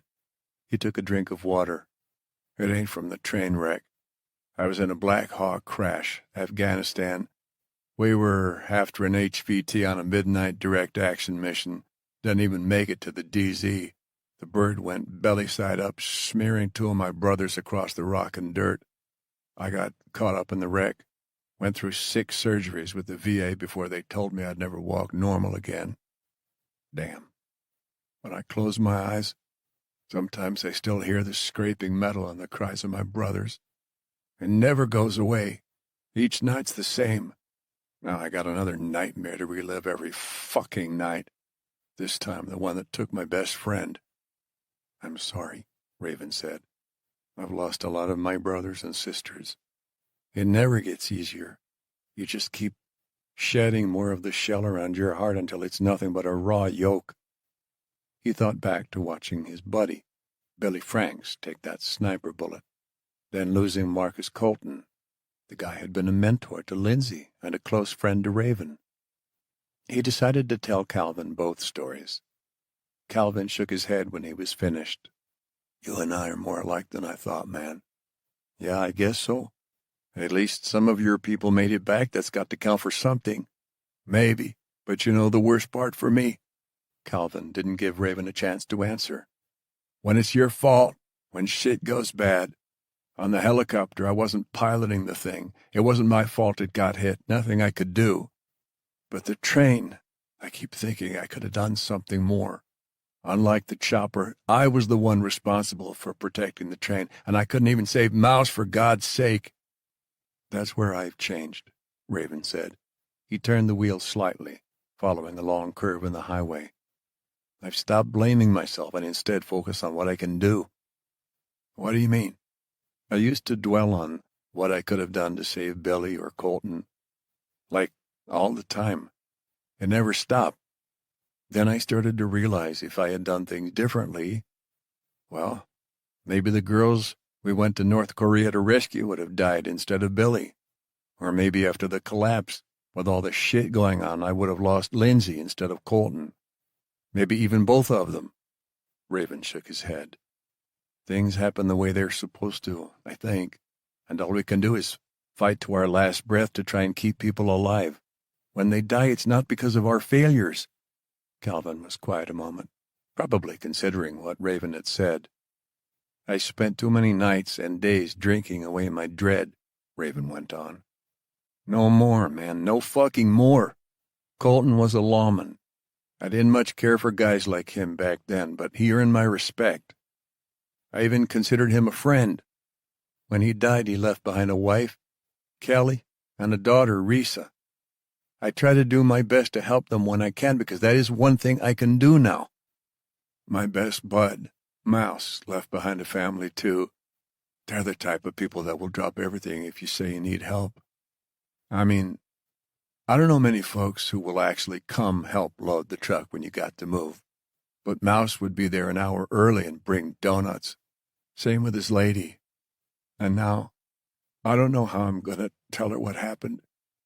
There's not a worse feeling in the world, brother, but all you can do is be there for them when you get back. There's one other thing I can do, Calvin said. Raven looked over. I can make sure every reaper is buried 6 feet under. Or better yet, wolf food. I get that, but just don't do anything rash. Calvin was quiet for another long moment. I'm sorry for killing that wolf. Maybe I should have let it go. I just thought it was diseased and better off dead. Maybe so. That's not for me to say, but you don't owe me an apology. If you feel bad, apologize to the wolf. For a second, Raven thought Calvin was going to tell him to shove it. But the seal merely nodded and closed his eyes, mumbling something to himself. He hoped the wolf's spirit heard Calvin, because humans didn't need any more sicknesses sprouting from the animal world. If what Lindsay had said was true, humans were perfectly good at inventing their own. For a solid hour they sat in silence until the sat phone rang. Raven answered it. Go ahead. I just got word from President So of the Navajo Nation, Lindsay said. Took a lot of convincing, but he agreed to have some of his people in the area meet you. He say anything? We didn't go over details. I'll leave that up to your discretion, Raven, but please, make sure you don't say anything offensive or do anything stupid. I can't make that promise. Raven, sorry. I promise that I will do my best. Be careful. Yep. He set the phone down and sighed. Then he rapped on the back of Calvin's seat a few times to stir Yoon, who sat up slowly and yawned. Okay, fellas, hope everyone got some shut-eye, Raven said, because I have a feeling we're about to cross over into some dangerous territory. When they finally arrived on the outskirts of Montezuma Creek, spotlights lanced through the windshield. The bright white lights nearly blinded Calvin as he held up a hand to shield his eyes. What a welcome, he muttered. They didn't survive out here by being stupid, Raven said. Just being cautious." "You better hope so," Yoon said. Creek began barking at the silhouettes backlit by the spotlights as they surrounded the vehicle. 8 or 9 men, all with rifles shouldered. Raven opened his door, shielding his eyes. "Relax," he called out. "We're friends." A low voice responded, belonging to a man stepping toward Raven, silhouetted by a spotlight. "No one is a friend until they prove it." The man that spoke snapped his fingers, and the spotlights blinked off. He was clearly the leader. It took Calvin's eyes a moment to adjust. He focused on the tall guy with broad shoulders and muscles pushing against a tan t-shirt. He had dark, black hair draping over his shoulders and brown eyes that looked nearly black, especially now. "Sheriff Plymouth said you would be expecting us," Raven said. Calvin opened the door and began to step out of the Tahoe. Weapons clicked and raised toward him. "I'm Eddie Nez," the man in the tan shirt said. "I'm Raven Spears. This is Larry Yoon and Calvin Jackson," Raven said. "I know who you are," Eddie replied. "Leave your weapons in the truck." Calvin didn't like the idea of following these guys anywhere, unarmed, and looked to Raven. "You come at the orders of a sheriff with the Colorado Rangers," Eddie said. Then he glared at Raven. "You, of all people, should know why I might not trust their word." Yoon muttered something under his breath. "Leave your weapons behind," Raven said. "You serious?" Yoon asked. "Do it," Calvin said. They took out their pistols and knives, leaving everything with their rifles in the car. "The dog stays too." "What?" Raven asked. "Those are my terms," Eddie replied. "Either listen or drive back the way you came." This time Raven muttered something under his breath. He leaned down to Creek and told him to stay put. The dog let out a long whine. "All right," Eddie said. "Come with me." Calvin, Raven, and Yoon followed the heavily armed group of Navajo warriors toward a squat white building.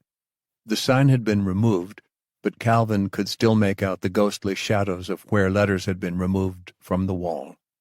It appeared to have once said, "Welcome, Church of Christ meets here." "A church?" Yoon asked.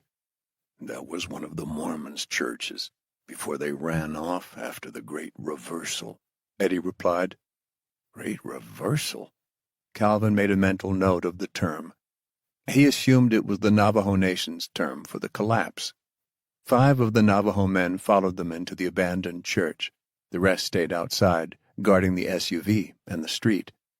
Inside, folding chairs were scattered around a few flimsy tables. A lone lectern gathering dust stood at the front of the narrow building. Kerosene lanterns hanging off support columns and sitting on tables gave off flickering yellow light and an oily smell. "Have a seat," Eddie said, his voice deep and throaty. Calvin didn't like the idea of letting his guard down by sitting, but out of respect he lowered himself gently into the seat, like an old arthritic man in his 90s. Better to let these guys think he was weak and wounded. Let them underestimate him. He really wasn't liking the vibe they were putting off. Felt like the tension at a bar right before a fight broke out. Calvin nodded at the other Navajo men. "Who are your friends?" "Not your concern. You speak to me," Eddie replied. "That's how it's going to be, huh?" Calvin asked. This whole setup felt like trying to arrange tea time with a rabid coyote. He supposed he should play it cooler. "My friends had a hell of a day," Raven explained. "You know that attack on the train our sheriff told you about?" "I'm aware," Eddie said. "That's why I'm here," Calvin said, "to find the people responsible." "You're here because you want our help." Raven glanced at Calvin. "Yeah, I'm sorry," he said in his most convincing tone. "I need your help finding the group responsible for killing my people." "What are you offering?" Eddie asked. "Offering?" Calvin asked. "I doubt you want a rogue paramilitary group out there. You helping us helps you." The rattlesnakes have protected these borders since the Great Reversal. We don't need your help. We're aware of this paramilitary group and any threat they pose. Rattlesnakes? Calvin made another mental note. He hadn't heard of the group. You know where the Reapers' militia is, then? Calvin asked. I do, Eddie said, but it will cost you. Cost us? Heat rose in Calvin's face. We're doing you a favor, pal. I'll get rid of this threat. All I need to know is where they make their bed at night. Eddie laughed, along with the rest of his men. One man, he said. One man thinks he can take out the Reapers. More than one, Raven said. Why do you work with them? Eddie asked, his face concentrated into a stern mask of anger. You betray your people. I do what I think is right, Raven said. And who are you to judge me? After what you did at La Salle. Eddie rose from his seat, quaking in anger. They came down here, demanding we help them and their sick people. They said they'd kill us all if we didn't open our clinic to them. McGregor sure as hell hadn't mentioned that. Their visits spread that disease to my people. We had to protect ourselves. Governor McGregor betrayed us, and his people paid the price. We had to burn their town and run them off so they wouldn't bother us again. Calvin didn't know much about the Navajo Nation, but what he saw at La Salle told him they didn't deal with enemies kindly. I have a way to help you, Raven said. Eddie stepped forward and lifted his chin. You have that disease here, don't you? Raven asked. 4 patients now. Do you have a cure? Eddie asked. Raven shrugged. Eddie leaned forward over the table. A cure is the price of the information you have come here for. Give us the intel, and we will make sure you get the cure, Raven said. Calvin kept his gaze ahead, knowing damn well they didn't have a cure yet. Eddie laughed. I don't trust you, or your government. He stood and snorted. Just because you and I share a similar past doesn't mean you have a heart or spirit like mine, Raven, Eddie growled. You are every bit their puppet as these men. Yoon fidgeted, and Calvin grew tense watching Eddie pace frantically back and forth.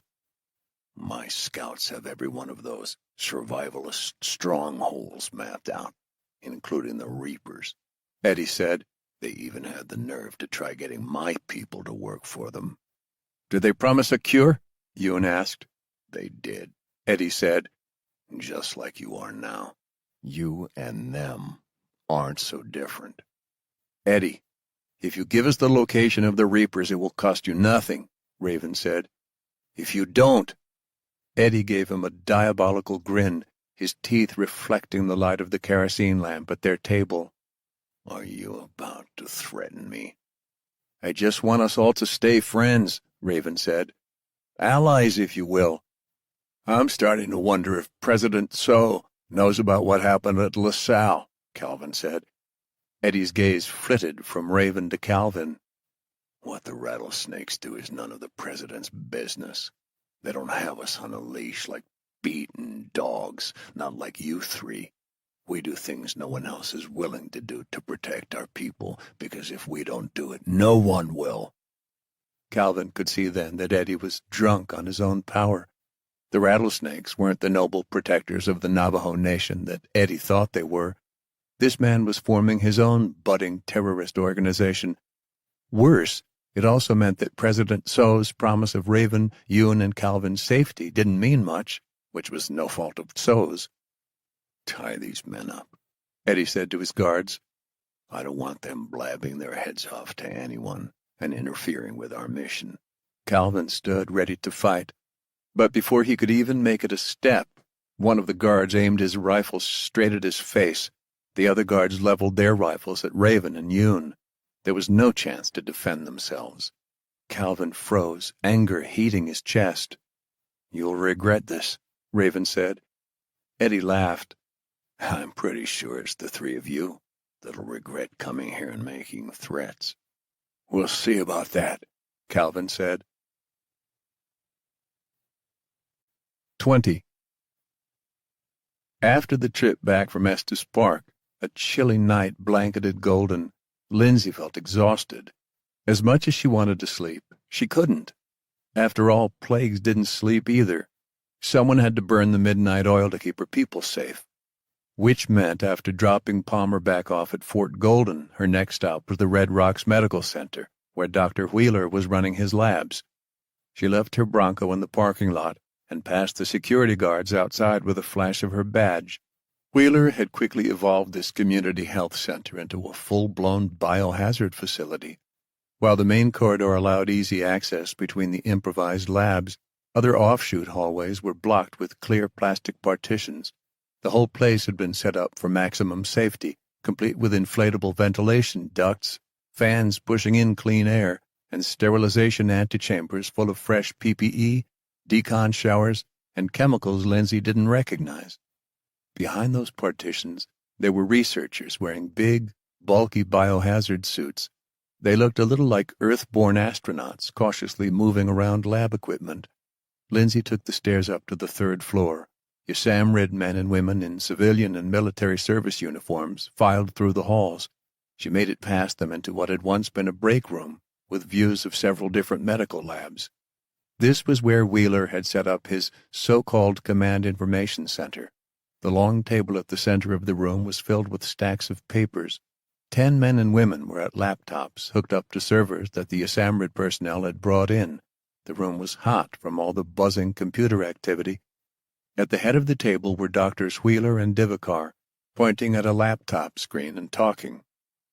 Engrossed in their work, neither doctor noticed her until she strode right up. "Oh, Sheriff Plymouth," Wheeler said. "What's the status of things here?" she asked. "We're up to 110 people with confirmed cases of wildfire," Divakar said. 100. Damn, Lindsay said. "There are probably far more than that," Wheeler said with a sigh. "You see, we don't have a rapid way to confirm these cases. Now that we've sequenced the genomic data of the wildfire bacteria, we can test lab specimens via PCR to identify if patients do indeed have wildfire. The only problem is, because this is so new for us, the tests take a while. Do you have estimates on how many people out there might have wildfire?" Divakar folded her arms over her chest. "Last I checked, the Front Range clinics had nearly 200 people in the ICUs with symptoms consistent with wildfire. We hit 67 deaths just 10 minutes ago that we think are related to wildfire infections." Lindsay was taken aback. The growth in numbers was staggering. It would only get worse until they identified a cure. "What's the situation on finding a treatment?" Lindsay asked. Wheeler motioned for her to follow him to one of the big windows.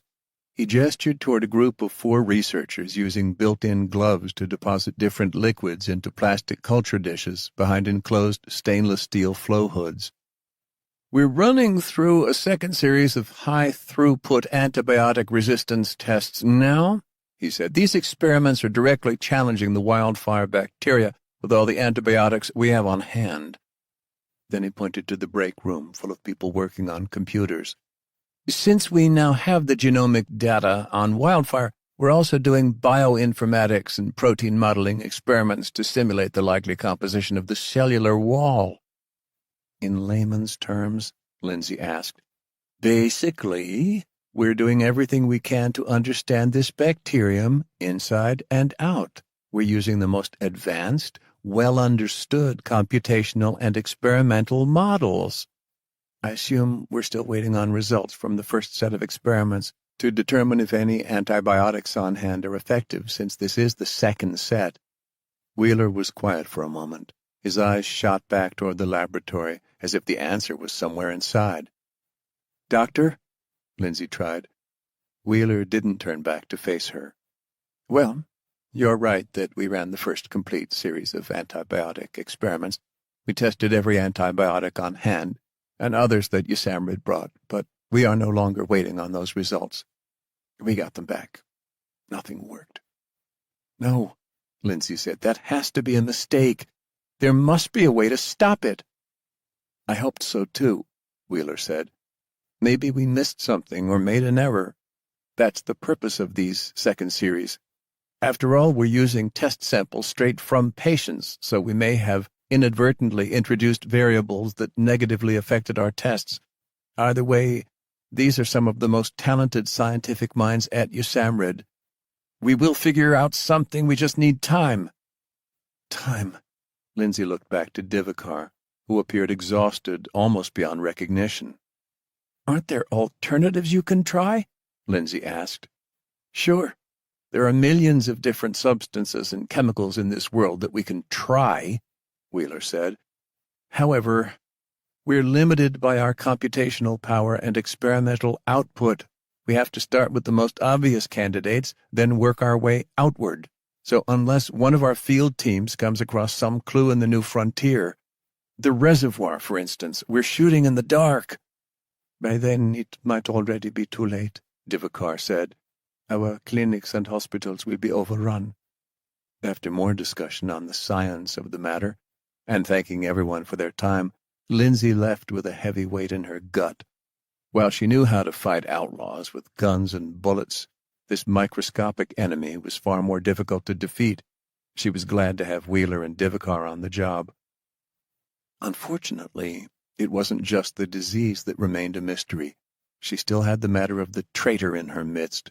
She wanted to curse at all their bad luck, but she remembered something her former mentor, Colton, had told her during the collapse. When multiple threats are closing in, you have to deal with them differently. Approach each one with a plan, eliminate that threat, and then move on, one at a time. Lindsay had a plan to do just that, starting with the Reapers. On her way to Fort Golden, she called Palmer and requested he meet her outside their building.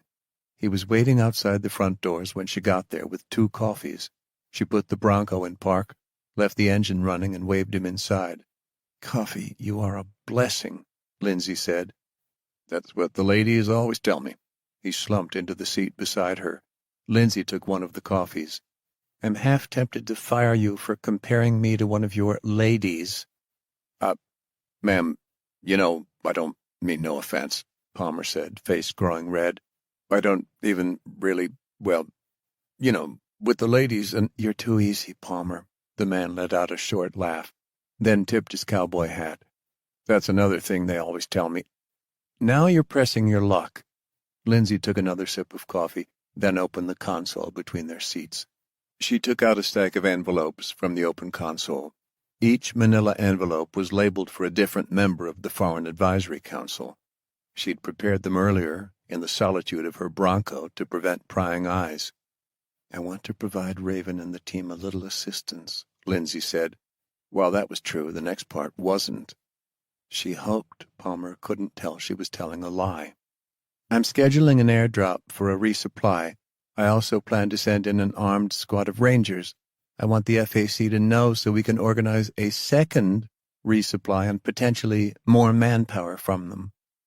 "I thought we were forbidden from sending people out by Wheeler until his teams figured out where the disease was coming from." "The situation's more desperate now." Palmer's head bobbed. "I understand, ma'am." There was more she wanted to say, but she held back. The plan she'd concocted relied on him not knowing. She felt bad deceiving him, but he would forgive her when he learned why.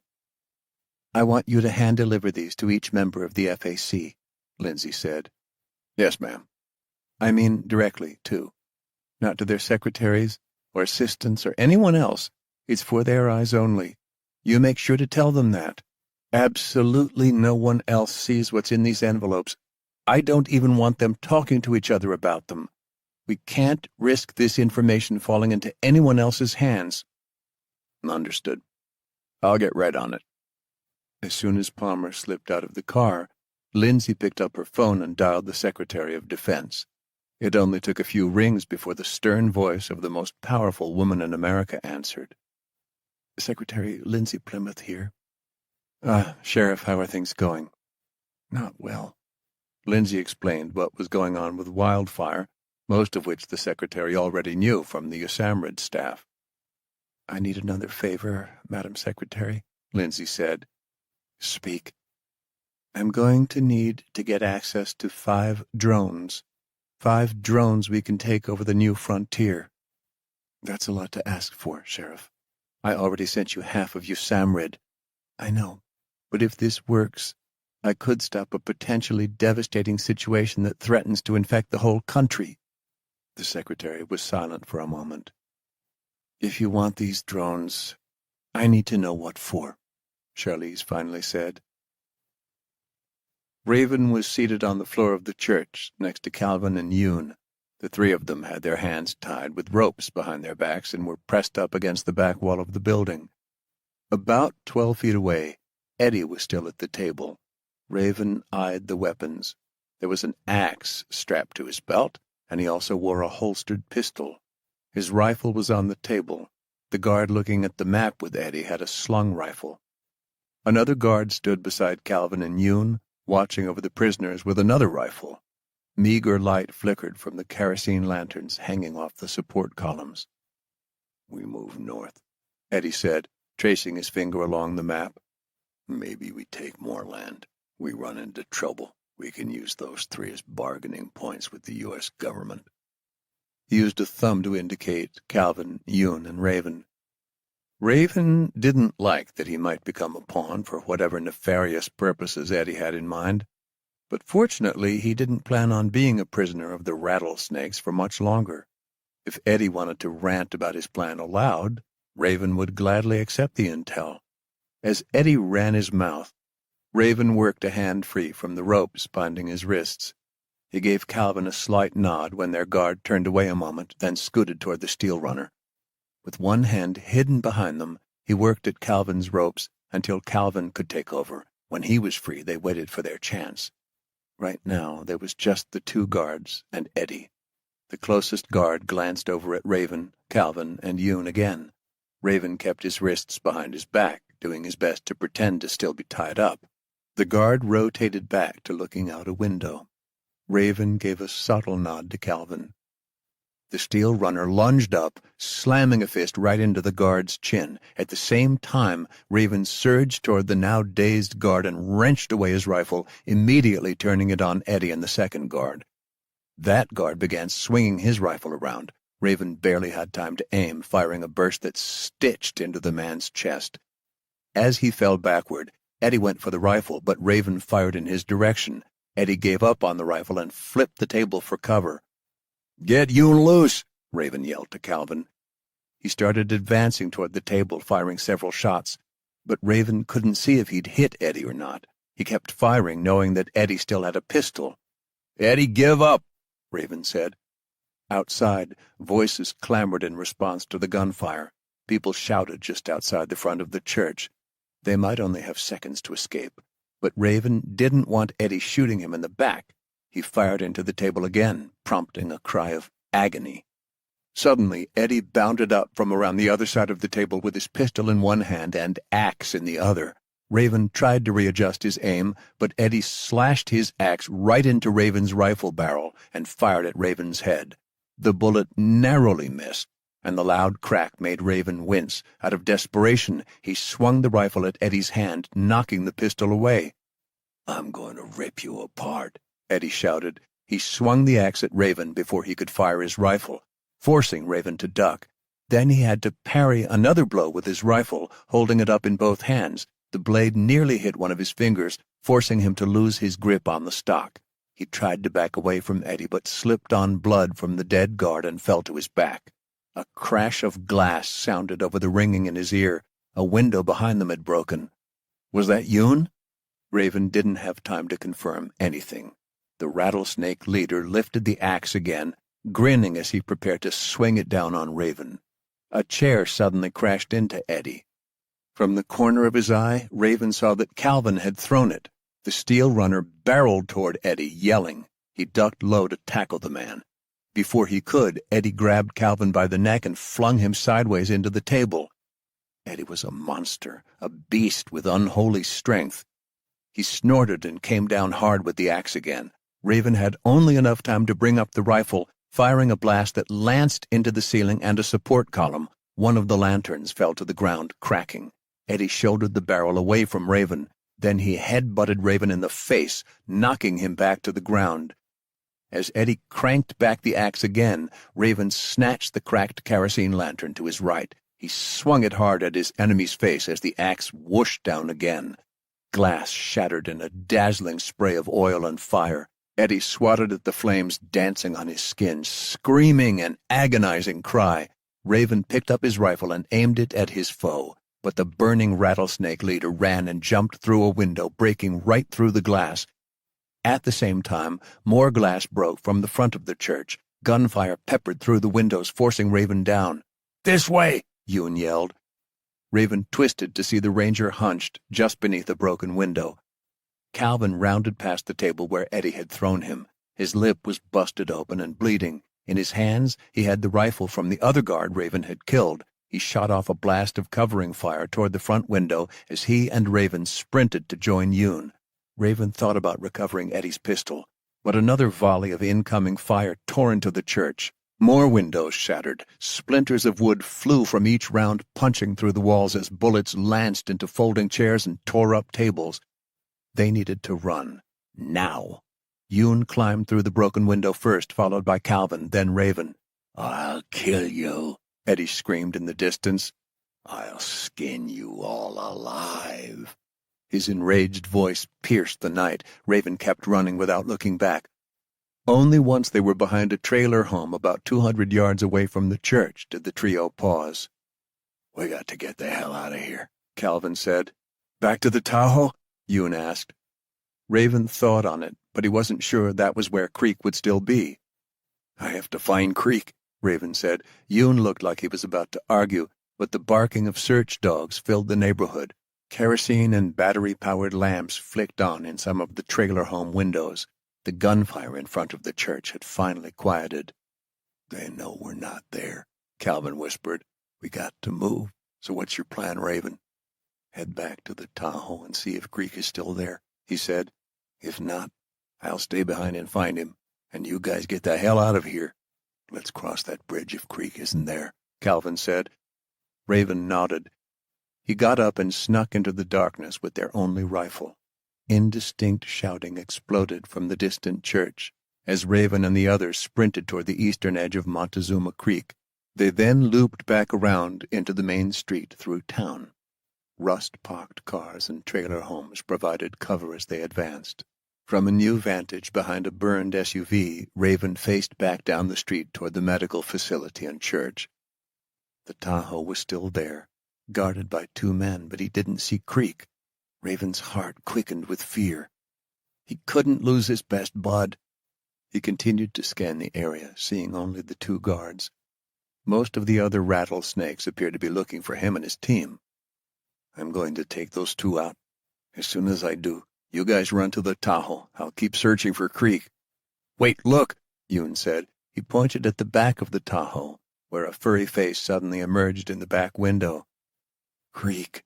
Raven breathed a sigh of relief. "Kill these motherfuckers and let's go before it's too late," Calvin said. "With pleasure," Raven said. He lined up his sights on one man standing near the front of the Tahoe and fired. Bullets cracked into his chest, dropping him to the road. The other guard took cover as Raven ran along the road to a new spot behind a minivan with no tires, propped up on cement blocks. The guy near the vehicle was aiming at the spot where Raven had been a couple seconds ago. Good. Raven opened fire again. Bullets slammed into the final guard's head. Yoon and Calvin were with him a moment later, all of them running toward the Tahoe. Muzzle flashes suddenly lit up the end of the street like fireflies. "Down!" Raven yelled. He stared in horror as a posse of soldiers, 6 or 7 strong, ran toward them. Raven went up and fired a covering burst. That bought them a few seconds to continue to the Tahoe. He fired another blast on the way, but that was the last of the ammo. Yoon got in the driver's side door, ducking as bullets shattered the window. "Go!" Raven screamed. The engine roared, and he put the vehicle into reverse as Raven jumped in the back, shielding Creek. More bullets peppered the Tahoe, punching the side without mercy. Raven looked up to see Eddie's men flanking them. "Behind us!" he shouted. Yoon put on the brakes, the vehicle jolting to a stop. They all ducked as more gunfire smacked into the vehicle. Creek barked as Raven covered the dog. "Go!" Calvin shouted. Yoon yanked the wheel hard, so they tore off the road and into a field. Bullets chased them as they bobbed up and down in their desperate escape. "I got a flat tire," Yoon said. "Fucking A, keep going, man. We have to keep going," Galvin shouted. "Shit. All our gear's still here." He grabbed one of the rifles they left in the car and leaned out the window, letting loose another covering blast. Raven gripped Creek tight, fearing the vehicle would stall and they'd be riddled by a flurry of gunfire, but Yoon kept driving, even with the flat. He turned off the headlights to help disguise their escape. Raven finally looked up, seeing a bright moon guiding them through the desert. Finally, after another 30 minutes, the tire gave, and they were forced to stop behind an abandoned trailer. Calvin and Yoon hopped out while Raven held security. The Ranger and Steel Runner changed the tire with a spare as fast as possible. Just as they began to get the bolts on, Raven saw headlights in the distance. "Hurry," he said. They finished as the vehicles closed in, the headlights dancing over the dry terrain. The Tahoe sped away, heading down a dirt road intersecting with the main highway. "I can't believe we made it," Raven said. "After all, they'd escaped with their lives and Creek's." "We're not safe yet, and we still don't have a lead," Calvin said. "We trusted our lives to those traitors, and for what?" "Maybe for this," Yoon said. He reached into his jacket and pulled out a folded, blood-stained piece of paper. Raven took it and unfolded it. "This is Eddie's map. I took it when you two were busy getting your asses kicked," Yoon said. "Holy shit, brother," Raven said. "You know, I underestimated you." "Me too," Calvin said. Raven held up the map to study it in the moonlight. He spotted where Eddie believed the Reaper's militia was. "Someone got the sat phone?" Raven asked. "Still got it." Yoon passed it back to Raven. "I'm calling Lindsay," Raven said. "She needs to know everything that just happened, and where we're going now." "Which is where?" Yoon asked. Raven, Yoon, and Calvin's careers serving their countries may have changed drastically since they'd first enlisted in the armed forces, but they were still going to do what they did best, fulfill their oath to defend the United States. "Moab," Raven said, "home of the Pueblos and now, apparently, the Reapers." 21. "Thanks for the update, Raven. I'm glad you're okay," Lindsay said. "Hopefully this map is right and these Reapers are actually in Moab. You'll find out where they are, and I'll wrangle up some backup right now to bring them in. I'm going to tell Tso about the rattlesnakes, too." "Good," Raven replied. "He needs to know what kind of wolves he's got roaming around." Lindsay clicked off the satellite phone. She was shocked to hear what had gone down in Montezuma Creek, but also hopeful now that Raven had a lead on the Reapers. They still didn't know who might be feeding the enemy intel from her FAC, but she was about to find out. Lindsay parked her Bronco atop Lookout Mountain, a once popular tourist site where Buffalo Bill's grave and his eponymous museum were. It used to be a favorite spot for her to take out-of-town guests, allowing both views of the mountains to the west and Golden and Denver to the east. The sprawling vistas of the contrasting Great Plains and Rocky Mountains never failed to impress visitors. But she wasn't here to sightsee. This spot, devoid of visitors, was the perfect place to get away from the chaos at Fort Golden. Most importantly, she was far from the spies she hoped to expose. Only one person had been invited to join her. From the grind of rubber tires over asphalt, she could hear that he was arriving now. Palmer's lifted Ford F-250 came around the bend up to the parking lot. He parked the truck next to her Bronco and turned off the gurgling V8. She got out an encrypted Toughbook laptop. The computer had a secured satellite internet connection. "Sheriff." Palmer tipped his cowboy hat at her. She nodded back and took him over to a bench. As he sat, he asked, "You going to tell me everything that's going on now?" "We're about to find out if that experiment I had you run earlier this morning worked," Lindsay said. "Didn't quite realize I was running an experiment." "That was the point." Lindsay powered up the Toughbook. She used a specially encrypted line that connected her to a government office in New York City. A live video stream appeared on her monitor. On the other end was a woman with well-toned muscles pushing slightly against her white blouse. She had a slightly crooked nose and puffy ears, which Lindsay guessed may have been due to martial arts. Her square jaw looked like it could absorb a punch or two. It had to be Aditi Rajawat, the Undersecretary of Defense for Intelligence and Security. "Hi," Lindsay said. "Sheriff Plymouth and Deputy Palmer here." "Nice to meet you," Rajawat said. "Secretary Montgomery wanted me to personally walk you through this morning's surveillance, given the drones belong to my department." "Thank you. We're anxious to see what we can dig up." "We're minutes away from go time. I'm going to start streaming the drone feeds to your computer the moment we're in the appropriate area of operation." "Excellent. I'll stand by," Lindsay said. She turned to Palmer. "Each of those envelopes you passed out contained different locations for that supposed resupply and reinforcement drop." "Supposed?" Palmer asked. "So it's not real, ma'am?" "Nope. But the FAC and the Reapers don't know that. Everyone in the FAC got different intel. We're going to scan the locations I gave them. If anyone is the spy, I'm expecting they'll have sent a welcome party, or at least a scout, to greet our pretend rangers." "Impressive." "Drones are ready," Rajawat said. 5 boxes popped up on the laptop screen.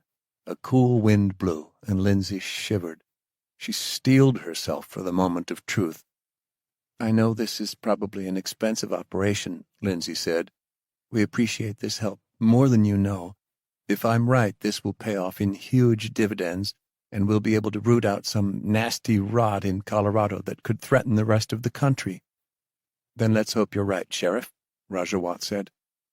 Each of the boxes on the screen showed expansive natural landscapes. Some displayed mountain tops filled with craggy rocks and lingering snowpack. Others revealed empty stretches of desert where only a few stubborn plants and scattered rocks remained. The images slowly morphed as the drones flew above the terrain. "Any theory on who our leaker might be?" Lindsay asked as she watched the changing landscapes. "Hard to say," Rajawat said. "My first guess would be the Chinese." "You distrust them?" "I certainly wouldn't share my email password with them, and I'd be surprised if they hadn't already tried to crack it," Rajawat said. "They have helped immensely since the collapse, but as you know, there are different factions with different priorities. I'm not sure they all have America's best interests in mind." "Oh, shit," Palmer whispered. "Keep your friends close and your enemies closer," Lindsay said. "That's basically how jiu-jitsu works," Rajawat smirked, answering Lindsay's earlier suspicions. "I hold my enemies close enough until they tap out or pass out. Then let's do the same today." Rajawat tapped a button on her end. The first of the 6 boxes expanded to take up the whole screen. Palmer leaned in closer to the display. "Drone 1 is approaching site designation Test Alpha," Rajawat said. "Test Alpha is the UK. I wouldn't suspect them, but I want to be thorough." The drone swept over a stretch of desert, interspersed with dried riverbeds and boulders. Besides a few scraggly plants, the drone's camera didn't reveal any other living thing. "Empty," Rajawat said. "I'm going to do a thermal scan just to make sure." She pressed another key on her laptop. The image changed, piping in an infrared view of the desert. While much of the landscape was bathed in sun-drenched heat, Lindsay didn't see the telltale white forms of people trying to hide in the area. "Unless things change, I'm calling that good," Rajawat said. "Bravo's next. This will be Canada."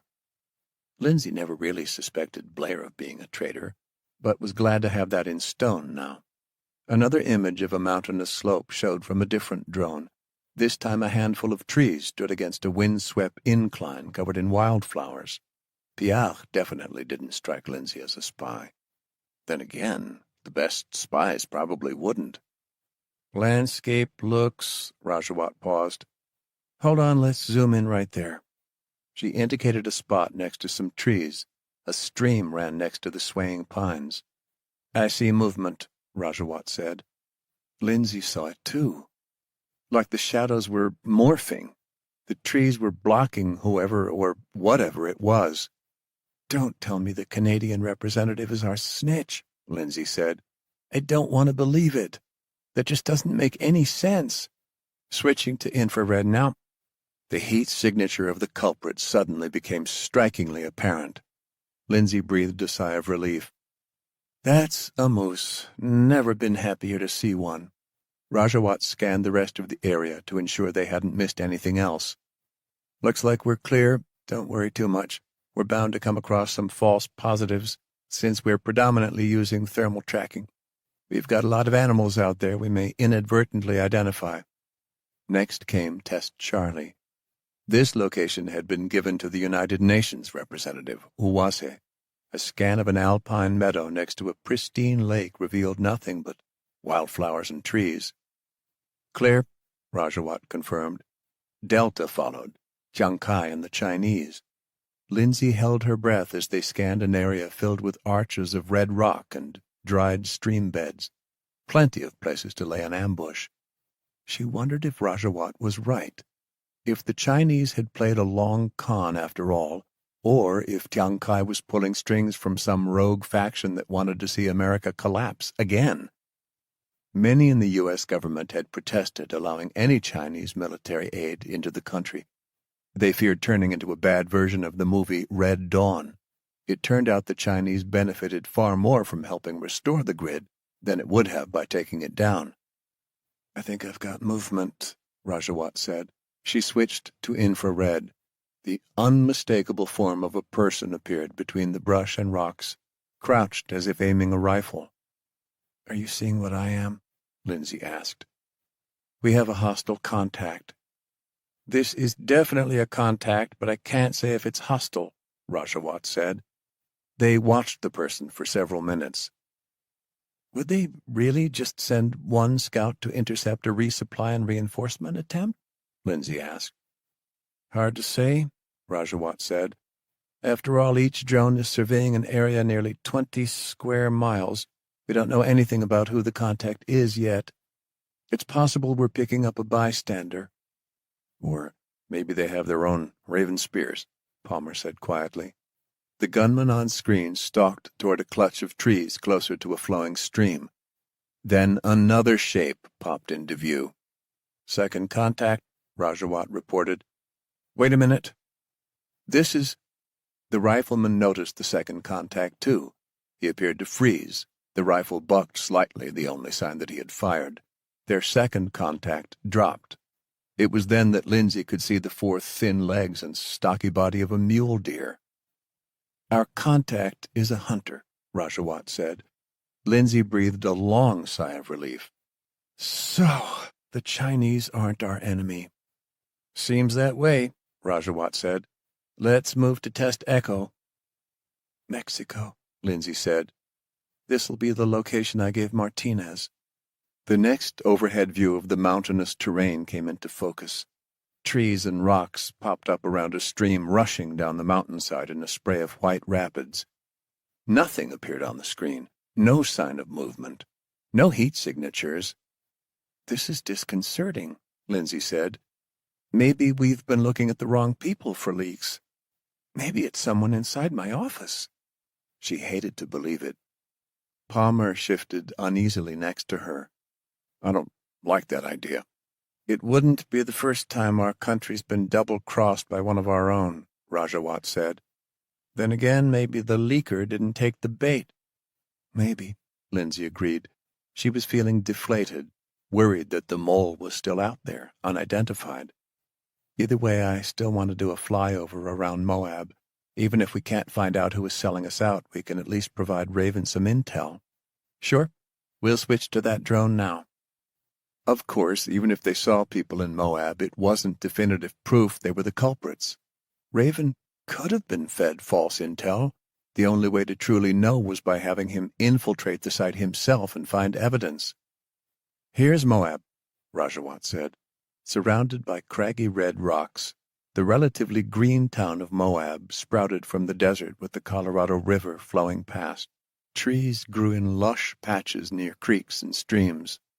Hundreds of cars were still parked in the streets between stores, inns, and restaurants.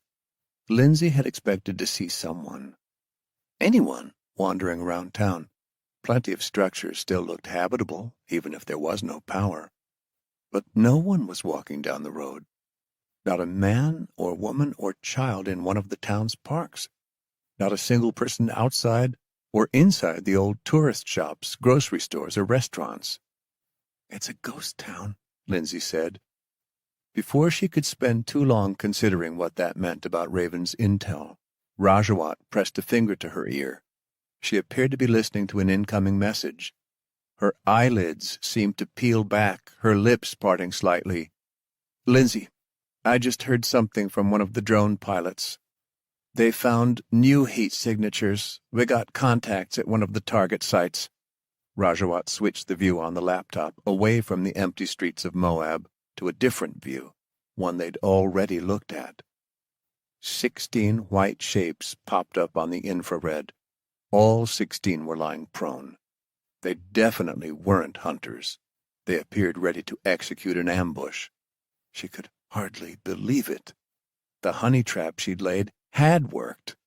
Now that they had identified the leaker, the realization of their betrayal hit like a hammer blow to the chest. She wanted to curse and throw the tough book off the side of the mountain. "This is Test Site Charlie," she said to Palmer, hardly able to believe what she was seeing. "We need to call Raven. Uwase, the United Nations rep, is feeding someone intel. Question is, who?" Raven stashed the sat phone in his pack as he hiked beside Creek, Yoon, and Calvin. They'd left their Tahoe farther south, off the side of Highway 191. All three wore gas masks now. They had no idea what to expect when they entered Moab, but they weren't taking any chances if wildfire had reached the town. "Lindsay told me it was the UN representative," Raven said. Even saying it aloud, he could hardly believe it. This was worse than he could have imagined. Who would the United Nations representative be feeding information to? And most importantly, why? "This is fucked," Raven said. "It's bad, but we don't know the full truth yet," Calvin said. He limped alongside Raven with his M4 cradled. Creek walked beside them, his one good eye glued to the trail ahead. Yoon held rear guard with his own M4, eyeing every rock and patch of brush suspiciously. Drone surveillance didn't reveal anyone there, even though 16 Reapers showed up at Lindsay's test site, Raven said. "We might be SOL." The team continued their trek towards the outskirts of the city. "It still pisses me off, though," Raven suddenly huffed. "What's that?" Calvin asked. "I just think President Diego should have sent more reinforcements out here a long time ago to find and clean up the Badlands. It's because of his stubbornness and political bullshit that we're going through this mess right now." "I agree," Yoon said. "You guys aren't fans?" Calvin asked. "Not a huge fan of career politicians for starters," Raven said. "I'm also not a fan of career politicians that write off a huge chunk of their constituents, which has been what the Diego administration has done out here all along. I despise politics. Always did, but I got to give credit where it's due," Calvin said. "The rest of the country was in terrible shape after the collapse, and much of it has come back to life, thanks partly to POTUS and the Secretary of Defense. I get that. But Diego has left us out to dry here with minimal support," Raven said. Calvin shook his head. "Look, man, I've seen shit all across the country. It ain't pretty, and everyone is saying the same thing about lack of support. Well, I guess you need to see more of the new frontier. Then maybe you will see how bad things are for us," Raven said. "Politics doesn't matter much right now," Yoon said. "What matters is finding the Reapers." Quiet again. They made their way under the shadow of a rock wall, running parallel to the highway. Plenty of abandoned vehicles, homes, and gas stations provided sporadic cover, along with occasional patches of juniper and cottonwood trees. Strands of pinyons had also given them shelter and shadow that spared them from the late afternoon sun. Finally, the sun began to set, allowing them to infiltrate closer to Moab in the dark. The men began the climb up another rocky slope. A tumbleweed bounced lazily past, as if even it was exhausted by the relentless heat. They paused at a crest in the rocky landscape. Creek nudged up in front of Raven's feet. From this vantage, they could see Moab in the dying panes of orange sunlight. The sunset made the whole desert look like it was on fire. Raven figured that was a fitting metaphor for all the shit they'd seen. As far as he was concerned, the desert and the Badlands really were on fire. So far, I don't see anything out there, Ewan whispered. Think we've been given bad intel? Calvin adjusted his gas mask and used a hand to wipe the streaming sweat from his forehead. Maybe.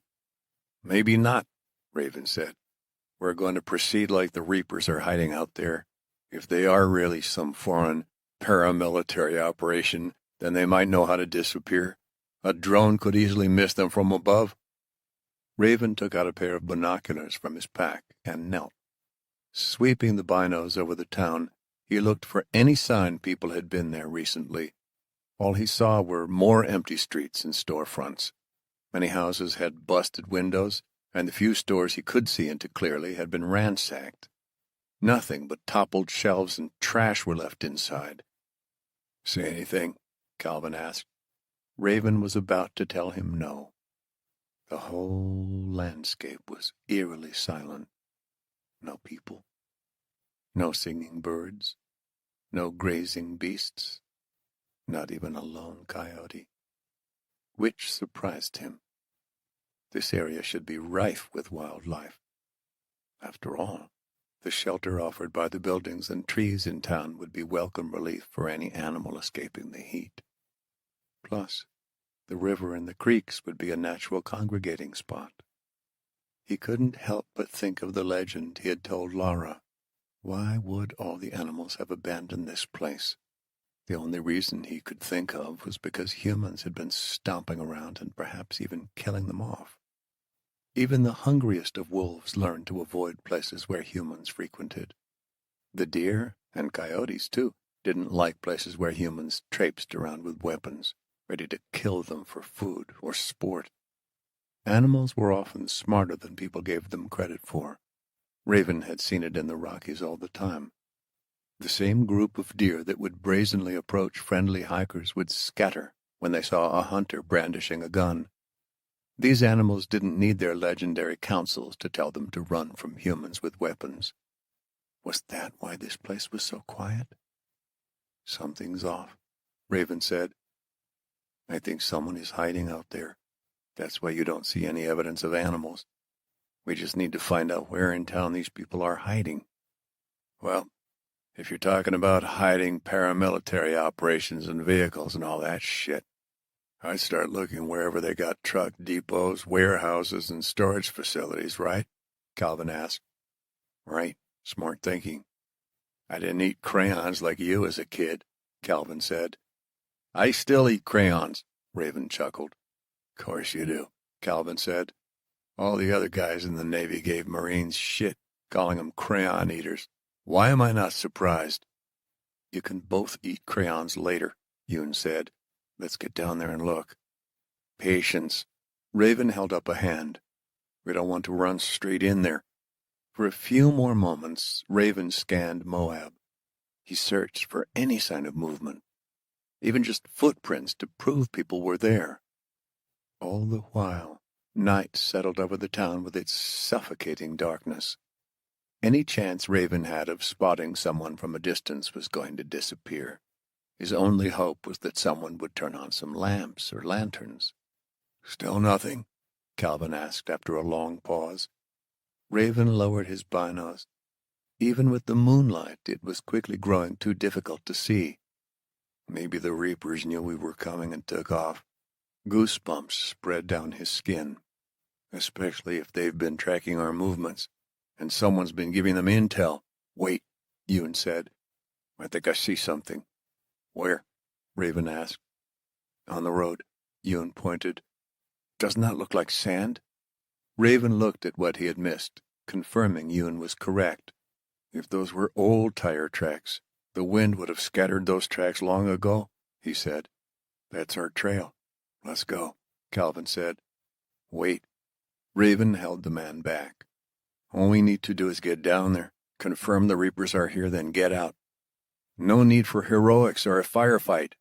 Calvin stared hard at Raven. You telling me I can't shoot these assholes if they are down there? After what they did to Mouse and my steel runners? Sheriff Plymouth just wants us to confirm the location because we might only have one shot. If we spook them and they run, then we have to start from square one. Lindsay's going to send reinforcements to help us bring these guys in." Calvin's nostrils flared, and Raven noticed his fingers tighten around his rifle. Creek looked between Calvin and Raven as if he could sense the tension. "Our goal is to stop these people," Raven said. "If that means we wait for reinforcements, then so be it. Once we have the Reapers cornered, you can do whatever you want with them after, okay?" Calvin looked back toward Moab. "Fine." Raven worried the temptation of vengeance would be too much for Calvin. Revenge could sometimes be as powerful as any narcotic, driving men to do wild, illogical things, like run into a town of hostiles in a quixotic attempt to shoot up a paramilitary group all by yourself. "Calvin, I'm serious," Raven said. "I don't go out into the field much with others. I find it hard to rely on them, and when I do—" Raven had to fight back the emotion. "When I do, they usually end up 6 feet under, so please, man, I want you and Yoon to prove me wrong tonight. We're not just a former Marine, ex-SEAL, and retired National Guardsman. We're a team.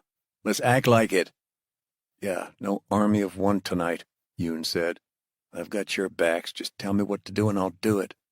"I got this. Trust me," Calvin said. "Trust me." The words harkened back to a conversation Raven had once with Major Nathan Sardetti. The two of them had been surrounded by an encroaching forest fire near the beginning of the collapse. Those flames had nearly killed them when Nathan had said to Raven, "Just trust me." And because Raven did trust him, Nathan helped guide them out of that near-death experience. Nathan had even become a close friend and ally afterward. Of course, that trust did nothing to later prevent Nathan's death, just like Marcus Colton, just like Billy Franks. This mission had to be different. 22. While it was nearly midnight, the moon hung bright in the sky, making the terrain around Moab glow with an almost silver sheen. That was good and bad for Calvin and team. It meant they could get a decent view of their surroundings, but also that any enemies tracking them could see just as easily. He prowled along the sidewalk beside Highway 191, breathing plastic-smelling air through his gas mask. Yoon followed, watching his back. They were careful not to crunch over the pebbles of glass or gravel strewn over the cracked concrete. Across the street, traveling in parallel with them, were Raven and Creek. The dog sniffed at the sidewalk, his nose pausing at empty glass bottles or piles of trash that had been left to rot and dry out long ago. All down the road, abandoned cars covered in dust sat on rotted, deflated tires. They passed by a diner with white and red paint, a sign reading, "Eat," with a big red arrow hanging over a neon open light that probably hadn't tasted electricity in 2 years. Smaller taverns and souvenir shops lined the road, each dripping in that old West Americana decor that once captivated tourists. The tire tracks Yoon had spotted took them down the main drag through Moab and then detoured down another road. This tree-lined street was cleared. The abandoned vehicles were all plowed to the side. This wasn't an accident. This was by design. Calvin's body might have been wrecked, but his mind was still that of a Navy SEAL. All those alarms built into him from years of training and direct action missions overseas were ringing and booming like fireworks on the 4th of July. Raven seemed to realize something was up too, and flashed hand signals to continue along the tracks. They led to the Moab Valley District Fire Station, through one of the big doors where the fire engines would normally be. 2 flagpoles stood outside, one bare, the other displaying a ragged American flag. Beyond the flagpoles was a parking lot, blocked by the neighboring buildings and broken-down vehicles. Calvin couldn't quite see in from his vantage point. He signaled to Raven that he and Yoon were going to advance. Raven gestured back that he would provide cover. Calvin and Yoon snuck past a minivan and a box truck to the edge of the parking lot. As soon as they were past, Calvin gestured for Yoon to pause again. He held 2 fingers to his eyes, then to the side in front of them. This was why the drones had been unable to see anything suspicious. Half the parking lot was covered with a solar panel-topped roof to protect cars and soak in the desert sun. Wires ran from the solar panels into the fire station and a run-down inn next door. "Someone is using that solar power," he whispered to Yoon. The ranger nodded. They moved for a better view. Seeing aerial surveillance had also missed the tarps covering the forms of crates and the dozens upon dozens of steel barrels on pallets, next to a pair of big box trucks under the roof. Calvin tensed up when he saw one of those tarps was fluttering in the wind, revealing the blue and white Siegler Farm logo on the barrels. 5 men examined the crates and rifled through their contents. All the crates he could see were marked with the blue and white Siegler logo, too. Shit! Had the Reapers orchestrated the shipment from this medical company? Was Siegler a front for them to smuggle whatever the hell was in these barrels and crates into the Badlands? Calvin whispered to Yoon. All those supplies came from the Angel line. Raven crept over to their location with Creek by his side. "You see anyone?" Calvin asked. "Negative," Raven replied. "This enough to call in reinforcements?" Yoon asked. Calvin surveyed the supplies. "That should be enough evidence right there." "Yeah, but we need locations on the Reapers," Raven said. "Okay, then let's sniff these evil bastards out." He understood why Lindsay and the Rangers needed to be cautious. It wasn't just the threat of spooking their targets. They also had to send personnel into a disease-stricken area. The risk had to be worth it. "You 2 check out the fire station," Raven said. "I'm going to try and get a better vantage in the hotel down the street with Creek. Maybe find a rooftop or something." Calvin and Yoon took off at a hunch, their rifles shouldered and sweeping the buildings. A cool wind cut through the parking lot as Calvin led them toward the fire station. The torn American flag flapped noisily, clinking on the metal ties holding it to the line. There weren't many windows on the front of the fire station. The few that were there were nothing but hazy glass blocks. No way to see through. Calvin slunk along the wall to the eastern side with Yoon right behind. A set of doors next to a picnic table were just a few yards away. They passed the doors and headed toward 3 big windows on the side of the building. As they drew near the windows, Calvin heard voices. He held up a fist and Yoon froze. The voices were nearly indecipherable, but the language was all too clear. Farsi. These men were Iranian. But it still didn't make sense why the UN rep, a man from Rwanda for God's sake, would be working with these guys. Calvin felt his heart begin to climb in his throat. If all their intel was correct, these had to be the Reapers. But none of this was making sense. He risked peeking through the nearest window at the men that had killed Mouse, and most everyone Calvin gave a damn about.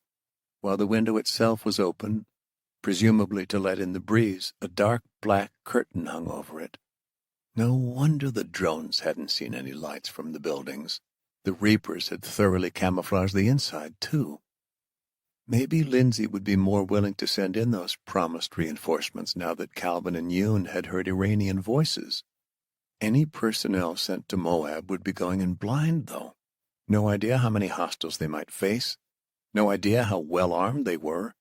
In every battle Calvin had fought overseas, they rarely went in without some idea of what awaited them. Rough numbers, possible weapons. Intel was the oxygen they breathed to survive risky ops. If a bunch of other men were going to come storming into Utah on his account, he wanted to prepare them best he could. Yoon covered him as he continued toward the next window. The voices were growing louder. He heard at least 3 distinct voices, all male. They didn't seem worried about keeping their voices down, which told him they probably didn't realize a pair of intruders were in their midst. While he wasn't about to risk breaking radio silence to tell Raven what he was hearing, he did open the channel so the tracker could at least listen in. He maneuvered under the windows when the crack of a door opening and closing forced him against the wall. Calvin tightened his grip on his rifle and held his breath, doing his best to blend into the shadows. Yoon pressed himself flat against the wall not far away. Back near the door came the brief flicker of a lighter. A man with a square jaw held a cigarette in his lips, his face pale in the moonlight. The lighter illuminated the front of his black fatigues when it sparked to life again, catching on his cigarette. If Calvin could see this guy, then it was possible he could see Calvin and Yoon. Slowly, Calvin tried to back away, Yoon creeping his direction. The door swung open again, more light flooding through. 2 more men came out, exchanging words in brash voices. One man with a mustache gestured wildly at the guy with the cigarette, like he was pissed about something. He kept one foot on the door to keep it open. The smoker pointed at the mustached man with the end of his cigarette. In a flurry of motions Calvin could hardly see, the smoker had his cigarette smacked away. It sailed through the air toward their location. As Calvin watched in what seemed like slow motion, a bucket of adrenaline dumped through his vessels. The moment seemed to stretch into its own purgatory. These guys were seconds from seeing him and Yoon. He could shoot at these men and start a gunfight, maybe taking them all down, but that would alert their comrades inside and give them a chance to escape. Second option was to turn and run this instant, hope that he and Yoon could get away and disappear into the darkness without getting a bullet in their backs. All those calculations ran in a fraction of a second beneath his consciousness, just like when he'd been overseas. Calvin really only had one choice when the cigarette hit the ground and the smoker looked in their direction. Aiming his rifle, Calvin fired a burst of rounds right into the face of his target. The man with the mustache reached for his hip only to have a flurry of rounds stitch into his side and chest. The third guy managed to jump through the open door. Calvin and Yoon backpedaled away as voices shouted from inside the fire station. More voices called out from the motel next door. Boot steps pounded over concrete, and Calvin heard the unmistakable sound of clicking weapons ready for action. A dozen silhouettes poured out of the motel, filling the street in front of the fire station, blocking any chance of escape that direction. Return fire blazed, bullets zipping toward them. Somehow, Calvin and Yoon made it to the back of the parking lot with the covered supplies. Rounds pinged hollowly against the barrels. Sparks flew where they skimmed off the metal. Others lanced into the barrels or crates. He lurched toward the shelter behind the barrels farthest from the station. Yoon was behind him. Other voices barked out orders in Farsi. The firing suddenly stopped. More bootsteps crunched over the parking lot. The radio Calvin carried crackled to life, Raven breaking the silence. "Stay down until I tell you," he said. "I'll provide covering fire." Calvin glanced around the crates, seeing a dozen-plus figures surrounding them. There was no way he and Yoon were getting out of here, even if Raven took a few down. "Shit, shit, shit," Yoon said. "Don't give up your position," Calvin said into his radio. "Call Lindsay. Tell her the Reapers are Iranians. Now. Finish what we started." He looked to Yoon. "I won't let them take me alive," Calvin said. "I'll try and cover you."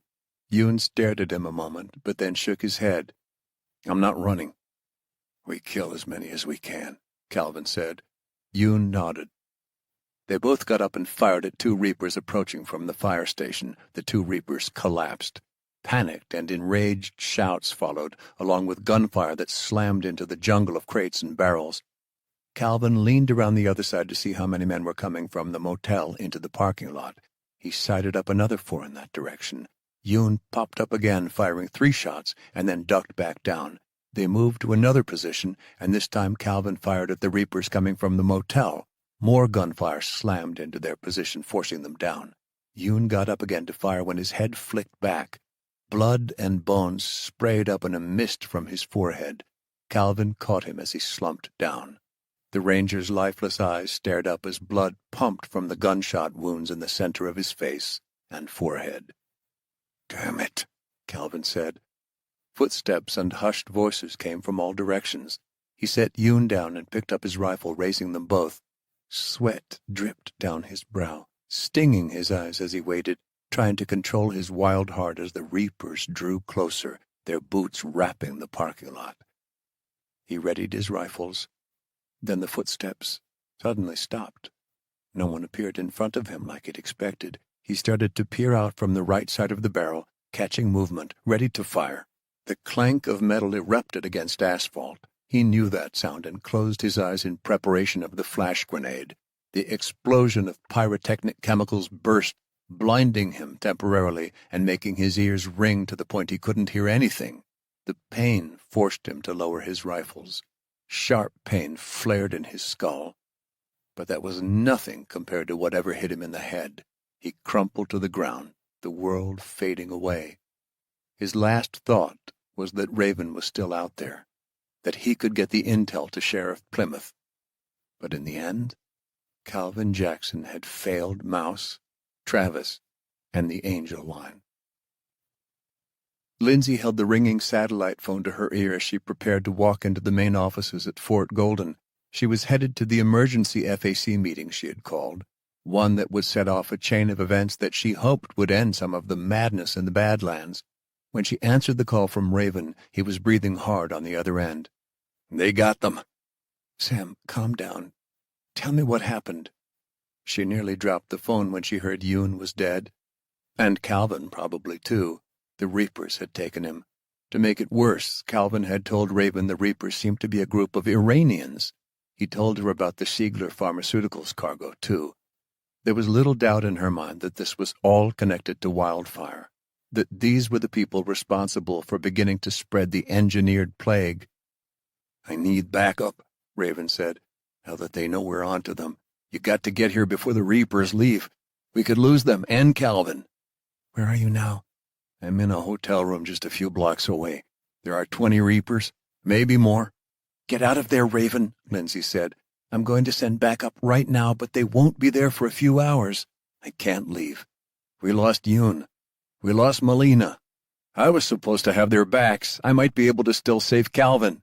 "There's not a thing you or he can do against 20-plus armed men. It's suicide. Just stand down until reinforcements get there."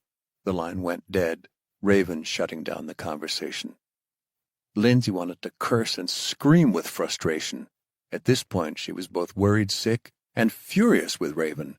She had to take a few deep breaths to calm herself after he had hung up on her. She had to trust he wouldn't do anything stupid and take on this small army by himself. She had already lost 2 of her best rangers, men she cared about, and if Raven died too... Hell, there was no way she was letting these guys leave. If Raven and the team were right, then all of the train ambushes, the Siegler Pharmaceuticals, the wildfire came right back to this group of Iranian paramilitary terrorists. Of course, as soon as Uwaze realized she and her rangers were headed to Moab, he would warn the Reapers. She ducked away from the entrance to Fort Golden, standing between a couple of Colorado Ranger SUVs. The first thing she did was call Palmer to get a group of Rangers and the chopper ready, and told him to get someone to immediately arrest Uwaze. He had to be contained. "Isolate him immediately," she said. "Do not let him make any calls on radios or phones either. We cannot let the Reapers know we're on to them." "You got it, ma'am," Palmer said. "I'm on it. See you soon." But the Rangers couldn't do this on their own. They needed help. Lindsay dialed the perfect person for that job. "Blair here." "It's me, Lindsay. I've just confirmed Uwaze is leaking intel to a group of Iranian terrorists who call themselves the Reapers Militia. We believe they're responsible for the train attack, and worse, they look like they've got something to do with wildfire, too. Just now, Raven Spears and his team found the Reapers Militia hideout in Moab. Raven estimates well over 20 armed men. I'm going out and would like your Marines with me." "I'm with you, Sheriff. I'll make a call to get the boys ready." "Good, thank you." She hung up the sat phone and entered Fort Golden, rushing up the stairs to the helipad. Her heart pounded in her chest with each passing second, knowing Raven and Creek were out there, their lives at risk.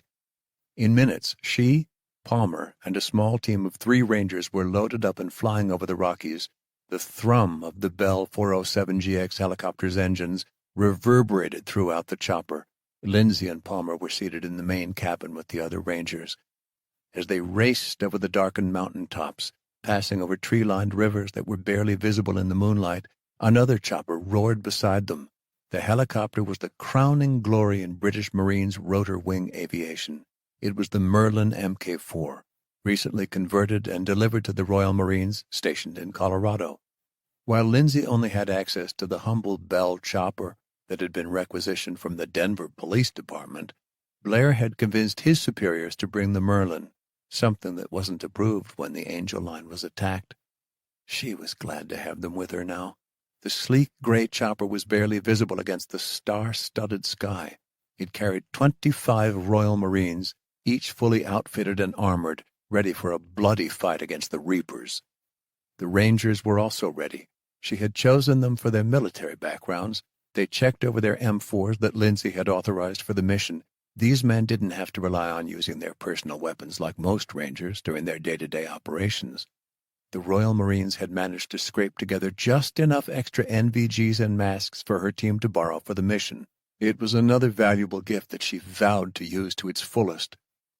She prayed they would all be coming home tonight, but each of these men knew the risk of this mission. She had already briefed them about what had happened to Yoon and Melina.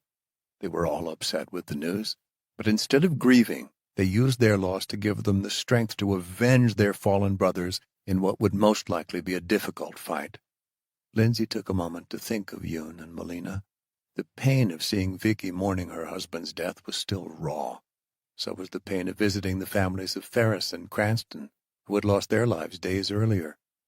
Yoon hadn't had a spouse or kids, but he had been solely responsible for taking care of his 2 elderly parents, who now lived outside Fort Collins. They had no one else to provide for them, and Lindsay was going to do her best to make sure they were taken care of. "We're not losing anyone else tonight," Lindsay said over the open channel. It was more of a statement to herself than them, a reassurance to herself that they would come out of this mess victorious. That would be her primary goal. Raven, Calvin, the Rangers in this chopper with them. No more would fall victim to the Reapers and whatever nefarious plans they were enacting. They had been soaring over the mountains for a good hour and a half now. Lindsay called Blair on the radio. "We're about 45 minutes out, so long as the weather cooperates." "Copy that," Blair said. "Unless conditions on the ground change, I'm going straight into the Moab fire station to pin down the Reapers and find Calvin. I want your men to create a dragnet, clean up the town, and round up every Reaper we find." "You got it," Blair said. They churned on through the night. Lindsay wanted desperately to reach out to Raven, but she couldn't risk trying to contact him. Breaking radio silence could inadvertently cause him harm. She just hoped Raven kept his promise to stay put until she arrived. She also hoped the Reapers hadn't already picked up their supplies and headed out of there. They had Uwaze secure in a jail cell back at Fort Golden, but there was no telling if that alone might be enough to spook the Reapers. Lindsay found herself repeatedly checking her watch, as if doing so would get them to Moab sooner. The seconds ticked by, agonizingly slow. They were still flying over the Rockies, but they were nearing the desert. Her satellite phone suddenly started buzzing. She unclipped it from her tactical vest, plugged it into her headset via the aux input, and answered it. "Sheriff Plymouth here," she said. "Lindsay, it's Raven." His words came out at a whisper. "Raven, what's going on there?" she asked. "How much longer?" 30, maybe 40 minutes away at worst," she said. "We're almost there. Just hold tight." Raven was silent for a moment. "I stayed back, like you said, but they have Calvin," Raven said. "I heard some screams. I think they are torturing him." "God!" Lindsay looked out the window. The calm night sky belied the horrible nightmares taking place in Utah. She turned to the pilots. "We've got to go faster." "This is our max speed, Sheriff," one of them replied. Lindsay brought the phone back up to her lips. "Stay put, Raven. You can't go in there on your own. Calvin is trained for this, and we're almost there." "We got another problem. More than Calvin. I can see them packing up their cargo into 3 box trucks in front of the fire station. They might be leaving any minute now." "Shit! Do you know where?" Lindsay asked. "I've tried to listen from here, but I can't really understand them. They're all speaking Farsi." Lindsay held back another curse. "How far is your truck? Do you think it's possible to tail them at a distance?" "By the time I get back to the Tahoe, the Reapers would have at least a 30-minute start on me," Raven said. "Plus, I don't think I have the gas to tail them long." Lindsay could sense that Raven was itching to do something. "Raven," she said, "you have to hold tight. You told me there were at least 20 men out there. You're alone." "I'm not alone. I've got Creek." "Jesus, Raven, you can't be serious. Look, we've got reinforcements. We can track them from the sky." "Yeah, and what if they shoot you down? They have a lot of firepower," Raven said. "Rockets?" "Maybe. I haven't seen any. But they have automatic weapons and flash grenades. My feeling, though, is that they're armed to the teeth, especially considering what happened with the Angel line. Listen, we got one shot at this, Lindsay. If these people really are responsible for wildfire, we can't let them get away." The math was clear. Raven was right. The United States had already lost so much thanks to North Korea and their crippling EMP attack. Would there even be anything left of the United States if these reapers were allowed to continue spreading the wildfire, especially with as much stock and supplies of the weapon as Raven's team had reported? Still, what could Raven do alone except throw his life away? The Rangers needed him, and they needed him alive. She needed him alive. "Raven, if they leave before I get there, try and follow, but don't risk your life," Lindsay said. "Okay." The call ended. She leaned back and tapped her head on the hull out of frustration. "That was Raven?" Palmer asked her. "Yeah, the Reapers are packing up and preparing to leave." She called Blair and updated him on what Raven had told her. "So we've got to change our plans," she said. "It looks like our prey is on the run and we're going on the hunt. We're going to need to hit hard and fast." "Understood," Blair said. As soon as she was off the call, she placed another to Utah Scouts Command and Fort Golden. She wanted every available armed and medical unit to start heading into the Utah desert, ready to back them up, in case the Reapers did somehow have rockets or a way to take out the choppers.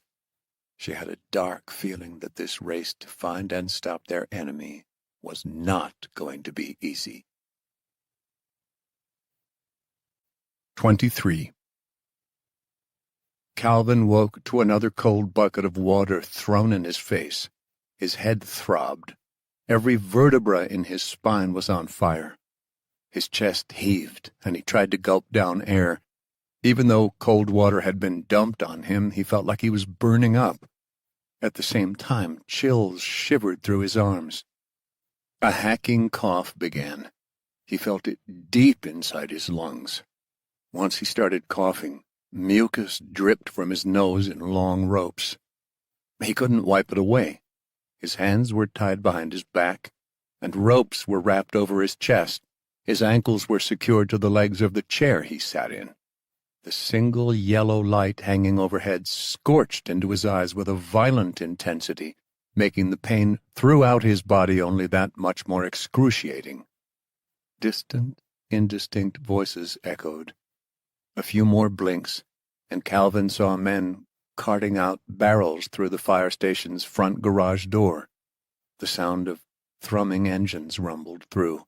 It seemed like the men were loading vehicles waiting outside. There had been so many barrels, so many crates, that these people had stored them both outside and inside the station. Not far from him, canisters of ammunition lay open next to a rack filled with weapons. A nasty coughing fit tore up through Calvin's lungs again until he drooled over the floor.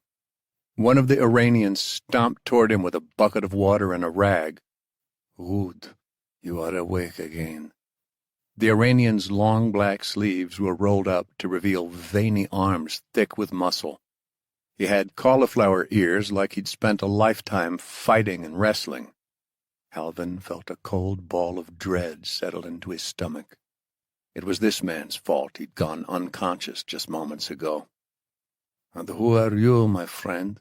the Reaper asked in a thick accent. He leaned down until he was right in Calvin's face, his foul breath smelling of cloves and cigarettes. "Will you finally tell me?" "I'm the guy that is going to kill you, friend," Calvin said through clenched teeth. The Reaper started laughing and set the pail down. "By now, you know how this goes. I put this rag on your face, pour the water over it, and you suffocate. All the while, you still think you're somehow going to kill me?" The man pulled up another folding chair from a nearby table. He sat down in front of Calvin, the bucket on the concrete floor between them. "Let's do this differently this time. Maybe that will help you cooperate. My name is Amir.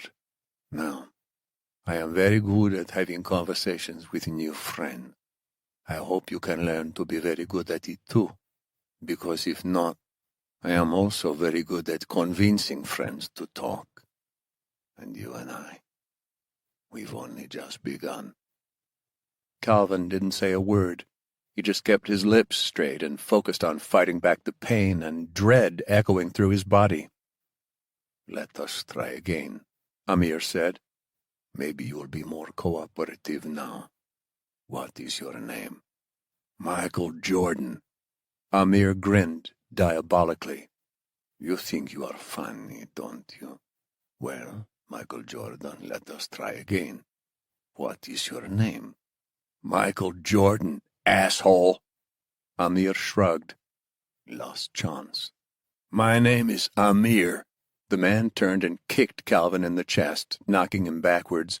His head thudded against the concrete, and his hands were smashed beneath his own weight. All the pain in his body flared like someone had poured gas on his nerves and lit it on fire. "I'm gonna—" Calvin's lungs were caught in another agonizing coughing fit for a second. "Kill you!" Amir pressed his combat boot over Calvin's chest. "I know who you are, Calvin Jackson. I hoped you would be a good friend, but you failed my test. I have friends in your government, friends who tell me about you, and your steel runners and the trains. Are you surprised?"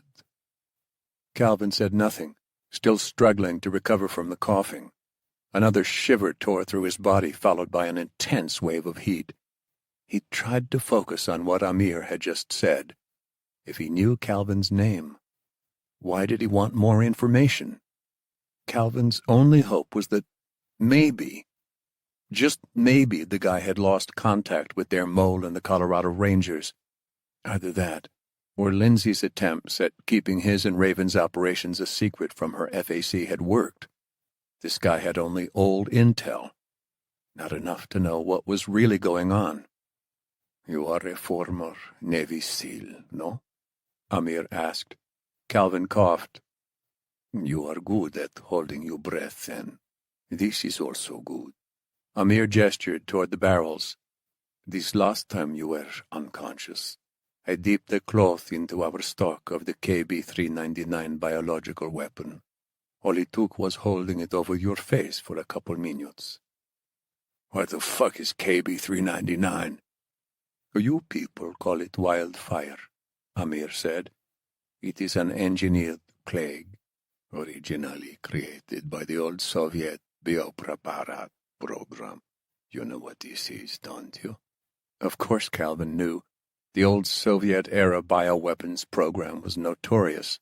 They had developed all manner of nightmarish weapons, ranging from engineered plague to anthrax, smallpox, and many other frightening pathogens. Biopreparat was disbanded, and all their research stopped, but there had always been rumors that wasn't the case. Yes, the old Soviet facilities had fallen during the collapse of the USSR. However, it was no secret that far too many biological samples were only poorly secured at best in all the chaos. It wouldn't be hard to imagine a group of terrorists getting their hands on the old weapons, furthering research on them, maybe even through funds funneled by antagonistic governments. Is that who these people were? Crazed extremists who wanted nothing more than to watch America burn? To kick her while she was already down? The legacy of bioweapons programs like these was one reason he'd been inoculated against so many diseases when he joined the SEAL teams. But even so, no vaccine for the plague existed. "I can see by your face you understand," Amir said. "Why does Iran want this? Why are they doing this?" Amir grinned wickedly. "The Ayatollah knows nothing about what we've done. What we do is for the glory of Allah and no one else. Our small group has been blessed with this jihad mission." He leaned in closer. "Do you know why I'm even telling you this?" Calvin said nothing as another 4 men lugged a crate outside. He could still hear idling truck engines and panicked shouts. These men were in a hurry to leave Moab, which meant whatever information they wanted from Calvin, they wanted it quick. That did not bode well for what Amir had in store for him. "I'm telling you all of this because you will die, a very painful death if you do not cooperate. The KB-399 will leave you a wreck of a human being. You will be in agony in your last hours of life.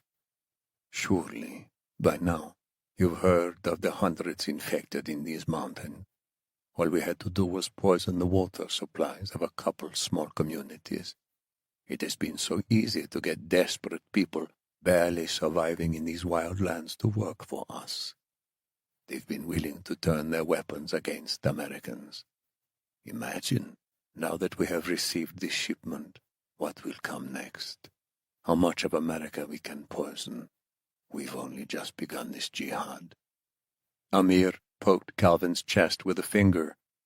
"But you can be spared this misery if you just cooperate," Amir said. Someone across the fire station said something to him in Farsi, and he snapped back a response. It looked as though his people were getting impatient with him.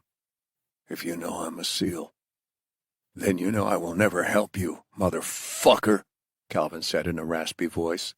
"Oh, but that is where you are wrong." Amir loomed over him. "Let us start with something easy. Tell me now, how many others came to Moab with you? How many others are following us?" "No one." "You're already lying. We killed one of your friends right next to you." "No one besides us," Calvin said. "Oh, okay. So a crippled Navy SEAL stumbles in with a Colorado Ranger, somehow managing to find us all by themselves?" Calvin thought back to what Jeff had said. The Reapers knew they were coming to the mesa. Chances were good he knew about Raven already. But if he didn't, Calvin certainly wasn't going to give him up. He just had to buy time for reinforcements to get here. To delay, if he could, so these men didn't escape. "Well?" Amir asked. "I personally know that the Colorado Ranger team entered the new frontier just hours ago with reinforcements and fresh supplies. We heard this from our sources inside your government. But when we went to meet these new Rangers, they never showed up where they were supposed to. So where are they?" Calvin had no idea what he was talking about at first. Then he remembered Sheriff Plymouth's trap she had set to find the traitors. This man thought the reinforcements had actually arrived. Reinforcements that didn't actually exist. "Imagine the plague that is coursing through your body," Amir said. "Soon it will fill your lungs with fluid. You will not be able to breathe. No, no, no. Even an elite Navy SEAL cannot breathe with fluid in his lungs. Calvin, I can help you recover from this plague. I know secrets that your doctors do not. All you must do is tell me the truth." "I told you," Calvin said between gasps. The pain of breathing was enough to tempt him. Given Amir wasn't wearing a mask, the man must not be lying. He must have a cure or vaccine or something if he thought he was protected from the wildfire. But Calvin wouldn't betray Raven. "Yoon, the man you monsters killed, and we came alone," Calvin said. "I do not believe you." Amir disappeared for a moment, opening a door that let in more sounds of machinery. They were definitely getting ready to bug out, but it seemed Amir was intent on getting Calvin to speak. When the man came back, he dunked a rag in a bucket of water. Calvin knew what came next. He tried to regulate his breathing, because even the hardiest soldier, even the most well-trained SEAL, could hardly withstand the pain and deep psychological distress that came with waterboarding.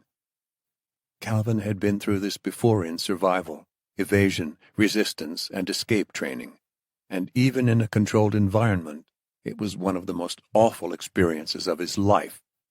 Having his fingernails pulled out would have been easier to deal with. Maybe have Amir rip out some teeth with a pair of pliers. Even the shock of electricity would be a welcome alternative. But being waterboarded struck at something deep within the human consciousness, a primal fear that was more than just physical agony, one he'd already endured with Amir, and one he did not look forward to experiencing again. "Last chance," Amir said. "Who else came with you to Moab, and where are they now?" Calvin saw desperation in Amir's eyes. The man did not want to be followed. He must have known that this operation and his unholy terrorist actions would come to a disastrous end now that they'd been discovered. "Your mother," Calvin said as he lifted his head. "She sucks a mean—" Amir punched Calvin in the face with a crunch. "Hossein, help me with this infidel," Amir called. A huge, lumbering man with a black beard lumbered over. He pressed his hands over Calvin's shoulders, ensuring Calvin could hardly struggle against his restraints. Amir draped a wet rag over Calvin's face. Then came the water dripping into his nose. He had already endured one round of waterboarding from Amir and Hossein. In his mind, he knew he could survive another. But then came the choking and coughing. It felt like he was on the ocean floor, trapped in darkness with no oxygen tank, no diving mask. He thrashed against Hossein's grip, head smacking against the floor and his limbs pulling and straining against the ropes. Hossein held his chin in place with brutal strength, ensuring Calvin couldn't whip the rag off. Distant memories reminded him there had been an end to this before, but those memories were overwhelmed by the voices in his mind screaming that he was drowning, that he was going to die. His nasal cavity was on fire and his throat swelled up. All the animal instincts in his mind exploded at once. He lost control of his body, a victim to pain and intense terror. Then the light came back. He started coughing. His lungs heaved. He gulped down precious oxygen. 30 seconds, Amir said. "That was fun, no?" Hossein merely grunted, nostrils flaring as he looked at Calvin with an expression of hate. Calvin could say nothing. His mind screamed at him to tell Amir that he had come here with Raven and his dog, or that Lindsay was coming with reinforcements. To fight back those urges, Calvin bit the inside of his cheek. He focused on the pain, tasted the blood. "Keep quiet. Buy time. Survive." Another man yelled at Amir and pointed outside the garage door as if he was beckoning Amir to hurry and load up into the trucks. Calvin thought he saw them ushering out 2 other people with blindfolds on, an adult and a child. What the fuck? Who are they? But Hossein pushed him back to the ground before Calvin could see much else. "Did you decide who else came to Moab with you?" Amir asked. Calvin said nothing. "Let's try this again, then." Hossein put his weight on Calvin, and the agony repeated, the sense of helpless desperation, the drowning. Then the cloth came away, coughing and more fear. Calvin vomited water. He thought he had refused to answer Amir's question, but his mind was muddled. The cloth came back with the water. The cycle repeated, over and over. Calvin fought, squirmed, and cursed all that was holy. At some point, Amir and Hossein took another break. Just enough time for Calvin to recover his breath and sanity. He could hear more shouts outside, and another set of truck engines growling to life. Panicked voices, all yelling in Farsi, called out. The sounds of crates and barrels clunking into the back of trucks echoed through the open windows of the fire station. A group of men came back into the station to take out the last few crates. These people sounded like they were almost ready to flee, to escape into the desert to renew this apparent biological weapons operation. But right when Calvin was able to breathe normally again, the waterboarding continued. The fact that he was infected with the wildfire plague no longer mattered. The fact that his body was a painful wreck didn't matter either. None of that felt as bad as nearly drowning, then being brought back to breathe and recover just enough to repeat the cycle. All Calvin could think of was that he wanted Amir to mess up, to suffocate him for good, to make this process stop. And when it didn't happen, when he was welcomed back to the world, he screamed. 24. Adjusting the straps on his gas mask, Raven crouched at the hotel window with Creek, both of them looking out over the street just a couple blocks down from the fire station. Lindsay was maybe 30 minutes away now, only 20 or so if they were lucky. 15 minutes ago, the Reapers had started loading up 4 large box trucks with the crates and barrels they'd stored under the tarps. 5 minutes ago, Calvin had stopped screaming. Now Raven hoped to hear him call out in agony, just to know he was still alive. But he heard only the engines gurgling and the shouts of men. If he had to guess, the Reapers were nearly ready to take off. A few smaller SUVs and pickup trucks were loading up men outside a motel adjacent to the fire station. Raven couldn't wait for Lindsay's reinforcements. He owed it to Calvin to try and save him if he was still alive, and Raven was going to be damned if he let these extremists get away and vanish into the desert. All those barrels and crates of what were almost guaranteed to be components of the engineered wildfire pathogen, a biological weapon by all the evidence they'd uncovered, could not continue to be loosed on the country. "You ready, boy?" Raven strapped his pack on and checked his dog. "We're going in." Even Creek seemed uncertain, rearing back slightly. If the dog could talk, he would have probably agreed with Lindsay. To take the Reapers down, they needed an army. But since Raven didn't have one, then he was going to have to be a ghost and channel the trickster spirit Iktomi. He quietly moved out of the room and down the stairs with Creek. At the bottom floor, he looked out another window. 2 men were patrolling between an old school bus and a semi-truck. They appeared to be watching for anyone traveling down the street toward the convoy. Raven went outside with his Akita behind him and prowled toward the end of the school bus and paused. The 2 Iranians walked toward him, their feet falling heavily on the asphalt. Each had a pair of night vision goggles. Those would be useful, Raven thought. He kept back, out of view, listening to their hushed voices, each word getting louder as they got closer. Raven cradled his crossbow, then took a deep breath. The pair of Reapers started past the front of the bus on the passenger's side. Raven stalked around the other side toward the driver's side wheel well.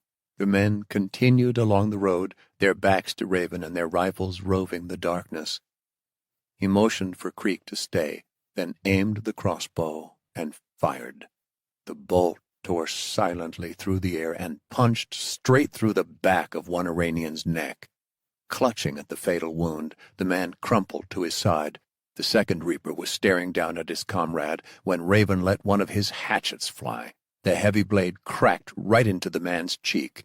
He let out a muffled, gurgling cry, wobbling on his feet as blood gushed from the wound and poured over his chest. Raven ripped the arrow out of the dead Reaper's neck, then jabbed it into the neck of the man with the hatchet sticking out of his face. After a brief struggle, the man collapsed. Raven collected his arrow, reloaded it, and then plucked his hatchet free. He also removed the night vision goggles, placing them over his own head. They didn't fit perfectly over his gas mask, but it was better than nothing. The world suddenly came alive in an array of green, white, and black. He could see the whole street and neighboring blocks clearly. Other soldiers were patrolling the next street over, headed in the opposite direction. They escorted a few other men using handcarts to load supplies. Everyone seemed to be in a hurry, but they weren't working with the urgency Raven would have expected if they had known reinforcements were imminently on their way. That told him Calvin had kept quiet during his torture. Raven would use this to his advantage and make sure any pain his friend had endured would be repaid in spades. Raven counted the troops utilizing his new optics, coming to 20, 2 more than he had estimated after killing the first 2. There were probably a few more he couldn't see from his vantage.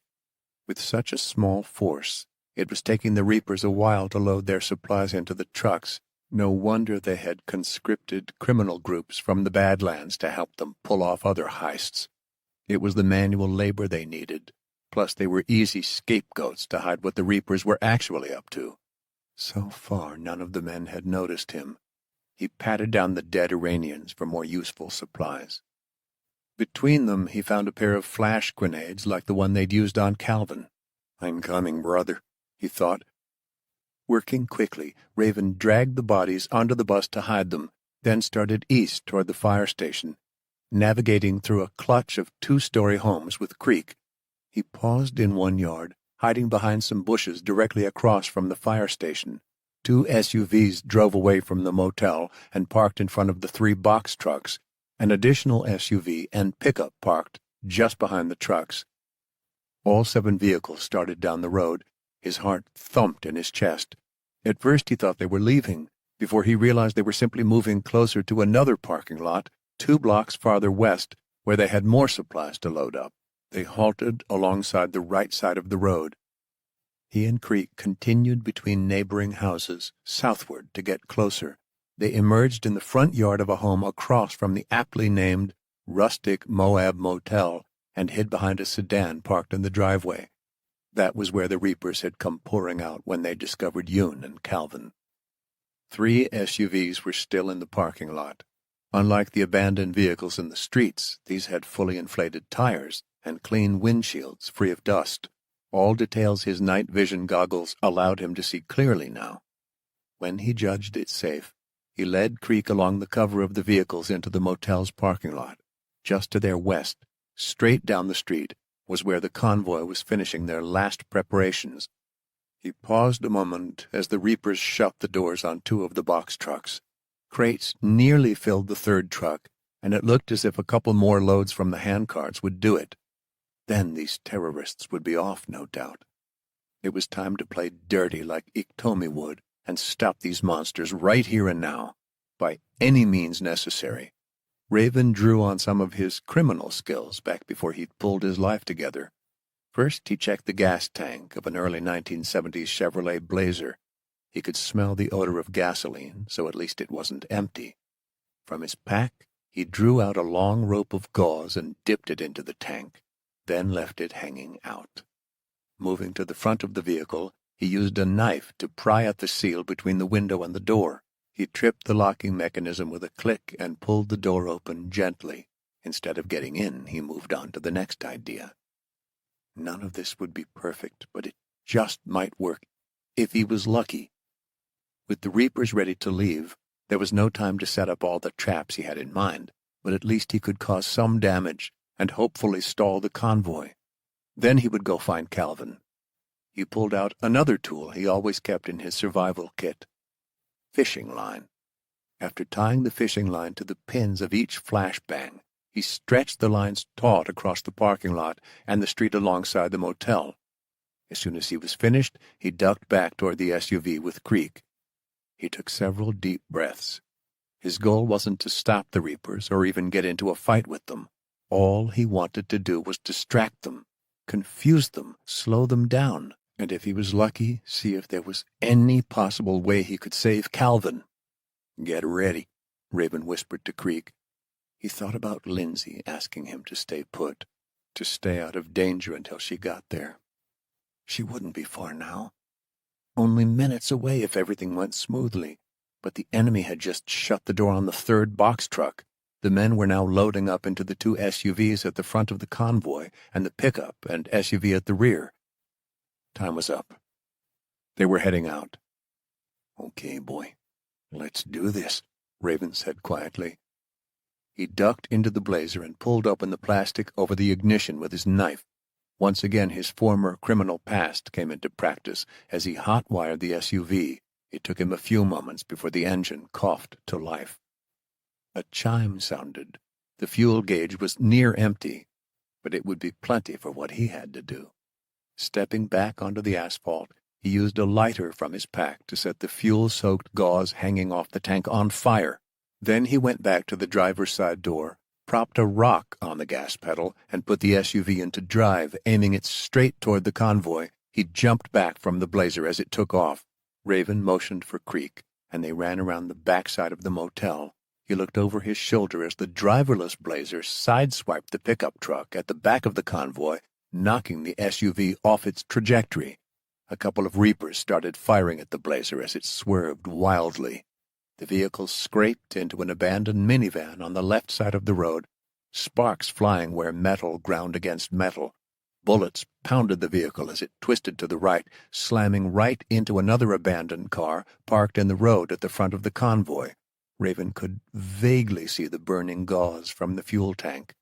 A few of the Reapers started to approach the stopped Blazer, holding their fire. One of them must have seen the flaming gauze. He began to wave and shout, but it was too late for those men to escape. Flames burst outward as the Blazer exploded in a brilliant blast, nearly blinding Raven. He flipped his optics up, watching the fireball. Pieces of the charred SUV slammed into the convoy. Raven slowly got back up as billows of dark smoke rolled from the inferno. Panicked and angry shouts filled the night as the Reapers started reorganizing the convoy, reversing the trucks away from the fire and pulling their injured away. Raven had bought maybe a couple more minutes. He didn't have long to consider what to do next, though. A group of 4 Reapers began firing blindly into the night, forcing him and Creek to sneak behind the motel. They stuck to the cover of the bushes to make it into the parking lot of the fire station. As Raven crept his way toward the rear wall of the facility, he heard a deafening pop. A brilliant flash of light tore through the night for a second, near the motel. The Reapers had tripped the first flashbang, again buying Raven precious time. Not long after, someone tripped the second. Raven used that opportunity to rush toward the fire station, chest heaving as he ducked low into some bushes, Creek at his feet. While the enemy yelled in confusion, the truck engines still growling, he watched the door to the fire station that the Reapers had pulled Calvin through before. Raven hadn't seen them take Calvin out of the fire station yet. Maybe he'd missed them loading the steel runner up in the chaos, or maybe they'd left Calvin. Or his body. Was he too late? He paused at the door, listening just under a slightly open window. 2 urgent voices speaking Farsi drifted out just as he was about to move around the side and look for Calvin. He stopped when he heard footsteps and a voice in English. The door to the fire station burst open. 2 Reapers strode out, dressed in black fatigues. One had his sleeves rolled up, revealing lean muscles. The other looked like a rhinoceros with a dark beard. They dragged a beaten man that Raven recognized only by his wiry black hair and dark skin. It was definitely Calvin, and despite his condition, he was kicking, trying to free himself as the 2 soldiers hauled him out into the road. Creek's fur stood straight up across his back, but Raven motioned for the dog to hold. More voices called from the other side of the motel, where the convoy had been repositioning. One of the radios crackled to life with Farsi. The 2 men suddenly dropped Calvin, speaking rapidly in panicked voices. The smaller of the 2 pulled a pistol and aimed it at Calvin. "Your time is done," the man said. "I underestimated how many of you there are, but they will die, just like you soon enough." Calvin spat at the Reaper. The other boulder of a man kicked the steel runner in the stomach. Raven aimed his M4 at the guy as he bent down over Calvin. Someone from near the truck shouted a command in Farsi. Whatever it was, these guys sounded worried, like they were more than ready to get the hell out of here. Raven prepared to fire, but his targets had hauled Calvin up in front of them like a human shield. Plus the gunfire would give away his position. All the Reapers trying to escape might converge on him. But he had the drop, and he had Creek. Slinging his rifle, he pulled out his hatchets. The man with the pistol pulled the slide back, chambering around, but the larger guy loomed over Calvin, holding him down. "Goodbye, Calvin Jackson," said the man with the pistol. Raven couldn't let Calvin die. He ran forward, throwing a hatchet that hit his first target in the back, forcing the Reaper to drop his pistol. The other guy got off Calvin, both looking just as surprised to see Raven. 25. Calvin couldn't fucking believe it. Like a ghost from the night, Raven appeared with a gas mask and night vision goggles just in time to save his ass. Hossein got up with a knife that he slashed to keep Raven back. Calvin squirmed on his stomach toward the pistol that Amir had dropped. The terrorist was on his back, groaning with the hatchet buried into above his shoulder blade. If it weren't for his hands bound behind his back, Calvin could have scooped up the gun to help Raven, who swung his axe at Hossein. The big man thrust his knife at Raven and then grabbed him by the arm, tossing him to the ground with the force of a gorilla. Creek suddenly lunged up and latched onto Hossein's arm. The dog ripped into his flesh as Raven tried to get up. Hossein shook the dog and then went to stab him when Raven grabbed his wrist. He used his other hand with the hatchet to smack Hossein with the back of the blade. The big man hardly seemed to react and tossed the dog to the ground. The Akita yowled in pain as the big man used his knife to slash at Raven again. Calvin pushed up to his feet. Dizziness threatened to take him. He could feel the fluid gathering in his lungs, just like Amir had promised. Every breath he took, his throat rasped. He still hadn't fully recovered from the waterboarding either, but then Mouse's voice sounded in his head. "It's just a mind game." "Motherfuck!" Calvin lowered his head and charged like a defensive lineman going in for the sack. He threw all his power into ramming his shoulder right into Hossein's gut. The huge man tumbled backward, his back hitting the wall of the fire station. All the while the sound of truck engines roared from the street. It sounded like they were heading away now, or maybe his ears were playing tricks on him. Maybe something had spooked them? For a second, he thought he heard the thump of helicopter blades in the distance. Calvin wanted to believe that meant reinforcements had been spotted and were on their way. Either way, for now at least, he and Raven were on their own with Creek. Calvin kicked a boot hard into Hossein's groin. The man let out a yowl of intense pain. Raven suddenly pointed. "Calvin, watch out!" he yelled. Calvin turned to see Amir had somehow gotten up on a knee, and he was holding his dropped pistol. He aimed it right at Calvin with a shaky hand. In the heat of the battle, Amir made a grave mistake. He hadn't finished off Creek. The dog lunged from behind Amir, leaping onto the man and sinking his teeth into his neck. Gunfire cracked, and a bullet cut past Calvin's head as Amir went down. Stunned, but uninjured, Calvin kicked Hossein in the head with all his might. "Calvin!" Raven said. He tossed a knife to Calvin. Somehow Calvin managed to catch it. He sawed through the bindings around his wrists while Raven helped Creek with Amir. Hossein managed to get back up and knock the knife from Calvin's hand just after he had cut his bindings. Free now, Calvin backed away and then ducked below a punch. He came up behind Hossein, wrapping an arm around his neck and taking him down. Working his legs up and over Hossein's legs, Calvin then tightened his chokehold. The burly Iranian bucked and tried to roll over, but Calvin used all the strength he had, all the power left in his diseased body to hold him down. Every fiber of his muscles strained with the effort. Hossein tried to butt him away with his head and threw his elbows into Calvin with desperate vigor. Each impact sent another shudder of fiery pain through his damaged body. But Calvin held strong. But before Hossein succumbed to oxygen deprivation, he swung his hands up and grabbed Calvin's face. His thumbs found Calvin's eyes and he began to press down. Agony swelled from the pressure. Calvin jerked away, loosening his grip. As soon as he did, Hossein broke free and jumped back to his feet. Even as he gasped for air, he raised a boot to crush Calvin's skull into the ground. Calvin rolled to the side just as the Reaper's boot smashed against the concrete. Again and again, Hossein went after the steel runner, finally catching him on the shoulder with one heaving stomp. Pain ignited from the violent attack. "It's just a mind game," Calvin thought again. Pain was nothing. It was just in his mind.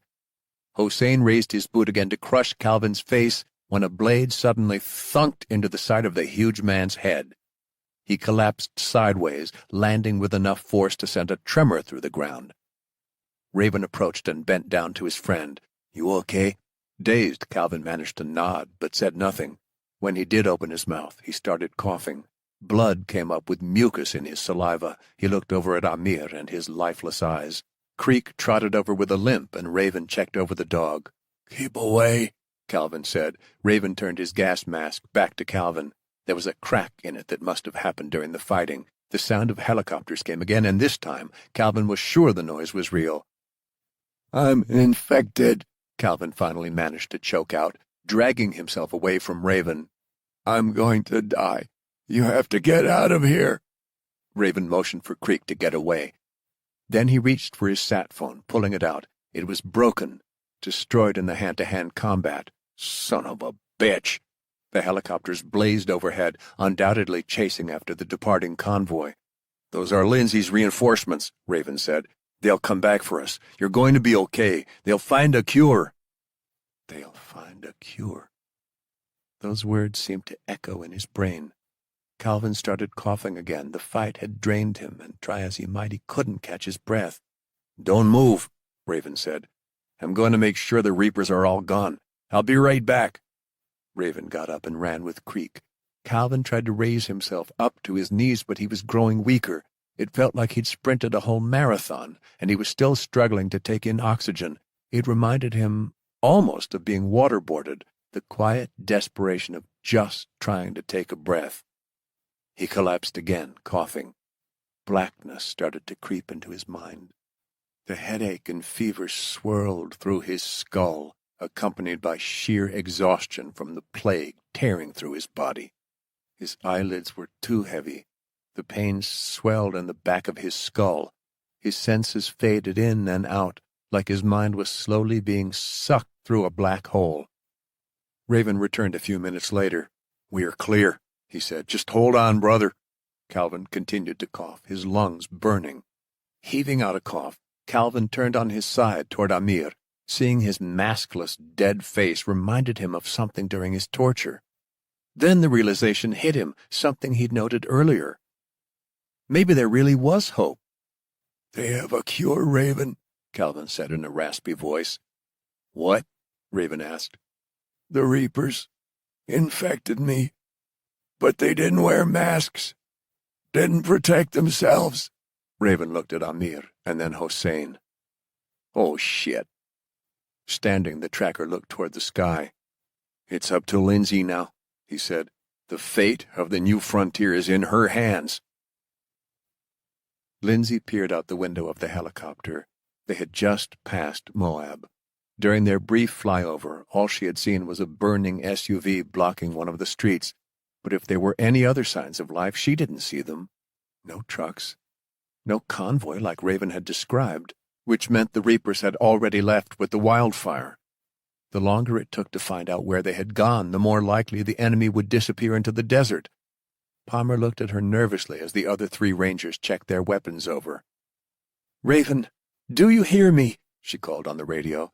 She hadn't heard from him since he'd warned her that the Reapers were preparing to leave. Now with the enemy gone, she feared the worst.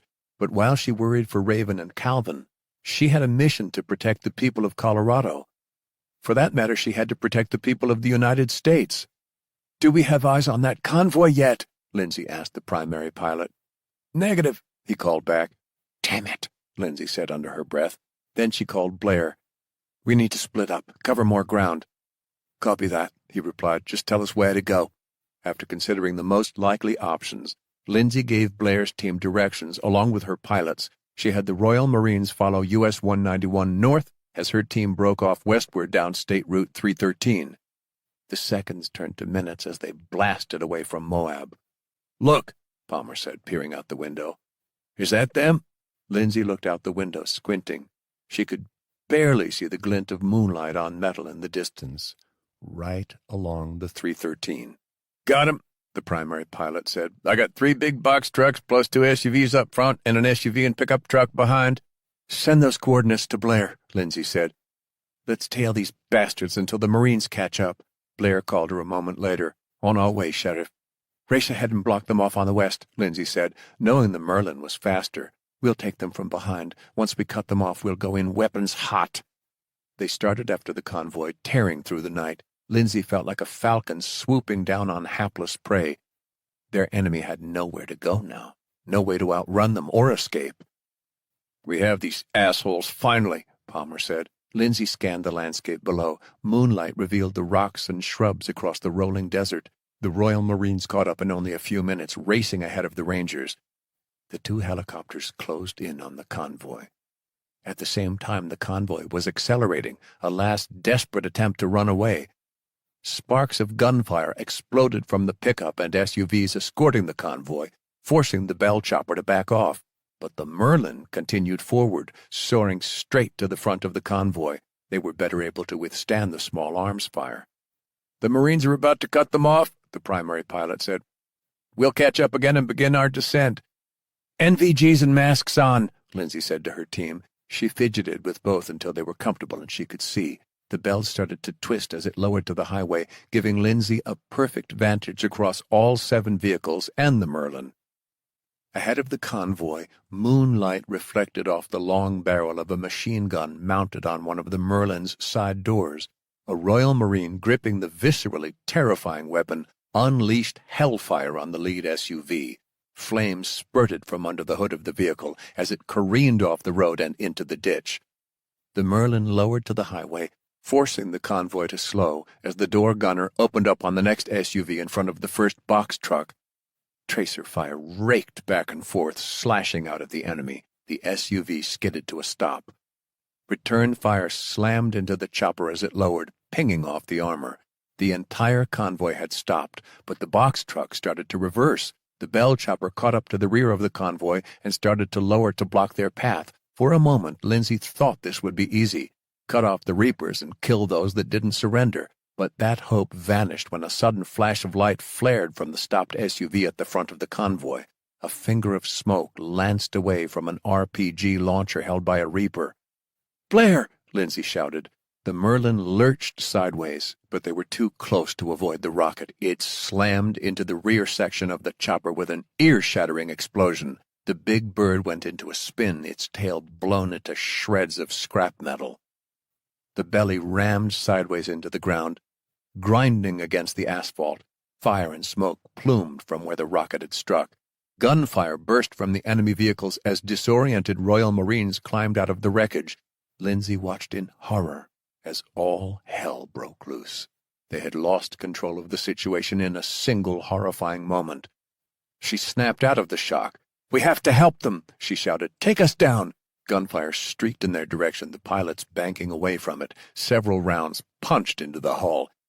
Even as they jerked, Lindsay could see the surviving Royal Marines rushing for cover, some of them dragging injured with them. Despite the disaster, they worked with expert precision, several of them putting down covering fire that kept the Reapers from pursuing. "Blair, do you read?" Lindsay said on the radio. Platoon Sergeant Michael Aitken answered with their call signs. "Coyote 1, Wolf 2 here. At least 4 Marines down. Blair is unresponsive." Lindsay felt the familiar tendrils of fear threatening to wrap around her heart. She would not let terror win today, and braced herself for the fight ahead. "Copy, Wolf 2, we're on our way," Lindsay said. Then she turned to her men. "Get ready." Palmer and the other 3 Rangers stood from their jump seats. Each had one gloved hand on the rail along the ceiling of the cabin and another on the M4 strapped over their chest.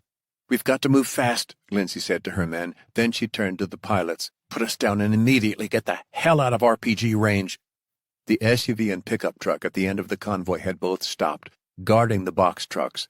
2 Reapers with AK-47s fired at the chopper as they lowered. Bullets cracked against the windshield. Lindsay braced herself as the skids thudded against the asphalt with a heaving jolt. Palmer cranked open the side door. "Go, go, go!" he bellowed.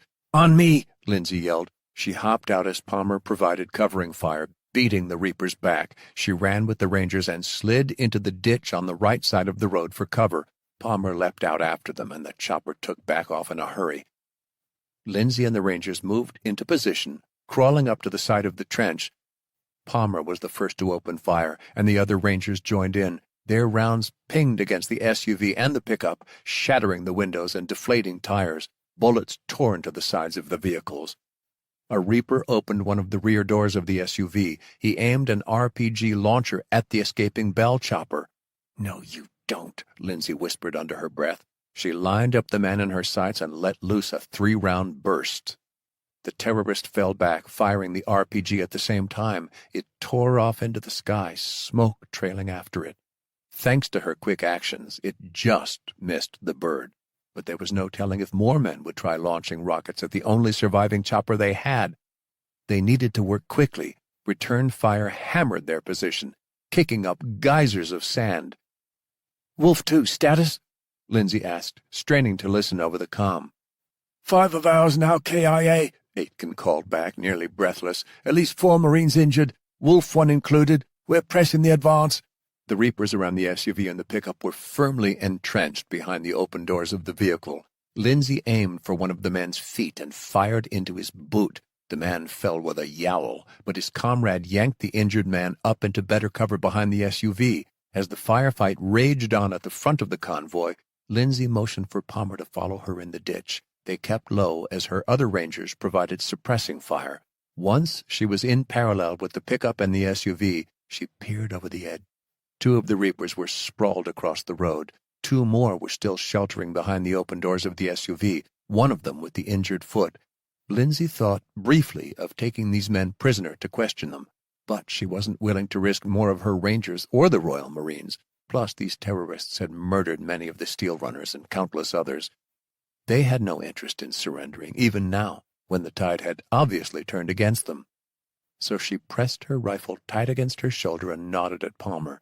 3 rounds from each of them tore through the sides of the 2 men. "Keep moving," she said. They traveled up the ditch, covering each other. The flames from the burning Merlin flickered, casting long shadows from the wreckage. She could just see 4 Royal Marines walking at a hunch down the ditch toward them. A Reaper suddenly appeared out of the smoke drifting across the road. He limped, nearly dragging a bloody leg. He raised a pistol in a shaky hand and aimed at the Royal Marines, who didn't seem to notice him. Lindsay didn't cry out a warning. Instead, she aimed and took the injured Reaper down with a burst to his head. The guy slumped into the ditch, sliding down the dirt.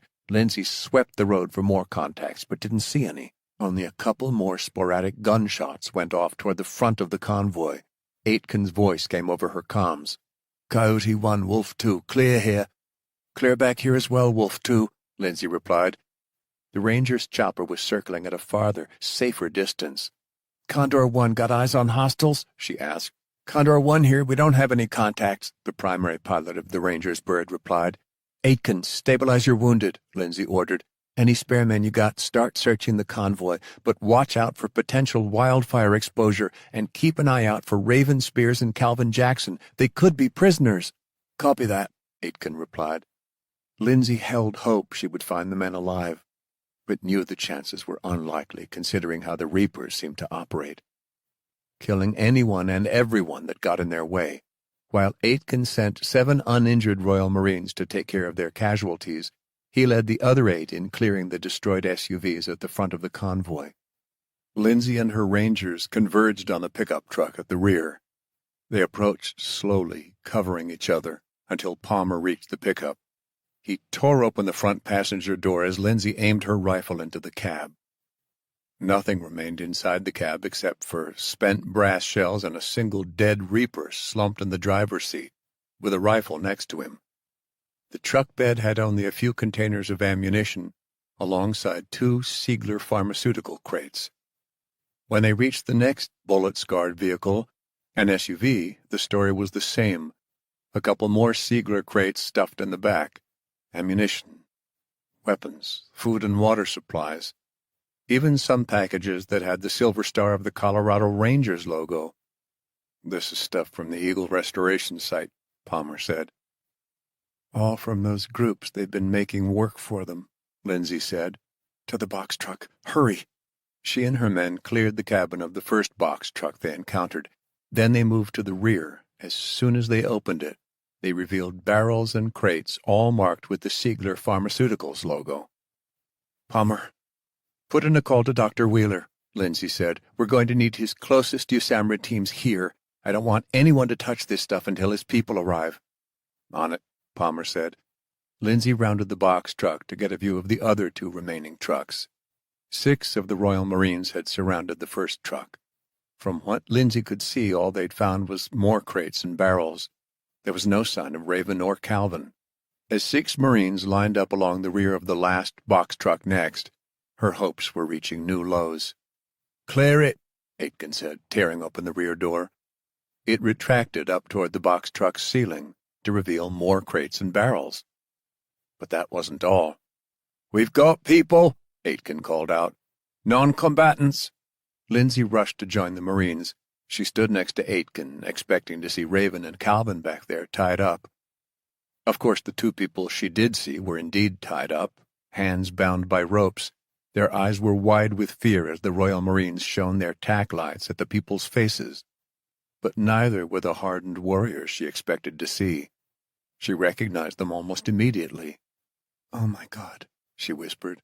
It was Agate, Uwase's wife, and Emmanuel, their 6-year-old son. Each had a cloth pulled tight over their mouths as a gag. Lindsay's stomach twisted in a painful knot. She called the Utah Scouts Command immediately. She gave them her coordinates. How soon until we get air medevac? There was simply no way she could get the injured Royal Marines and Uwase's family to safety in the cramped bell. "We have both our Sikorsky S-76Cs rerouting your way," a comms officer replied. "We can be there to evac all casualties in about 10 minutes. "Copy that. Thank you for the support," Lindsay said. She directed Aitken to send the rest of his men to do everything they could to help Blair and the other injured Royal Marines. Palmer returned after making the call to Dr. Wheeler. He and Lindsay removed the gags and the ropes around Agate and Emmanuel's wrists. They helped the mother and son away from the truck toward the side of the road. Emmanuel began sobbing immediately, holding on to his mother. She held the boy close. "Where is Uwase?" she asked. "What's happening?" "It's all right, ma'am," Lindsay said, trying to sound as calm as she could. "You're safe now. I'm with the Colorado Rangers, and we've got the UK Royal Marines with us. We're going to get you back to Golden." "These people, these terrorists, they took us from Golden," Agate said.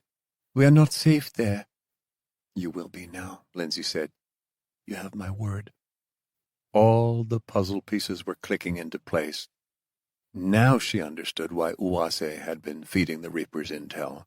He had betrayed her because they'd kidnapped his family and held them hostage. She felt bad for the man, but she wished that he'd told her instead of acting from a place of pure fear. So many lives could have been saved.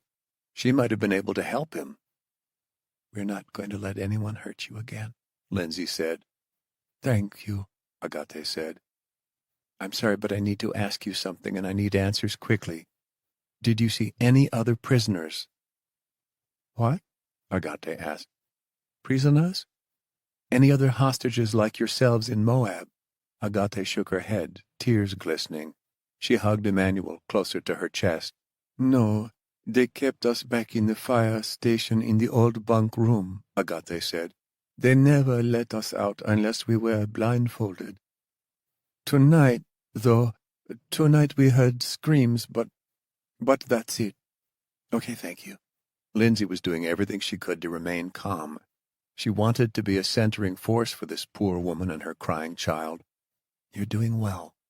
Now, do you know if you were exposed to the plague? A bioweapon? Any diseases?" Agate trembled.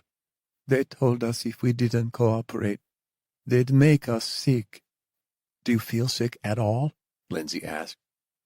"No," Agate said. Her son also shook his head. "Good, just stay right here and we'll have a medic look at you both." Lindsay took a few steps back from Agate and her son, then ran to the Royal Marines. She steeled herself against the sight of the men rushing between the injured, doing their best to tie tourniquets, supply bandages, and reassure their brothers in arms.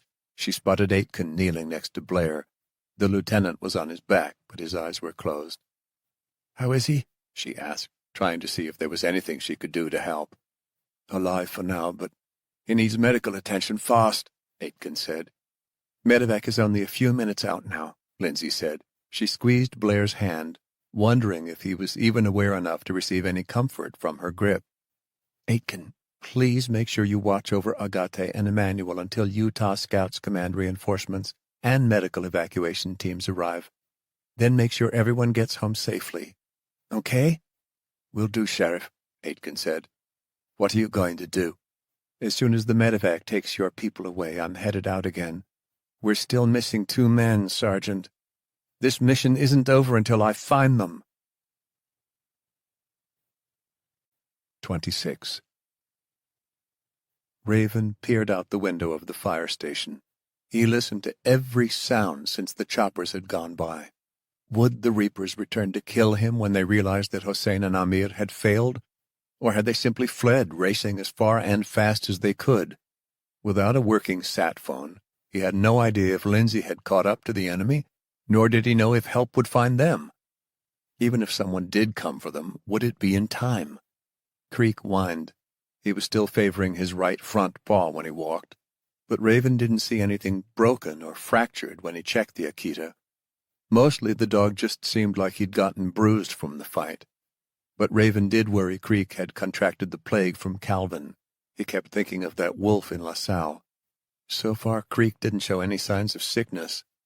Calvin, on the other hand, looked terrible. Raven went back over to check his friend that lay curled up on a mattress with an oxygen mask over his face. It was connected to a tank Raven had found stowed away, and might be the only reason Calvin was still alive. Calvin took in a raspy breath, struggling for air. Raven pressed a finger against the man's neck, feeling a small, almost imperceptible thump. His pulse was racing, but it was weak, like his heart was giving up. Calvin was unconscious now. He didn't have much time, even with the oxygen. "Hang on, buddy," Raven said. He considered trying to move him in a vehicle, but there was no way he would make it to help in time. Even if he could find a working car or hike to the Tahoe, he didn't want to leave Calvin alone. Raven knew that the best thing to do when you were lost in the wilderness was exactly what Laura's dad had told her. Stay put. He had to trust that Lindsay would return to Moab, assuming she survived the attack against the Reaper convoy. Calvin started to rasp for breath again. The small oxygen tank was almost out of air, and Raven didn't have another. Plus, for all he knew, with his cracked gas mask from the fight with the two Reapers, he had been infected. If he started to develop symptoms as bad as Calvin's while wandering out into the desert, he'd be dead sooner than a deer with an arrow through its gut. Creek suddenly perked his ears, standing above Calvin protectively. His good eye shot toward the window, and he let out a growl. "What is it, boy?" Raven whispered, shouldering his rifle. Then he heard it. The familiar thump of helicopter blades sounded in the distance. He reached into his pack and pulled out a flashlight to signal the aircraft. For a second he wondered if this might be the Reapers. Did they have access to helicopters? Calvin let out another gasping breath. Raven readjusted the oxygen mask. No, it was extremely unlikely that the Reapers had a helicopter.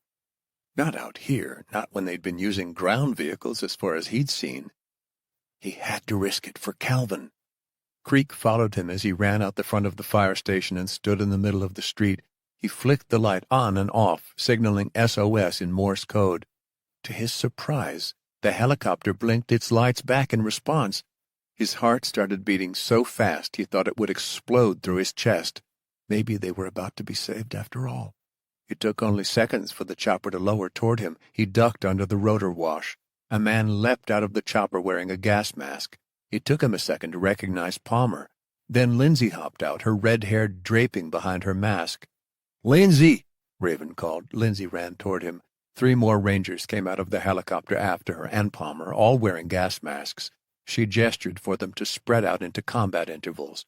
Raven resisted the urge to hug Lindsay when she got to him with Palmer.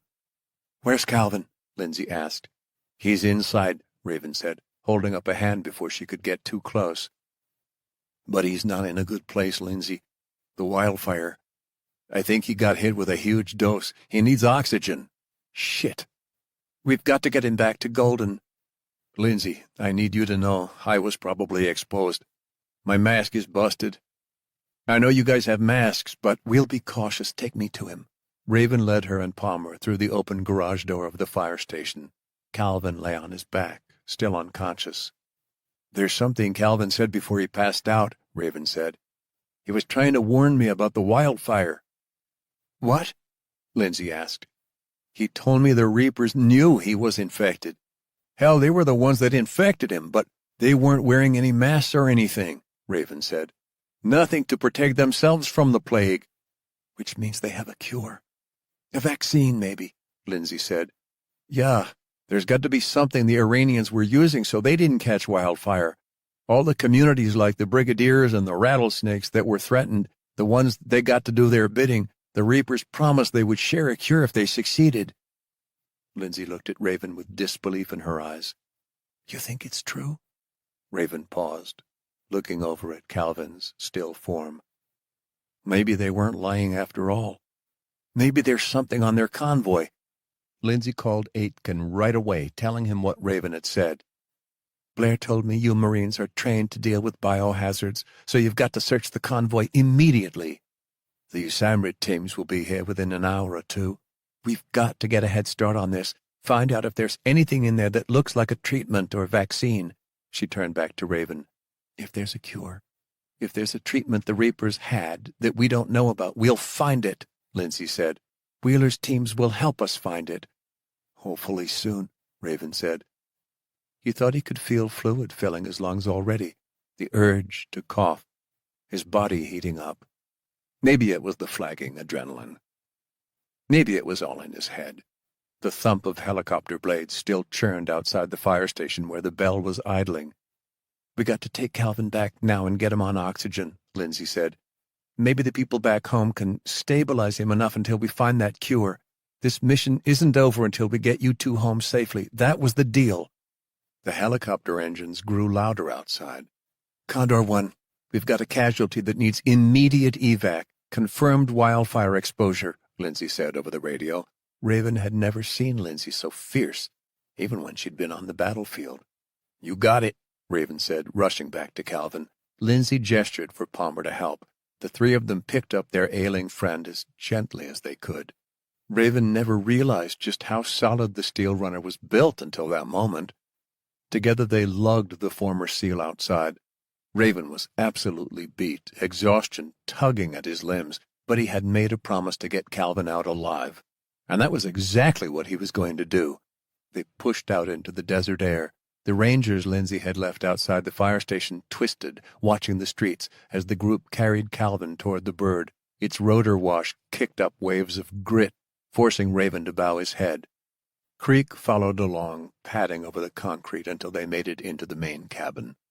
As soon as they had Calvin lying down on the cabin floor, Palmer grabbed the first aid kit and passed a headset to Raven. Creek nestled next to Calvin, trying to comfort the man. The partition between the passenger cabin and cockpit was closed to prevent the pilots being exposed. The other Rangers boarded the cramped cabin. Condor 1, we're ready, Lindsay said. The helicopter lifted away from Moab a moment later. Lindsay put a hand on Raven's shoulder. Thank you, Sam, Lindsay said. We wouldn't have stopped the Reapers without you and Calvin. Raven examined at the injured and infected steel runner. He was in bad shape, and Raven wasn't sure he would even survive the ride to Golden.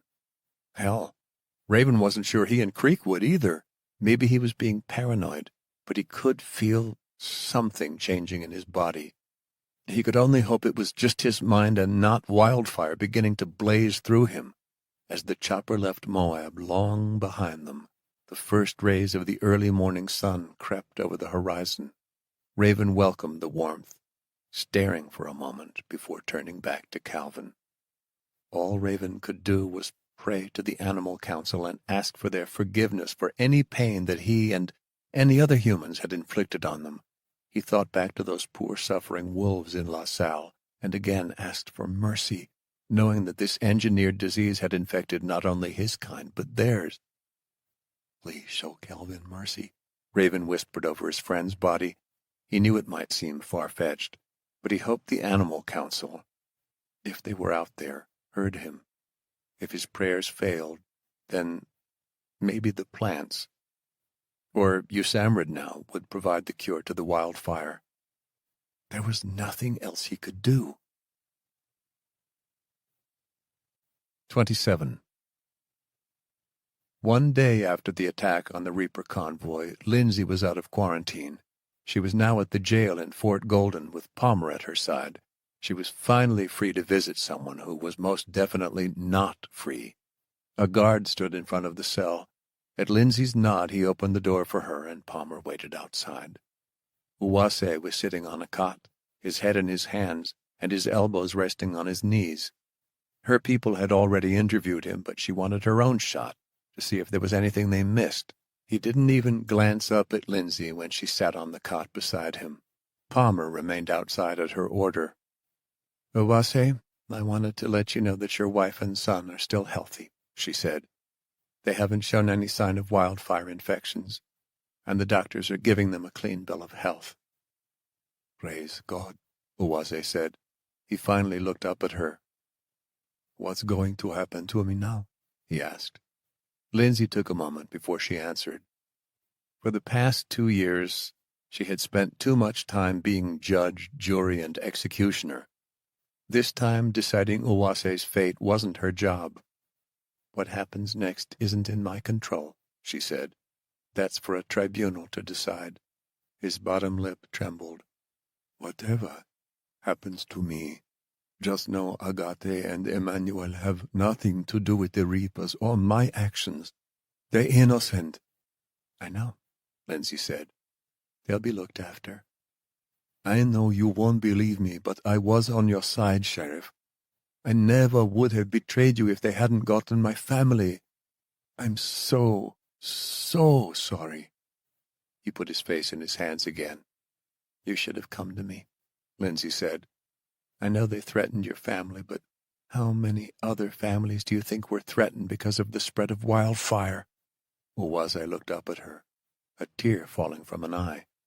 "If you're truly on my side, I need you to tell me everything you know about the Reapers," she said. "I already told your people everything I know." "Which seems to be nothing," Lindsay said. "I need to know if the Iranian government was involved or if these were just some lone actors." "I am not part of their government. I work for the UN." Owase looked up at her again and straightened when she didn't respond. "All I know is that the Reapers were threatening other groups around the new frontier," he said. "That group that attacked the steel runners in Iowa, they were from the Rockies." "How do you know?" Lindsay asked. "The Reapers told me that because I think they wanted to show how powerful they were." "What else?" Owase sighed. "All I knew was that they took my family, and that was enough for me to give them the information they wanted. I wish I could make up for it. I wish I could tell you more." Lindsay started to stand. She could only hope the Reapers were a terrorist cell acting alone. If not, and this was a sanctioned hit from the Iranian government or other large group, there would be more of these slime bags out there and more attacks. Though she was more than glad they were all dead now, it did mean there weren't any left alive to talk. "Tell my wife and son I love them," Owase said. "I will," Lindsay said with a nod. She left the prison cell. The guard closed it and she headed toward the office wing of Fort Golden with Palmer. "Time to speak to Secretary Montgomery," Lindsay said as they walked. "Here's the sat phone, ma'am." Palmer held it out. Lindsay took it and dialed a number she'd memorized. "Lindsay," answered the Secretary of Defense. "You learn anything more?" "I'm afraid not, ma'am. We've recovered plenty of things from the Reaper's convoy, but intel isn't one of those things. We're still working on our investigation, so much of the work is classified.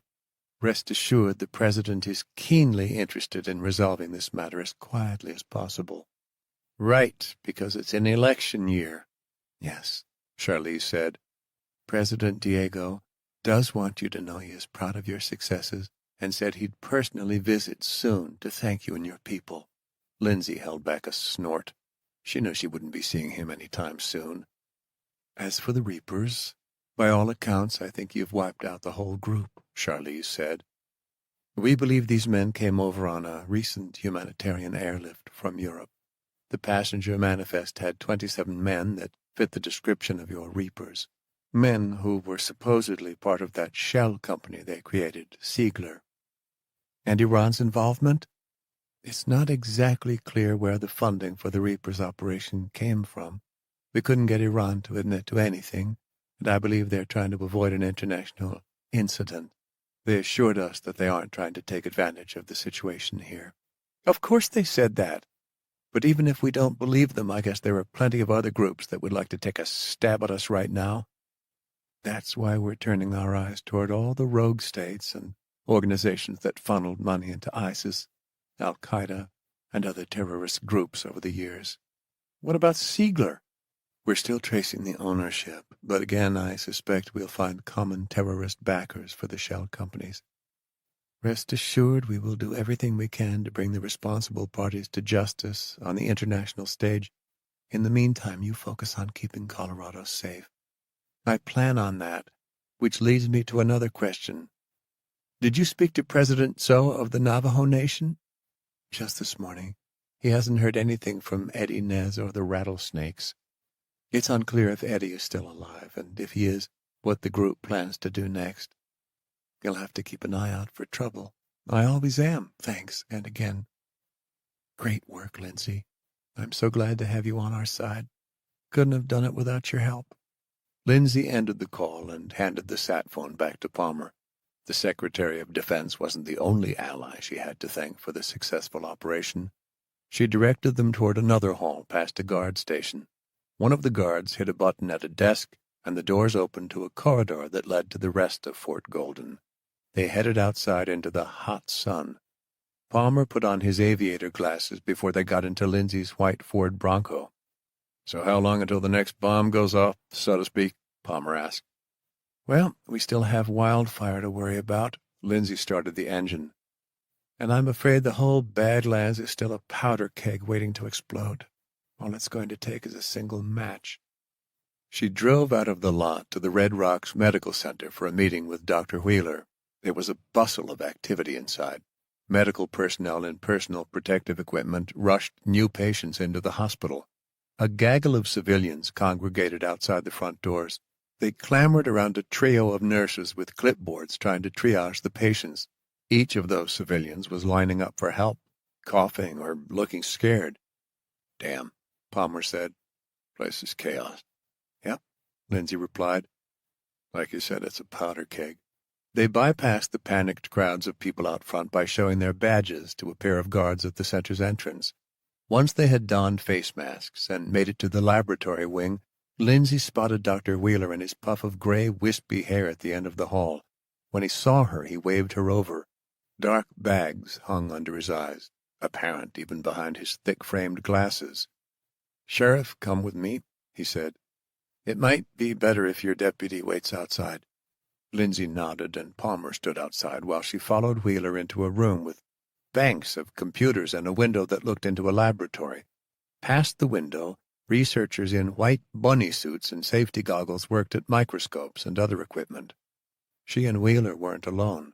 Divakar and Blair were already waiting at a table between the desks.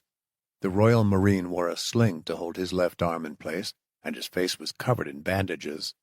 "Sheriff Plymouth," he rose from his seat. "Good to see you're still healthy." "Thank you." "How are you feeling?" she asked. "Mild concussion, contusion, stitches, and some light burns," he said.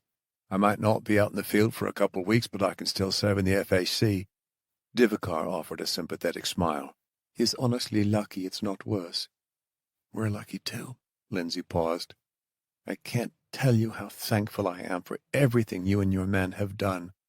Blair nodded, his eyes growing watery. They had a joint memorial service scheduled in 2 days for the Rangers and the Royal Marines. Somehow, to Lindsay, that ceremony didn't seem like it would be enough to honor all these men's sacrifices. The best thing she could do was carry on the mission they had started and protect the new frontier. "I truly am glad for what you all have done," Wheeler started, "because I admit my USAMRIID field teams wouldn't have found half the answers we needed without your help. I know that you two each lost good men securing this information, and the nation will forever be in your debt." Wheeler dropped into a seat beside Blair. "With that in mind, good news or bad news first?"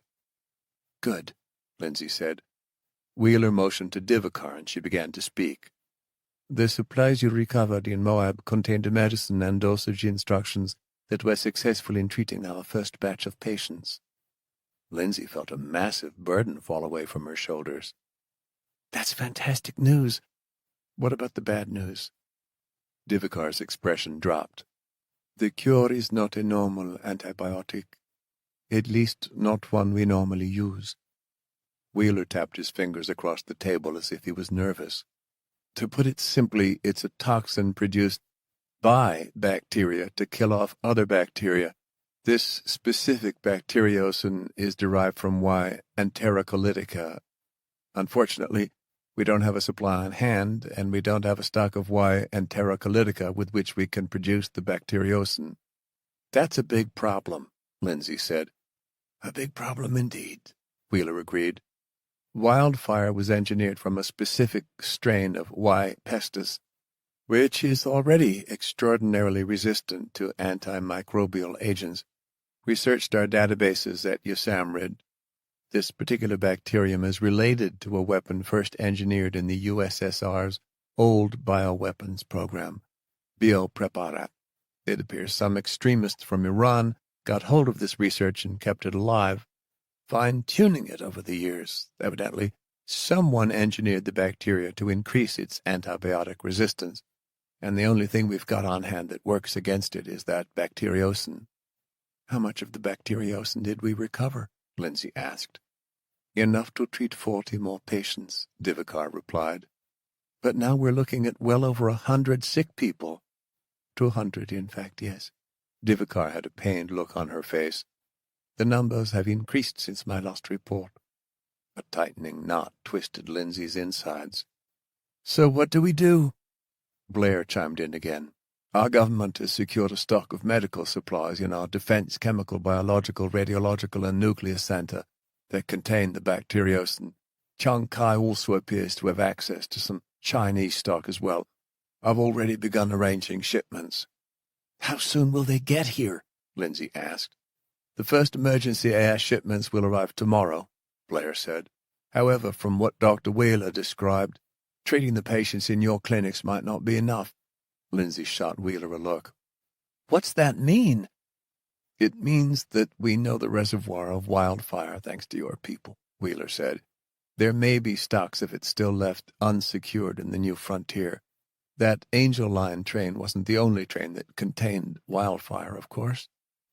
Of course, Lindsay said. The disease was spreading a couple weeks before then. It sounds to me like the Reapers were testing it out. You think that's true? Perhaps the Reapers' militia snuck in smaller shipments of the wildfire to test on populations in the new frontier, Wheeler said. If your team hadn't stopped them in time, well, the amount of wildfire they smuggled in would have been enough to bring down the entire western United States once they started distributing it. Jesus! Unfortunately, that's not all, Divakar added. The problem is that there are probably plenty of people living in the Badlands who might carry and help spread this disease. Dr. Wheeler and I had a few lengthy discussions on this issue. The only way to truly rid the United States of wildfire is to proactively find and treat infected people throughout the new frontier. A leaden weight settled over Lindsay as she realized what that meant. We're going to need more trackers and military action to contain the disease. Yes, we have to fight this aggressively, Wheeler said. Just because we found a cure does not mean it's over. Far from it, in fact. What in the hell have these terrorists started? Lindsay massaged her forehead. We've got a load of work ahead of us. I would be glad to organize my men to help distribute the antibiotics throughout the new frontier once they arrive, Blair said. But we're in for a fight. I've read some troubling reports about various parties competing for control over the new frontier now that the defeat of the Reapers has left an opening. It sounds like your Rangers will be busy. Of course, Lindsay said, although they won't be the only ones involved in this effort. We're going to need more allies and more soldiers to win this fight. The Royal Marines are with you, Sheriff, Blair said. Lindsay nodded her thanks. But it would take more than that to keep the frontier from turning to complete hell. Raven sat in a hospital room at Estes Park Medical Center, wearing a hospital gown and surgical mask. The nurse had given him a plastic face shield, too. He had asked the staff to let Creek stay with him. They had been insistent they absolutely could not, especially with all the quarantine measures in place from the plague. So instead, the dog was faithfully guarding Sandra's home as Allie took care of him, and despite being exposed to wildfire, Creek had tested negative. Unfortunately, Raven had not been so lucky. He hoped it wouldn't be long until he saw his best friend again. According to the doctors, he would be out soon, but Raven never trusted doctors. He did trust he was getting better, though, especially after he had been administered the cure, the bacteriocin, which prevented him from too much physical suffering. But he had plenty of mental torture watching yet another person he'd served beside teeter on the edge of death that pained him to his core. An EKG beeped in a low rhythm next to an adjacent hospital bed. Though the doctors no longer believed he was contagious, a clear plastic curtain traced the perimeter of the bed to isolate Calvin Jackson from the rest of the room. The steel runner lay beneath a shroud of white blankets. Tubes snaked into his nostrils and sutured-up arm. His chest rose and fell slowly. Bruises covered his face. It was a miracle Calvin was still alive after all he had been through, from the train wreck to the torture, not to mention the wildfire. Any normal man would have given up, would have let death take him. But Calvin had survived. No wonder the guy had made it as a SEAL. There was a knock at the hospital room door. At first, Raven thought it was another nurse checking on Calvin. Instead, Sandra came in, dressed in a gown and mask, like him. Laura followed her inside sheepishly. "Still doing okay?" Sandra asked. "So far," Raven said. "How about you two?" "We're holding up," Sandra answered. "Busy as hell, but what's new?" Laura nodded, but remained quiet. "You know, your father and mother would be so proud of you," Raven said to Laura. "You came back from the mountains, and already you're taking care of other people." "My grandmother said I survived for a reason, and that's why." Laura perked up, more confident. "Those days when I was taking care of my dad, I had a goal, a focus. I realized I needed to help him. That was my purpose, and now I've got a chance to help other people." Sandra put a gloved hand on Laura's shoulder. "And she's doing great at it." She nodded back toward the hall. "The thing is, we didn't come to chat. Got to get back to some other patients, but someone came to see you. Catch you later, Raven." As soon as Sandra and Laura disappeared into the hall, someone else came in. She was dressed in a white bunny suit and masked too, but he recognized her green eyes and fiery red hair immediately. "Lindsay," he said, "what are you doing up here?" "Looking for you. Started at your old room and had to find Sandra to tell me where you went. I should have known you would be here with Calvin. Guess you guys are buds now, yeah?" "I couldn't leave him here alone," Raven said. Lindsay came into the room and sat in the empty chair beside him. "You really shouldn't be here," Raven said. "It's not safe." "Nowhere is safe right now, but Dr. Wheeler told me if I take the right safety precautions, it's okay. You and Calvin shouldn't be contagious any longer. Besides, I wanted to see how you were doing and thank you." "No need for thanks. We did our jobs, nothing more." "You're either modest or cocky as hell, Sam." Raven chuckled. "Truth is, the Reapers would still be out there without your help," Lindsay said. "We got lucky finding them." Lindsay scoffed. "You know as well as I do that it wasn't luck." Maybe it was the wolves that had led him to it after all, Raven thought, but he kept it to himself, instead stewing in silence. She walked over to Calvin. "What's the latest update on him?" Lindsay asked. "Yesterday the doc said he had a 50-50 shot," Raven replied in a low voice. "But today they seemed more optimistic. The plague isn't the issue anymore. He had some other complications, other respiratory infections. I think the doc said, as a result, his body is just exhausted. The next day will be telling. If he doesn't wake up."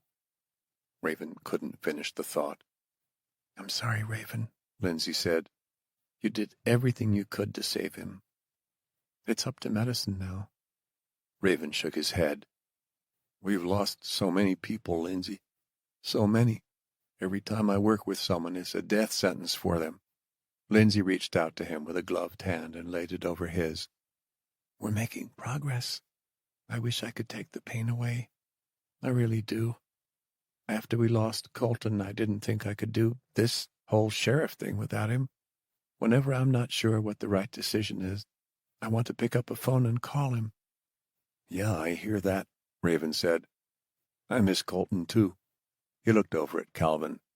In some ways, the retired SEAL reminded Raven of the late police chief of Estes Park. Funny thing is, I've only known Calvin for a few days, but he risked everything just to save me and Creek. He is so much like Colton. They are, both great men. I think I underestimated him, Raven said. Calvin, I mean. Me too. He's rough around the edges, but has a huge heart. I hope he pulls through, because this country needs more good men like him. And you. We're a long way from healing the West. Getting rid of the Reapers and those brigadiers should help. Lindsay sighed. I wish that were true, but in some ways it's going to be worse. She told him everything Dr. Wheeler had found out about wildfire since the last time they'd talked.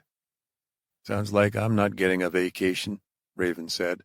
Lindsay let out a soft laugh. Only if you consider working with me a vacation. She crouched in front of his bed. I'm sorry for the past, Sam, she said. I need you for whatever comes next. I'm sorry, too. I guess working with you isn't the worst thing. But all the same, he hoped that didn't mean she would join him out in the Badlands.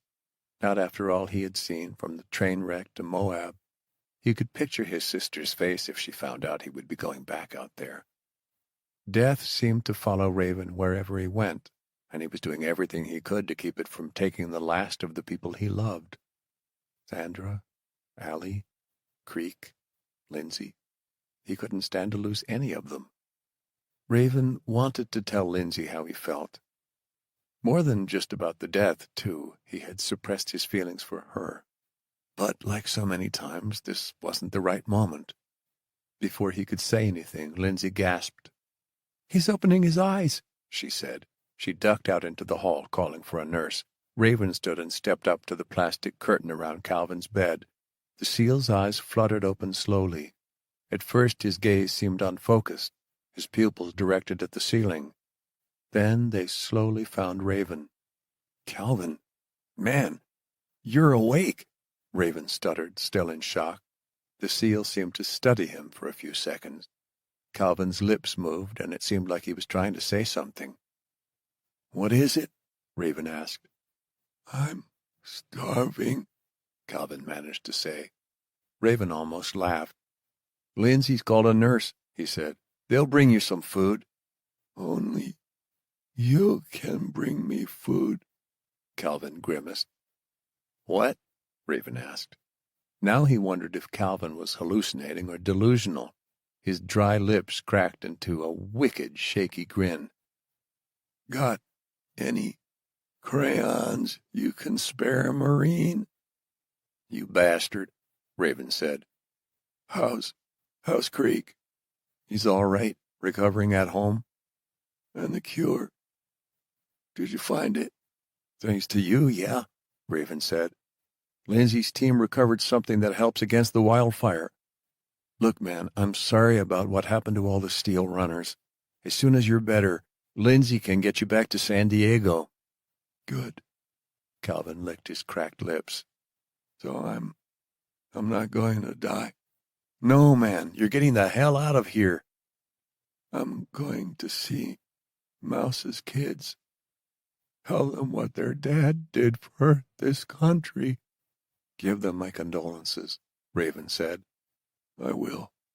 Raven cocked his head toward the hall. He heard the footfalls of a nurse rushing toward the room. I know. You don't like to work with people. Calvin paused, taking a deep breath. But I don't know where I'm going now. Y'all need help out here. You think when I get better I can join you? A voice ingrained in Raven's head wanted to say no, to insist that he worked alone. But after what Calvin had done, he figured it was time to give someone a chance again. We can make room, Raven said. Of course you'll have to get Creek's approval first. I would expect nothing less. The hospital door opened again to Sandra and a doctor. Lindsay followed them inside. They sanitized their gloves and gowns before slipping into the partition around Calvin's bed. The doctor gave Calvin water and quizzed him with a bevy of questions as Sandra checked his vitals. Lindsay stood beside Raven as they watched. Raven reached out with a hand, unsure how she would react.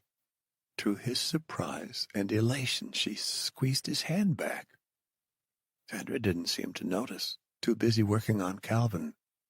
The new frontier was still as wild as the day the nukes exploded over the U.S., casting it into literal and figurative darkness.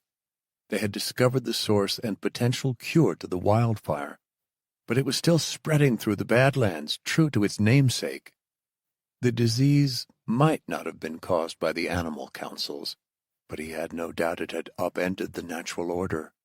Iktomi wouldn't be the only one seeking revenge on the humans responsible for the devastation and perversion of nature. Raven would continue to face the fires of disease and mankind, but at least he wouldn't do it alone.